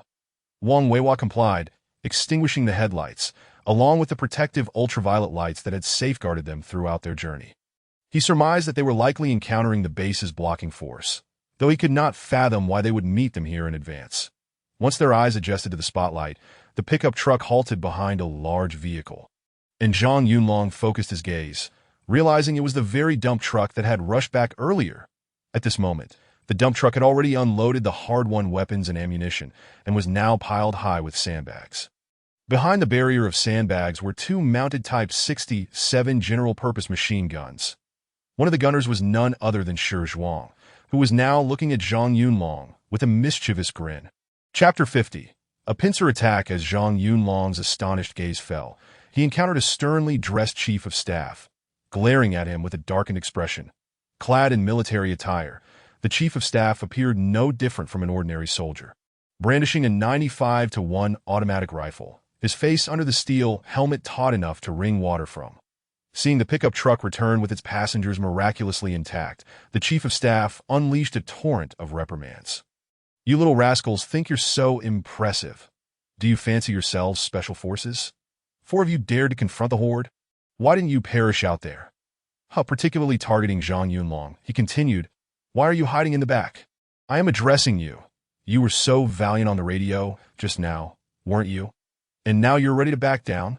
Do you think you're the only one with brains? That you're the only one capable of battle?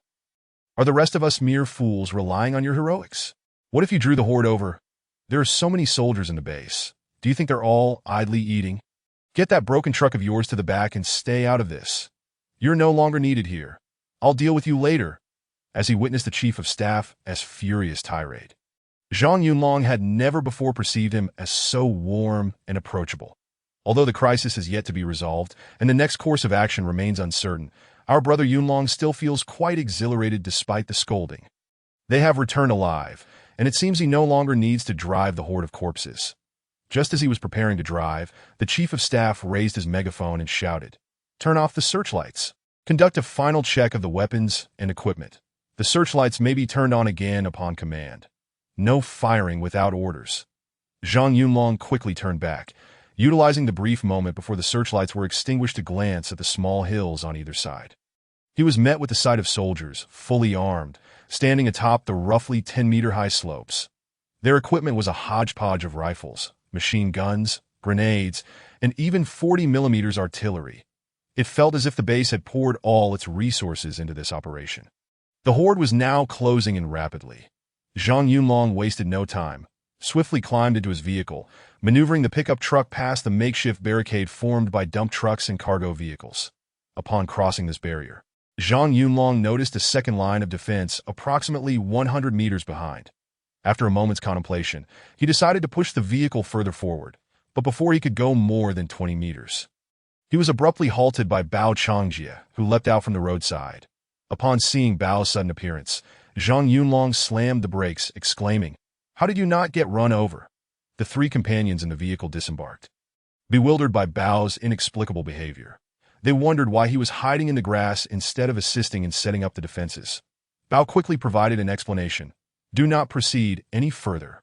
From 5 meters behind me to within 10 meters of the second line of defense, I have laid tripwires." Hearing Bao's clarification, the 4 were taken aback. Had Bao not intervened in time, they would have met an unjust demise, narrowly avoiding being devoured by the zombies, only to fall victim to their own tripwires. Zhang Yunlong then noticed the basket Bao was carrying, filled with grenades, steel rods, and fine fishing lines. At that moment, he also spotted another figure across the road, Xiao Bai, similarly carrying a basket. It appeared the two had been laying tripwires while advancing from the second line of defense. Their method was remarkably simple and efficient. They inserted grenades, already secured with steel rods, directly into the grass by the roadside, then ran to the other side, securing them with another steel rod, leaving anyone retreating from the front no choice but to traverse the narrow grass beside the road. Observing this arrangement, Zhang Yunlong realized that the base had invested heavily in both manpower and equipment to ensure the complete annihilation of the horde. Since he and his brothers had returned alive, there was no reason not to partake in this final battle. He initially intended to drive the vehicle back to clear a firing line for the machine guns before returning. However, seeing that he could not proceed further, he directly asked Bao, "Where can we resupply weapons and ammunition?" Bao looked at him with a strange expression, pointing towards the front lines. Zhang Yunlong instantly felt a flush of embarrassment. Fortunately, it was dark, and he turned to head back. Bao called out to him, "Wait, park the vehicle on the grass beside us to clear the roadway." After arranging the vehicle, the four were just about to return when they heard the chief of staff's voice amplified through the megaphone. "Lights on. Prepare. Fire." Immediately, the air was filled with the deafening sounds of gunfire and explosions. Zhang Yunlong could hardly contain his frustration. Knowing that the horde was about to close in, he cursed himself for wasting time. Grabbing his Type 81 rifle, he charged forward, followed closely by Wang Weihua, Yang Jiu, and Gao Yankun. Bao and Xiaobai, seeing that the fighting had already commenced, hurriedly increased their pace to continue laying mines by the time Zhang Yunlong and the others reached the side of the truck. A breathtaking scene unfolded before them. The bright searchlights illuminated the road at the base of the slope as if it were midday. The horde of zombies entering this small valley found themselves exposed to the intense light. Their ability to conceal themselves diminished and their running speed significantly reduced, only to be shredded by a torrential barrage of gunfire raining down from the slopes on either side and directly ahead. Due to the lack of a power source, the searchlights had to be connected to a generator. However, the blocking units had driven the power truck down the hill. Thus, both slopes and the frontal defense lines were well lit, ensuring the soldiers had a clear view, with grenades and Molotov cocktails continuously hurled into the horde. The Molotov cocktails exploded and ignited at the zombies' feet, inflicting devastating casualties, while rocket-propelled grenades rained down from the hills, detonating among the horde. The fiercest firepower came from the frontal defense line, where two Type 67 general-purpose machine guns were mounted on the dump truck, and an additional machine gun was placed on each of the three Dongfeng trucks parked side by side. The elevated positioning not only ensured a clear line of fire, but also allowed ample space beneath the vehicles to deploy additional firepower. Zhang Yunlong estimated that nearly 20 Type 81 squad machine guns were positioned in front of the trucks. The entire national highway was barely 20 meters wide, underscoring the terrifying density of firepower. The chief of staff only issued the order to open fire when the leading edge of the horde was within 50 meters of the defense line, by which time most of the zombies had already entered the narrow valley. This strategy allowed the soldiers positioned on the slopes to unleash their firepower while maximizing their own safety. The entire horde disintegrated like ice cubes tossed into boiling water, engulfed in a sea of blood and severed limbs. Some zombies from the rear attempted to climb the slopes on either side, but all were mercilessly gunned down by the fierce firepower raining down from above. In truth, the zombies were not as weak as they appeared. However, the intense direct light from the searchlights rendered them disoriented. And after running for over 10 kilometers, even their superior stamina and recovery capabilities could not withstand the strain of continuous exertion. Climbing the steep slope, nearly 50 degrees, proved too taxing, and many collapsed before they could reach the top. Thus, the horde, which could have posed a significant threat to the base, was systematically slaughtered by the well-prepared blocking units utilizing the advantageous terrain. Not only did they fail to advance, but the densely packed horde was also decimated from both sides, as if they were mere wheat being harvested. In the brief moment that Zhang Yunlong and his companions were momentarily stunned, most of the soldiers had exhausted their ammunition. However, shortly thereafter, another group of soldiers arrived from the rear to continue firing. Those who had emptied their magazines calmly reloaded, and as the frontline Type 81 machine guns also ran dry, two riflemen immediately took their places, ensuring that firepower remained unyielded. At this point, the horde had been reduced by more than half. And with grenades and Molotov cocktails continuously falling from the slopes, by the time the Type 81 machine guns were reloaded and resumed firing, fewer than 200 zombies remained standing in the valley. It was only then that Zhang Yunlong remembered the reason for his presence. Observing the overwhelming firepower, it seemed they would no longer need to resupply ammunition. He guessed the 2 magazines strapped to his chest would likely suffice. Indeed, the 4 brothers fired a few rounds into the horde as a mere formality, and the brief yet intense skirmish with the zombies concluded unexpectedly yet predictably, gazing upon the valley, awash with blood and flames. The chief of staff issued orders to continue firing into the larger piles of corpses to ensure no injured, but still living zombies remained concealed within. All remaining Molotov cocktails were unceremoniously tossed in. It was clear he did not wish for the soldiers to engage in close proximity with the zombies. Observing the inferno engulfing the valley, some soldiers, too lazy to light the cloth wicks on the Molotov cocktails, simply hurled the bottles into the flames, seeking merely to amplify the blaze. Others searched for any critically injured zombies still gasping for life, delivering the coup de GRC with a short burst of fire to end their suffering. Thus, sporadic gunfire continued unabated following the conclusion of the skirmish. Soon, Bao Changjia, having completed the mine-laying, arrived with Xiao Bai to report to the Chief of Staff. The Chief of Staff said little, instead summoning all the team leaders and deputies involved in the search mission. Even Zhang Haoren, who was stationed at the second line of defense, was called back with one singular purpose: to convene a public reprimand for Zhang Yunlong. Simultaneously, it served to admonish these reckless and brazen soldiers. Chapter 51. Aftermath of the battle. At this moment, Zhang Yunlong, fully aware of his grave error, stood at attention with his Type 81 slung over his shoulder, eyes fixed on the Chief of Staff's combat boots. His expression solemn and bracing himself for the reprimand. Observing Zhang Yunlong, who awaited his scolding, the Chief of Staff refrained from immediate outrage that in truth, his anger had subsided significantly by now. Nonetheless, this monumental blunder was instigated by the search team.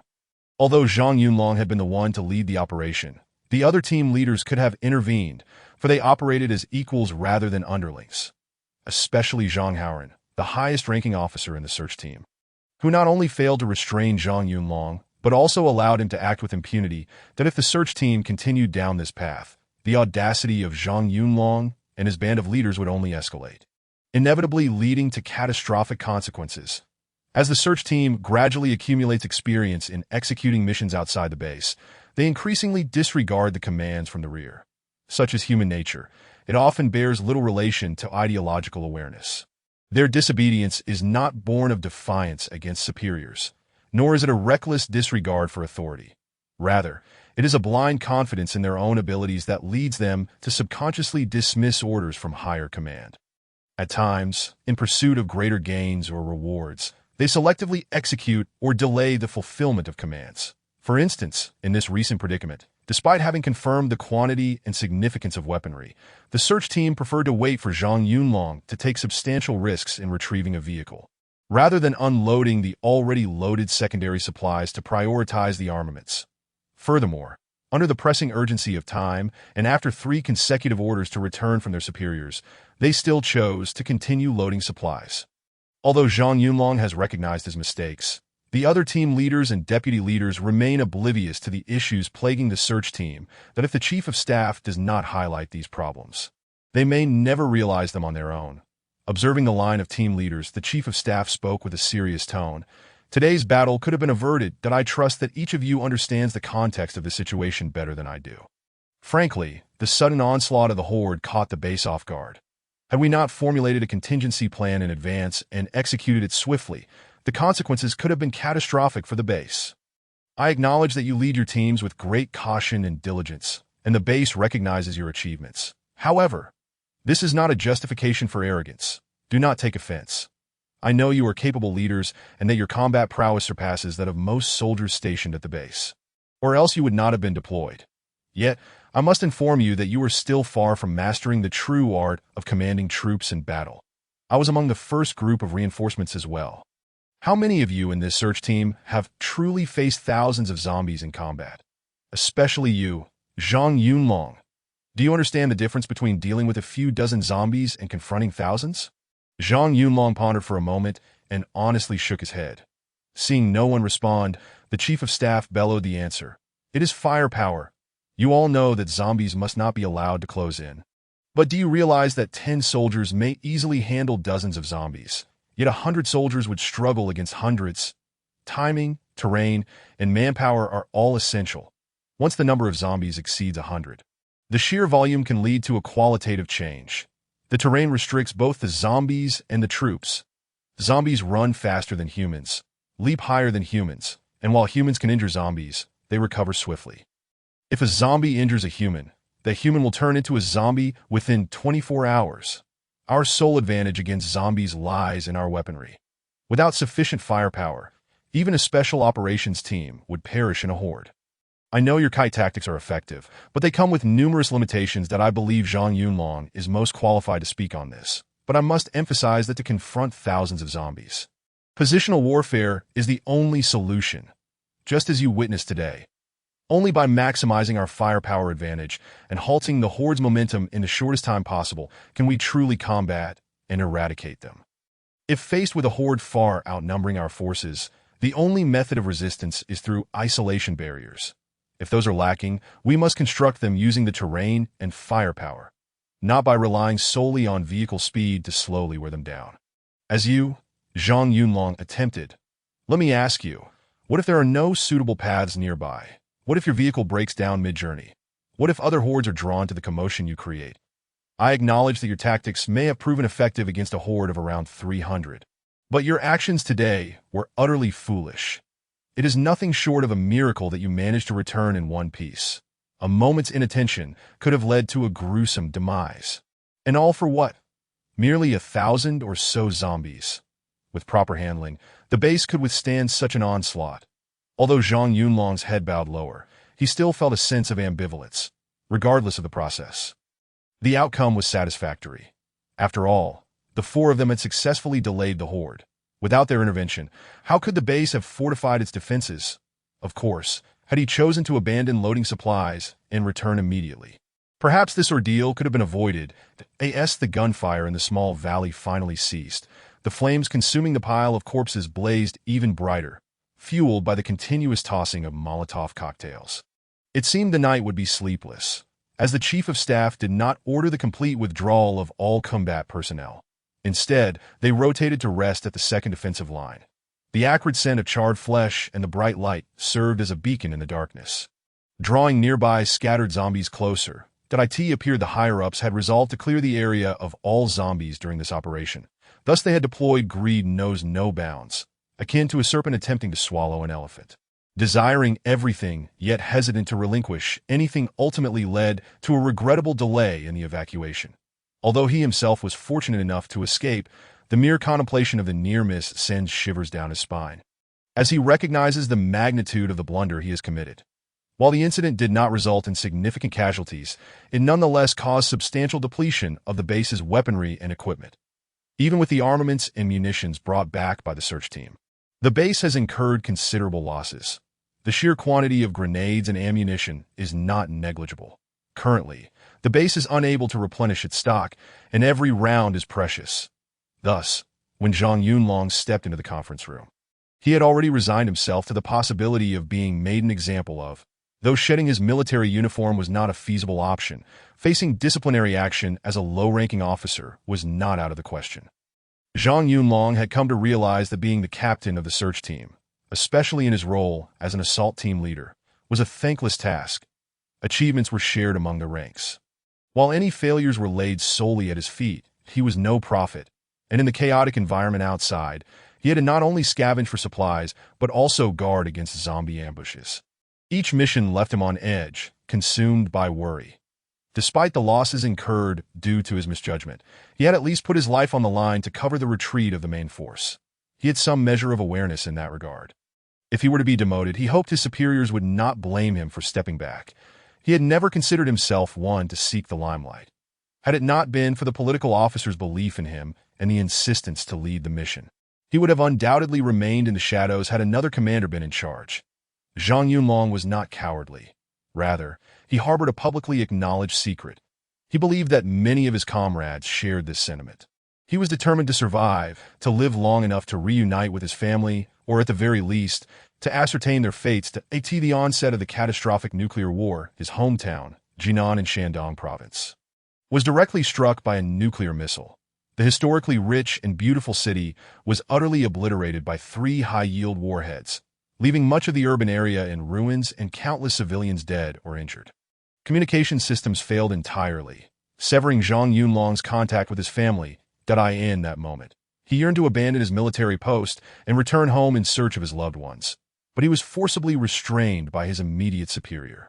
The superior offered no grandiloquent arguments, merely stating, "Even if you manage to run back now, disregarding the lack of transportation, what could you possibly accomplish upon arriving in a city reduced to rubble and engulfed in nuclear fallout?" The outbreak of nuclear war was abrupt, and all military units were ordered to consolidate defenses, prohibiting personnel from leaving. Many soldiers found themselves in similar predicaments, and ultimately none succeeded in returning home. However, as nationwide post-war relief efforts commenced in an organized manner, some soldiers gradually received letters from their hometowns that in a time when the national network was paralyzed and communication severe, even if evenly distributed. Each person would have nearly 200 kills.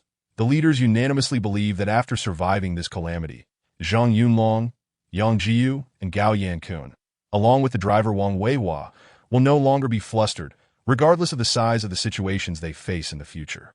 This experience was indeed a matter of life and death. Veteran warriors are not much different. If these four were to impart their knowledge without reservation to the entire search team, it wouldn't be long before the base would possess a truly elite force capable of undertaking various complex missions while maximizing self-preservation. This is precisely the outcome the base leaders wish to see. Following the baptism of the pandemic war, the standards for a unit's combat effectiveness have evolved and no longer is it about a reckless, death-defying approach. Even a unit that is adaptable or flexible cannot be deemed elite, as they are no longer facing traditional enemies, but rather former civilians who have tragically mutated into zombies due to the apocalyptic virus. In confronting these swift and agile foes, heavy tanks and armored vehicles are no longer the invincible machines they once were. Although robust armor can protect the occupants and fierce artillery can decimate large numbers of zombies. When faced with hordes of the undead, the zombies will quickly circumvent these cumbersome armored vehicles to attack the unprotected infantry behind them. A soldier, regardless of how many zombies they slay, is doomed the moment they are bitten, marking their death sentence.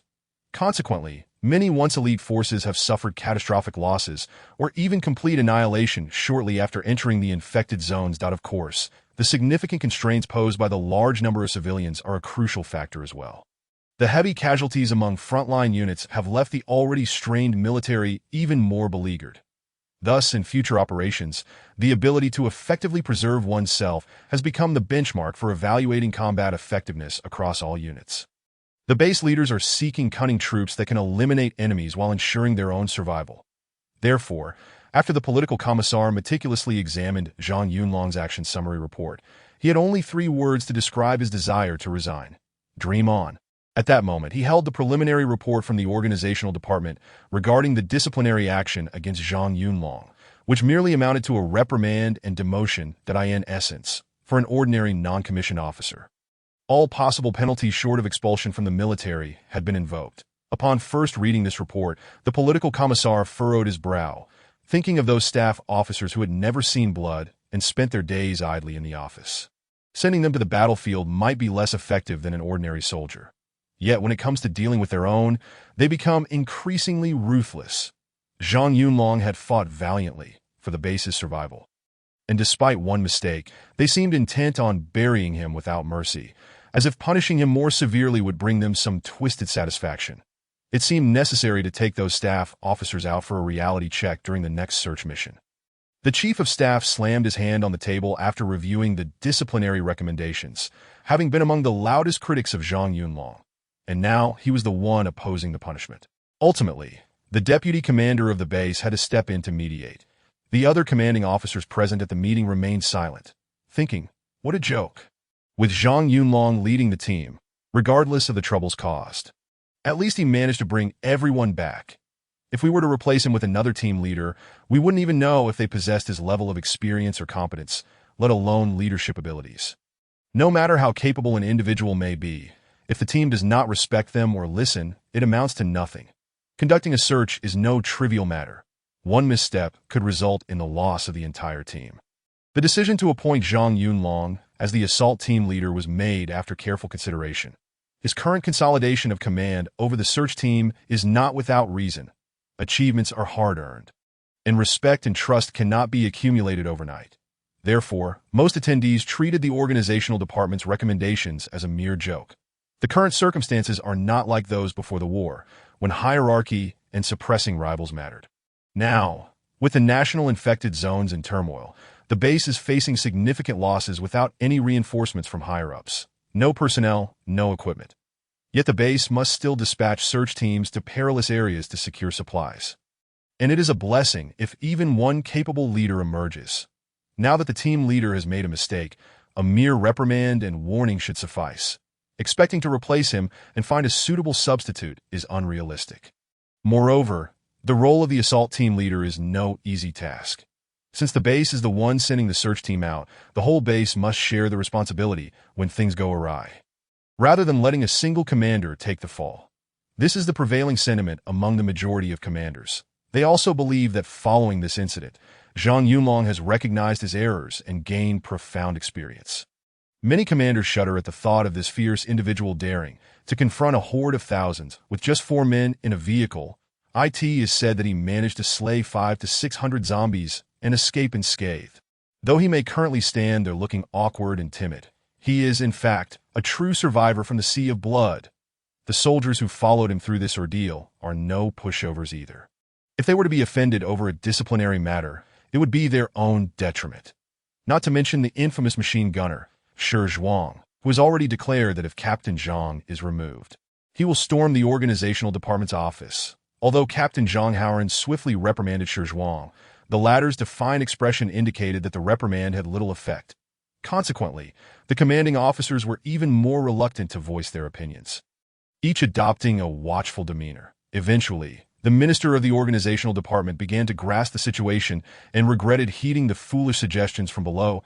He ultimately stated that the opinions offered were merely for reference, with the final decision resting on the discussions of the base leaders. Meanwhile, Zhang Yunlong remained unaware of the true state of affairs, as the stern-faced commanders had no intention of revealing their genuine thoughts to him.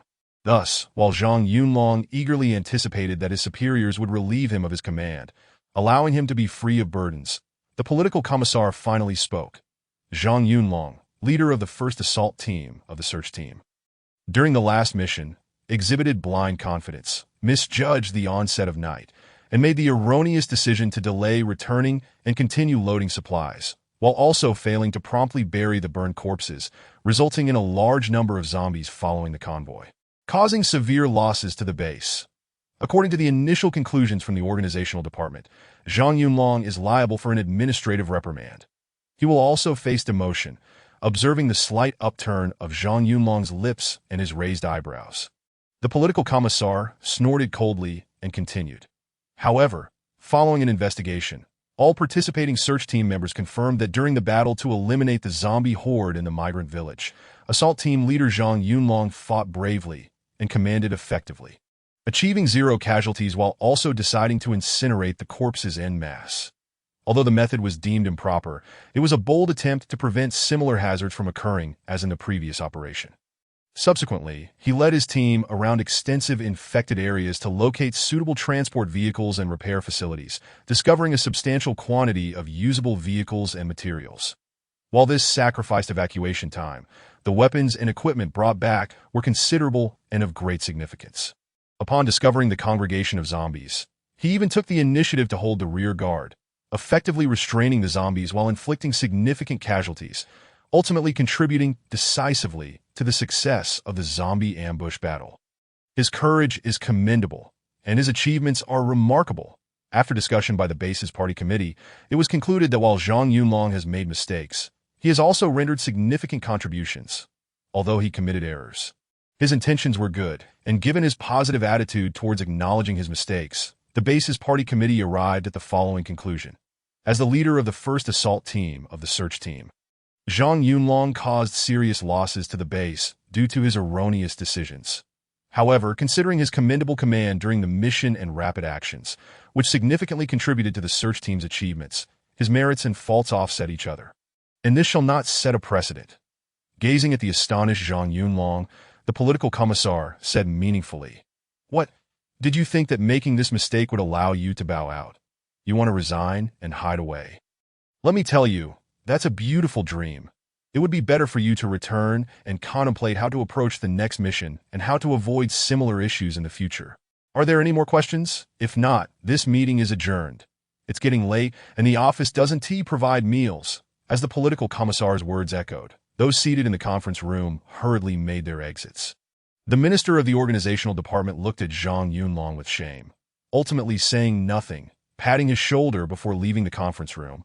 Leaving our brother Yunlong utterly perplexed, he stared at the political commissar for a long moment before managing to utter, "Is that it?"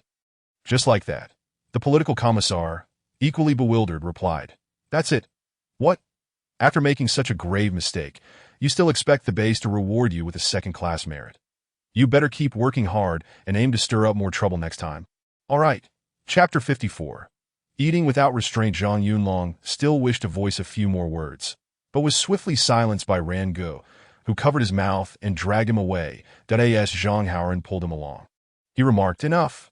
Since you've taken advantage, don't play CEO wide. It's fortunate that you've managed to retain your position as the captain of the assault team. What more could you possibly want?" Luckily, the base dealt with the zombie wave in a timely manner. Otherwise, we would have been in deep trouble. Consider it a lesson learned. Be more mindful in the future and avoid pushing the limits of time. As Zhang Yunlong was being led away, his mood soured further. He thought that being dismissed from his post might have been preferable. It would grant him the leisure he craved, as he had fulfilled his duties and spoken his mind. The next course of action was no longer his concern, to his surprise. Despite the enormity of the blunder he had caused, the base had opted not to dismiss him. Zhang Yunlong was at a loss as to whether he should feel touched by the organization's unwavering support or curse his superiors for their relentless scrutiny. The conflict and turmoil in his mind seemed futile. Thus, he chose to dismiss those troubling thoughts. Since the commander had declared that merits and faults were balanced, then so be it. After all, they were all at the regiment level. And it was unlikely that anyone would cling to this incident for retribution later on. With this thought, he felt rather fortunate, and his spirits began to lift. Upon exiting the main building, he and Rangu each lit a cigarette, sharing laughter as they made their way back. However, before they had gone far, someone called out to him from behind.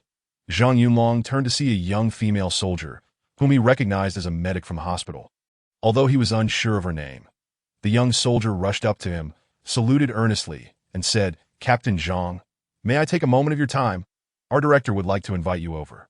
There are matters he wishes to discuss with you regarding future outings." Upon hearing the young soldier's words, Zhang Yunlong returned the salute, teasingly replying, "Which Captain Zhang are you referring to? There are two of us here. Our Captain Zhang Haoran is quite accommodating. I assure you, a comrade such as yourself will have any request granted." The young soldier immediately blushed, bashfully responding, "Our director specifically mentioned, please bring that Captain Zhang, who is tenacious in securing equipment and resources. I believe he is referring to you, Captain Zhang Yunlong." This revelation left the tenacious Captain Zhang feeling somewhat embarrassed. Zhang Haoran, who had initially been irked by the teasing of the young soldier, burst into laughter upon hearing her response. "Did you hear that? The esteemed director is requesting Captain Zhang Yunlong. After all, he is a regiment-level officer. How fortunate for him. Young comrade, lead the way. Our captain's time is precious. And I'll merely tag along to carry the bags. Please don't mind me." With that, Zhang Haoran exaggeratedly bent down as if to lift an imaginary bag, his demeanor becoming rather comical. Though embarrassed, Zhang Yunlong followed the young soldier towards the hospital. He could surmise that the hospital director's sudden request for him was of significance, that the hospital was not far from the administrative building. They arrived shortly without much delay. Along the way, Zhang Yunlong inquired about the nature of the director's request, but the soldier could not provide a clear answer, as she was unaware herself, upon reaching the hospital. They were led directly to the dormitory area on the 4th floor, proceeding to the innermost room in the corridor. The young soldier knocked on the door, and upon receiving permission from within, she opened it and announced their arrival before departing, indicating her task was complete. Zhang Yunlong and Zhang Haoran exchanged glances, eschewing any pretense as they entered the room. Zhang Haoran casually closed the door behind them. Once inside, they observed that the room was modest, containing only 2 beds and a table between them. The hospital director sat casually on one of the beds, wearing a sweater with his jacket removed. On the table lay several cans and a small bowl of fried rice, accompanied by a bottle of Hai Ji Lan and an open pack of Zhonghua cigarettes. The director, casually smoking, regarded the two as they entered. Gesturing for them to take a seat without rising, he stated plainly, "Gentlemen, please be seated. Regardless of the outcome of today's discussion, I owe you this meal as a token of gratitude for the medical supplies and equipment you bravely brought back last time." Upon seeing the spread on the table, Zhang Yunlong realized that this meal would not be particularly lavish, unlike the pre-war days when one could order any meal or dine out at will. The entire base was now struggling to make ends meet. Fortunately, the search team had recently made some gains, alleviating their plight somewhat. However, the meal before them, consisting of beef cans, fruit cans, luncheon meat cans, and fried rice, was indeed a feast under the current dire circumstances, especially with the fine liquor and cigarettes on the table. Zhang Yunlong recalled that this particular bottle of Hai Ji Lan had a history with him. During the anti-bandit operations, they had found a considerable stash of cigarettes and provisions, along with various alcoholic beverages. However, the military had already prohibited alcohol consumption, so those supplies were strictly off-limits to the soldiers. Later, the political commissar decided that it was unwise to keep the soldiers longing for alcohol, especially when the hospital was in need of medical supplies. Thus, all the alcohol was allocated to the hospital as a reserve of spirits. For units like the search team, which executed combat missions, drinking was strictly forbidden, regardless of one's contributions. This was a non-negotiable rule. However, in the hospital, if someone chose to enjoy a drink in their dormitory, it typically went unnoticed. Therefore, seeing the fine liquor did not surprise Zhang Yunlong, although he understood the principle of propriety in dining. After exchanging pleasantries with Ran Go, he settled onto the opposite bed but refrained from diving into the food just yet, both men awaiting the director's forthcoming words. Director Ding was straightforward, offering them each a cigarette before stating, "The purpose of inviting you both today is not only to express my gratitude for the medical supplies you brought back, but also to request a favor from you. In truth, I had this idea some time ago, but due to various constraints, I had set it aside. However, after reviewing the report from your last search operation last night, I was astonished by Captain Zhang Yunlong's abilities. To be able to navigate to the other side of the city in search of resources with just a handful of people, and to successfully divert a horde of over 1,000 zombies with a single vehicle. Honestly, I was deeply impressed by your formidable combat skills. This inspired me to formulate a plan and consult with you both to see if it might be feasible." After hearing the director's words, Zhang Yunlong was about to respond when Zhang Haoran interjected, addressing the director. "Director Ding, first and foremost, we sincerely appreciate your generous hospitality. The primary purpose of the search team is indeed to gather necessary resources for the base. And this is our duty. There is no need for gratitude. We are pleased that the medical supplies we found can assist the hospital in its urgent needs. Even if you had not invited us to this meal, we would prioritize bringing back any discovered medicines in our future tasks," that he continued. "Additionally, this isn't a business negotiation. There is no necessity for a separate meal. Should you have any requests, please feel free to voice them, and we will do our utmost to accommodate what is within our capabilities. However, if the requests exceed what we can manage, we must respectfully decline, as these matters are not ours to decide lightly. We cannot risk the safety of all the members of the search team on a whim that if, upon assessment, the uncontrollable factors are too numerous or the risks too great, the search team reserves the right to terminate any operation at any time. We cannot make any promises, and I ask for your understanding, Director Ding." Upon hearing Zhang Haoran's eloquent response, Zhang Yunlong couldn't help but silently applaud him. His words were impeccably crafted, expressing gratitude while laying the groundwork for any potential demands that might be excessively burdensome. In essence, Zhang Haoran was determined that they were going to enjoy a better meal today. Fearing that the opportunity for a feast might slip away, Zhang Yunlong quickly added, "Director Ding, please don't take offense. Ran Go is accustomed to being straightforward with his soldiers, that I must be candid with you. Although we are permitted to act freely during our outings and collect anything useful we find, many comrades from other units have sought our assistance, hoping we could keep an eye out for specific resources or equipment during our searches. Just as in our last mission, my extended journey was primarily to locate suitable transport vehicles. The repair shop had specifically instructed me to seek out appropriate armored materials and components that to be frank, we did encounter some dangers and troubles, but afterward, the repair shop did not insist on a meal or anything of the sort. Therefore, there is no need for such formality. If you have any requests, please feel free to express them that we will do our best to assist. And after all, gathering resources for the hospital is essential for the health of everyone at the base. It is our duty as the search team." Chapter 55. Hospital 313. Upon hearing the words of the two men, the director of the hospital did not display much delight. Instead, he let out a bitter smile. Noting that everyone had opened up the conversation, he beckoned the two to begin their meal, pouring drinks as he spoke. "The matter is not as straightforward as you might think, my younger brother. Otherwise, I wouldn't have summoned you here for a private discussion that I firmly believe you can represent the search team. So if this issue is not properly discussed in advance, even if I submit a search request to the base's command. It is highly likely to be outright rejected. After the director's explanation, Zhang Yunlong, who had already picked up his chopsticks, reluctantly set them down and asked gravely, "Director Ding, what exactly is this complex matter? I can surmise that you wish for us to continue the search for medical supplies. But is it not true that the location you are aware of is exceedingly perilous, necessitating prior discussion with us?" The director nodded, saying, "You are indeed a seasoned warrior.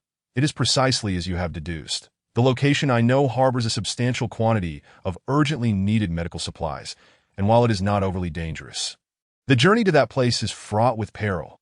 Are you familiar with the original Navy Hospital 313 in the coastal district of Hu Island City?" Zhang Hao nodded in acknowledgement, replying, "Of course." Who in the base is unaware? Before the war, anyone needing medical attention would typically go to that hospital. There used to be a shuttle service for consultations every week. However, given that Hu Island City has already fallen, that hospital must have been destroyed, correct? The director shook his head affirmatively, stating, "The hospital has not been destroyed. Although I have not heard news from Hospital 313 in quite some time, I am confident that it remains intact. At least not severely damaged. The pharmacy is located in the first-floor lobby, but the supply warehouse is in the basement, making it convenient for transport vehicles to unload. Therefore, I deduce that the supplies there have not been harmed, and the number of zombies inside should be limited. The only issue is that the area is near the former tourist attraction, with only 2 routes to access it, one through the city center and the other along the coastal road, albeit with a longer detour. However, to my knowledge, even the coastal road is perilously close to the urban area. Both routes are exceedingly dangerous. In the past, I would not have even considered it, but having reassessed your combat capabilities, I find this endeavor quite feasible. With your abilities, there remains a substantial hope of retrieving the medical supplies and returning unscathed." Upon hearing the mention of Hospital 313, Zhang Yunlong fell silent, lighting a cigarette and deep in thought. He diligently endeavored to recall any relevant information about that hospital, continually weighing the pros and cons and assessing the feasibility. He was never the type to allow others' words to sway his judgment, and he understood that once he agreed to the director's request, regardless of his personal inclination, the search team would inevitably be divided into 2 groups for the next mission. Observing Zhang Yunlong's silence, the director did not rush the 2 for a response, instead quietly raising his glass and downing its contents. After all, this was no trivial matter. The search team could not be sent to such a perilous location merely on the word of the hospital director. If Zhang Yunlong deemed the endeavor untenable, even a lavish banquet would be of no avail. Much like Zhang Hao remarked, this is not a business deal to be discussed over drinks. Yet, Zhang Yunlong did not keep Director Ding waiting for long. He picked up his chopsticks, serving himself a generous portion of beef, then poured himself a drink, raising the cup to consume half of it. He continued to serve himself food, and after only a few bites, he raised his cup once more. With each drink, perhaps due to a long absence from alcohol, his face began to flush red. Seeing his brother indulge, Zhang Hao disregarded Director Ding's reaction, seizing a bowl of fried rice, placing a can of beef atop it, and began to eat heartily. Director Ding merely smiled and remained silent, feeling an inexplicable pang in his heart upon witnessing the 2 brothers' unrefined behavior. The search team risked their lives in arduous missions, all for that meager supply. With their skills, they could surely find anything outside. A mere hiding spot could suffice for a decent living. Yet the vast base demanded their sustenance, and after a grueling mission, they could not even enjoy a proper meal. The soldiers had never received special treatment regarding rations. At most, they would privately bring back a few items, all earned at the cost of their lives. That he felt no envy, for he understood that the rewards they received were utterly insignificant compared to the sacrifices made by the search team. After ensuring he had consumed his fill of delicacies, Zhang Yunlong finally posed his question to Director Ding. Having eaten and drunk, he felt it inappropriate to maintain formalities, thus addressing him directly. "Brother Ding, I need you to clarify something for me. How can you be certain about the specific circumstances at Hospital 313? You need not concern yourself with the dangers of the journey or how to get there. Simply tell me your reasoning." Director Ding raised his cup and took a sip, responding, "I understand your concerns, and were it not for my confidence in the search team's capabilities, I would not have broached this matter. Let me first address your initial question. How am I certain that Hospital 313 was not destroyed during the bombardment phase after the city fell? You may not be fully aware of the situation at Hospital 313 on the day of the fall. At that time, all medical units in Hue Island City and its vicinity activated emergency mobilization. Our medical unit possesses a dedicated satellite communication system to coordinate the limited medical resources effectively. This system is still operational, although it also requires a satellite communication window on that day. Due to the proximity of Hospital 313 to the coast, the government coordinated numerous ferries and yachts to evacuate the populace from the small piers south of the hospital. Many injured individuals remained for observation, while uninjured citizens were relocated to the nearby Chrysanthemum Island. Although that island later fell as well, the residents near Hospital 313 were indeed evacuated. Additionally, many infected patients were swiftly neutralized by the hospital's security forces, meaning that at the time of the city's fall, there were not many corpses in the vicinity, as the majority had been attracted away by units retreating in other directions. The bombers did not indiscriminately bomb the entire urban area. Imagine the number of bombs that would require. Those incendiary bombs were targeted at larger clusters of corpses. That it was only later, as the fire spread, that many buildings caught fire, creating the illusion that the entire urban area had been bombarded. After listening to Director Ding's explanation, Zhang Haoran posed another question. How can you be certain that Hospital 313 has not been burned down? Director Ding replied with confidence. You have all been to that hospital, and you have a general impression of the surrounding buildings. To the south, there is a road separating it from the beach amusement park. To the west, a small hill. To the east, it faces a major road. And only to the north is there a residential area, which is still separated by an open space behind the hospital. Geographically, the hospital stands as an independent structure. Moreover, before the outbreak of the pandemic in the city, construction of the isolation wall around the hospital had already commenced. That by the time Hue Island City fell, Hospital 313 was completely surrounded by a 6-meter-high isolation wall. The wall is topped with electric fencing and spikes, and the hospital has only 2 exits, both with specially designed steel doors equipped with dual electronic and mechanical locks. That in the event of a power failure, the doors can still be opened using a special mechanical key. Furthermore, Zhang Yunlong interrupted before Director Ding could finish. Hold on. Let's pause for a moment. This plan seems implausible. You mentioned that the isolation wall is both tall and thick, and the heavy iron doors are impenetrable. If they require a key to open, what effort are we exerting? We don't have the key. Surely, we can't resort to explosives for a precise detonation. Such a commotion would surely attract the wolves. Director Ding, unfazed by the interruption, chuckled and took a sip of his drink, saying, I anticipated you would ask that, so let me inquire. Who is the isolation wall meant to keep out? Is it not to keep out the zombies? Since it is designed to deter zombies, we considered various scenarios, including power outages and mechanical failures, during its design. Moreover, our military engineers are not fools. All mechanical doors are designed to keep out the undead, not humans. The main door consists of 2 doors, with a smaller door on the right side that can be opened with a key. Once inside the small door, one can directly pull the bolt from behind the main door to open it. As for obtaining the key for the small door, it is quite simple. There is a small recess with a mechanical combination lock on the door. Once you unlock the combination, you will find the spare key for the small door conveniently placed within the recess. The initial combination for the lock is 3 zeros. No one would be idle enough to change that combination. And even if the password were changed, the lock for the recess is not particularly sturdy.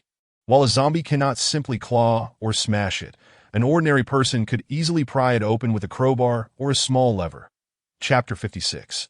Unknown Risks. After hearing Director Ding's explanation, Zhang Yunlong and Zhang Haoran's eyes widened in disbelief, their expressions reflecting utter incredulity. So, the massive specially designed steel door is meant to deter gentlemen, not knaves? Old Ding's subsequent remarks further corroborated this point. Of course, not all isolation wall gates are designed in such a manner. For instance, those already constructed in urban areas do not possess such small back doors. Only the security walls surrounding smaller enclaves, such as hospitals, schools, or residential areas, feature such designs to facilitate entry for outsiders during emergencies. This specially designated back door for the living is an open secret, even if someone is unaware of this design. A moment's contemplation outside the door would unveil this little secret. For after all, zombies do not possess the capacity for critical thought. It is precisely because the isolation walls are sufficiently secure that a small contingent of troops and medical personnel remained stationed within the 313 hospital, even after the entire urban area succumbed. Unfortunately, among the last batch of citizens evacuated from the city were carriers of the virus, who, due to the chaotic circumstances at the time, were overlooked during the screening process. The scant number of combat personnel left behind resulted in an outbreak of the virus within the hospital, infecting the vast majority of citizens and claiming the lives of numerous medical staff and soldiers. My final contact with 313 hospital occurred on the 5th day after the fall of the city. At that time, approximately 50 survivors remained, while the combat personnel dwindled to less than a squad. All were trapped on the rooftop of the hospital's inpatient department, although they managed to eliminate a portion of the zombies. According to the deputy director of 313, at least 150 zombies were still roaming within the inpatient building. The trapped individuals later used a satellite phone to call for reinforcements, but due to a lack of available personnel, the higher-ups could only send 2 helicopters to evacuate them, abandoning all supplies and equipment originally stored at the hospital. At this point, Old Ding's eyes sparkled with excitement as he gazed intently at the 2 well-fed individuals, his tone laced with temptation. "So, what do you think? Is this feasible? The goods are just sitting there.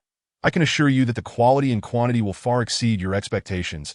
That it all depends on whether the search team has the capability to retrieve them." After speaking, Old Ding picked up his chopsticks to take a couple of bites, only to find his hand awkwardly suspended in midair, for the entire table was stripped bare of all canned goods and fried rice. With even the alcohol consumed that moment, the 2 brothers, with cigarettes in their mouths and satisfied belches escaping their lips, looked at him with rosy faces. Observing the remnants of the table, Old Ding chuckled lightly, realizing that had he known they could eat so heartily, he would have requested a few more buns from the kitchen. Aside from a glass of wine, he had only managed to eat a couple of vegetable dishes. In all honesty, life at the hospital was not easy, and he had accumulated this modest amount over 2 months, scrimping from the usual rations. Gazing at the nearly empty cans, he set down his chopsticks and awaited the brothers' feedback, contemplating that there were still some noodles in the cupboard, which he could use to make a soup once they left. Zhang Yunlong, ever the pragmatist, listened attentively to Old Ding's detailed exposition and deemed the endeavor feasible. However, 2 issues loomed before him. The first was establishing a route from the base to 313 Hospital, which in truth was not particularly challenging, provided they successfully completed the search task at the auto repair shop. They could strengthen the search team's vehicles and forcibly clear the path using a dump truck. The second issue, however, was more vexing. He was uncertain how many zombies remained within the hospital. Based on Old Ding's description, Zhang Yunlong could envision 313 Hospital as a besieged fortress, with the zombies inside yearning to escape while those outside sought entry. That it resembled a vessel for breeding venomous creatures, where food was scarce, compelling the trapped zombies to turn upon their own kind. Nearly a year had elapsed since the city fell, and Zhang Yunlong was unsure how many zombies still lingered. But one thing he was certain of: the number of zombies still alive within the hospital could not be substantial. Likely fewer than 50, yet, regardless of how many remained, they would not be as easily dealt with as the zombies outside the hospital. Ultimately, the strongest of the creatures would prevail in the fierce battles that ensued within the confines of the hospital. Given that the hospital was not as spacious as the outdoors, encountering those formidable zombies in the narrow interior could result in unprepared soldiers being swiftly overpowered. Thus, Zhang Yunlong needed to carefully contemplate countermeasures. Beside him, Zhang Haoran also voiced his perspective. After extinguishing his cigarette, he remarked, "Old brother, what you mentioned earlier certainly highlights our advantages, but there are undoubtedly disadvantages to consider as well. That if possible, I genuinely hope we can secure 313 Hospital. Beyond the vast array of supplies and equipment within, the location's inherent advantages and defensive capabilities could allow us to transform it into a forward base.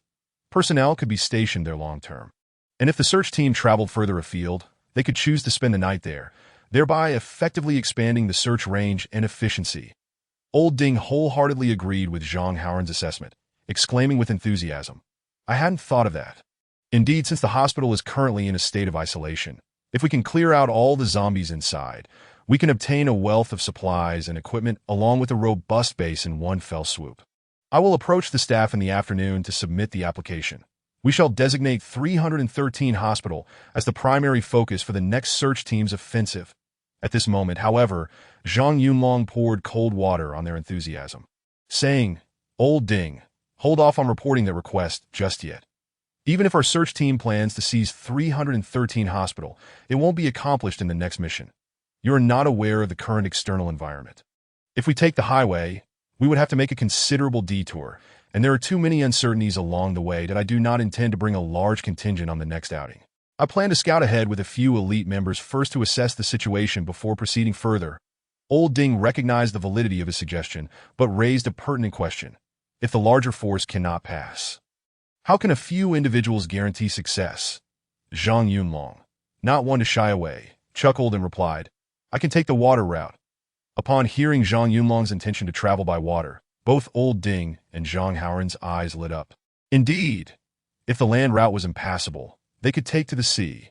While it might take time to find a cargo ship or ferry, securing a small patrol boat or speedboat from the base should pose no problem. To scout the area, they would only need to ferry a few reconnaissance soldiers to the small dock south of 313 Hospital. Zhang Yunlong noted the approving expressions on their faces and inquired of Zhang Haoren, "Brother Ran, I recall our base as a training unit, right?" Zhang Haoren affirmed. "Yes, the training unit specializes in airborne escape training and rescuing downed pilots. They have a small dock at Old Tan in the east. I remember there used to be several small patrol boats for search and rescue tasks or for driving off any fishing boats that ventured too close. They also had speedboats, but I'm uncertain if they can still set sail now, as I know the sea is already experiencing floating ice, and it will soon enter the freezing period, that if we intend to take a shortcut by boat, we need to act quickly." At this moment, Zhang Yunlong had made up his mind and decisively addressed Old Ding. "Rest assured, Brother Ding, I will take on this task. This will be the primary focus of our search team's next phase. However, I hope you won't rush me, that we must conduct thorough reconnaissance first, that if possible, I will see if I can find a larger vessel, aiming to transport the search team from the sea all at once during the next outing. I estimate that capturing 313 Hospital will require a hard-fought battle, necessitating substantial investment in equipment and personnel that I need to scout the situation first, and will report back once I return. If you have no further instructions, we shall be on our way." Old Ding did not attempt to retain them any longer. He had said all that needed to be said. He merely added, "I appreciate your efforts. I have already submitted a report to the staff regarding 313 Hospital, and the base is aware of the specific situation there. However, due to the considerable distance and high level of danger, it has merely been recorded as a resource point in the staff's information database. To my knowledge, there are many similar resource points that have been temporarily shelved by the staff due to their elevated risk factors. You go ahead and find a boat. I can apply for the action plan, though I am unsure if the staff will approve it." Hearing Old Ding's words, Zhang Yunlong scoffed, saying, "It's not that I am overconfident. Relying on those staff members who have never seen battle to devise an operational plan for capturing 313 Hospital will likely take an eternity. There is no such thing as a risk-free operation with a 100% success rate in this world. How many times have we had to adapt and respond to circumstances on the fly? If we were to execute according to their prescribed plans, we would inevitably lead the search team into a pitfall." Having said this, he refrained from further discussion, pocketed the remaining half-pack of cigarettes, and bid Old Ding farewell before striding out the door. Zhang Haoren also chimed in with a casual "see you later." Then, he hurriedly stepped out the door, fearing that Director Ding might demand the half-pack of cigarettes back. Chapter 57. Meticulous planning. As Zhang Yunlong walked back to the dormitory, he shared the majority of the pack of Zhonghua cigarettes with Ran Ge, both of them puffing away while discussing their plans as they strolled along. Now, they felt no fear of patrols suddenly appearing to catch them for violations. No one would be idly wandering around the base, and the patrols had long been merged into the guard company. The two of them walked alone along the deserted path. Zhang Yunlong was the first to pose a question, inquiring of Zhang Haoren. "Ran Ge, how much of the batch of weapons we brought back last time remains after the battle against the Horde? Are they currently stored in the ammunition depot?" Zhang Haoren replied, "We have already utilized a significant portion of the weapons from that batch. The 67-type general-purpose machine guns mounted on the truck were among those we brought back. Our base had never possessed such equipment before. All 5 of them were employed, and we used up most of the machine gun ammunition as well, as there wasn't much to begin with. However, I know what you are really asking about. You surely aren't concerned about the Type 81 rifles. We have plenty of those at the base. Right. You're likely thinking of those few boxes of Type 95-1 automatic rifles. Let me tell you, there is no need to worry. They're designated for your assault team. You took the initiative to cover our retreat.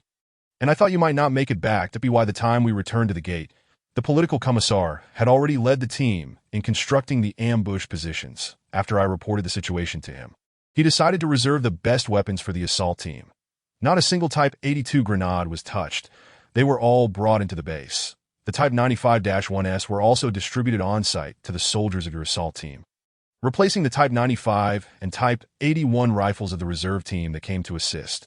However, I recall that the Type 95-1 uses the Type 10 5.8mm rifle cartridge, and it seems there aren't many of those left. The base previously stocked the Type 87 5.8mm cartridges, which could be used, but their accuracy diminishes at longer ranges. Upon receiving this definitive response, Zhang Yunlong felt relieved and remarked, "The accuracy at long distances isn't crucial. Our firing range 1T exceed 100 meters. That I do have another rather challenging inquiry. Does our base have silencers for rifles? If not, do we have any suppressed submachine guns? The Type 05 would be ideal. But the Type 64 would suffice as well." Zhang Haoran looked at Zhang Yunlong as if he were foolish and said, "You really are like a toad dreaming of becoming a beautiful frog. If our base had such equipment, wouldn't they have issued it to us? Those are only allocated to reconnaissance or special forces. At that time, we were just an ordinary second-line unit. What do you expect from hastily allocated weapons? We don't have such finely crafted equipment, though we still have plenty of 40mm grenades. Why don't you request a few to play with?" Zhang Yunlong realized he was being a bit unrealistic. Yet he remained undeterred and discussed with Zhang Haoran. "Rango, from what I know, the structure of a silencer is not overly complex. That I've seen videos from abroad where they assembled a silencer using a steel pipe and parts taken from a car's muffler. And the results were quite effective. I often visit the repair shop. Their equipment and tools far surpass those of those small foreign workshops, and the skills of those craftsmen are commendable. That I'll request a rifle, and once we return, I'll speak with the craftsmen to see if they can create one." Zhang Haoran understood why his brother was so fixated on the silencer. After all, it was for a reconnaissance mission.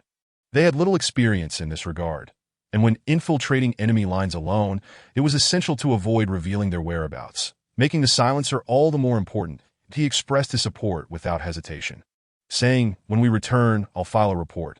You should first go and collect 100 rounds of Type 87 rifle ammunition. The Type 95-1 has been issued to the assault team, and you should replace that old Type 81 you have." Zhang Yunlong shrugged, non-committal.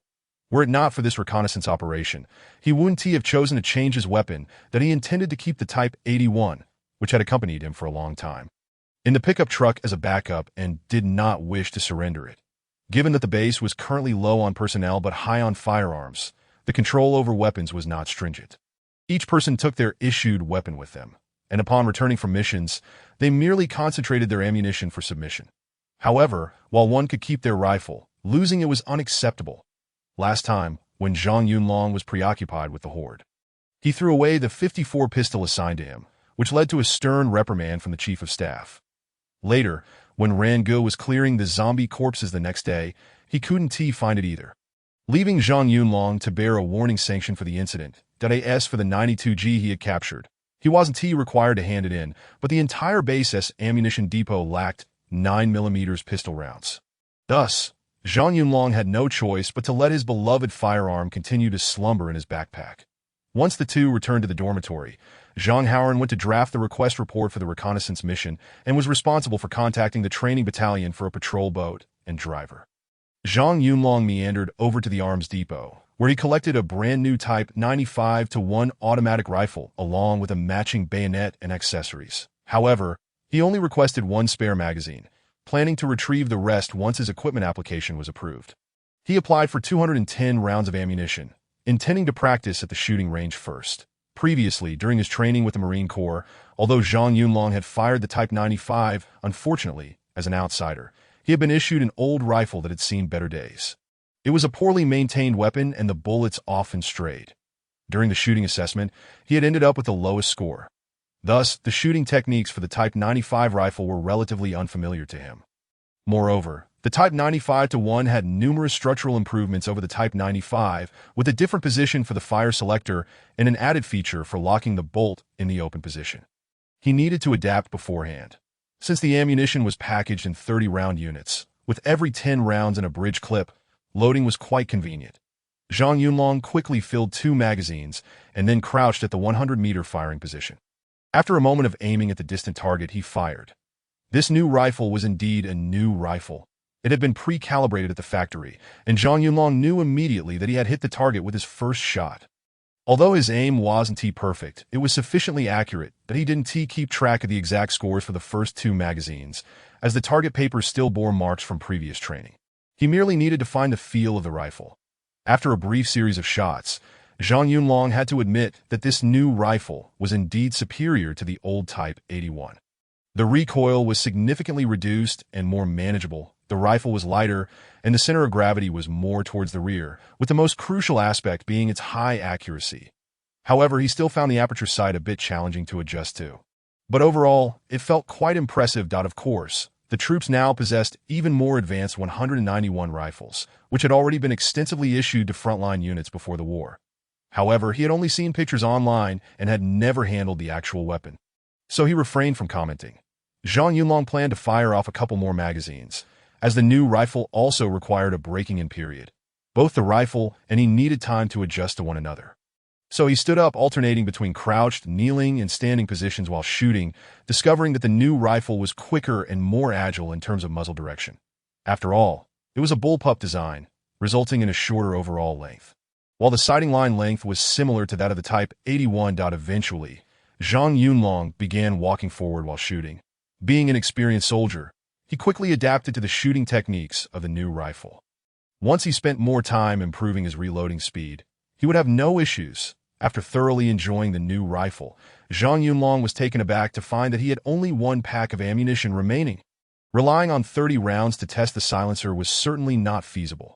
With no other option, Zhang Yunlong had to sheepishly return to Rangu to request another 90 rounds of ammunition before heading to the repair shop. Upon arriving at the repair shop, Zhang Yunlong went directly to find the technician's team leader. This leader had been recruited from the local populace, despite wearing a military uniform and holding the title of team leader. He was already over 60 years old and had previously worked as a machinist in a factory, reportedly boasting an impressive skill level as a level 8 machinist. In that era, he was considered among the elite in his profession, adept not only in his craft but also skilled in repairing vehicles and machinery. However, due to the restructuring of industries in the old industrial zone, he was compelled to face unemployment. Following his layoff, he could only sustain his family through odd jobs. Eventually, as age caught up with him, he found himself relegated to a position as a gatekeeper in a reception room. It wasn't until the post-war reconstruction phase that he resumed his former trade, taking up work as a laborer in a small pump factory in Hudao City. Later, when the city fell, he was rescued by the Army's 112th Division and fortuitously reunited with the soldiers sent for assistance, becoming one of the few fortunate civilians to be successfully extricated. The former squad leader, surnamed Liu, was addressed as Master Liu or Uncle Liu by the younger soldiers, given that most of them were quite young. Zhang Yunlong held a particular respect for this master craftsman, who was of the same generation as his father. On this occasion, he had specially brought along a large white fish, knowing that Master Liu, originally from Shandong, had a fondness for such delicacies. He even exchanged a pack of Lihuan cigarettes at a loss to procure the fish. Upon entering the northeast corner of the repair shop's dormitory, Zhang Yunlong noticed the craftsmen gathered around, engrossed in a game of cards. During these trying times, with few entertainment options available, playing cards had become the sole source of leisure for these middle-aged and older gentlemen. Each of them sported several layers of paper hats atop their heads, indicating they had been playing for quite some time. It was hardly surprising they appeared so relaxed. The repair shop had little work on most days, with the majority of machinery gathering dust. Upon entering the dormitory, Zhang Yunlong's gaze immediately fell upon Master Liu, who was wearing only a single paper hat. Character introduction: Liu Qing, the foreman of the repair shop at Zhang Yunlong's base, was one of the skilled technicians recruited from the local survivors. He hailed from Shima Village in Dongjia Town, Zhangqiao City, Shandong Province, born on September 25, 1959. A fellow townsman and a friend across generations with Zhang Yunlong. He was a level 8 fitter with formidable practical skills, possessing top-notch expertise in machinery repair and component processing, and even capable of handcrafting firearms and reloading ammunition. He epitomized the quintessential skilled worker from the old industrial age of the last century. And in his youth, he relished riding his motorcycle with a double-barreled shotgun, accompanied by a group of friends, as they roamed the countryside hunting rabbits.